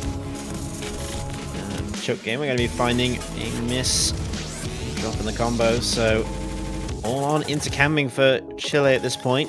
Brazil still managing to hold on to those 2 FCs for now. The accuracy lead, though, cannot be overstated. Right now, the other Defons and Corian struggling to act this map. Meanwhile, Chile really just has Sunten. Shockhammer is now going to finally drop below 95% after those little streams there, so it's going to be giving Brazil a little breathing room as well as that break. So shortly after, Corian slider breaks. It's not going to be the end of the world, as he already did break prior, but it's going to be halting the Brazilian advance temporarily.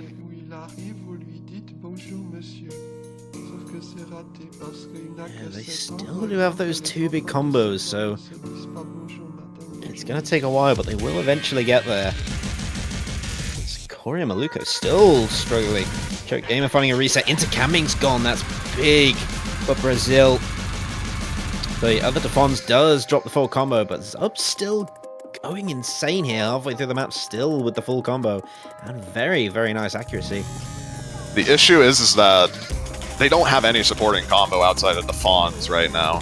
Chile is building theirs up slowly but surely, so continued breaks like that from Corian is not going to be helping right now. Chile is still in the lead.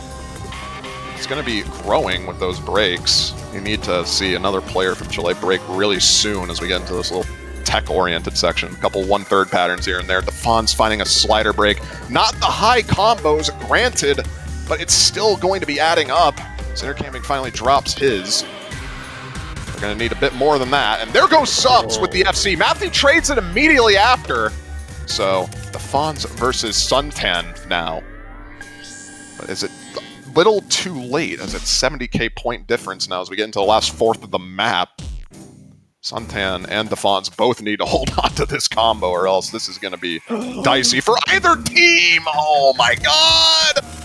Suntan missing, and now Defons with the driver's seat. See if he can hold on to this combo in the ending stages of this map here. It's going to slightly shift over, but very gradually. They're going to need a bit more than that, and Defons slider breaks on thin air! Oh, and that's going to do it. It's all gone wrong for Brazil. So many opportunities, but just couldn't hold on. And into Camming and Mathy now with the big combos. Looking to bring it home. With Brazil, nothing they can do at this point. Just have to watch as Chile takes another breakpoint off them on Hard Rock.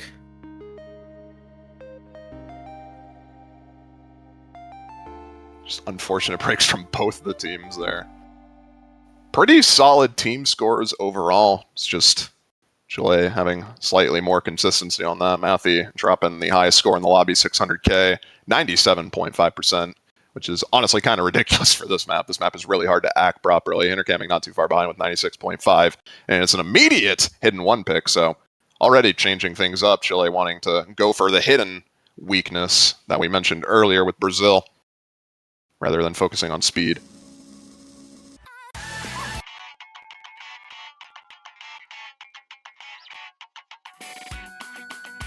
Yeah, and with how Chile are playing at the moment, it's kind of hard to see any chance of change really going into this hidden one. This is one of the harder maps in the pool, and to be fair, Brazil didn't do too bad on this. It's a decently difficult map, all things considered. Zubs carrying them on that pick though, with the 600k against Singapore. Rest of the team mostly around the 400k range. We'll see if they can improve upon that. We have not seen Chile play this yet.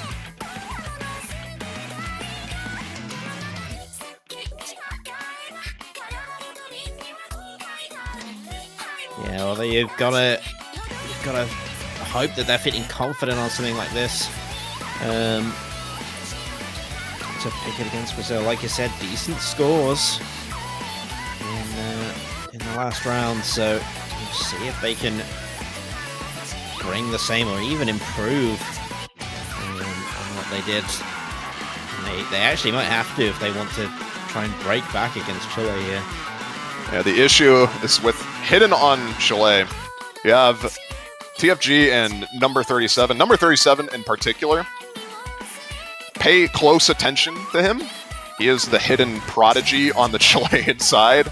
It is unreal how consistent he is with the hidden mod.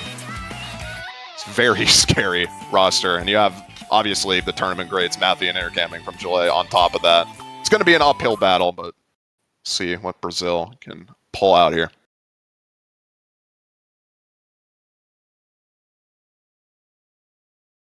So Chile's second pick, hoping to bring them more success.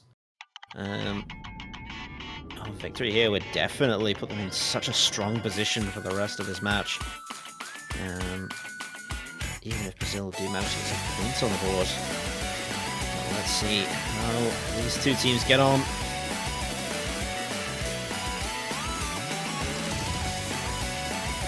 So far, Brazil with the slight accolade out of the gate.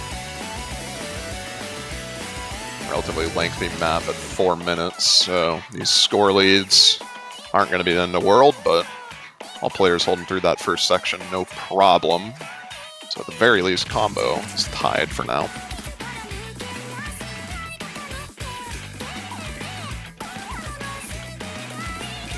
Good adjustment from both teams coming out that Hard Rock map.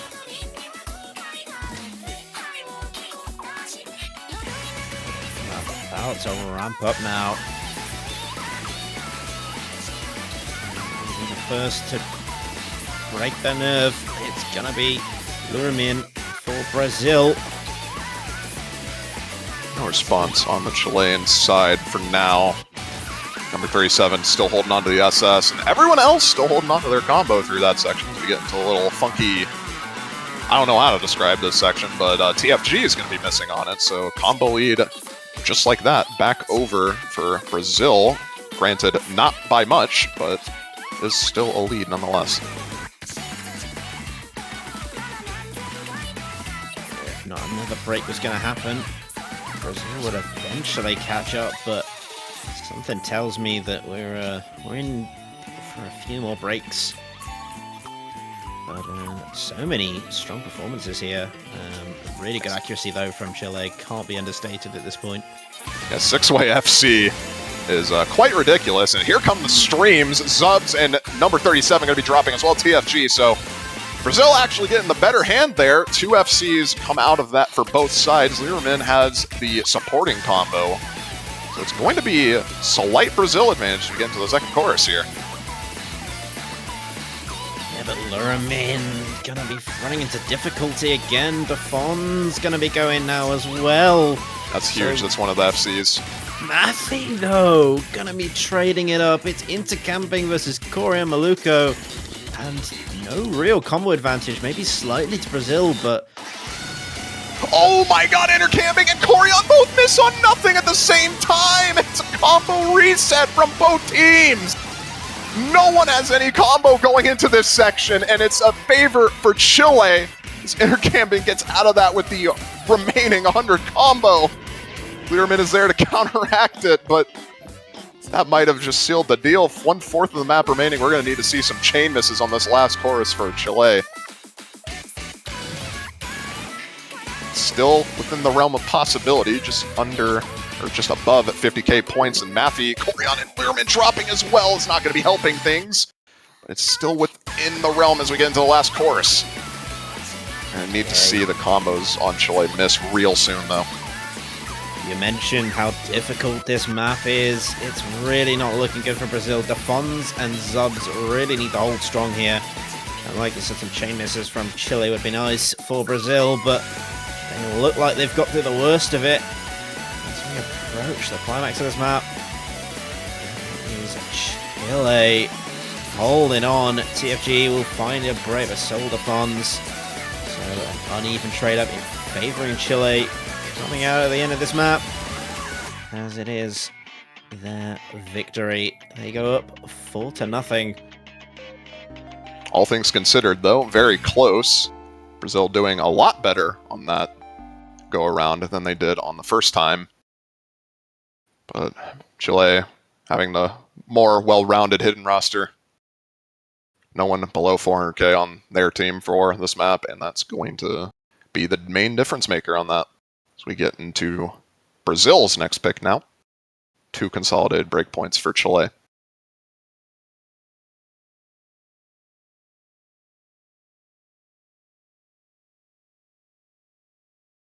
Yeah, definitely. We are looking towards a very solid victory for Chile, unless Brazil come up with something big on this next pick. What do they go for? I mean, free mod is maybe their best option at this point. I don't know whether they want to go into that Hard Rock 3. Don't know if that's Brazil favored. After Chile's performance on Hard Rock 3, I don't necessarily think it'd be a wise idea. They're going to be going for something entirely different. Nomad 1. Do you guys like aim maps? Boy, do I got a map for you. Nomad 1 alert, perhaps. Yeah, for once, this is an actual Nomad 1 alert. This is the aim-oriented map in the Nomad pool. Full screen jumps. Pretty much no streams to speak of. This is, by and large, testing your raw aim mechanics.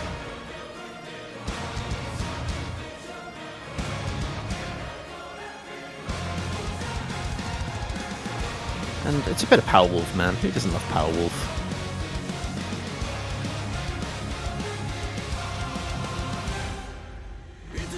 Brazil have a very strong, I mean, both these teams really have a very strong mechanics roster, but Brazil is, I think, has the edge on this map, all things considered.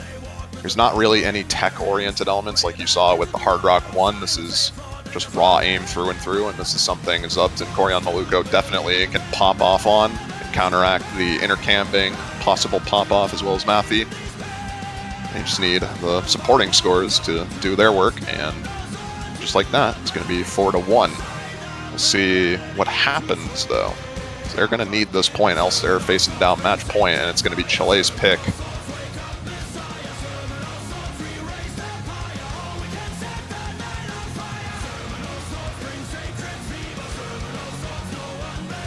Yeah, Brazil really need to come up clutch here. If they don't want Chile to just steamroll them. On the next pick. There's so much of the pool left for them to choose from and pick apart. This is an OMOD 1, so it has the classic NOMOD 1 inconsistency. You can feel very confident going into aim maps like this, and next thing you know, you're dropping a 300k score. We'll see what happens. I'm feeling fairly confident. We'll probably be seeing at least 1 or 2 FCs on this, though. Yeah, the die is cast as we see what the players roll.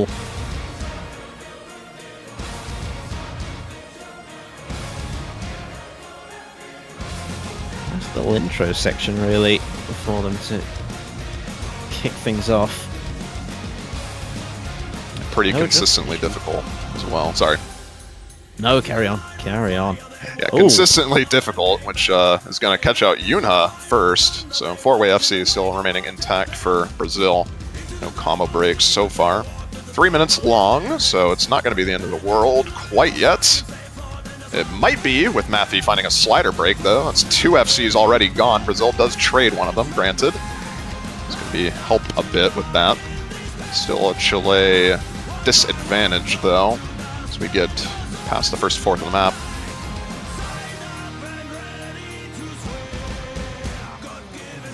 Brazil maybe hoping for a bit of a nice bit of score gap. Zubs is going to break again, but Suntan's going to go. Corey Maluko will drop. Matthew resets it again. Yunha as well. It's intercamping against Izzy as everyone else resets to go again. It's the 2 FCs battling it out right now. That's keeping a score lead in favor of Brazil. Intercamping holding on to, I believe, the 1x100 play. Halfway through the map, seems like everyone getting through the first chorus, no problem. Is he going to be finding a drop on the doubles, though? And intercamping now in the driver's seat with his combo. We'll see what happens in the second chorus. Intercamping, holding the line for Chile. Never mind, he's gone as well. No full combos. Going on NOMOD 1. Who's got the biggest combo right now? It looks like a battle between Matthew and Defons, but Suntan has also got a very nice 400 combo. So it's still Chile favored right now. You got a third of the map remaining, still a couple hard parts remaining, but Brazil constantly resetting their combos, not going to be helping things at all. Suntan and Yunha both have very high combos that are not contested right now. There goes Yunha, so it's just Suntan now, which is actually a slight combo lead in favor of Brazil. If Suntan drops this combo, this is going to be a pretty massive score difference, as he is the only person with any semblance of combo remaining. And even, he needs to hold this combo through this part. As soon as that combo drops, Brazil is ready to take advantage and capitalize off it. Izzy drops. Suntan still holding on. He needs to hold on right now, and he is doing just that. Intercamping is gone, but I think with that, he's done enough. Suntan holds when is needed for Chile to take their third break point in this matchup. Just things not going well for Brazil on their picks. And they'll definitely be disappointed with that one. An immediate DT2 pick on the side of Chile. After how Nomad 3 went and DT4, I suppose it's not too surprising. But it is within the realm for Brazil at the break point. They're gonna need to, or else they're out of the tournament. This is a losers bracket match, so loser of this is eliminated. And winner of this advances on to the semifinals weekend. Yeah, and you've got to feel for Brazil. They are trying so very, very hard against Chile, but this DT2 is a bit ominous. As we all saw what happened at the start of this match. But pretty much, we'll call it an almost 4-way FC. From Chile. I mean, they're not... But they shouldn't do that again. But it's Hopefully. within the realm of possibility, as you would say. we have seen Chile play this in their previous matchup, and with how DT4 went, I genuinely would not be surprised to see a 4-way FC on this from Chile. Matthew was the only FC last time around, but solid scores from Yuna and Intercamming on this. They're not actually going to be having Yuna in for this, it seems like, as we get Koryan, Zubs, Ja, and Vitor back in. Actually, it might be Suntan swapping out from the last time around, going in for Gonza instead. So we have a little bit of trolling in the lobby at the moment. Get that sorted out.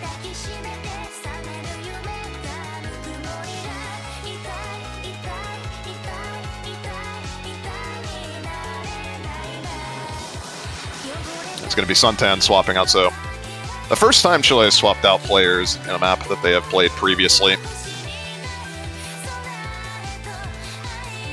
I'm just hoping Vitor Skull does not have internet problems, because if we have another Nomad 3 situation, that is going to be... It's gonna be painful. It's gonna be painful. I don't want to think about it. Let's not think about it until it happens, shall we? Let's just be positive. Positivity is what we need right now. Well, so far so good. We got all the clients loaded in properly. That's already a step up. We start the map here. Once again, this is something that Brazil can breakpoint. They are more than comfortable on speed. It's just whether or not Chile can really improve their score from a couple hours ago. It's going to be the main question going into this. And so far, accuracy lead well established, I think, in favor of Chile. It's just Intercamming having a little bit of a lag in the beginning of the map there, but has gotten his footing again. Yeah, hopefully with I say that. Yeah. Intercamming not doing what is needed right now. Is Brazil going a bit crazy? Corey and Maluko, they're going to be the first one to drop for them, but with a break from Gonza as well, it's still in their favor, albeit by less than 7,000 score at the moment. They're going to be seeing the 2 breaks at the break at the very least, so they're going to be feeling confident in their 3 FCs at the moment. It's not solid accuracies, though. Zubs and Viterskull both holding on just barely. Zubs, how did you hit that?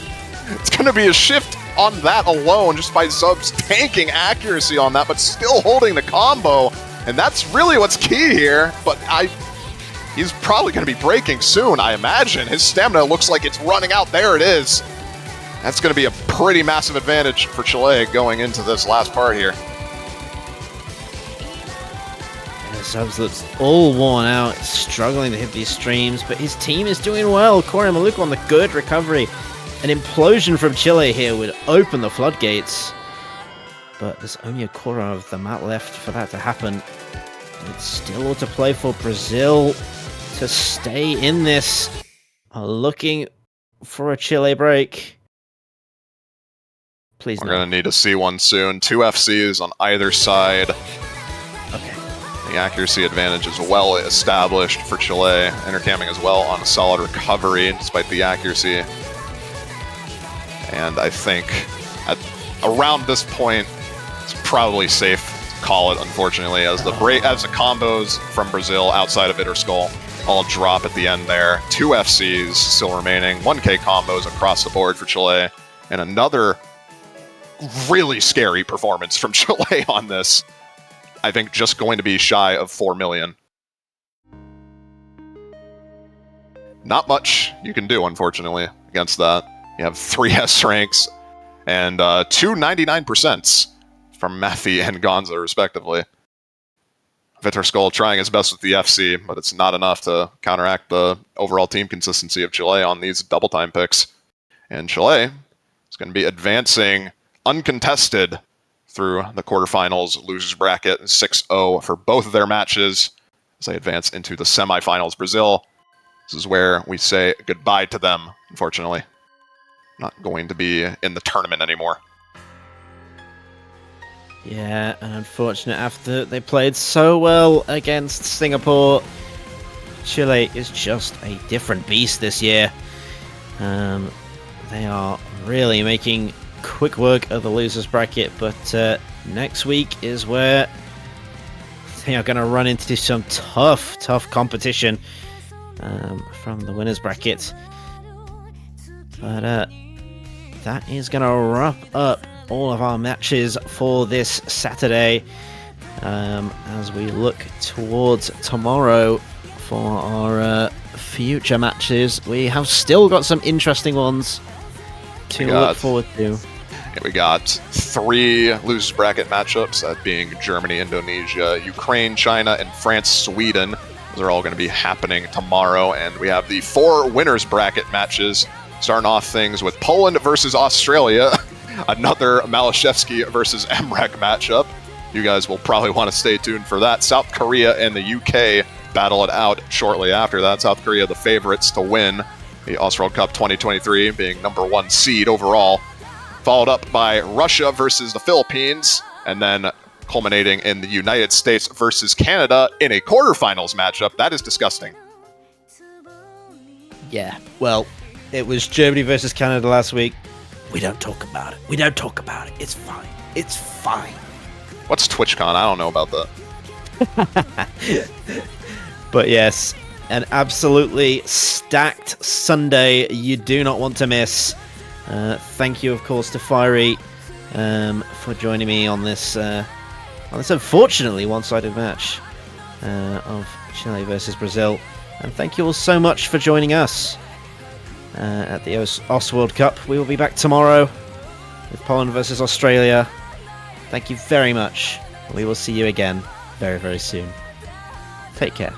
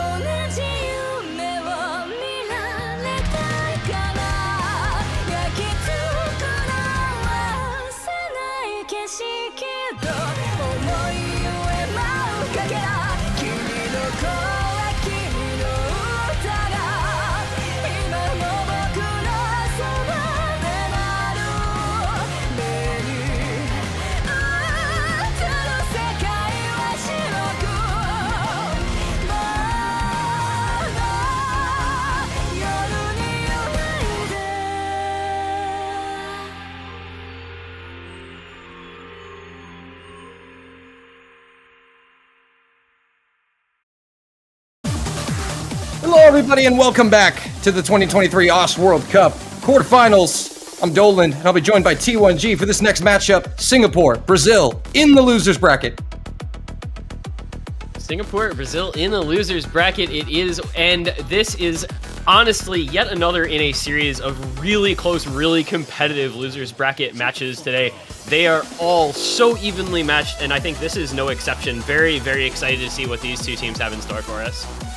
Indeed, rosters on screen now for Brazil, Korean, Maliko, Defons, Exodal, Liramine, Vitor, Skull, Zubs, and Ja. For Singapore, it's going to be Dawnwing, Demonical, and, well, never mind, we don't get to know the other 6 players.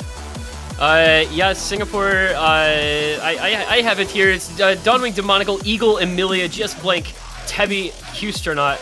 I think that's everybody. Was that 8? Was that 8? Yellow. There's 8. Yellow, okay, perfect. Yellow, yeah. We didn't forget about Yellow. Yeah, and of course, the important thing to note here is to watch out for whether or not Demonical is here today. Posted on Twitter the other day, had an unfortunate medical diagnosis. Not sure if he will be available for that match, which is a very, very big loss for Singapore. He is one of their best, if not their best, highest skill cap players. So, hoping for the best for him. Obviously, you know, real life health takes precedence over Osu, so hoping for the best for him if indeed that is the case. Yeah, indeed, if we do see him, it'll probably be at a limited fashion at the most. You definitely don't want to risk any serious injury over a video game, but we now see the roles coming in. Brazil will get the pick choice. Singapore will get the ban choice. Yeah, and so I think what we're probably going to be looking to see here is Brazil probably trying to get rid of some of the reading and gimmick maps from the pool. Singapore will want to pick into those even without Demonical, because he's more of a mechanics player, so it makes sense for them to even lean more into maps, you know, your Nomad 2 this week, your Hidden 2 this week, etc., etc. Singapore probably bans out things like Hard Rock and bans out things like aim. Brazil will likely try to abuse, you know, the tapping and the aim, and also probably Hard Rock, so would expect some certain skill sets to be targeted. Very diametrically opposed skill sets, I think, for these two teams, especially with Demonical missing. You see Nomad 2 coming out as the ban for Brazil. Yeah, and of course, unlike normally, Nomad 2 is typically expected to be a stream stamina map, flow aim heavy. This week, it is completely not that at all. This one is a low BPM, low AR, control aim, and reading pick. The pooler's switching things up quite a bit with this one, so that is a reading and gimmick type of map. So as expected, Brazil getting rid of that one from this pool. And now the big question is, what will Singapore ban, potentially without their star player? Probably gonna have to ban some of those mechanics, as you mentioned. Yeah, if you looked at their qualifiers performance, Demonical was by far their best player on anything tapping related, and you know, most of the skill cap maps in general. So, you know, you're going to expect them to ban probably one of DT2 or DT3. He was their best player in qualifiers on 3 out of the 4 runs between those two maps, as well as both runs of the DT1. So it's most likely going to be one of those. And then probably like maybe a Nomad 3 as the other ban. Just get rid of tapping mechanics without him. But they are taking their time on this one, so maybe some additional thought beyond what we would have expected them to put into this ban. And we do see the raid coming in from the main channel. For those just joining us after that incredible Ukraine-Thailand match, we welcome you. Brazil-Singapore on deck here. Ukraine taking the win 6-3 over Thailand in that one. Oh, well done to Ukraine. I believe that means they are now slotted into their best ever performance in a World Cup, or at least in a very, very long time. So good job to them. That was a really close back and forth match before that late break point. So good job to Ukraine. And, you know, if you're just coming over, you haven't missed anything here, as we are still just in the bans. And that is going to be the expected double time 2 ban from Singapore. That's going to be the tapping stamina double time pick. That one. And Nomad 3. Yeah, and oh, that's right, it's ABBA. I always forget I'm used to ABAB band format. So they go back-to-back tapping bands. That's 240 BPM bursts for the Nomad 3, 225 BPM stamina for the double time 2. So exactly what we would anticipate here from Singapore in their bands. And now Brazil will have the last ban before they open things up with the first pick. For those of you just joining us, Singapore potentially not having Demonical, that could throw a wrench in their plans here for this match. Yep, that skill cap player. Not somebody you want to be without, especially as these pools have gotten quite hard quite fast. HD2 going to be the final ban here from Brazil. I would like to say I just called all 4 bans. That was pretty. I think it was pretty clear how that was gonna go. Brazil not wanting the low AR, not wanting the reading, and Singapore not wanting the raw tapping mechanics. So pretty straightforward how that one was going to play out in the ban phase, exactly as you would anticipate from these two teams, how they match up, and especially without Demonical here for Singapore. And yeah, Brazil first pick. Got some options here. You've got DT3, that's the high BPM bursty DT map. You've got DT1, which is aim heavy with some bursts as well.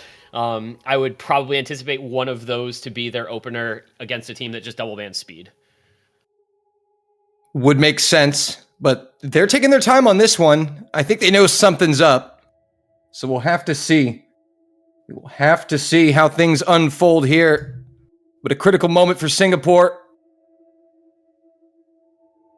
It's going to be a shame to see one of these teams ousted here relatively early on, just in losers round 2. Obviously, only 18th and 21st seeds, but both teams that have a lot of history in OS World Cup, so shame to see them go. And that is T1G. I tell you. Apparently, one of the casters was given the script and the other was not. We had the crystal ball out. I will say I had some advantage from discussing this match ahead of time. We talked about it on a podcast I'm on yesterday. Did some discussion of this with some others as well to kind of anticipate how this was going to go. But yeah, so DT3, the first pick.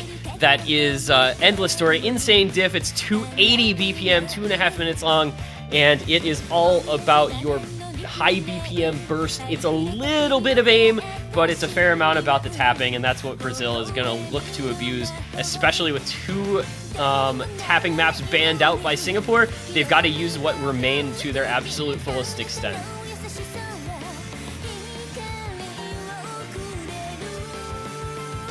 We'll get the rosters in. For a map like this, I would anticipate some, you're going to see Korean Maluko and Zubs for probably a lot of maps. You're going to see probably one or both of the Defanzes, and it looks like we're maybe seeing Jut and Vitor Skull for this one. So Vitor Skull is commonly like a DT2 player. This one has some things in common with that, so not too surprising. And there is indeed Korean Maluko as the fourth. Just like Q-Sernaut, Tebi, Yellow. Again, this is going to be a fill player most likely for Singapore because one of those players would have always been Demonical, and unfortunately today that will not be able to be the case. He was by far their best DT player in qualifiers on what is a similar skill cap pool to this one, so a bit unfortunate for him to be missing, and they're going to just kind of do their best without him. Well, here we go. Match getting ready to start. Referee puts in the command. Zubs, Ja, Vitor Skull, Korean Maluko against GS Blank, Q-Astronaut, Tebi, and Yellow to start this one off. Yeah, this is going to be Brazil wanting to get off to a strong start, accelerate out in front on a quick, speedy pick. Singapore going to obviously do the best they can on this on a map that they are very much not expected to win in this matchup, so even keeping this close, I think, would probably be a victory in their books, and pulling off a breakpoint would arguably be nothing short of miraculous. Well, we've seen some crazier things happen this World Cup, so here we go. Q-Astronaut going to be the first break for Singapore. Second break, in fact. Tebi missing in the Tebi. first. Tebi breaking that first 90-100 combo. Already down 2 FCs at the very beginning. Not what you want to see, but there's a lot of map to come. It's 2.5 minutes long. Plenty of combo. So plenty of time for Brazil, looking strong, looking confident here as we get into the first Ki. Got the 4-way FC. Going to be held. There goes Q-Astronaut for the second time. Just Blank and Yellow. Players who were expected to be in for this map. There is a trade from Korean Maluko. Q-Astronaut also going to drop as well. Oh, that's a double miss from Singapore. Tebi and Yellow, only GS Blank remaining. Just Blank, of course, long-standing member of the Singapore team, long-standing community tournament player as well, has been around the block a time or two, knows his way around any kind of map in a pool that you're going to throw his way, so not too surprising to see him as the lone remaining FC for Singapore. But with the breaks having come in for all three other players, and Zubs, Judd, Vitor Skull all holding the FCs, this is going to start to get out of hand pretty quick if Brazil can hold on to the triple FC. Yeah, they would need to see a triple pick from Brazil right here at the halfway mark, and that is not happening. Another miss from Yellow coming out. Korean Maluko going down once again along with Tebi, but there goes GS Blank, and that will complete a team miss. Ja is also going to go down, but that's 2 FCs for Brazil. Yeah, and there is just not going to be much left that Singapore can do. There's still a third of the map to go, but this is a 750k lead. This is exactly, I think, what you'd anticipate to happen on this type of map between these two teams. Zubs and Vitor Skull holding, okay, it's Vitor Skull holding, as you do, but it is still an 850k lead, so really nothing to worry about there for Brazil. Yep, they have definitely done enough damage here, and you have to wonder, even if Singapore had Demonical, this first point probably would have gone their way. That's quite a hefty score margin. But no FCs. No FCs. So, I mean, these teams not quite at the tapping skill cap of some of the other rosters we've seen, like Indonesia, for instance, but Brazil, getting the job done here no matter what. And yeah, even with Demonical, I mean, what's best case scenario here? He makes up like 800k, and like he has to FC for them to even have a chance. So technically speaking would have been doable, but considering the rest of the scores in the lobby would have looked pretty unlikely, and that's just going to be a comfy 770k win on the first pick for Brazil. I think no surprise the way that one went. Yep, job well done for Brazil there. Now Singapore will look to execute their game plan. We'll see what their opening pick is here. Yeah, Brazil did a good job, I think, with those two bans as expected. The Nomad 2 Hidden 2, the Singapore very strong reading team. So the two most difficult reading maps gone. If you're Singapore, maybe you opt into something like this free mod 4, which is, kind of a rhythm tapping control aim pick. Outside of that, maybe they just go into a different type of gimmick. Maybe you go in, or maybe you just go into hidden, because we know Singapore is going to have an advantage in the hidden pool. They outscored Brazil on both qualifier hidden maps. So something like this hidden 1, which is a little bit of an awkward aim with some slider aim thrown in, or even this hidden 3, which is a pretty straightforward. Oh my goodness, T1G, stop it! I swear to God.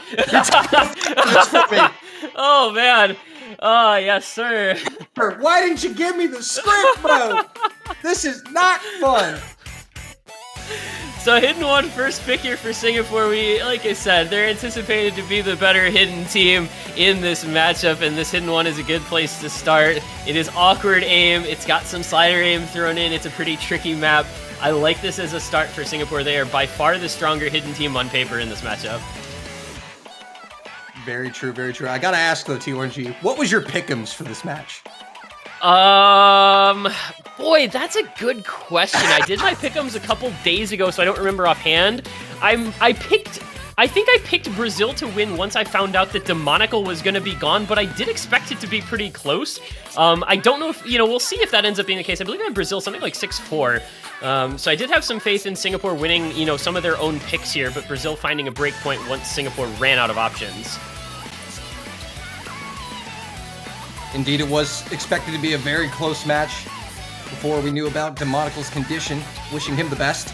But now we see some substitutions coming in here for this opening hidden pick. Eagle checking in for Singapore, as long as Dawnwing and Amelia. Yeah, Amelia, an incredible hidden player. Obviously, just a hidden preference mod guy. Very good at anything hidden because he's just used to playing without approach circles. Like, it's a standard thing for him.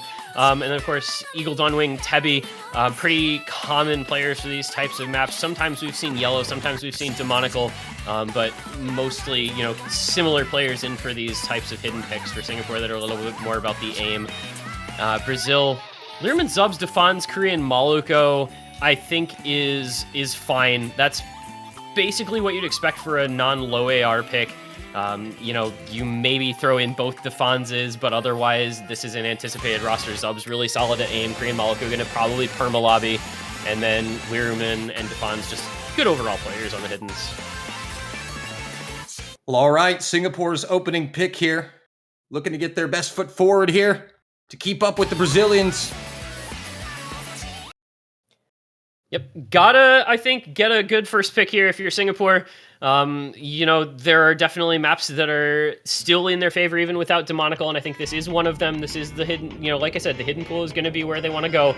And so this will be, I think, a good little bit of a litmus test here to see how the Singapore team is going to fare on this quarterfinals pool, being as difficult as it is without their best skill cap player.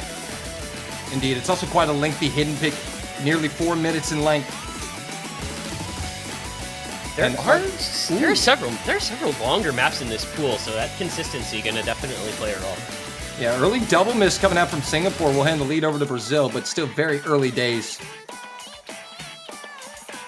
Yeah, on a 4-minute map, realistically, a break 100 combo in, not going to be a big deal, especially since this does kind of ramp up the key eyes, and especially the last key eye, very, very difficult in this map. Could come down to accuracy or combo. It's probably going to come down to some combo gamers here. A long hidden map like this, it's consistency that prevails as Lyramine trades the miss. Still 3 FCs to 2, but those recovered combos for Q-Stronaut and Amelia looking pretty solid. There's a trade again. It's Eagle and Defan, so no blood there. It's Zub's Korean Moloko, double FC. It's Tebi, but then the combined combo of Amelia and Q-Stronaut doing work, so it's going to stay very, very close for the time being. Yeah, Eagle finding a couple misses here, but it's 1 FC to 1. Lyramine trading that miss now. It's Zubs and Korean Malco, but there goes Tebi. That was the lone FC. Q-Stronaut and Amelia have recovered quite nicely, but they are going to need to see Zubs and Korean Malco go down here. Yeah, fortunately for Singapore, those breaks were so early, but there goes Q-Stronaut. That was the recover combo. He's only 100 behind the FCs, and now that is wiped away. So it is Amelia basically on his own against a double FC from Zubs and Korean Moloko. The lead 128k at the just shy of halfway mark. But Brazil is going to be able to pull away here with those breaks coming when they did for Singapore. Yeah, Singapore going to need a miss to come out from Zubs or Korean Malco to fight back in the second half of this map. And Tebi going down. Korean Malco will go down along with Defan. So there's one down. Zub's the lone FC remaining. Amelia has some combo. Some backing combo is getting there for Eagle and Q-Stronaut.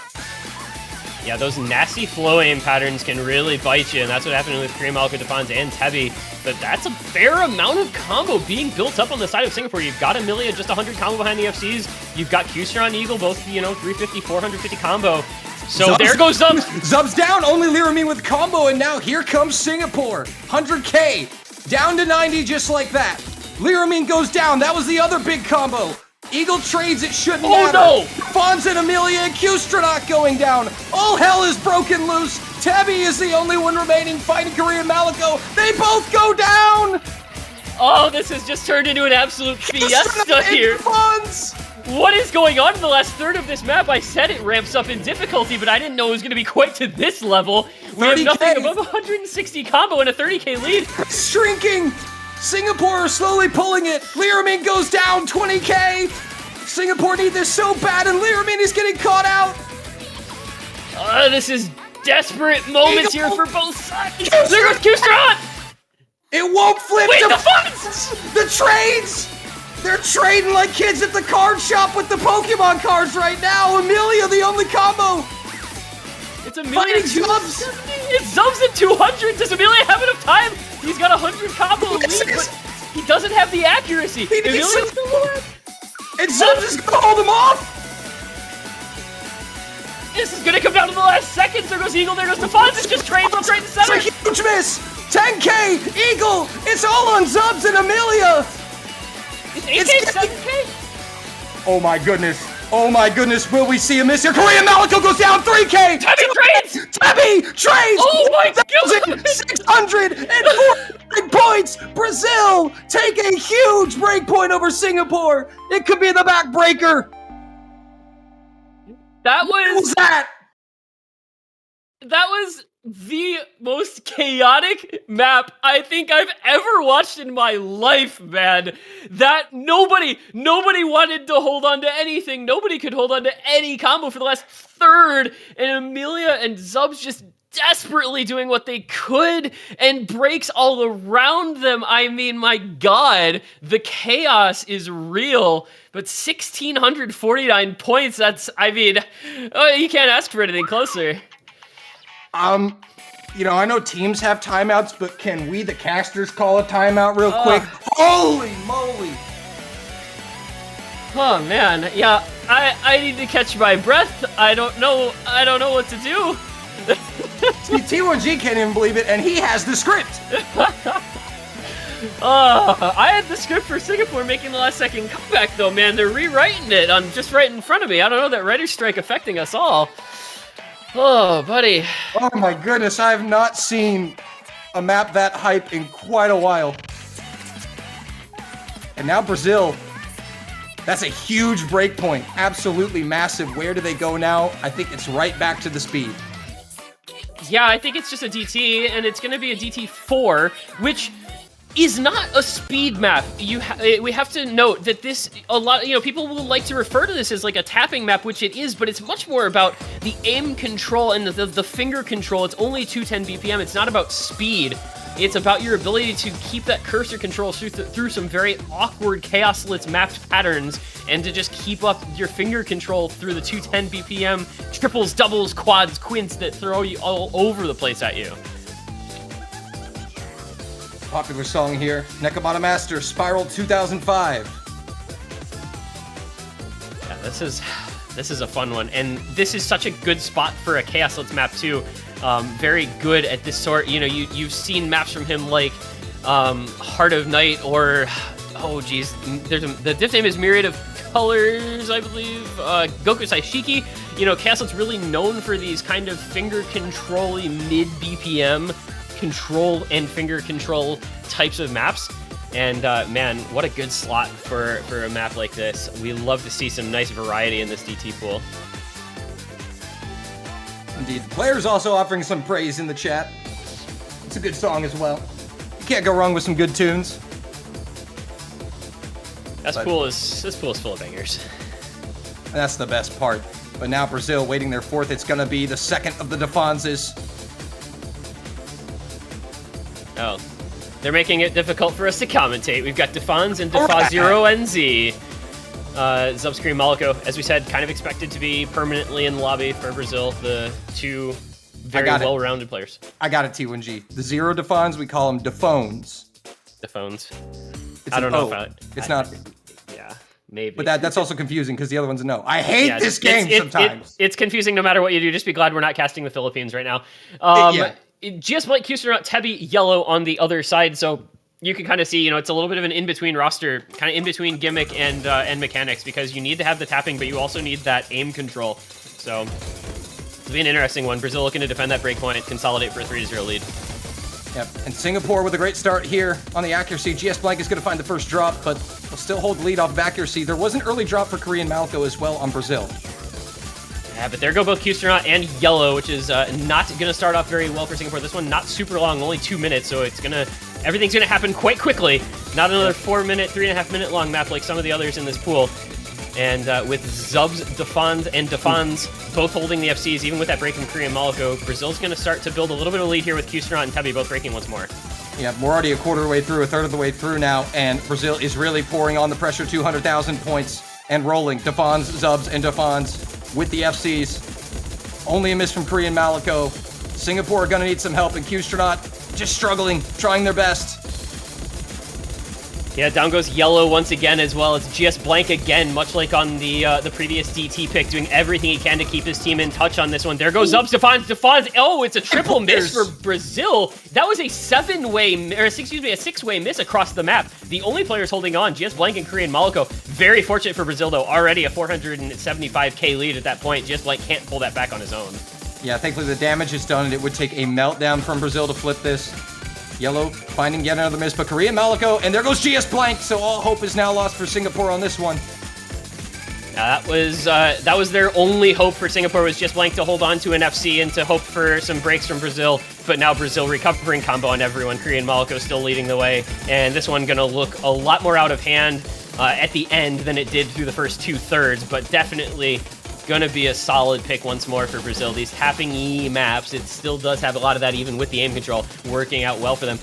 Fortunately for Singapore, this is gonna kind of exhaust the tapping picks, so despite this one looking quite one-sided, it's only 3-0, and there's a lot of match to go. And there's a lot of match to go, and like you said, Brazil have kind of now run out of clear-cut picks to abuse against Singapore. Singapore's still gonna be on the back foot because they did lose that hidden pick, but now they have a chance to get a point on the board, and they need to desperately. Yeah, and, you know, the question is, if you're Singapore, you lost the hidden one by the smallest margin basically possible. Do you still feel okay to pick a hidden 3 to just try to stay in that hidden pool where you feel like you might be the most comfortable? Or maybe you go over to the free mod pool. Maybe you pick something out of that. You know, something like the free mod 1 and just say, okay, Emilia, go do your thing on a relatively long, aimy free mod. That could be another option as well if they have a good Hard Rock player on it, but that's going to be a big question to ask. Indeed it is. But that is something they have to think about, hidden 3 or free mod. I think those are really their only clear-cut options. Yeah, I don't think you go... Okay, oh, there it is. All right, perfect. Yep, we're just We're just on the script still. Hidden 3. Yep. All right. So Hidden 3 this week is, obviously the first week we have a third map in the Hidden pool. This one, a Toybot Yuikonu alt Hidden pick. It's a moderately challenging, relatively well-rounded alt pick. You've got some snap aim, you've got some flow aim to it, so it's definitely going to call into question, both facets of alt maps that you traditionally see. And I think this is less about it being alt and more about it being hidden, I guess, is the way to put it, because Singapore is just feeling like that's where they want to go for mods. Yeah, they played quite well on that hidden one, lost it by the narrowest of margins to Brazil, who are also a decent hidden team. Decent, but, if you look at qualifiers, again, kind of the similar starting pool to what we have here. Singapore won both hiddens pretty handily versus Brazil's scores on those hiddens, and Brazil won literally everything else. So clearly the only skill set that feels like it's genuinely favored to Singapore.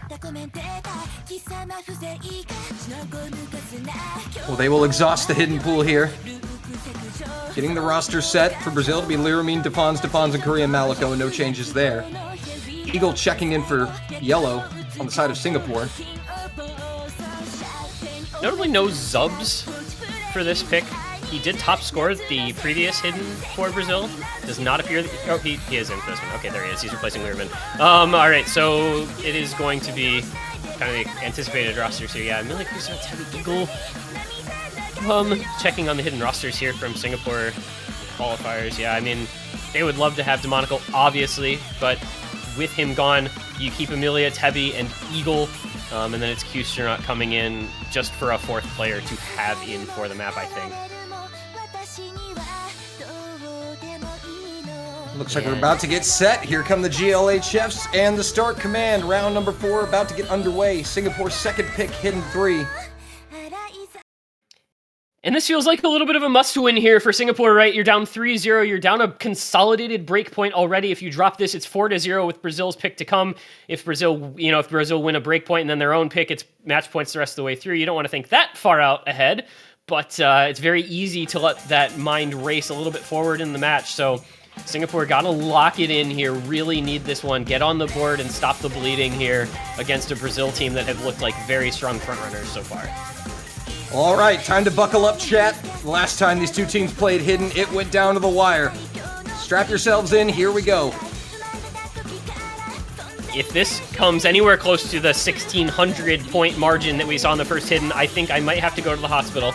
Don't know if my heart rate would be able to handle that. It is an early break from Q-Stronaut, 3-minute long map again, so, fair amount of time to build that combo back up, but it is going to give Brazil that early advantage.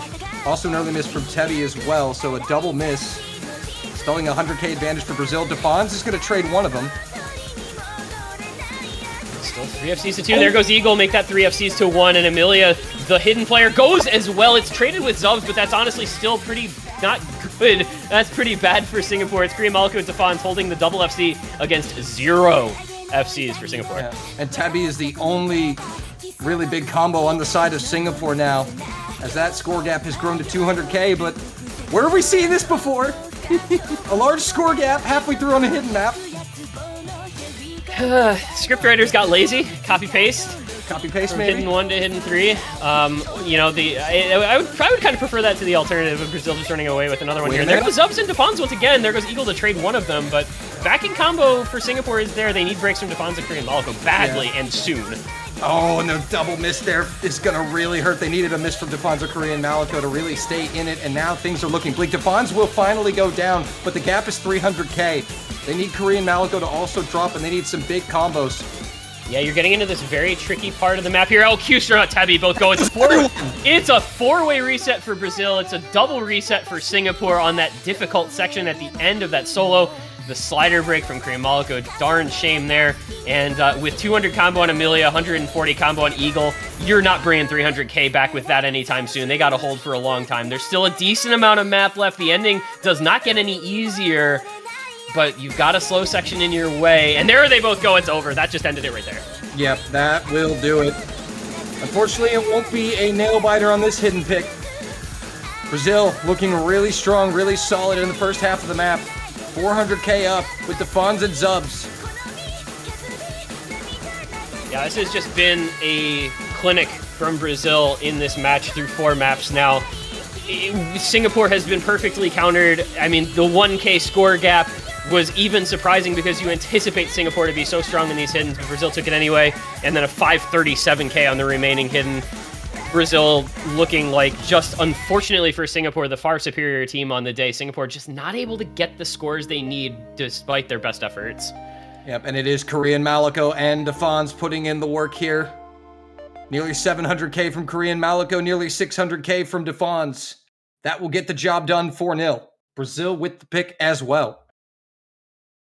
Double break point, 4-0 lead, 2 points away from closing it out. Brazil have everything that they could ask for right now in this match, and I think they can just go DT1 and continue to feel very comfortable about their performance. They have very solid aim players, and this DT1 has some bursts as well as, so it's got a little of that tapping requirement, and boom, there it is. Yep.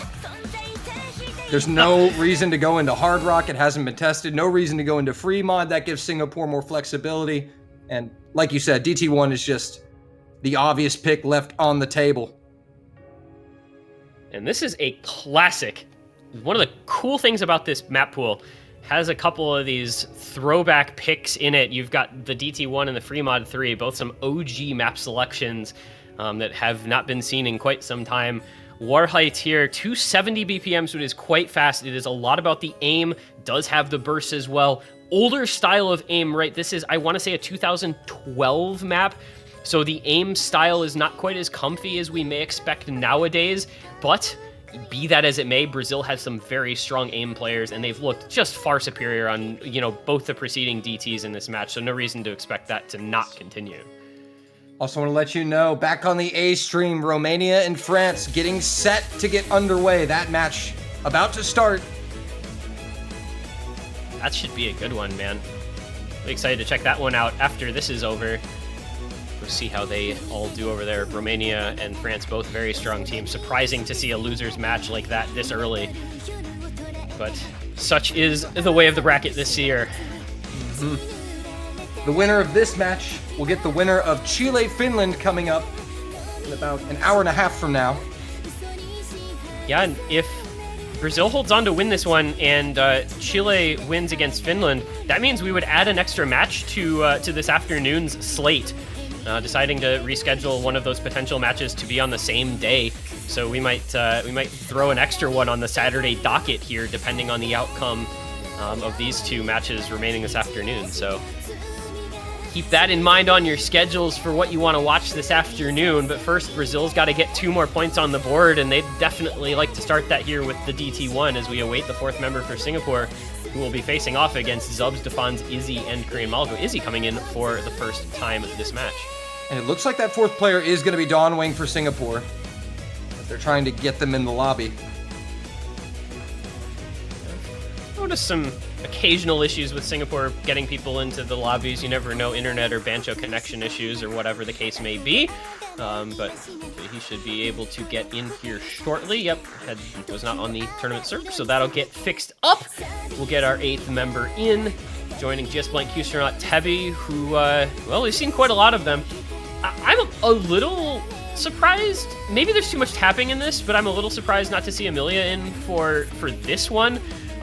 No surprise not to see Amelia on tapping maps. Obviously, when you're a Tap X player, the speed maps are not going to be your forte. But this one is so aimy, I would maybe have thought he'd be able to play it all right. But clearly that is not the case. If they're resting Amelia right now, do you think that means that they're planning to go with maybe a potential free mod pick on their potential last pick and have Amelia double mod? I think he would probably still go hidden only, but not a bad shout there. There's definitely the possibility for that. I don't know how likely you are to overmod most of these free mods. Free mod 1 being maybe the option there where it's equally difficult on hidden or hard rock.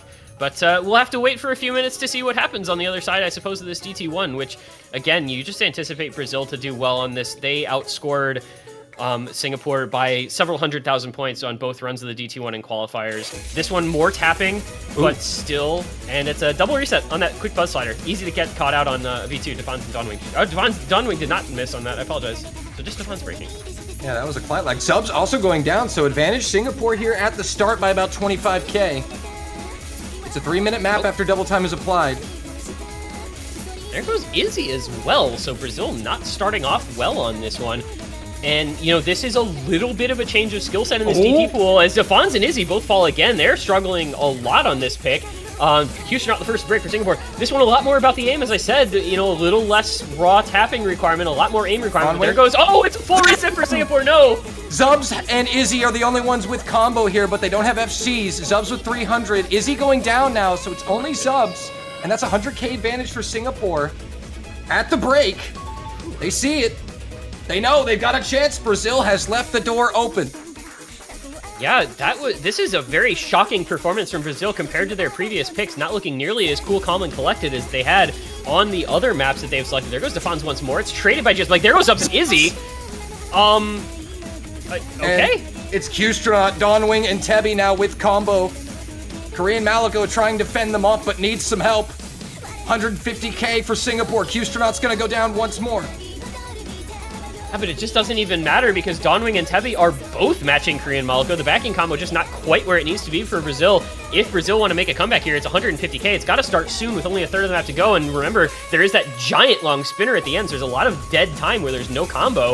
Yeah. So it needs to be Dawnwing and or Tebi breaking. It's Korean Malico instead. Oh, it's Singapore! Of all things! Looks as if they might get a break point on a speed pick. This is what happens when you go into an aim-heavy DT instead of a raw tapping DT. You give that option to the other team where they have the aim players that can perform well on, and that's exactly what Singapore's doing here. They're getting the scores they need from Tebi and Dawnwing especially, but the other backing combo's doing well, and it's 250k. I gotta say, this one's done with. This is gonna be a break point for Singapore to get on the board. Signed, sealed, delivered. No Demonical, no Amelia, no problem for them. They get a massive break point, much needed for them. They stay alive in the matchup. Yeah, this is absolutely huge for Singapore. It may only be 1 point. They may still be down 4-1, but that's one of the 2 break points back. It holds off Brazil from getting those match points in their favor. And if Singapore can find a good selection here for their own pick, all of a sudden you start to make Brazil just think a little bit more than they've had to so far in this match where they've really just been cruising. Of course, I'm looking at the score line, and now obviously the critical turning point in the match is going to be that hidden pick that didn't go their way. If Singapore are able to get 2k more points on that hidden pick, it's a 3-2 match. Yeah, you got to let those bygones be bygones, though. I think, you know, very important aspect, much like in a lot of other esports and esports, you got to have a short memory. You can't remember the unfortunate losses because they can sit, you know, they weigh on you, and you don't want that to happen. If you're Singapore, you just got to keep pressing forward and trying to find the best picks available to you. And I almost think there's a Nomad 1 angle to be had here. If they feel like they're comfortable on aim, this could be either a Nomad 1 or a Free Mod 1 if that's the skill set that they take away from winning this DT1 just now. I really like those choices here, Nomad 1 or Free Mod 1, because you know Brazil were kind of out of whack there on a pick that they were favored to win. So maybe if you fire back with something like a Nomad 1 or a Free Mod 1, if they're out of rhythm, maybe you can capitalize and get another point here. And Singapore kind of taking their time here on this pick, so clearly some discussion going on behind the scenes. They've got a lot of options here with this pool expanding the way it did this week.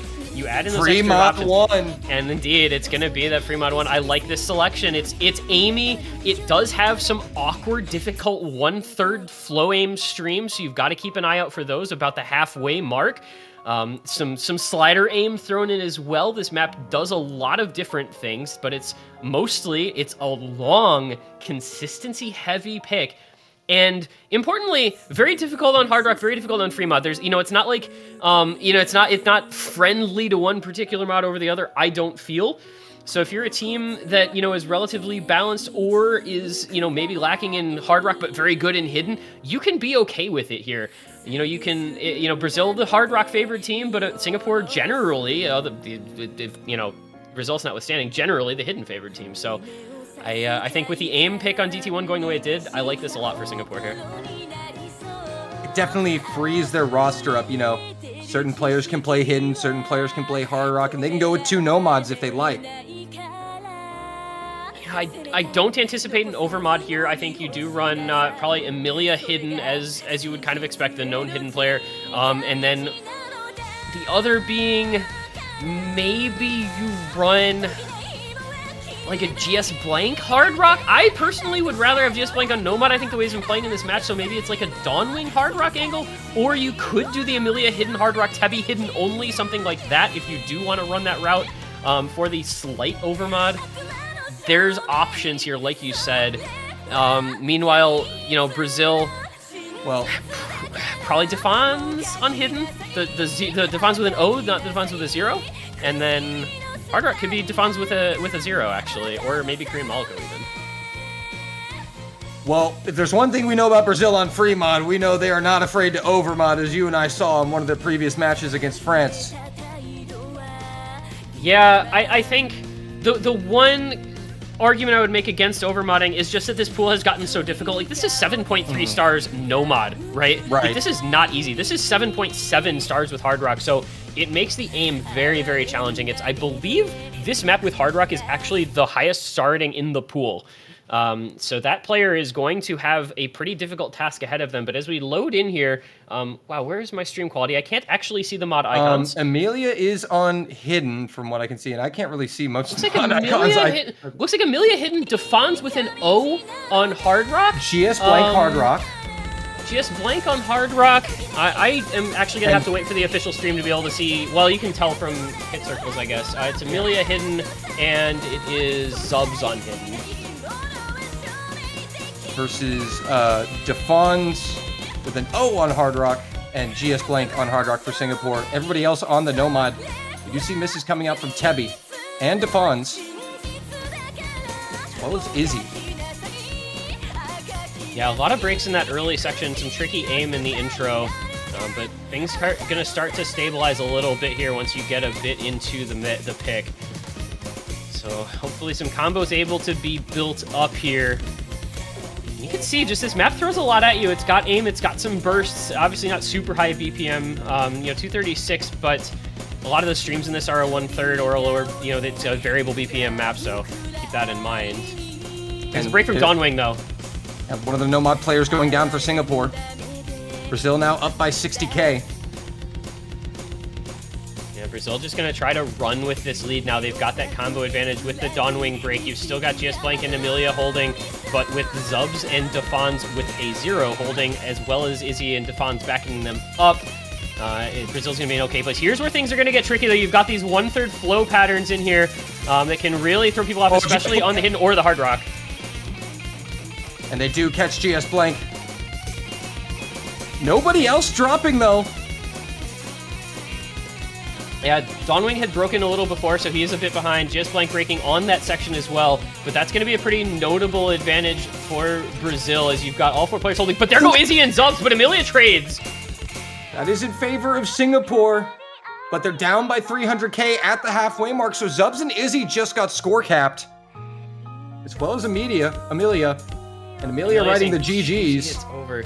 Yeah, I don't want to automatically agree with him, considering there's half of the map still to go, but when you have both Defonses holding onto these big combos and only Tebby with a matching similar combo for Singapore, it's going to take a lot of hard work for Singapore. They've got to hold through the rest, and they've got to hope for some misses from Brazil in the back half of this map. Yeah, they need both of the Defonses to drop immediately and have to hold combo. That's the only way out for me. There's both Defonses dropping, but so did everybody else. GS Blank and Tebby, and that may be all she wrote. Now there's no combo for Singapore. Zubs and Izzy matching Emilia. Yeah, that's pretty much just gonna do it there, unfortunately. Any hope that Singapore had just fell with those resets. Even with Brazil breaking, it just didn't matter because they found the misses of their own, and there's only so much Emilia can do on a 300 combo against 2 matching combos as well from Brazil's side. And this is going to be the break point right back over to Brazil, and they're going to have a bunch of match points in their pocket to go the rest of this match. Yep, Singapore backs against the wall now. They'll be facing a 5-1 deficit. Yeah, it's a shame. You know, you wonder what could have been just given a couple of changes throughout and different maps in this match. If you'd had Demonical here, if you win that hidden one that you lost by 1600, maybe things are quite different. But instead, if you're Singapore, you find yourself down 5-0, needing to win 5 maps in a row, including a tiebreaker if you want to pull this one out. And yeah, with your backs up against the wall like that, it's a pretty tough spot to be in. Yep, Singapore will now need 5 unanswered points or they will be out of the World Cup. Brazil with the next pick, and as you said, many match points and many different ways they can try to end this. You have to wonder if they're going to eye up that Hard Rock pool. Maybe they stick with free mod because it went well for them. You know, as good as their tapping looked on the DT3 and DT4, you could see a world where they go free mod 3 here. That is a relatively difficult pick. You know, it's the quote-unquote stream map. I mean, it is a stream map in this pool, but it's in free mod, which just adds the difficulty, of course. Otherwise, yeah, the Hard Rock pool completely untouched so far, despite us making mention of how Brazil seems like the stronger Hard Rock team. So, you know, maybe you could really see any of those, depending if they feel good on Precision, there's the Hard Rock 2. If they feel good on kind of the flow finger control, it could be Hard Rock 1. Yeah, or if they, you know, they won an aim map even after losing DT1, so there is still obviously the Nomad one up there, but I'm kind of looking at the free mod 3 just a little bit here. If it's not, man, this is the first one where I really don't feel comfortable about predicting a pick, unfortunately. The script ended. No. Yeah, I ran out. Ran out of script. Update on the other match at hand. France, Romania. France leading 1-0 over Romania after winning DT2 by 400,000 points. And no! He's the Oracle! T1G! He has picked every single ban and pick in this match. Oh, man. All right, I need... I don't know. I had a feeling... Get this badge! Get this man a custom title, the Oracle! I had a feeling, man, it's a 200 BPM stream map, and this is the other throwback that Brazil going with both of these throwback picks in a row, DT1 and then free mod 3, maps that you saw if you were around, you know, either the single player scene back in the mid-2010s or the tournament scene like 2017, 2018. You've definitely seen Capriccio of My Mind, this free mod. It's a stream heavy, very lengthy. It's nearly 4 minutes, so a lot of stamina and consistency required. Obviously, flow aim with hidden or spacing with Hard Rock, both going to be notable in this. Cool thing about this free mod pool, all of these maps very balanced. No, there's not a CS5 AR8, but they all still give their own unique twist on what they offer with Hard Rock or with hidden or with no mod. All right. So this is what Brazil have decided to try to close the match out with here on their first match point. And I mean, going to be Ja coming in. I believe on the side of Brazil. Yeah, that is a Brazilian player. And, you know, so Brazil, 2 tapping heavy maps earlier on in the match. We saw Vitor Skull Zubs, Ja, Korean Maloko on the DT3. We saw Korean Maloko, Defans, and Zubs on the DT4. So it looks like, is he going to be an addition for this one? But Korean Maloko, Zubs, Defans, unsurprising to see them in. And then just Blank Yellow, Tabby, Q-Stronaut, we've seen them, I think, we saw them on both DTs, so kind of just anticipated here. Singapore, as we've mentioned, unfortunately running with a compressed roster, no Demonical, who is their skill cap player, who would be in for a lot of these picks, not available, and as such, making things a little trickier for Singapore to try and round out 4-man rosters. And it looks like we are set to go now. Zubs, Korean Maloko, Ja, and Defans with a 0 for Brazil. GS Blank Yellow, Tebby, and Q-Stronaut for Singapore. We'll see how the mods line up. And it is going to be Ja on the hidden, it looks like. Once again, these free mods not being friendly to our stream bitrate. It's going to be Ja hidden, Korean Maloko Hard Rock, GS Blank Hard Rock again, yellow hidden for Singapore, no mods for the other 4 players. Comeback of the century starts right now for Singapore. For anybody supporting them, scream out loud and proud because they need your help. They do need your energy. It is now or never for Singapore. Match point for the Brazilians. Free mod 3. Yeah, this is, boy, you know, it's a tough way to try to make a comeback happen when you're against a team that looks so superior on tapping if you're Singapore, but all you can do is go out and put your best foot forward, and there goes Jaw, the early break, so it is going to be advantage Singapore at the start, but a 4-minute long map. There are some aim thrown in, there are obviously a lot of streams. There go Yellow and just like a double reset for Singapore. 4 minutes of map. Don't get too out of hand about any early misses on this because there is a ton of map, but you don't want to fall too far behind at any point. Yep, and another miss there for Just, struggling in the intro with Hidden, is actually going to keep Singapore out in front by 8K. But Brazil will be pulling it back off that combo advantage. They have 3 FCs to 2. And just looking at comfort levels, you've got 98. Oh, Defon's breaks. Okay. Let's say you've got 98 on Korean Malco, just shy of 98 on Zubs. There goes Defon's again, though.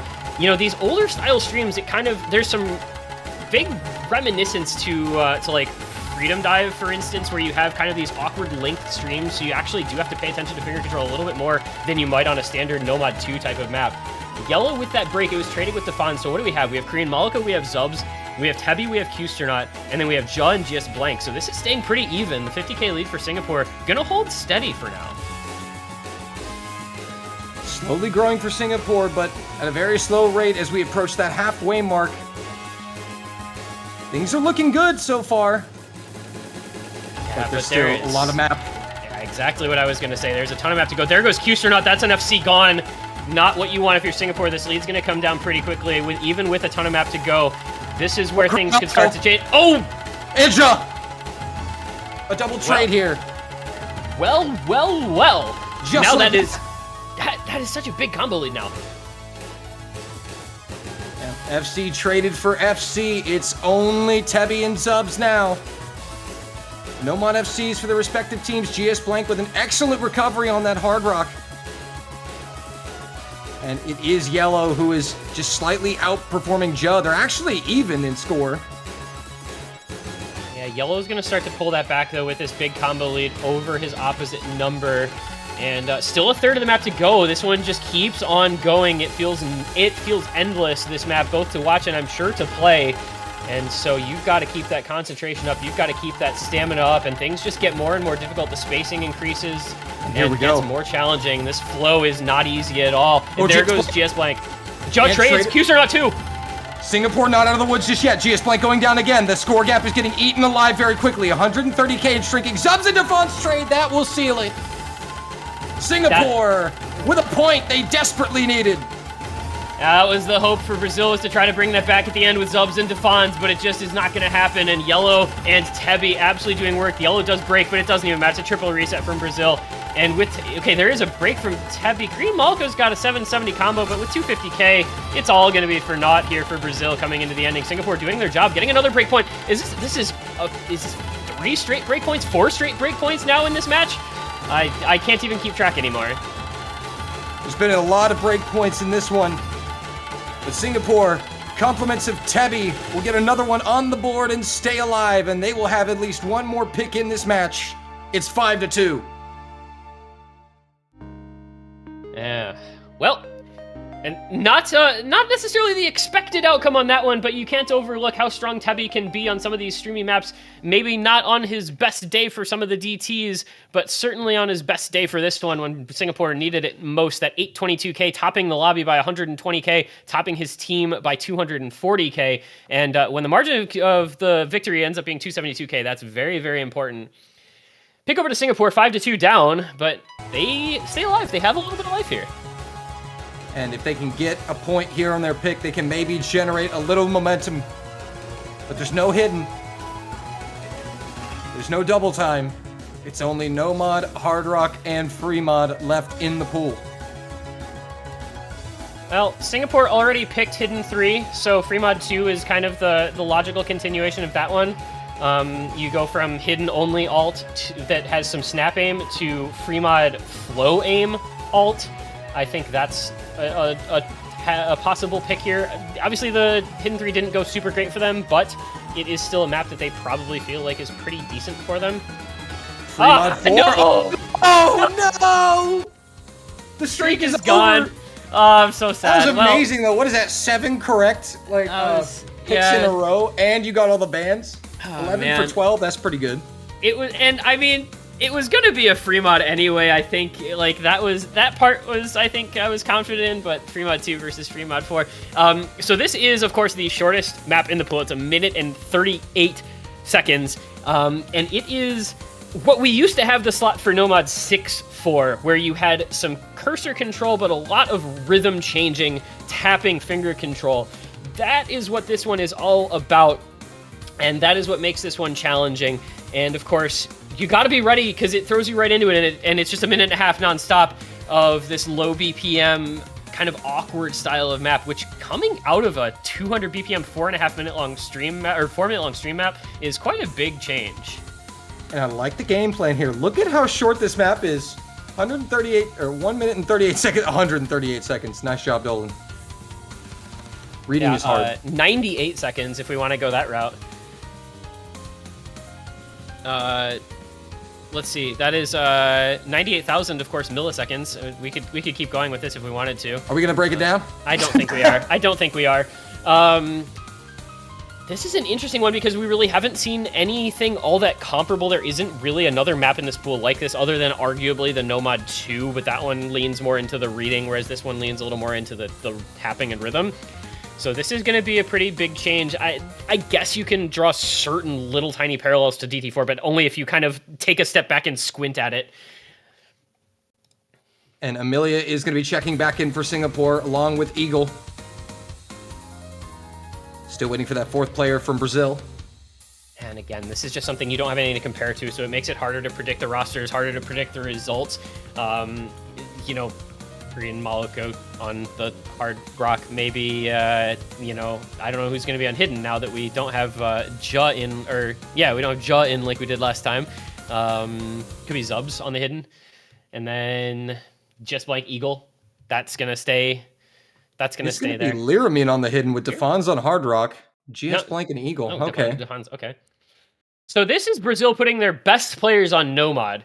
Zubs and Korean Moloko have, generally speaking, been 2 of their 3 best performers throughout the tournament.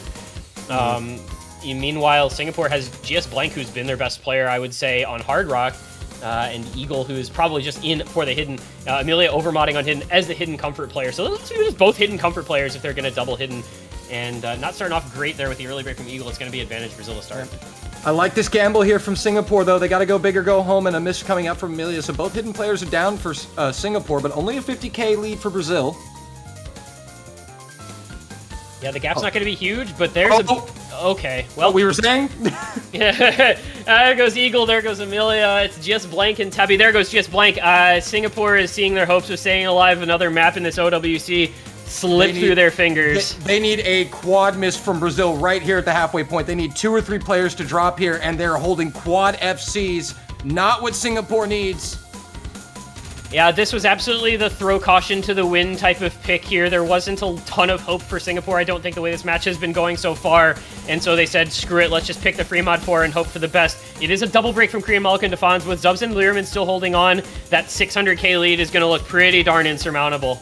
And yeah, that is going to be signed, sealed, and delivered. Unless we see a drop from Zubs and Lyramine right now, this one is over, and it is a valiant effort from Singapore without their star player. But it is going to be Brazil taking the decisive win and advancing 6-2 into the losers bracket. They get the winner of Finland and Chile. Yeah, this was always going to be an uphill battle for Singapore with no Demonical. But even if he had been here, the way Brazil played on a lot of these picks, I don't know if it would have mattered. Brazil did exactly what they needed to. Bit of a hiccup, bit of a stumble there towards the end, dropping a couple break points in those last few picks with the DT1 and the free mod, going the way of Singapore, but able to close it out nonetheless. Brazil survive and advance onward, and I think that's going to set up a fun matchup in the next round of losers, regardless of who wins that Chile versus Finland match. Brazil looking strong today, and we'll look to carry that on into their next match in losers round 3. GG, well played to both teams. We sadly have to say goodbye to Singapore. They are eliminated from the tournament. They played well. But now Brazil advancing further. As we said, they get Chile or Finland, and that match is going to be coming up in 1 hour's time, so they will know their opponents very shortly. But T1G, a good time casting with you as always. Absolutely. It is a great time with you as well, Mr. Dolan. Appreciate being here with you. And that is going to be it for us for now. We are going to be heading back over so you can drop in on the A stream. You'll be able to check out the remainder of Romania versus France. We currently have a France 2-1 lead, and they are underway in Hard Rock 3.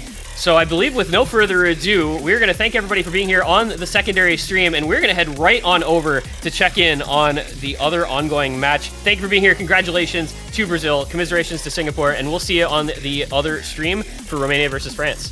Cue the raid!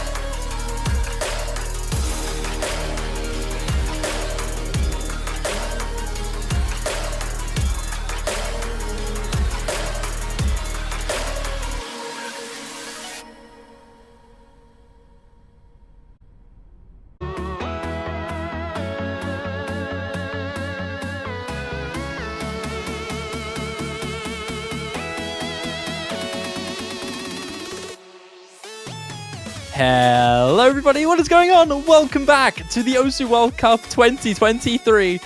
This is close to we are nearing the conclusion of a fantastic quarterfinals weekend, and we have 2 matches left to go. One, a very close match coming up right in front of us, and another one in the USA and Canada, a very hype matchup. But let's get into the match just before us here. An equally, very evenly matched match. I'm looking forward to either of these teams are going to do. It is France versus Sweden. I am Sad Shiva, and I am joined by the fantastic Doland. Hello, hello. Thank you for that introduction, Sad Shiba. France and Sweden on deck. It should be a phenomenal match, as you've said. Sweden, the 23rd seed. Now that Ukraine is gone, they are the lowest seeded team in the tournament. We'll find out if the slipper still fits, but France, since being knocked down to losers, they have stormed through the losers bracket and run that gauntlet, and they're looking to break into the top 12 here. Sweden, this is the first time ever that they have made it this far. A World Cup peak for this team. And they have done pretty well, man. They took down Hong Kong yesterday. So they were on a good hot streak here, and they're going up against France, who are also a team who have improved massively in terms of their roster depth and their flexibility. Despite having a little bit of a rough early start for France, they have improved quite a lot during the losers bracket stage, and now up to facing Sweden in the quarterfinals. This is losers bracket, so whoever loses this is going to be knocked out of the OS World Cup. But I'm looking forward to this, man. On paper, these teams are really, really equal despite having some different respective skill set strengths. I'm expecting to see a lot of mechanics abuse here from Sweden. I'm looking for a lot of free mod and maybe potentially hidden abuse here from France. It's an exciting one. And we're going to be seeing the picks and bans very, very soon. Sweden do win the roll, so they're going to be ones who decide the next stages here of whether they want to pick a ban order. One thing we have to note, both these teams coming off very impressive wins. Maybe both these teams are not the teams that I think people expected to be here. France coming off of the 6-4 win over Romania, Sweden coming off the 6-2 win over Hong Kong. And looking at the MP links, there's only 2 maps in this pool that both of these teams played in their previous matches. That's DT4 and Free Mod 3. DT4, Sweden outscored France by 300,000 points. And on Free Mod 3, France only outscored Sweden by 200 points. Yeah, so the information that both of these teams have shared are very limited here. There really isn't that much of map pool knowledge that you have from both of these teams. Of course, outside of the on-paper matchup knowledge that you have, and in terms of previous results from last rounds, you do have a decent estimate, but on this pool on its own, you've only got a good few maps of knowledge on here. The DT4 is obviously going to be one of those big threats that you have to think about here for France. Do you want to get rid of that, knowing that Sweden have outperformed in the past? Or are you going to pray for a big form improvement, maybe outshine than your previous scores? If the score that France had yesterday was a underperformance in their eyes, Spiral might stay out, but it really does depend on what the bans are going to be for France here. We're going to be seeing them very, very soon. First ban has been decided here for France. Yeah, still on the clock here, so France will get the first ban, then Sweden will have the next 2 bans, followed by France's final ban to wrap up the ban phase. And again, only 2 maps of overlap, not a lot of knowledge here, and we know that Free Mod 3 is basically a pure coin flip between these 2 teams. So even with the knowledge, not really much either team can capitalize on, except for Sweden on that double time 4. That's the only nugget they have of information going forward. France are taking their time with their bans here, giving themselves a little bit of thought. I love this map pool this week, Doland. It's really, really nice. Love the custom maps. Love the unique options we've got with our different pools. I think the most exciting map that I'm looking forward to seeing here is probably going to be that Free Mod 2 super evenly matched. That's going to be one that I'm expecting both of these teams to maybe play chicken with, depending how they feel their performance was before. I'm looking forward to seeing Hidden 1 here picked for France. I think that's going to be one of their best ones. But looking at the first ban here for France, it's going to be Nomad 5, the Precision Nomad. So yeah, we finally see that ban coming in from France. It's going to be Nomad 5. Now Sweden will have the next 2 bans.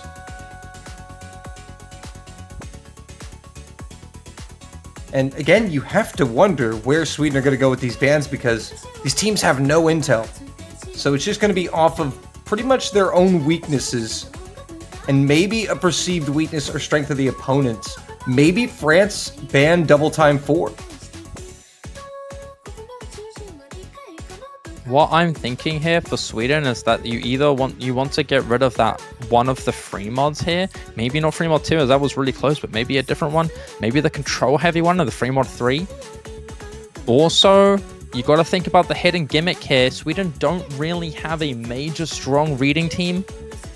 You do still have some good control players like Tony Reno in particular, but I think you may want to be extra safe and get rid of Street Journal or Tsunamix, the normal 2 and the hidden 2.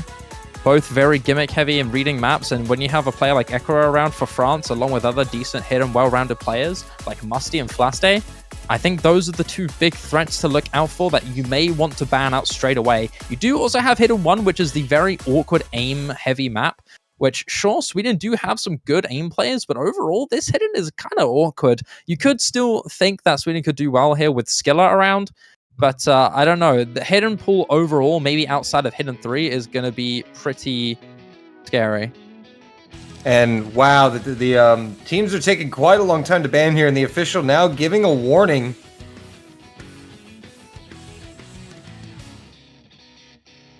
Hidden 3 and Hard Rock 1 are going to be the bans, so they will go for one of those hidden maps. Those bans are taken out immediately, and it seems like Sweden are going to be leaving open those gimmick maps. And they're going to get rid of the Hidden 3, the Hidden Alt, and the Hard Rock 1. We're not going to be seeing any of that exciting stuff on the Hard Rock 1, unfortunately. and it's been very, very fun to see play out. It's a very difficult, very scary tech map. And unfortunately, despite it being quite a staple in this week's map pool, it's not going to be played in this match. France with their final ban here. Are we maybe going to see the Hard Rock 2 to match with that Precision Fear? Or are they maybe going to lean towards something else?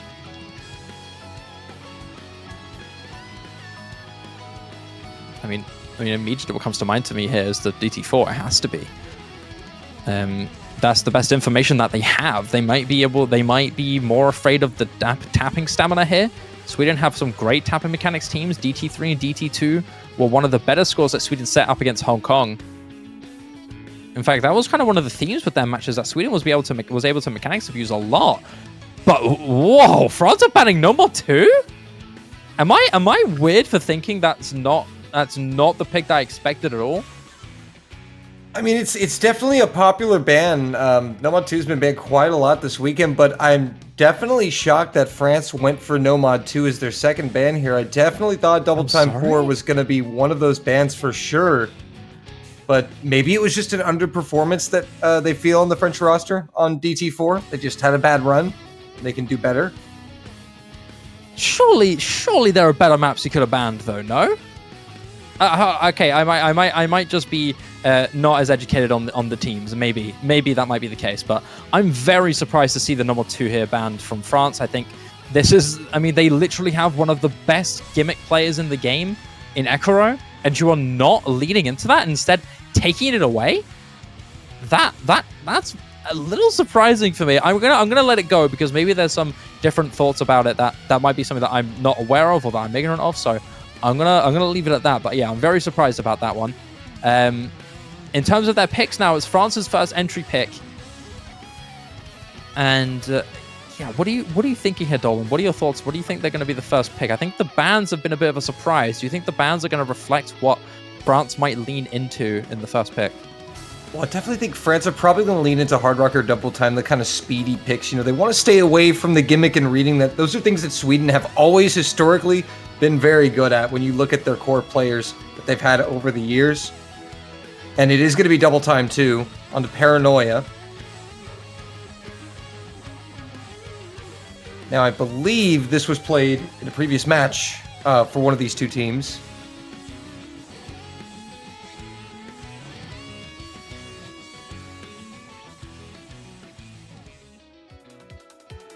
It's going to be Double Time 2 here for France, the entry pick.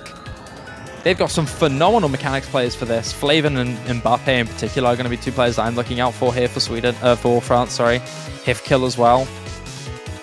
On the side of Sweden, though, they've got a very threatening speed team here. One of the strongest speed teams in this early stage. Having players like Andros and Yagaka around is going to be very threatening. Grippe as well.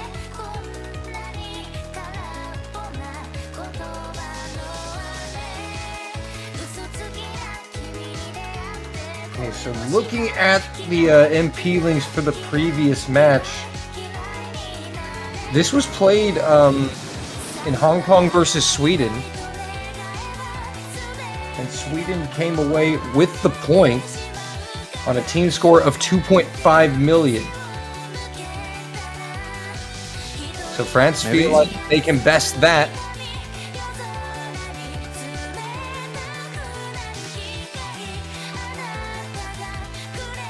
Alrighty. That's another thing I've noticed after looking over the MP links for these two teams. They had pretty similar average scores. Sweden coming in with an average score on maps of about 2.5 million. France around 2.5, 2.6. So maybe they feel like on this map they haven't gotten to showcase their skills yet.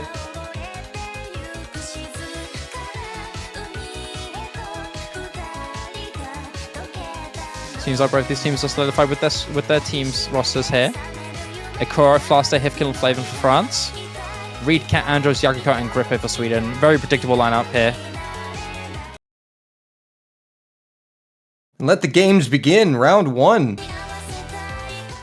Winner of this match will play the loser of United States and Canada. That match coming up later this weekend. That will wrap up the quarterfinals. Early miss here for Andros as the map builds into the first Ki sections. A small lead for the French.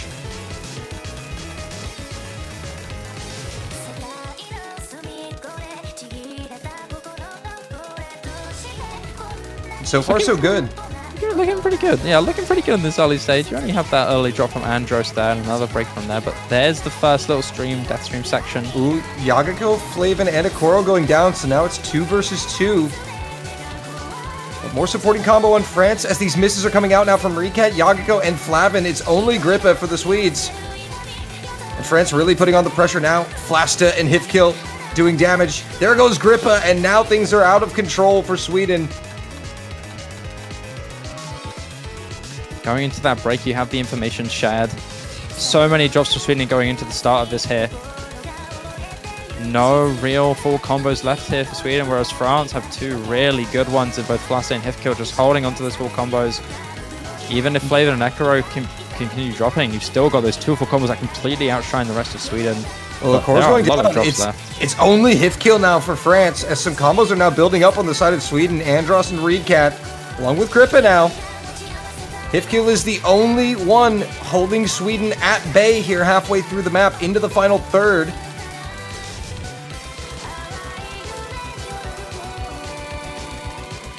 And Hifkill is going to go down. That's massive. Here comes Sweden. Is there enough time? Quarter of the map left and 200,000 points to flip. Take a look at the recoveries here from Sweden. Coming alive in the second half of this map, there was a small break.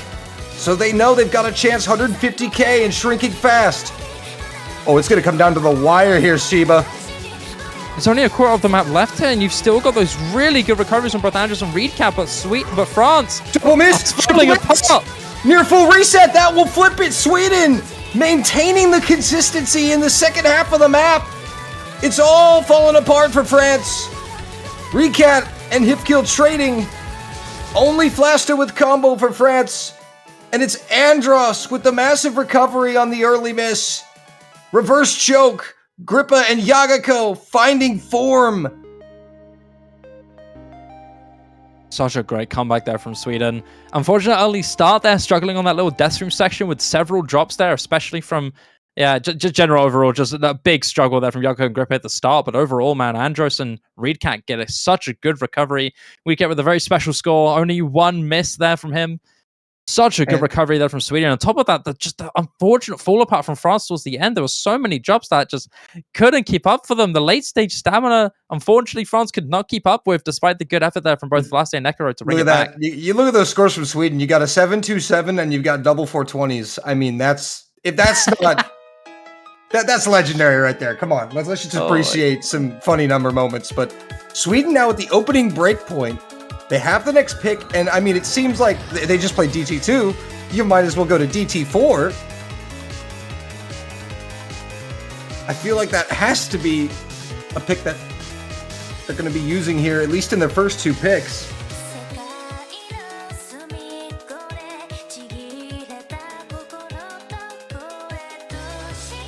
But these teams have been using every second the timer allows them. Yeah, these guys are really making the most out of their times here, just giving themselves moments to warm up and prac and just get themselves ready. Really extending the clock here. Hey, you have to be careful about that because you don't get that pick in time. It is a randomized pick.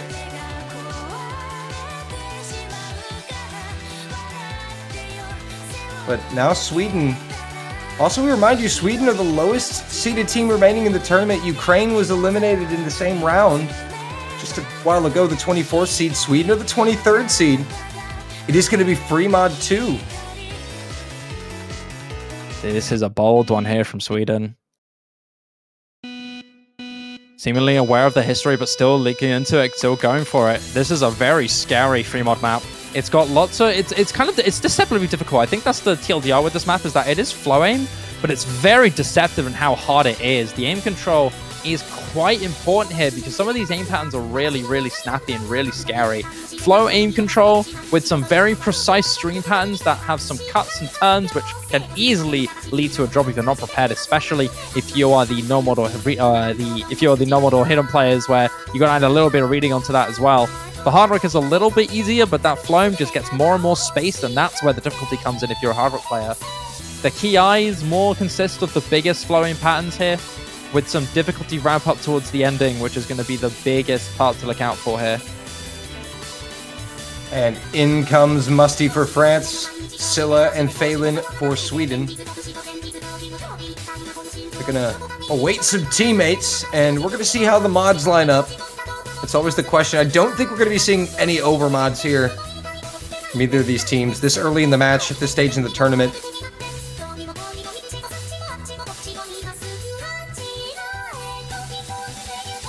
Recat for Sweden, Hif Kill for France.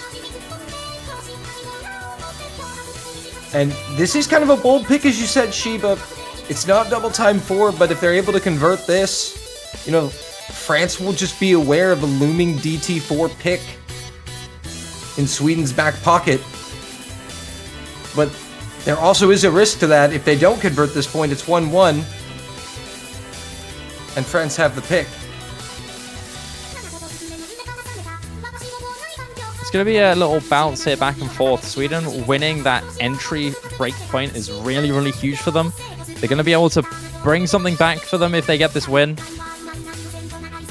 It's looking a little tough here for France in this little early start. They thought they had a good, easy win on that DT2, but it wasn't going to be enough. We do see some subs coming in. It's going to be Charlie, Musty, Hifkill, and Akoro for France. Scylla, Phelan, Reedcat, and Zpin for Sweden. Zpinks, I guess. I always call them Spinks. Spinks. I like that. I always pronounce it as Spinks. It rolls off the tongue a lot better instead of saying Zpin or Zpinks. I just call it Spinks. Spinks. That definitely flows better in the heat of the moment. We're learning on the fly here, chat. You got to work with us. Here we go, round 2. Early drop here from Scylla, and an early lead for France. Let's take a look at the mods. It's going to be Hipkill versus Recat on the Hard Rock, Scylla versus Musty on the Hidden. Spinks is going to find a drop with Musty.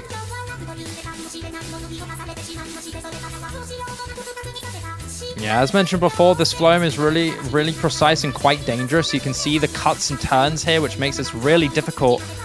A few act drops here from a few players. Hifkill dropping down to 95, 96. Thailand's going to be the first to drop here for Sweden. But outside of that, it's looking pretty good. France holding on to a good early advantage despite that drop from Musty on the Hidden.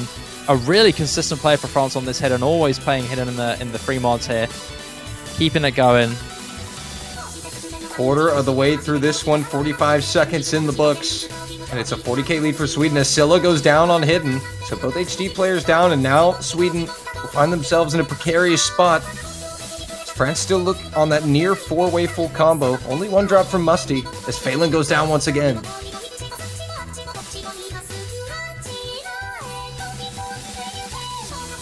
Oh, Hifkill. The Hard Rock player for France is going to be the second drop for the French team. He's going to go down once again. That is going to help Sweden, but again, they're going to need far more than that. Hifkill is chain missing, though. Musty going down again. Now Sweden have some help, but Scylla with a huge drop. Scalar being one of the big modded combos, that's going to be really, really tough for Sweden. If your normal players are going to drop, you have to really rely on that extra mod to really boost it. Akora is going to go down as well. That's really, really tough. It's a complete collapse here from France outside of Charlie Lee, who's the only combo left standing here for France. On the other side, you've got Sweden, who's still holding on to a brilliant full combo from Reedcat and Spinks with a good recovery despite a super early drop.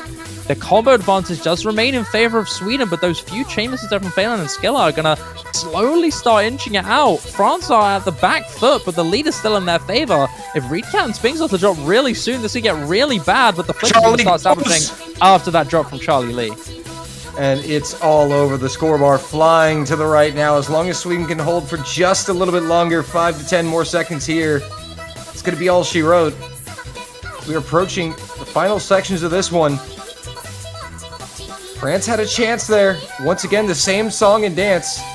Early lead for France. Sweden with the comeback in the second half of the map. It's Reedcat and Spinks. Look at them still holding on to this combo. Reedcat also with good accuracy considering the difficulty of this map. Spinks with phenomenal accuracy at 99.6, completely unfazed. This map seems like it's nothing to him here. Musty with that other drop and hip kill is definitely going to solidify it now. This is way too far of a deficit here for France. Sweden are going to take it. A ginormous gap compared to the last match that we saw. It is 600,000 score in favor of Sweden, with the Hard Rock FC from Reedcat and a Nomad FC from Spinks really pushing that through. 2.84 million points for Sweden FC coming out from Reedcat, and just a not even a miss from Spinks. It was a slider, miss on the slider, unfortunately. You hate to see it. But two big scores here. 1.02 million from Reedcat, 900k from Spinks. Good enough to get the job done. 2-0. And this is a massive, massive win for Sweden. They come out of the first round of picks up 2-0, still with double time 4 in their back pocket. But it is France who have the next pick, and they'll be looking to turn the tide in this one.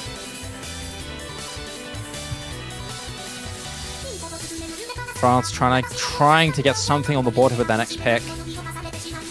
I think on paper you would expect this team to be very good generally on the no mod hiddens and free mods.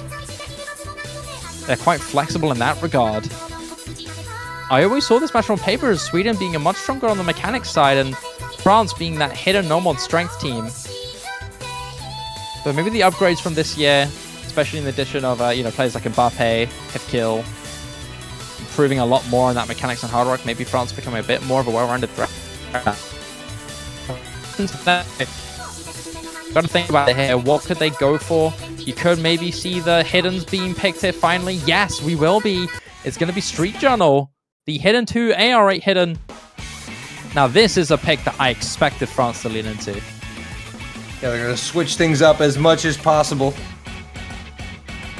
From double time to free mod, now to the low approach rate hidden.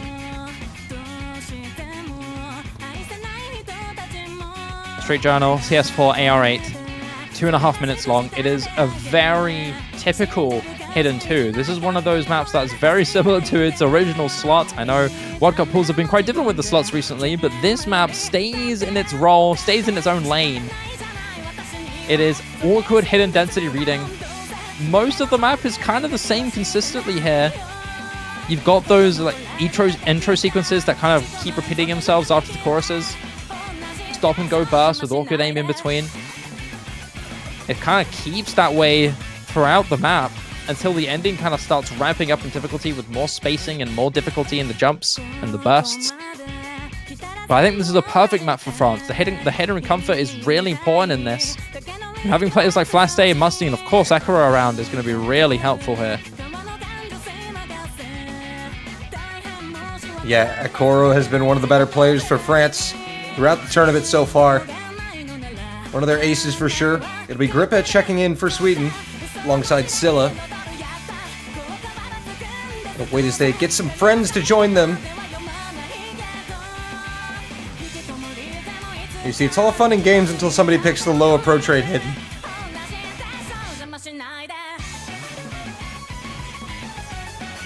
You've seen PA coming in for France. Okoro, yep, rounding out that French roster as we expected. It's going to be Phelan and Tony Reno for Sweden, joining Scylla and Grippa. Yeah, having Phelan and Tony Reno here don't surprise me at all. They're definitely the kind of players who I'd expect being on this. They are your two kind of staple hidden control players. And having Scylla around is always going to be great. They have been one of the superstar players for the Swedish team, a staple player in the Swedish competitive tournament scene. And then Grippe wrapping up the roster quite nicely. Normally known for his double time mechanics, but he's going to be hopping in here for Sweden. Quite surprised to see him on here, but I'm sure he's going to be performing well if he is going to be the one playing here for Sweden. This is kind of a decent weakness for the Swedish team. I don't really expect Sweden to be too well performed on a map like this, but you never know. You do have some great threatening players, so there is a chance. I'm really looking at Tony Reno here and Scylla to be the big threats here to maybe give Sweden a pull into their leads here. You can already see those early drops from Grippe and Phelan, giving France that great early advantage. The only drop being from Musty, but with a great recovery to boot it up going into the next TI. Well, and now Tony Reno, Phelan, and Faye all going down with Grippa. Only Scylla with combo for Sweden, and things are going to get ugly pretty quick here. as France are pulling away now. Musty and Faye, the only drops once again. It's Flasta and a Koro for France. The Koro will go down, only Flasta versus... Oh, Flasta, that's a complete team reset, but nobody has combo. Scylla also dropping. And that score advantage is going to lock in right at 160k for France. This is where that early consistency game really matters there. Those early initial drops trying to adjust is going to be really essential for France to just get that 160,000 in their favor before the hard part starts making them collapse. You know, Shiba, I would love to call this one, but the story of this match has been France leads the first half. Sweden's second half performances have gotten them both of their points. We see Grippa and Faye going down once again. And that gap locked in right at 150. The Koro dropping, Phelan trading. Only Tony Reno and Scylla. Flasta going down, that's actually pretty big. That'll start to give Sweden some hope. Third of the map left. Scylla and Tony Reno, they're building some good recoveries here for Sweden. Tony Reno's going to go down, but Scylla still holds on. You've got Musty, kind of the only one for France trying to repress it, but with that double miss, it's going to stay back to even here. No team seems to be establishing any major long-term combos. You still have some good early-stage ones that can be a threat past the key eyes, but overall, no player seems to be holding on to any significant combo. Musty clearly not happy with that drop, as France just continued to keep on going, despite everybody in this lobby respectively dropping, not being able to build any combos. Yeah, and those Sweden are now coming into form with some combo advantage. It is too little too late. France able to fend off the charge, and this will be their first point on the board. 2-1. 184,000 score in favor of France. Finally getting themselves a point on the board despite that breakpoint at the start. Finally, they got something. But it is Sweden's turn to pick next. With that breakpoint converted, France are always going to be at the back foot unless they return a breakpoint themselves, which is so, so dangerous.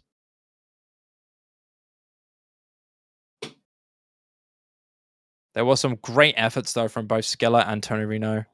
Late stage, Tony Reno was struggling, but Scylla overall so consistent. 99 accuracy is really impressive. But Sweden just overall not being able to make it. It's time for their next pick. Are we going to see Sweden maybe lean into the DT4? Or are we maybe going to see something different? Maybe a Sweden Hard Rock pick here. You've still got Hard Rock 3 open for them. It's been kind of hard to predict anything this match with these two teams. Kind of been all over the place. But will they go for the DT4? You feel like it's only a matter of time until Sweden pick it.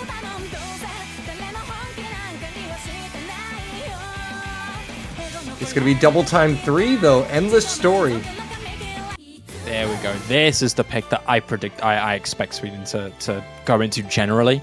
I mean, I was a bit put off by the France double time 2 pick. I was really surprised by that. I don't know. I wasn't really sure why they went into it until I saw them make it such a close pick. This is a pick that I would expect Sweden on paper to be really excelling on and really trying their best to abuse. Mechanics is one of the biggest strengths here for Sweden. Sweden, in the match against Hong Kong, just clocked in, you know, a casual 3 million score on this with an FC out of Reedcat. Yeah. I mean, yeah. I mean, that should tell you, right? Yeah, that'll do it. That'll do it. So, but the rest of the team, they're clocking in solid 600k to 700k scores here. So, obviously, Sweden feel confident that Reedcat is going to be the ace here to deliver above that mark, probably on average 800k plus, right? Even if he doesn't FC, he's going to be good for a big score on this one. And that will still spell a 2.8 million score, which is still very respectable. And France struggled in the last DT, barely clocked in over 2 million, so Sweden maybe feel like DT is the pool we need to abuse if they're going to go hidden. Yeah, this DT3 is one of the highest star ratings in this pool. I believe actually the highest star rating in this pool of 7.7 stars. 281 BPM raw speed, lots of bursts, not too much of the long stream stamina. You do have a few little moments where you get some quads and quints, just a little extra in those bursts. But overall, if you're comfortable with the high BPM on the speed, like Reedcat and Andros especially, you're going to do really good. Grippe and Yagako are going to be coming into Sweden as well. On the side of France, I think this roster is quite expected here.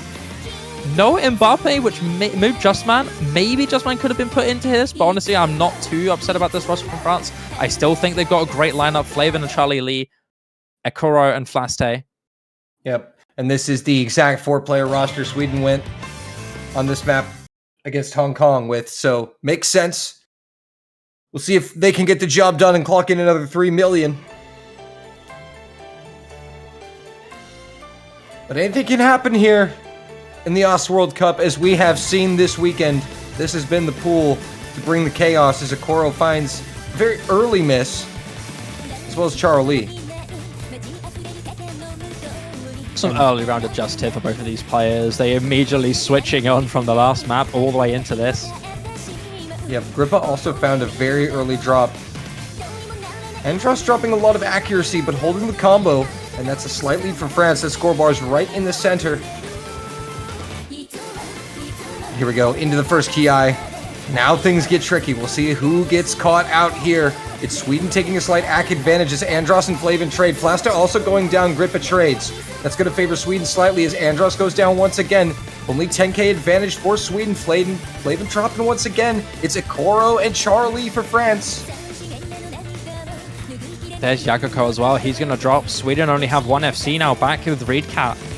Is he going to be able to repeat what he did yesterday? Because he's going to be the last man standing to try and get some full combos on the side of France. You've got the FC from Ekoro and the great recovery from Charlie Lee to keep it going. On top of that, some decent recoveries here from both Flaste and Flavin respectively, going good. But down goes Charlie Lee, and that's going to even out the combo lead once again. Sweden going to slightly improve their lead now going into this next Ki. Exactly halfway through the map. Reedcat's got to hold on past this Ki. Reedcat versus Ekoro. Charlie dropping once again. Along with Flavin, Ekoro's not getting any help. Flasta with some supporting combo, but you look at the side of Sweden, there's Grippa, there's Andros, Yagako is building. They're finding form here. Grippa will drop, but Reedcat is locked in. Oh, they both hit it. There's the break. There's the final quarter. France are starting to fall a little bit back here with those breaks from the recovery combos that you really need to come back from here. Grippe may have dropped, but you still have Andros and Yagako looking really good on their recoveries, and Reedcat still keeping it alive here for Sweden. Ekoro just remains that threat, but that lack of back is going to really struggle. Reedcat's down, but I don't think there's going to be barely enough time. Flaste with a brilliant recovery as well, might I add. Wait! To do something. Triple miss! Wait. Triple miss! No way. Holding! Triple miss! Ekoro's holding! No, it is not enough! They got it. Oh my lord. Oh my goodness, that actually almost just happened. But Sweden, by the hair of their chinny chin survive. 900k out of Reedcat, and FC from Ekoro was almost enough for what would have been the wildest comeback on a point in OWC history. That was so sporadic, right? That came completely out of nowhere. It seemed like Sweden really had it with that 300,000 score going up and up and up. And with that Reedcat drop, I thought that was going to be still enough for Sweden. But after that, complete collapse towards the late stage. With that recovery from Flaste and Ekoro still holding on to a magnificent FC, there was such a good chance for France to bring it back.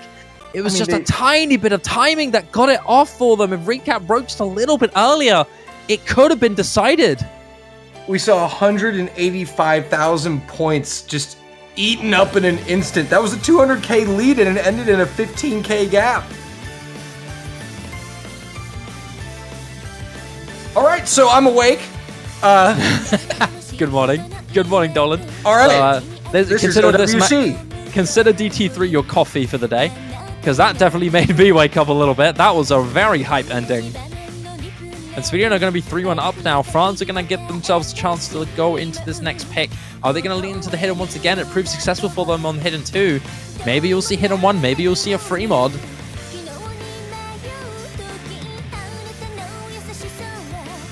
Kind of what I'm thinking right now. You could maybe see the normal 4 picked here for France as well, but that's a risky one. Sweden have got Skilla and Tony Reno, who are 2 big threats on a map like this. And again, I don't know how confident they're going to be on hidden 1. You know, they may feel like, yeah, it's hidden, but that's kind of been the chaotic pick of the week, where anything that can go wrong will go wrong, and they're going to dodge that one. They're going to go for no mod 1, Sermon of Swords.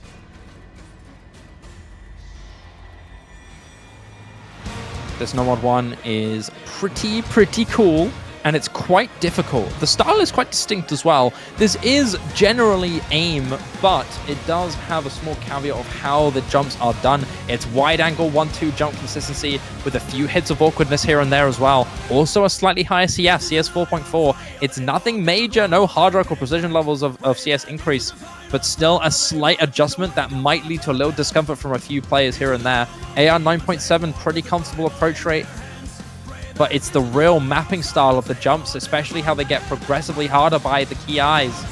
And an awkward few 1/3 patterns during the late bridge before the final key eye could lead to an important break as well. This map is pretty tough if you're not a comfortable aim player, but France seem to be confident and ready going into this. I'm expecting to see players like Fie look really well on this, Musty as well, potentially. For Sweden, I think we could see Reedcat in for this. Skillet, of course, as well. Spinks might be filled in for this too. Outside of that, fourth player, I can't say I know for sure. But that's the roster I'm expecting there for Sweden. Yeah, so far it looks like these teams still figuring it out. Could be figuring out that fourth player. Who's feeling confident in the moment things change. It is going to be Mbappe checking in for their first map of the match.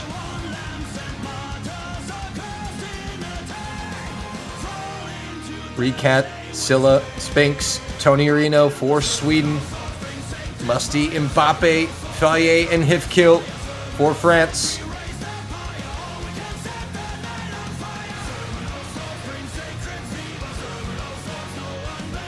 Start command coming into the chat from our official Yazzie. Round number 5 underway. We're going to be seeing an appearance from Just Man for the first time this as well. Mbappe, he's going to be in for this.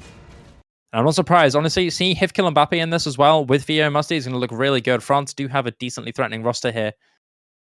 I wasn't really sure if he was playing because I would have expected a few maps for him to hop on, but it's finally going to be the Nomad 1 where we're going to see his appearance in this match. The little intro section is quite chill. A few big jumps out there, but it's quite easy to aim, very comfortable. It's going to be this little ramp up section here where we're going to see the first little hit of brakes. The adjustment's going to trip up Mbappe and Musty. But outside of that, Sweden looked pretty good past this intro into the first verse. Yeah, very early days here, so that's not going to spell the end of France, but those early misses for Musty and Mbappe will spell a 30k advantage for Sweden. As we head into the main sections of the map, approaching the first key eye. As you said, these jumps, it's just the awkward timing and how they just kind of sneak up on you if you're not paying attention. Quick bursts.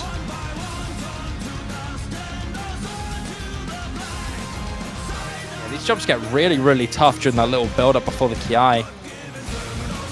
And we're getting into the first key eye right now. Difficulty, big ramp up. You can see the jumps there. They get really spaced at their peaks, their big 1-2 section. And those are the first 2 breaks to look out for there for both Mbappe and Tony Reno. Yep, Mbappe will find another one shortly after. Advantage Sweden, 75k in the driver's seat. But we are approaching the halfway mark. Anybody else gets score capped here. And it is going to be Scylla and Musty. That trade will favor France slightly, but they need more.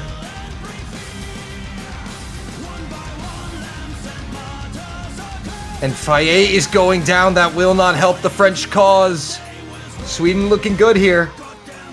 It's Recat and Spinks versus Hifkill. Hifkill still standing here on his own with his beautiful accuracy of an SS there. Oh. So many drops from so many players. Reedcat and Spinks are both going to go down. Hifkill still going, actually.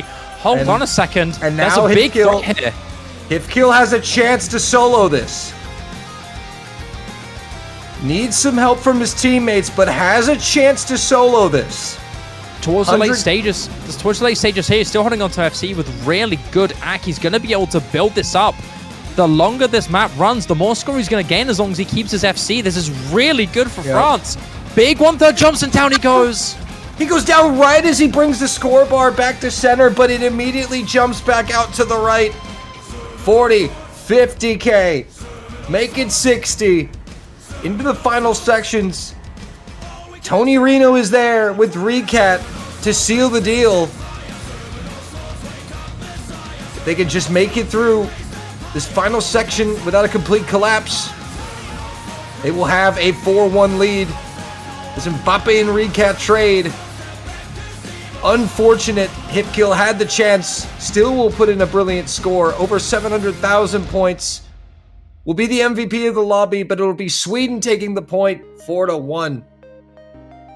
Such a great effort there from Hifkill, single-handedly giving France such a great opportunity, and single-handedly being a huge close-in. But outside of that, France struggling immensely here. You can see it, man. A big struggle, 300k, 490k from Musty. Whereas on the side of Sweden, almost every score here is 600k outside of Skiller with 500, evening out Fie, the second highest score for France.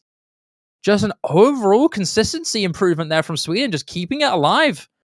And now with their next pick, Dolan, they're one map away from securing match point. This is a really scary situation if you're France. What do you do in this situation? Sweden have so much free reign over the pool. They have such a domineering lead at the start. France have only won one pick. And, I mean, they've still got double time 4. If you're France, you may have to risk it on a free mod, like free mod 3, 1, or 4, whichever one. Free mod 3 is a coin flip, so you're probably going to have to steer away from that. But if you're Sweden here, I mean, the map pool is at your disposal. Maybe you go for a no mod 4, DT 4. I just don't feel like going into Hard Rock is necessary. You don't want to potentially give France the chance to strike on a mod that hasn't been tested yet. But they do have a few options.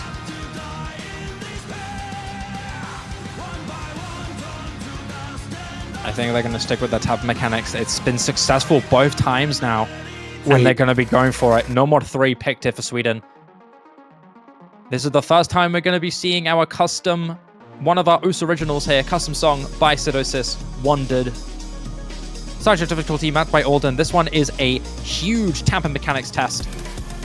Insane amounts of break core speed with bursts and doubles everywhere. Not only do you have to have some good tapping stamina and speed, but finger control as well. Heavy reading of, not heavy reading, sorry, that's the wrong map. That's normal 2.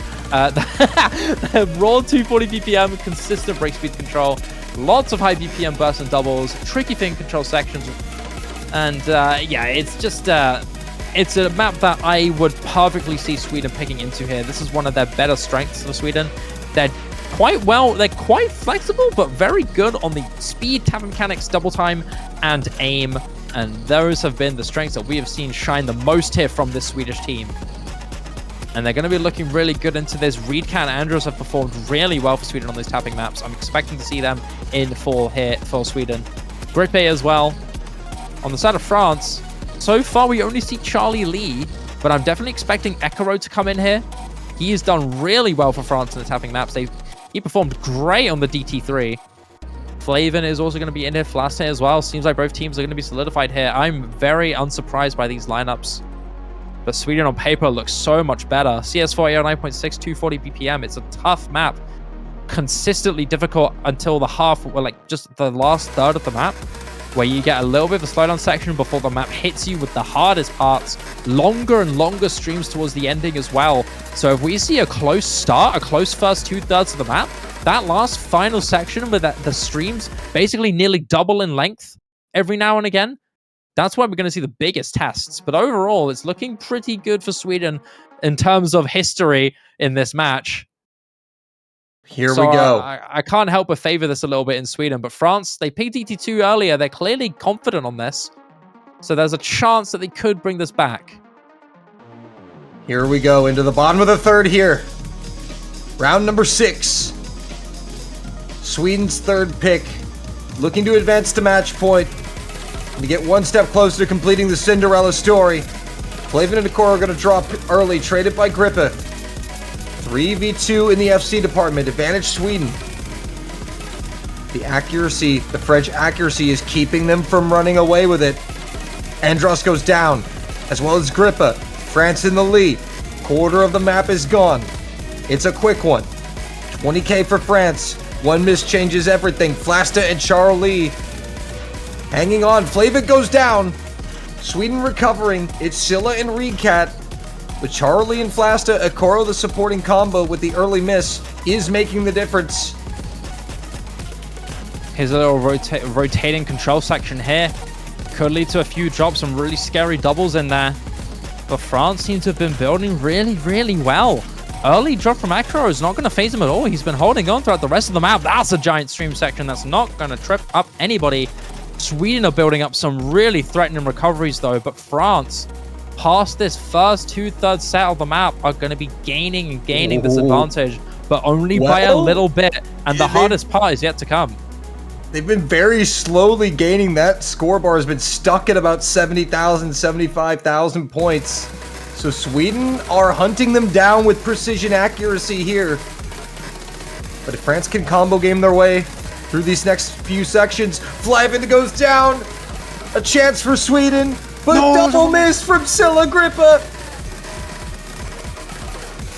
And France are going to hold on. France are looking so good towards the ending here. And Sweden have completely fallen apart outside of Reedcat, who's trying so desperately to hold on. But when you compare it to the two ginormous combos from France, especially with the great accuracy outshining Andros and Reedcat both respectively, France completely roll through with this by about 400,000. It looked really close, but that double miss from Grippe and Skiller was what really decided it there. Yeah, that's what the backbreaker was right there. But Flasta with the FC, 98.5% accuracy. An incredible score. Akoro 870k. Also held it for quite a while. Matched Reedcat.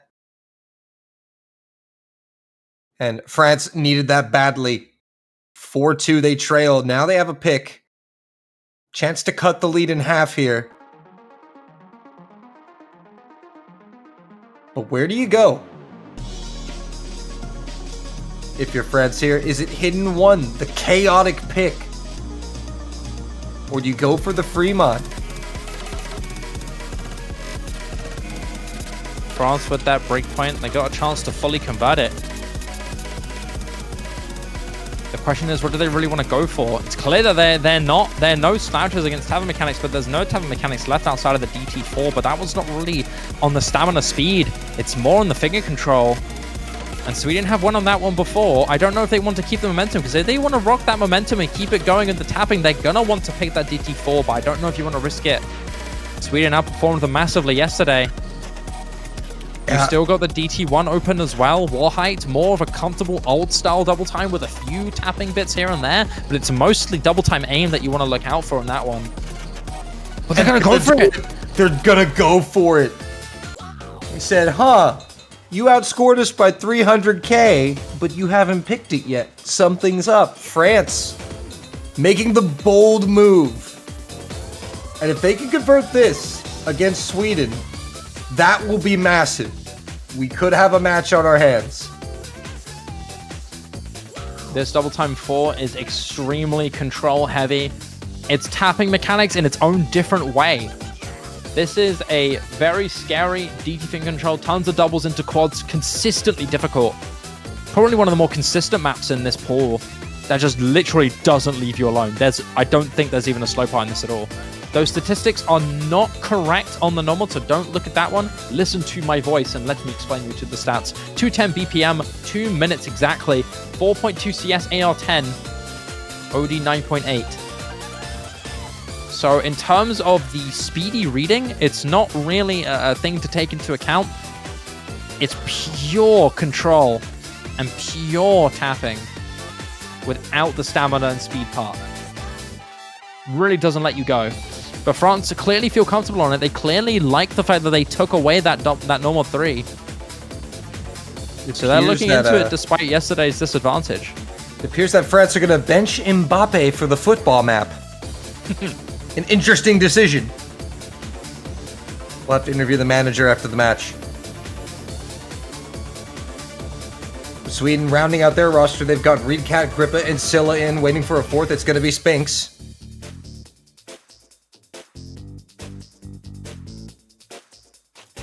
Yeah, no Yakuko and Andros this time, which is honestly totally okay. I think one thing that this map has proven a lot is that you don't need a good speed team to be really strong on this. It's very much control. You have to be good in control. And having players like Spinks, Grippe, Skella, and of course Reedcat around, Sweden have a decent team to pick this for. But France as well, very capable, especially Akora and Fie. I'm looking towards those two for a particularly good score. Ekaro is an absolute star in finger control. So he's going to be the big outlying star for France to keep an eye on. And like you said, for France to pick this, they have to have some confidence in their tapping ability, right? Yeah. So maybe their run yesterday was just a fluke. It could have been a bad run. Ekoro's going to find the first miss for France. But they're still going to lead it based off the accuracy. Sweden are going to go build that combo. Wait for some more misses. It's a quick one, though. 2 minutes, as you said. They'll slowly flip it.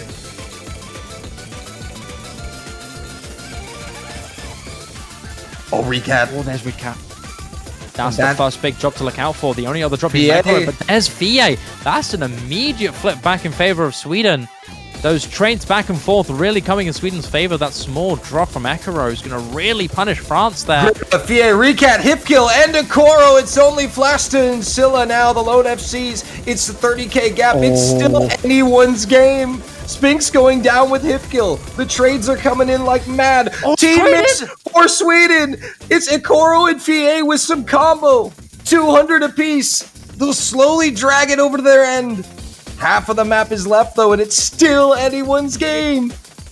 These recoveries from France are absolutely essential. That giant section where the big combos from Skilla and Flase going down were the times for Ekaro and Fie to pounce back.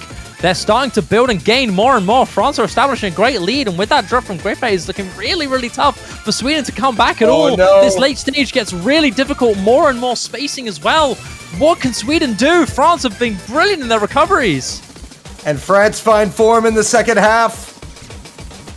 Not to be denied, Flasta trading Reedcat. Damage done. France with the bold pick on double time 4. And they take it over Sweden. They say, we'll take it by 200 to 300k this time. Don't worry about it. 4-3, and ladies and gentlemen, we have a match on our hands. To the bottom of the fourth we go. Sweden's fourth pick here. France have confirmed that breakpoint. There's still one more breakpoint to convert. Sweden are going to be the next ones to pick. But this is looking really, really good for France. That momentum seems to be swinging back in their favor now. What a win on this DT4, man. Essential victory. Sweden definitely seemingly maybe surprised about that pick initially. But France were ready for it. That early stage looked like it was all Sweden, honestly. But with that build-up coming back, that recovery was so essential. Ekoro and the oh my god, I forgot the other player. Ekoro? Let's just say Ekoro. Ekoro with a great recovery. Along with the rest of his teammates just completely building, keeping it alive. And it's 4-3. It goes from 4-1 to 4-3, Dolan. Just like that. France take 2 picks back to back. And now suddenly it's a match. Sweden with the next pick, and now they don't have DT4. It didn't even go their way. Now they've got to come up with a new game plan here. Now where do you go? Do you maybe go for Hard Rock finally, or do you go to the free mod pool that hasn't been touched since the start of the match? Maybe free mod 3, Capriccio of my mind.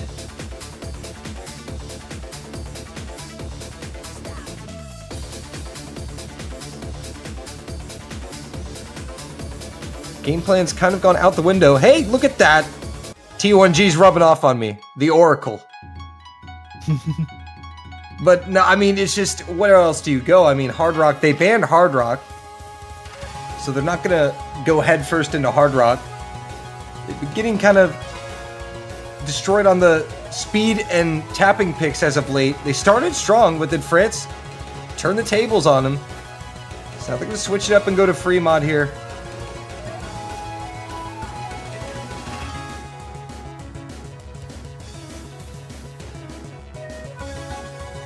Sweden. They gotta take this one, man. If they take this, they've got TB secured, and that safety net is applied for them. France on such a great momentum swing. This one might be different. I think on top of that, France are just generally really threatening on free mod. Of course, this map, I would expect Reedcat to be particularly strong on this. I think he's going to be the big outlier for Sweden to push really hard on the hard rock. But this map is a old classic stream map with quite a bit of low AR on the hidden and the nomad. You're expecting the density here for hidden and nomad to be a little bit scary. Hard rock is going to be a lot more comfortable, but those flowing patterns are going to be what's difficult, especially the ones in the ramp up and the late stage of the Ki. But I think generally what makes this map scary for the rest of the players is going to be the weird jumps and cuts. That's gonna be a tough one. There are a few really scary jump patterns here. I know it's a flowing map, but God, some of these jumps are tough, man. 3 minutes and 50 seconds long, consistent as well. Here we go. Into round number 8. It'll be Musty, Akoro, Hifkill, and Faye for France. Reedcat, Spinks, Andros, and Scylla for Sweden.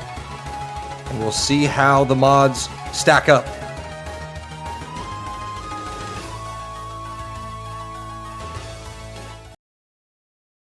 Alrighty, let's see what mods are going to be whipped out here for both respective teams. I believe that was a hard rock there from Hifkill. And whoa! That is some mods, brother. Sweden, that is a lot. I love it. Mods.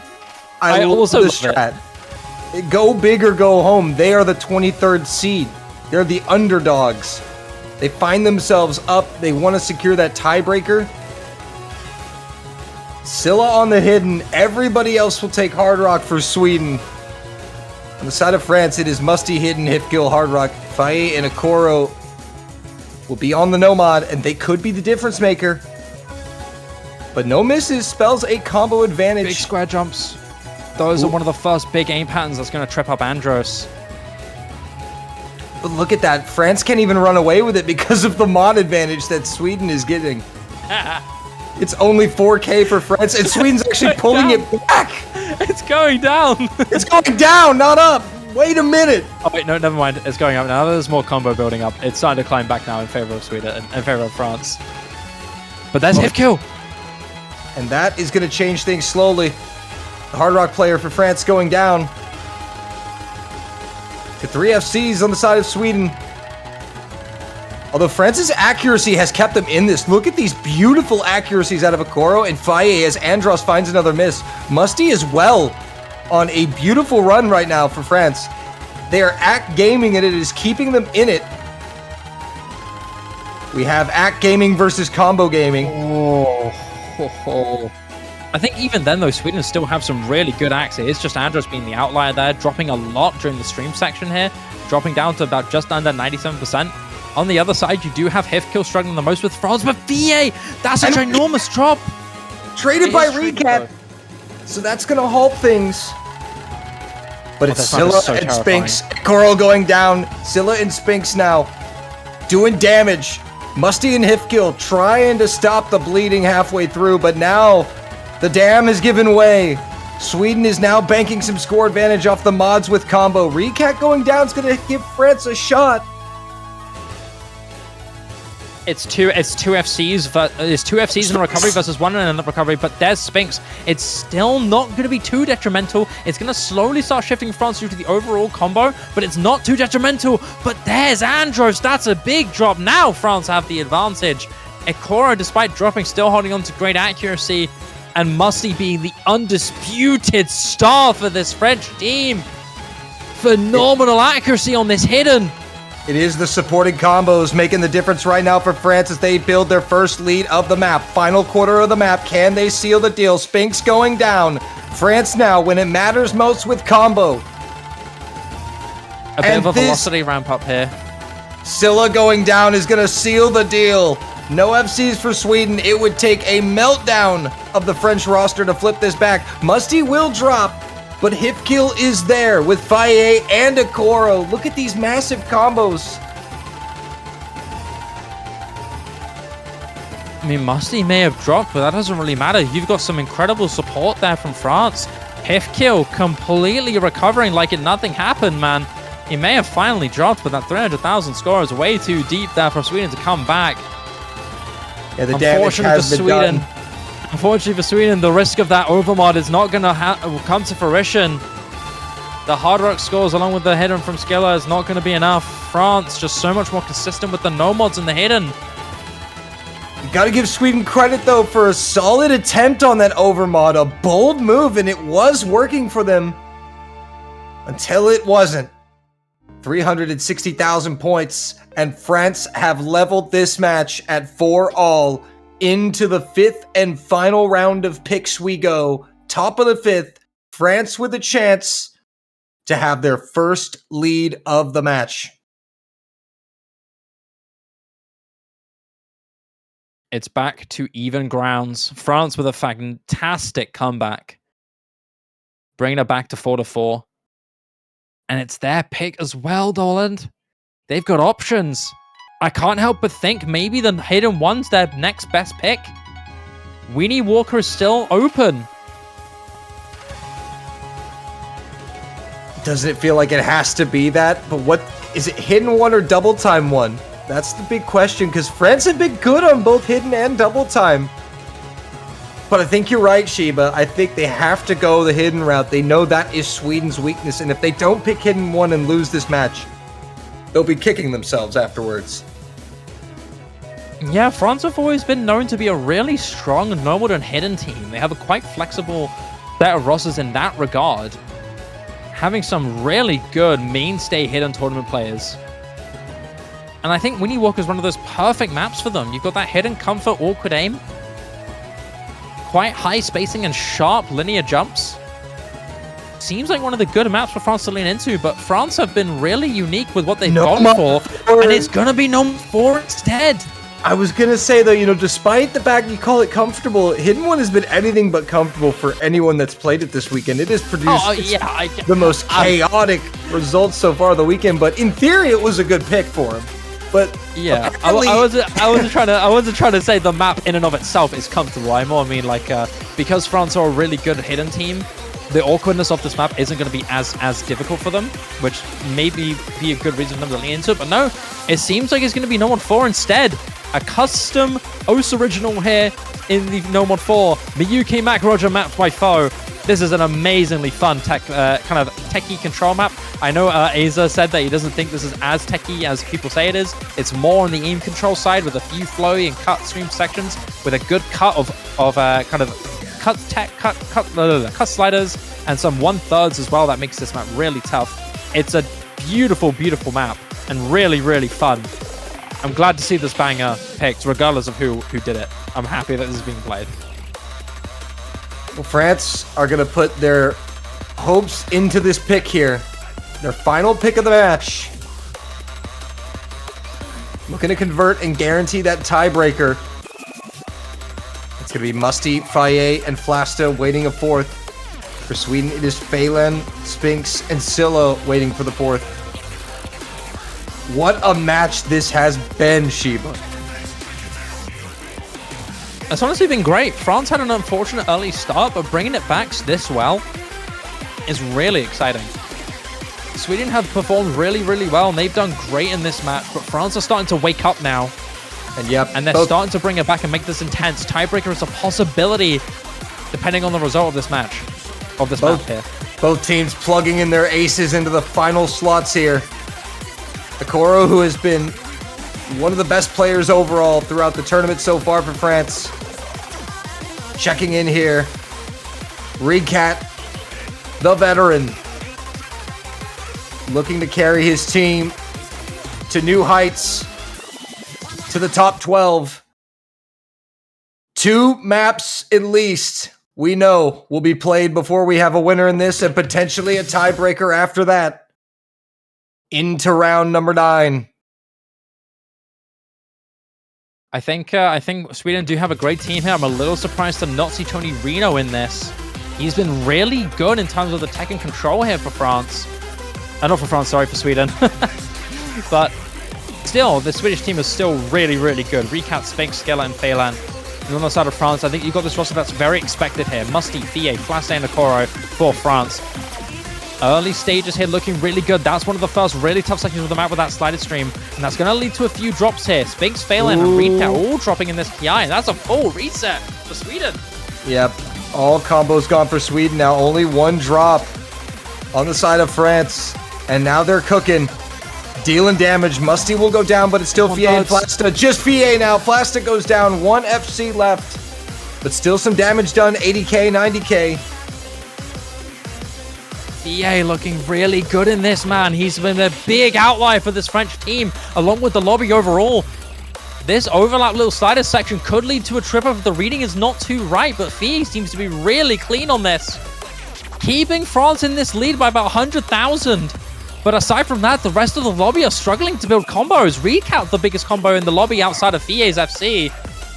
But Fie is going to stay really oppressive here for France. You've got good recoveries from both Musty and Okoro building up towards this next final section. Halfway through. It could get scary here. Indeed, you don't want to get score capped, but things are looking good for France. Fie, the lone FC, with some supporting combo. Flasta goes down. Sweden is getting there. Look at those combos over there. Respectable.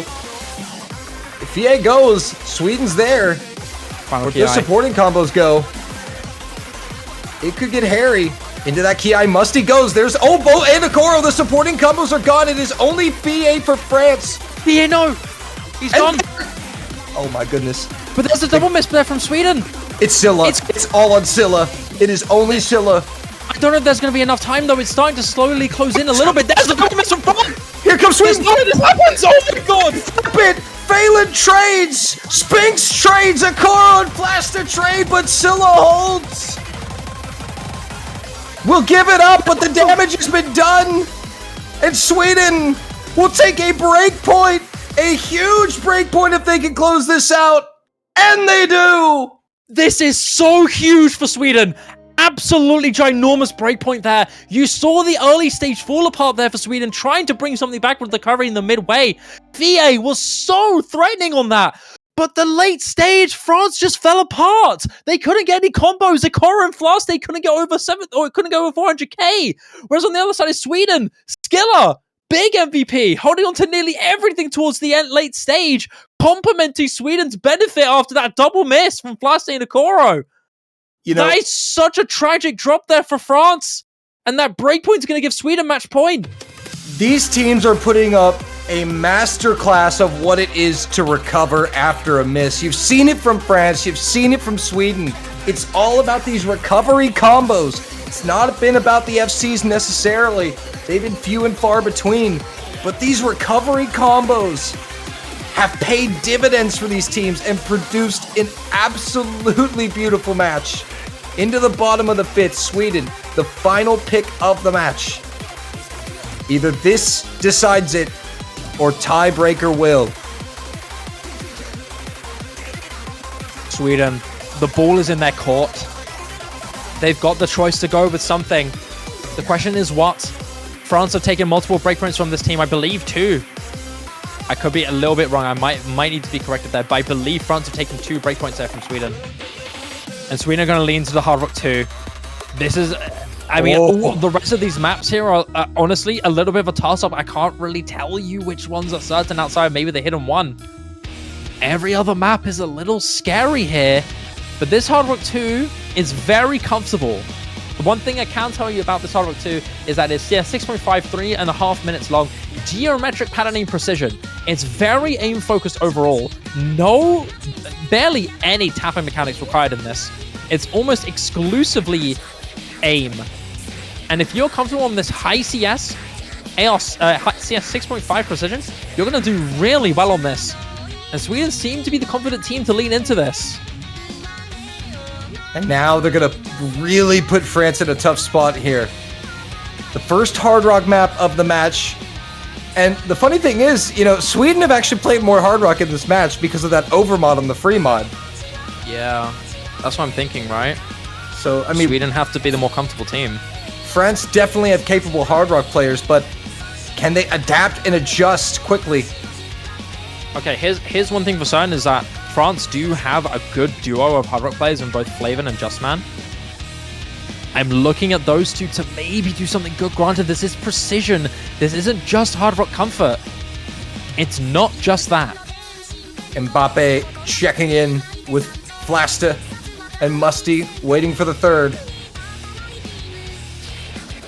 Sweden sending in Andros and Scylla, and we'll wait for 3 more players. But you have to really admire the gamble Sweden are taking here. They get the break point. Last pick of the match, they go for a mod that has not been tested yet in this match, realizing they have the security and safety of the tiebreaker. And it is going to be Musty, Flasta, Mbappe, Hifkill for France, Reedcat, Spinks, Andros, Scylla for Sweden. Round number 10. Can France bounce back with the breakpoints? They've done it before, but this is the most important time to do it. How strong is your mental? How strong is your tenacity? How cool can you be? How well can you control your nerves to keep yourself alive in this map that requires discipline? Think about what this moment could mean to a player like Reedcat. 1 more point, and the veteran has a top 12 OWC finish to his name. For the first time ever as well. Sweden have an opportunity to make national history. So some early misses coming out here. Traded Andros and Flasta. Does seem to be just those 2 trades there, but with that drop from Skiller, that's going to change. The rest of France still looking very comfortable though, but Hifkill and Babel and Musty still looking great. And with that kind of mutual drop there from Flaste and Andros, it's kind of looking even there, but Sweden seems to struggle here. It's just Reedcat left in the combo department. Mbappe will be the next miss, as well as Musty for France, so it's only Hifkill and Flasta. Flasta with the supporting combo there. It's about 500 plus combo on the side of France. Being roughly matched by Sweden, they'll slowly be pulling it back. But that double miss is going to change things from Spinks and Skilla. You can see generally quite a few players missing on both teams. Mbappe and Musty still holding on to a decent recovery after that, but that drop from Hifkill is going to be really bad. Flasta as well. Got a chance with Reedcat alone to bring this back. You've also got some good recoveries from Andros and the rest of the team.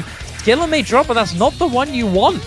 It's just Reedcat, one of the all-time veterans for this team, one of the undisputed stars for the Swedish team, to try and bring it home and give Sweden the victory they've been so desperately needing to make history here.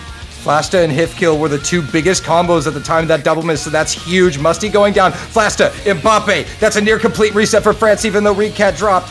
Sweden do have some combo here. Skilla now the only combo, but nobody really has any of it. So that score margin is going to lock in at about 50k for Sweden. And Reedcat and the boys going back to rebuilding here. It is Scylla putting in work right now. But again, that's not detrimental here, really, because Scylla is the biggest combo. As long as Reedcat can go back to recovering. Flaste, stop saying sorry and focus on the map. You can still win. Reedcat just dropped on nothing. There's a chance. It's not over. It's not over. And especially if Scylla goes, this is going to get really dicey. Because look at those combos for France. I mean, they're small, but they're consistent. They're all there. That's the break from Skilla. And just like that, this drop from Skilla. This drop from Skilla is going to be able to establish a combo advantage there, but with that drop from Mbappe, it's going to be back to even. Oh my goodness. Big solo section there. And there's nothing here France can really bounce back with. The general recoveries from Sweden are going to give them the lead. Looking for some national history. Looking to make history. Top 12 is right there. Musty goes down. Reedcat just has to pull his team to the finish line. With the top score in the lobby, it's going to be Reedcat paving the way for Sweden. Reedcat, let's go. Hits that full stream. Complete perfection. Security for Sweden. They've done it. They've taken down France, a big seeding upset, and advancing into the semi-final stage. Reedcat, the slipper still fits. The 23rd seed into top 12. And France will be eliminated in top 16. A valiant effort. It's Sweden.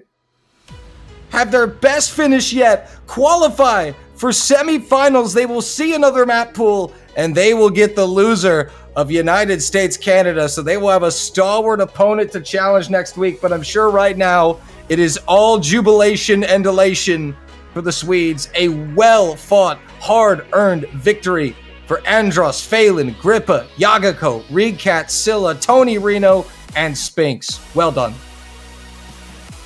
Sweden are the underdog story in this tournament. Going from seed 23 to defeating France. Incredible stuff. This match was really intense. Several breakpoints, early game domination from Sweden. And when that breakpoint came back there for France, there was hope. But Sweden secured it. They didn't let them composure get the better of them. They didn't choke at the chance of making national history. They kept it chill, kept it going on one of the most reliant on your nerve maps. But Sweden kept it going, closed it out, and they're going to be in the semi-finals. Absolutely phenomenal result for this country, who have consistently fallen off on such early stages in recent World Cup tournaments. They've never been able to get a significant result. They haven't gone before the semifinals. They didn't even make it to the quarterfinals beforehand, Doland. This team consistently struggled and struggled despite having such incredible potential. But today is the day that changes. Today is the day that Sweden advance. Well, through the fire and the flames, they carry on, as they say. A huge moment in World Cup history, and you have to credit France, too, with a valiant comeback. They were down 4-1 and really gave us something to cheer about, leveled that match, and really made it special. But Sweden, your victors, 6-4, top 12. And well, Shiba, one match remaining on the weekend. It is the clash of the North American giants in the quarterfinal, the United States and Canada. That's going to be at 19 UTC, an hour and 40 minutes. Do not miss this matchup. Of all of the fantastic matchups that we have seen, Russia, Philippines, oh my god, other matches, Poland, Australia, Germany, Indonesia, several incredible matchups we've seen. Sweden, France. This is one of the most hype ones you can get. Do not go anywhere actually, you know what? Go somewhere, but make sure you're here for 19 UTC. Get yourself a snack, have some dinner, cool yourself off, maybe go outside and take a breather, because the last map we had was exhilarating. I need to get a breath, but I need you to be here for this USA-Canada match, because it is going to be an absolute banger. Ladies and gentlemen, thank you so much for watching. I've been Sad Shiva, joined by the wonderful Doland. If you want to support your World Cup teams before it's too late, buy yourself some OWC banners. You have an unlimited number up to all of the teams left that you can buy yourself an OWC banner just for £2.50 if you fancy. Give your team some representation and contribution to the OWC prize pool. Thank you so much for watching, everybody. It's been a blast. We'll see you for USA versus Canada. We'll see you next time.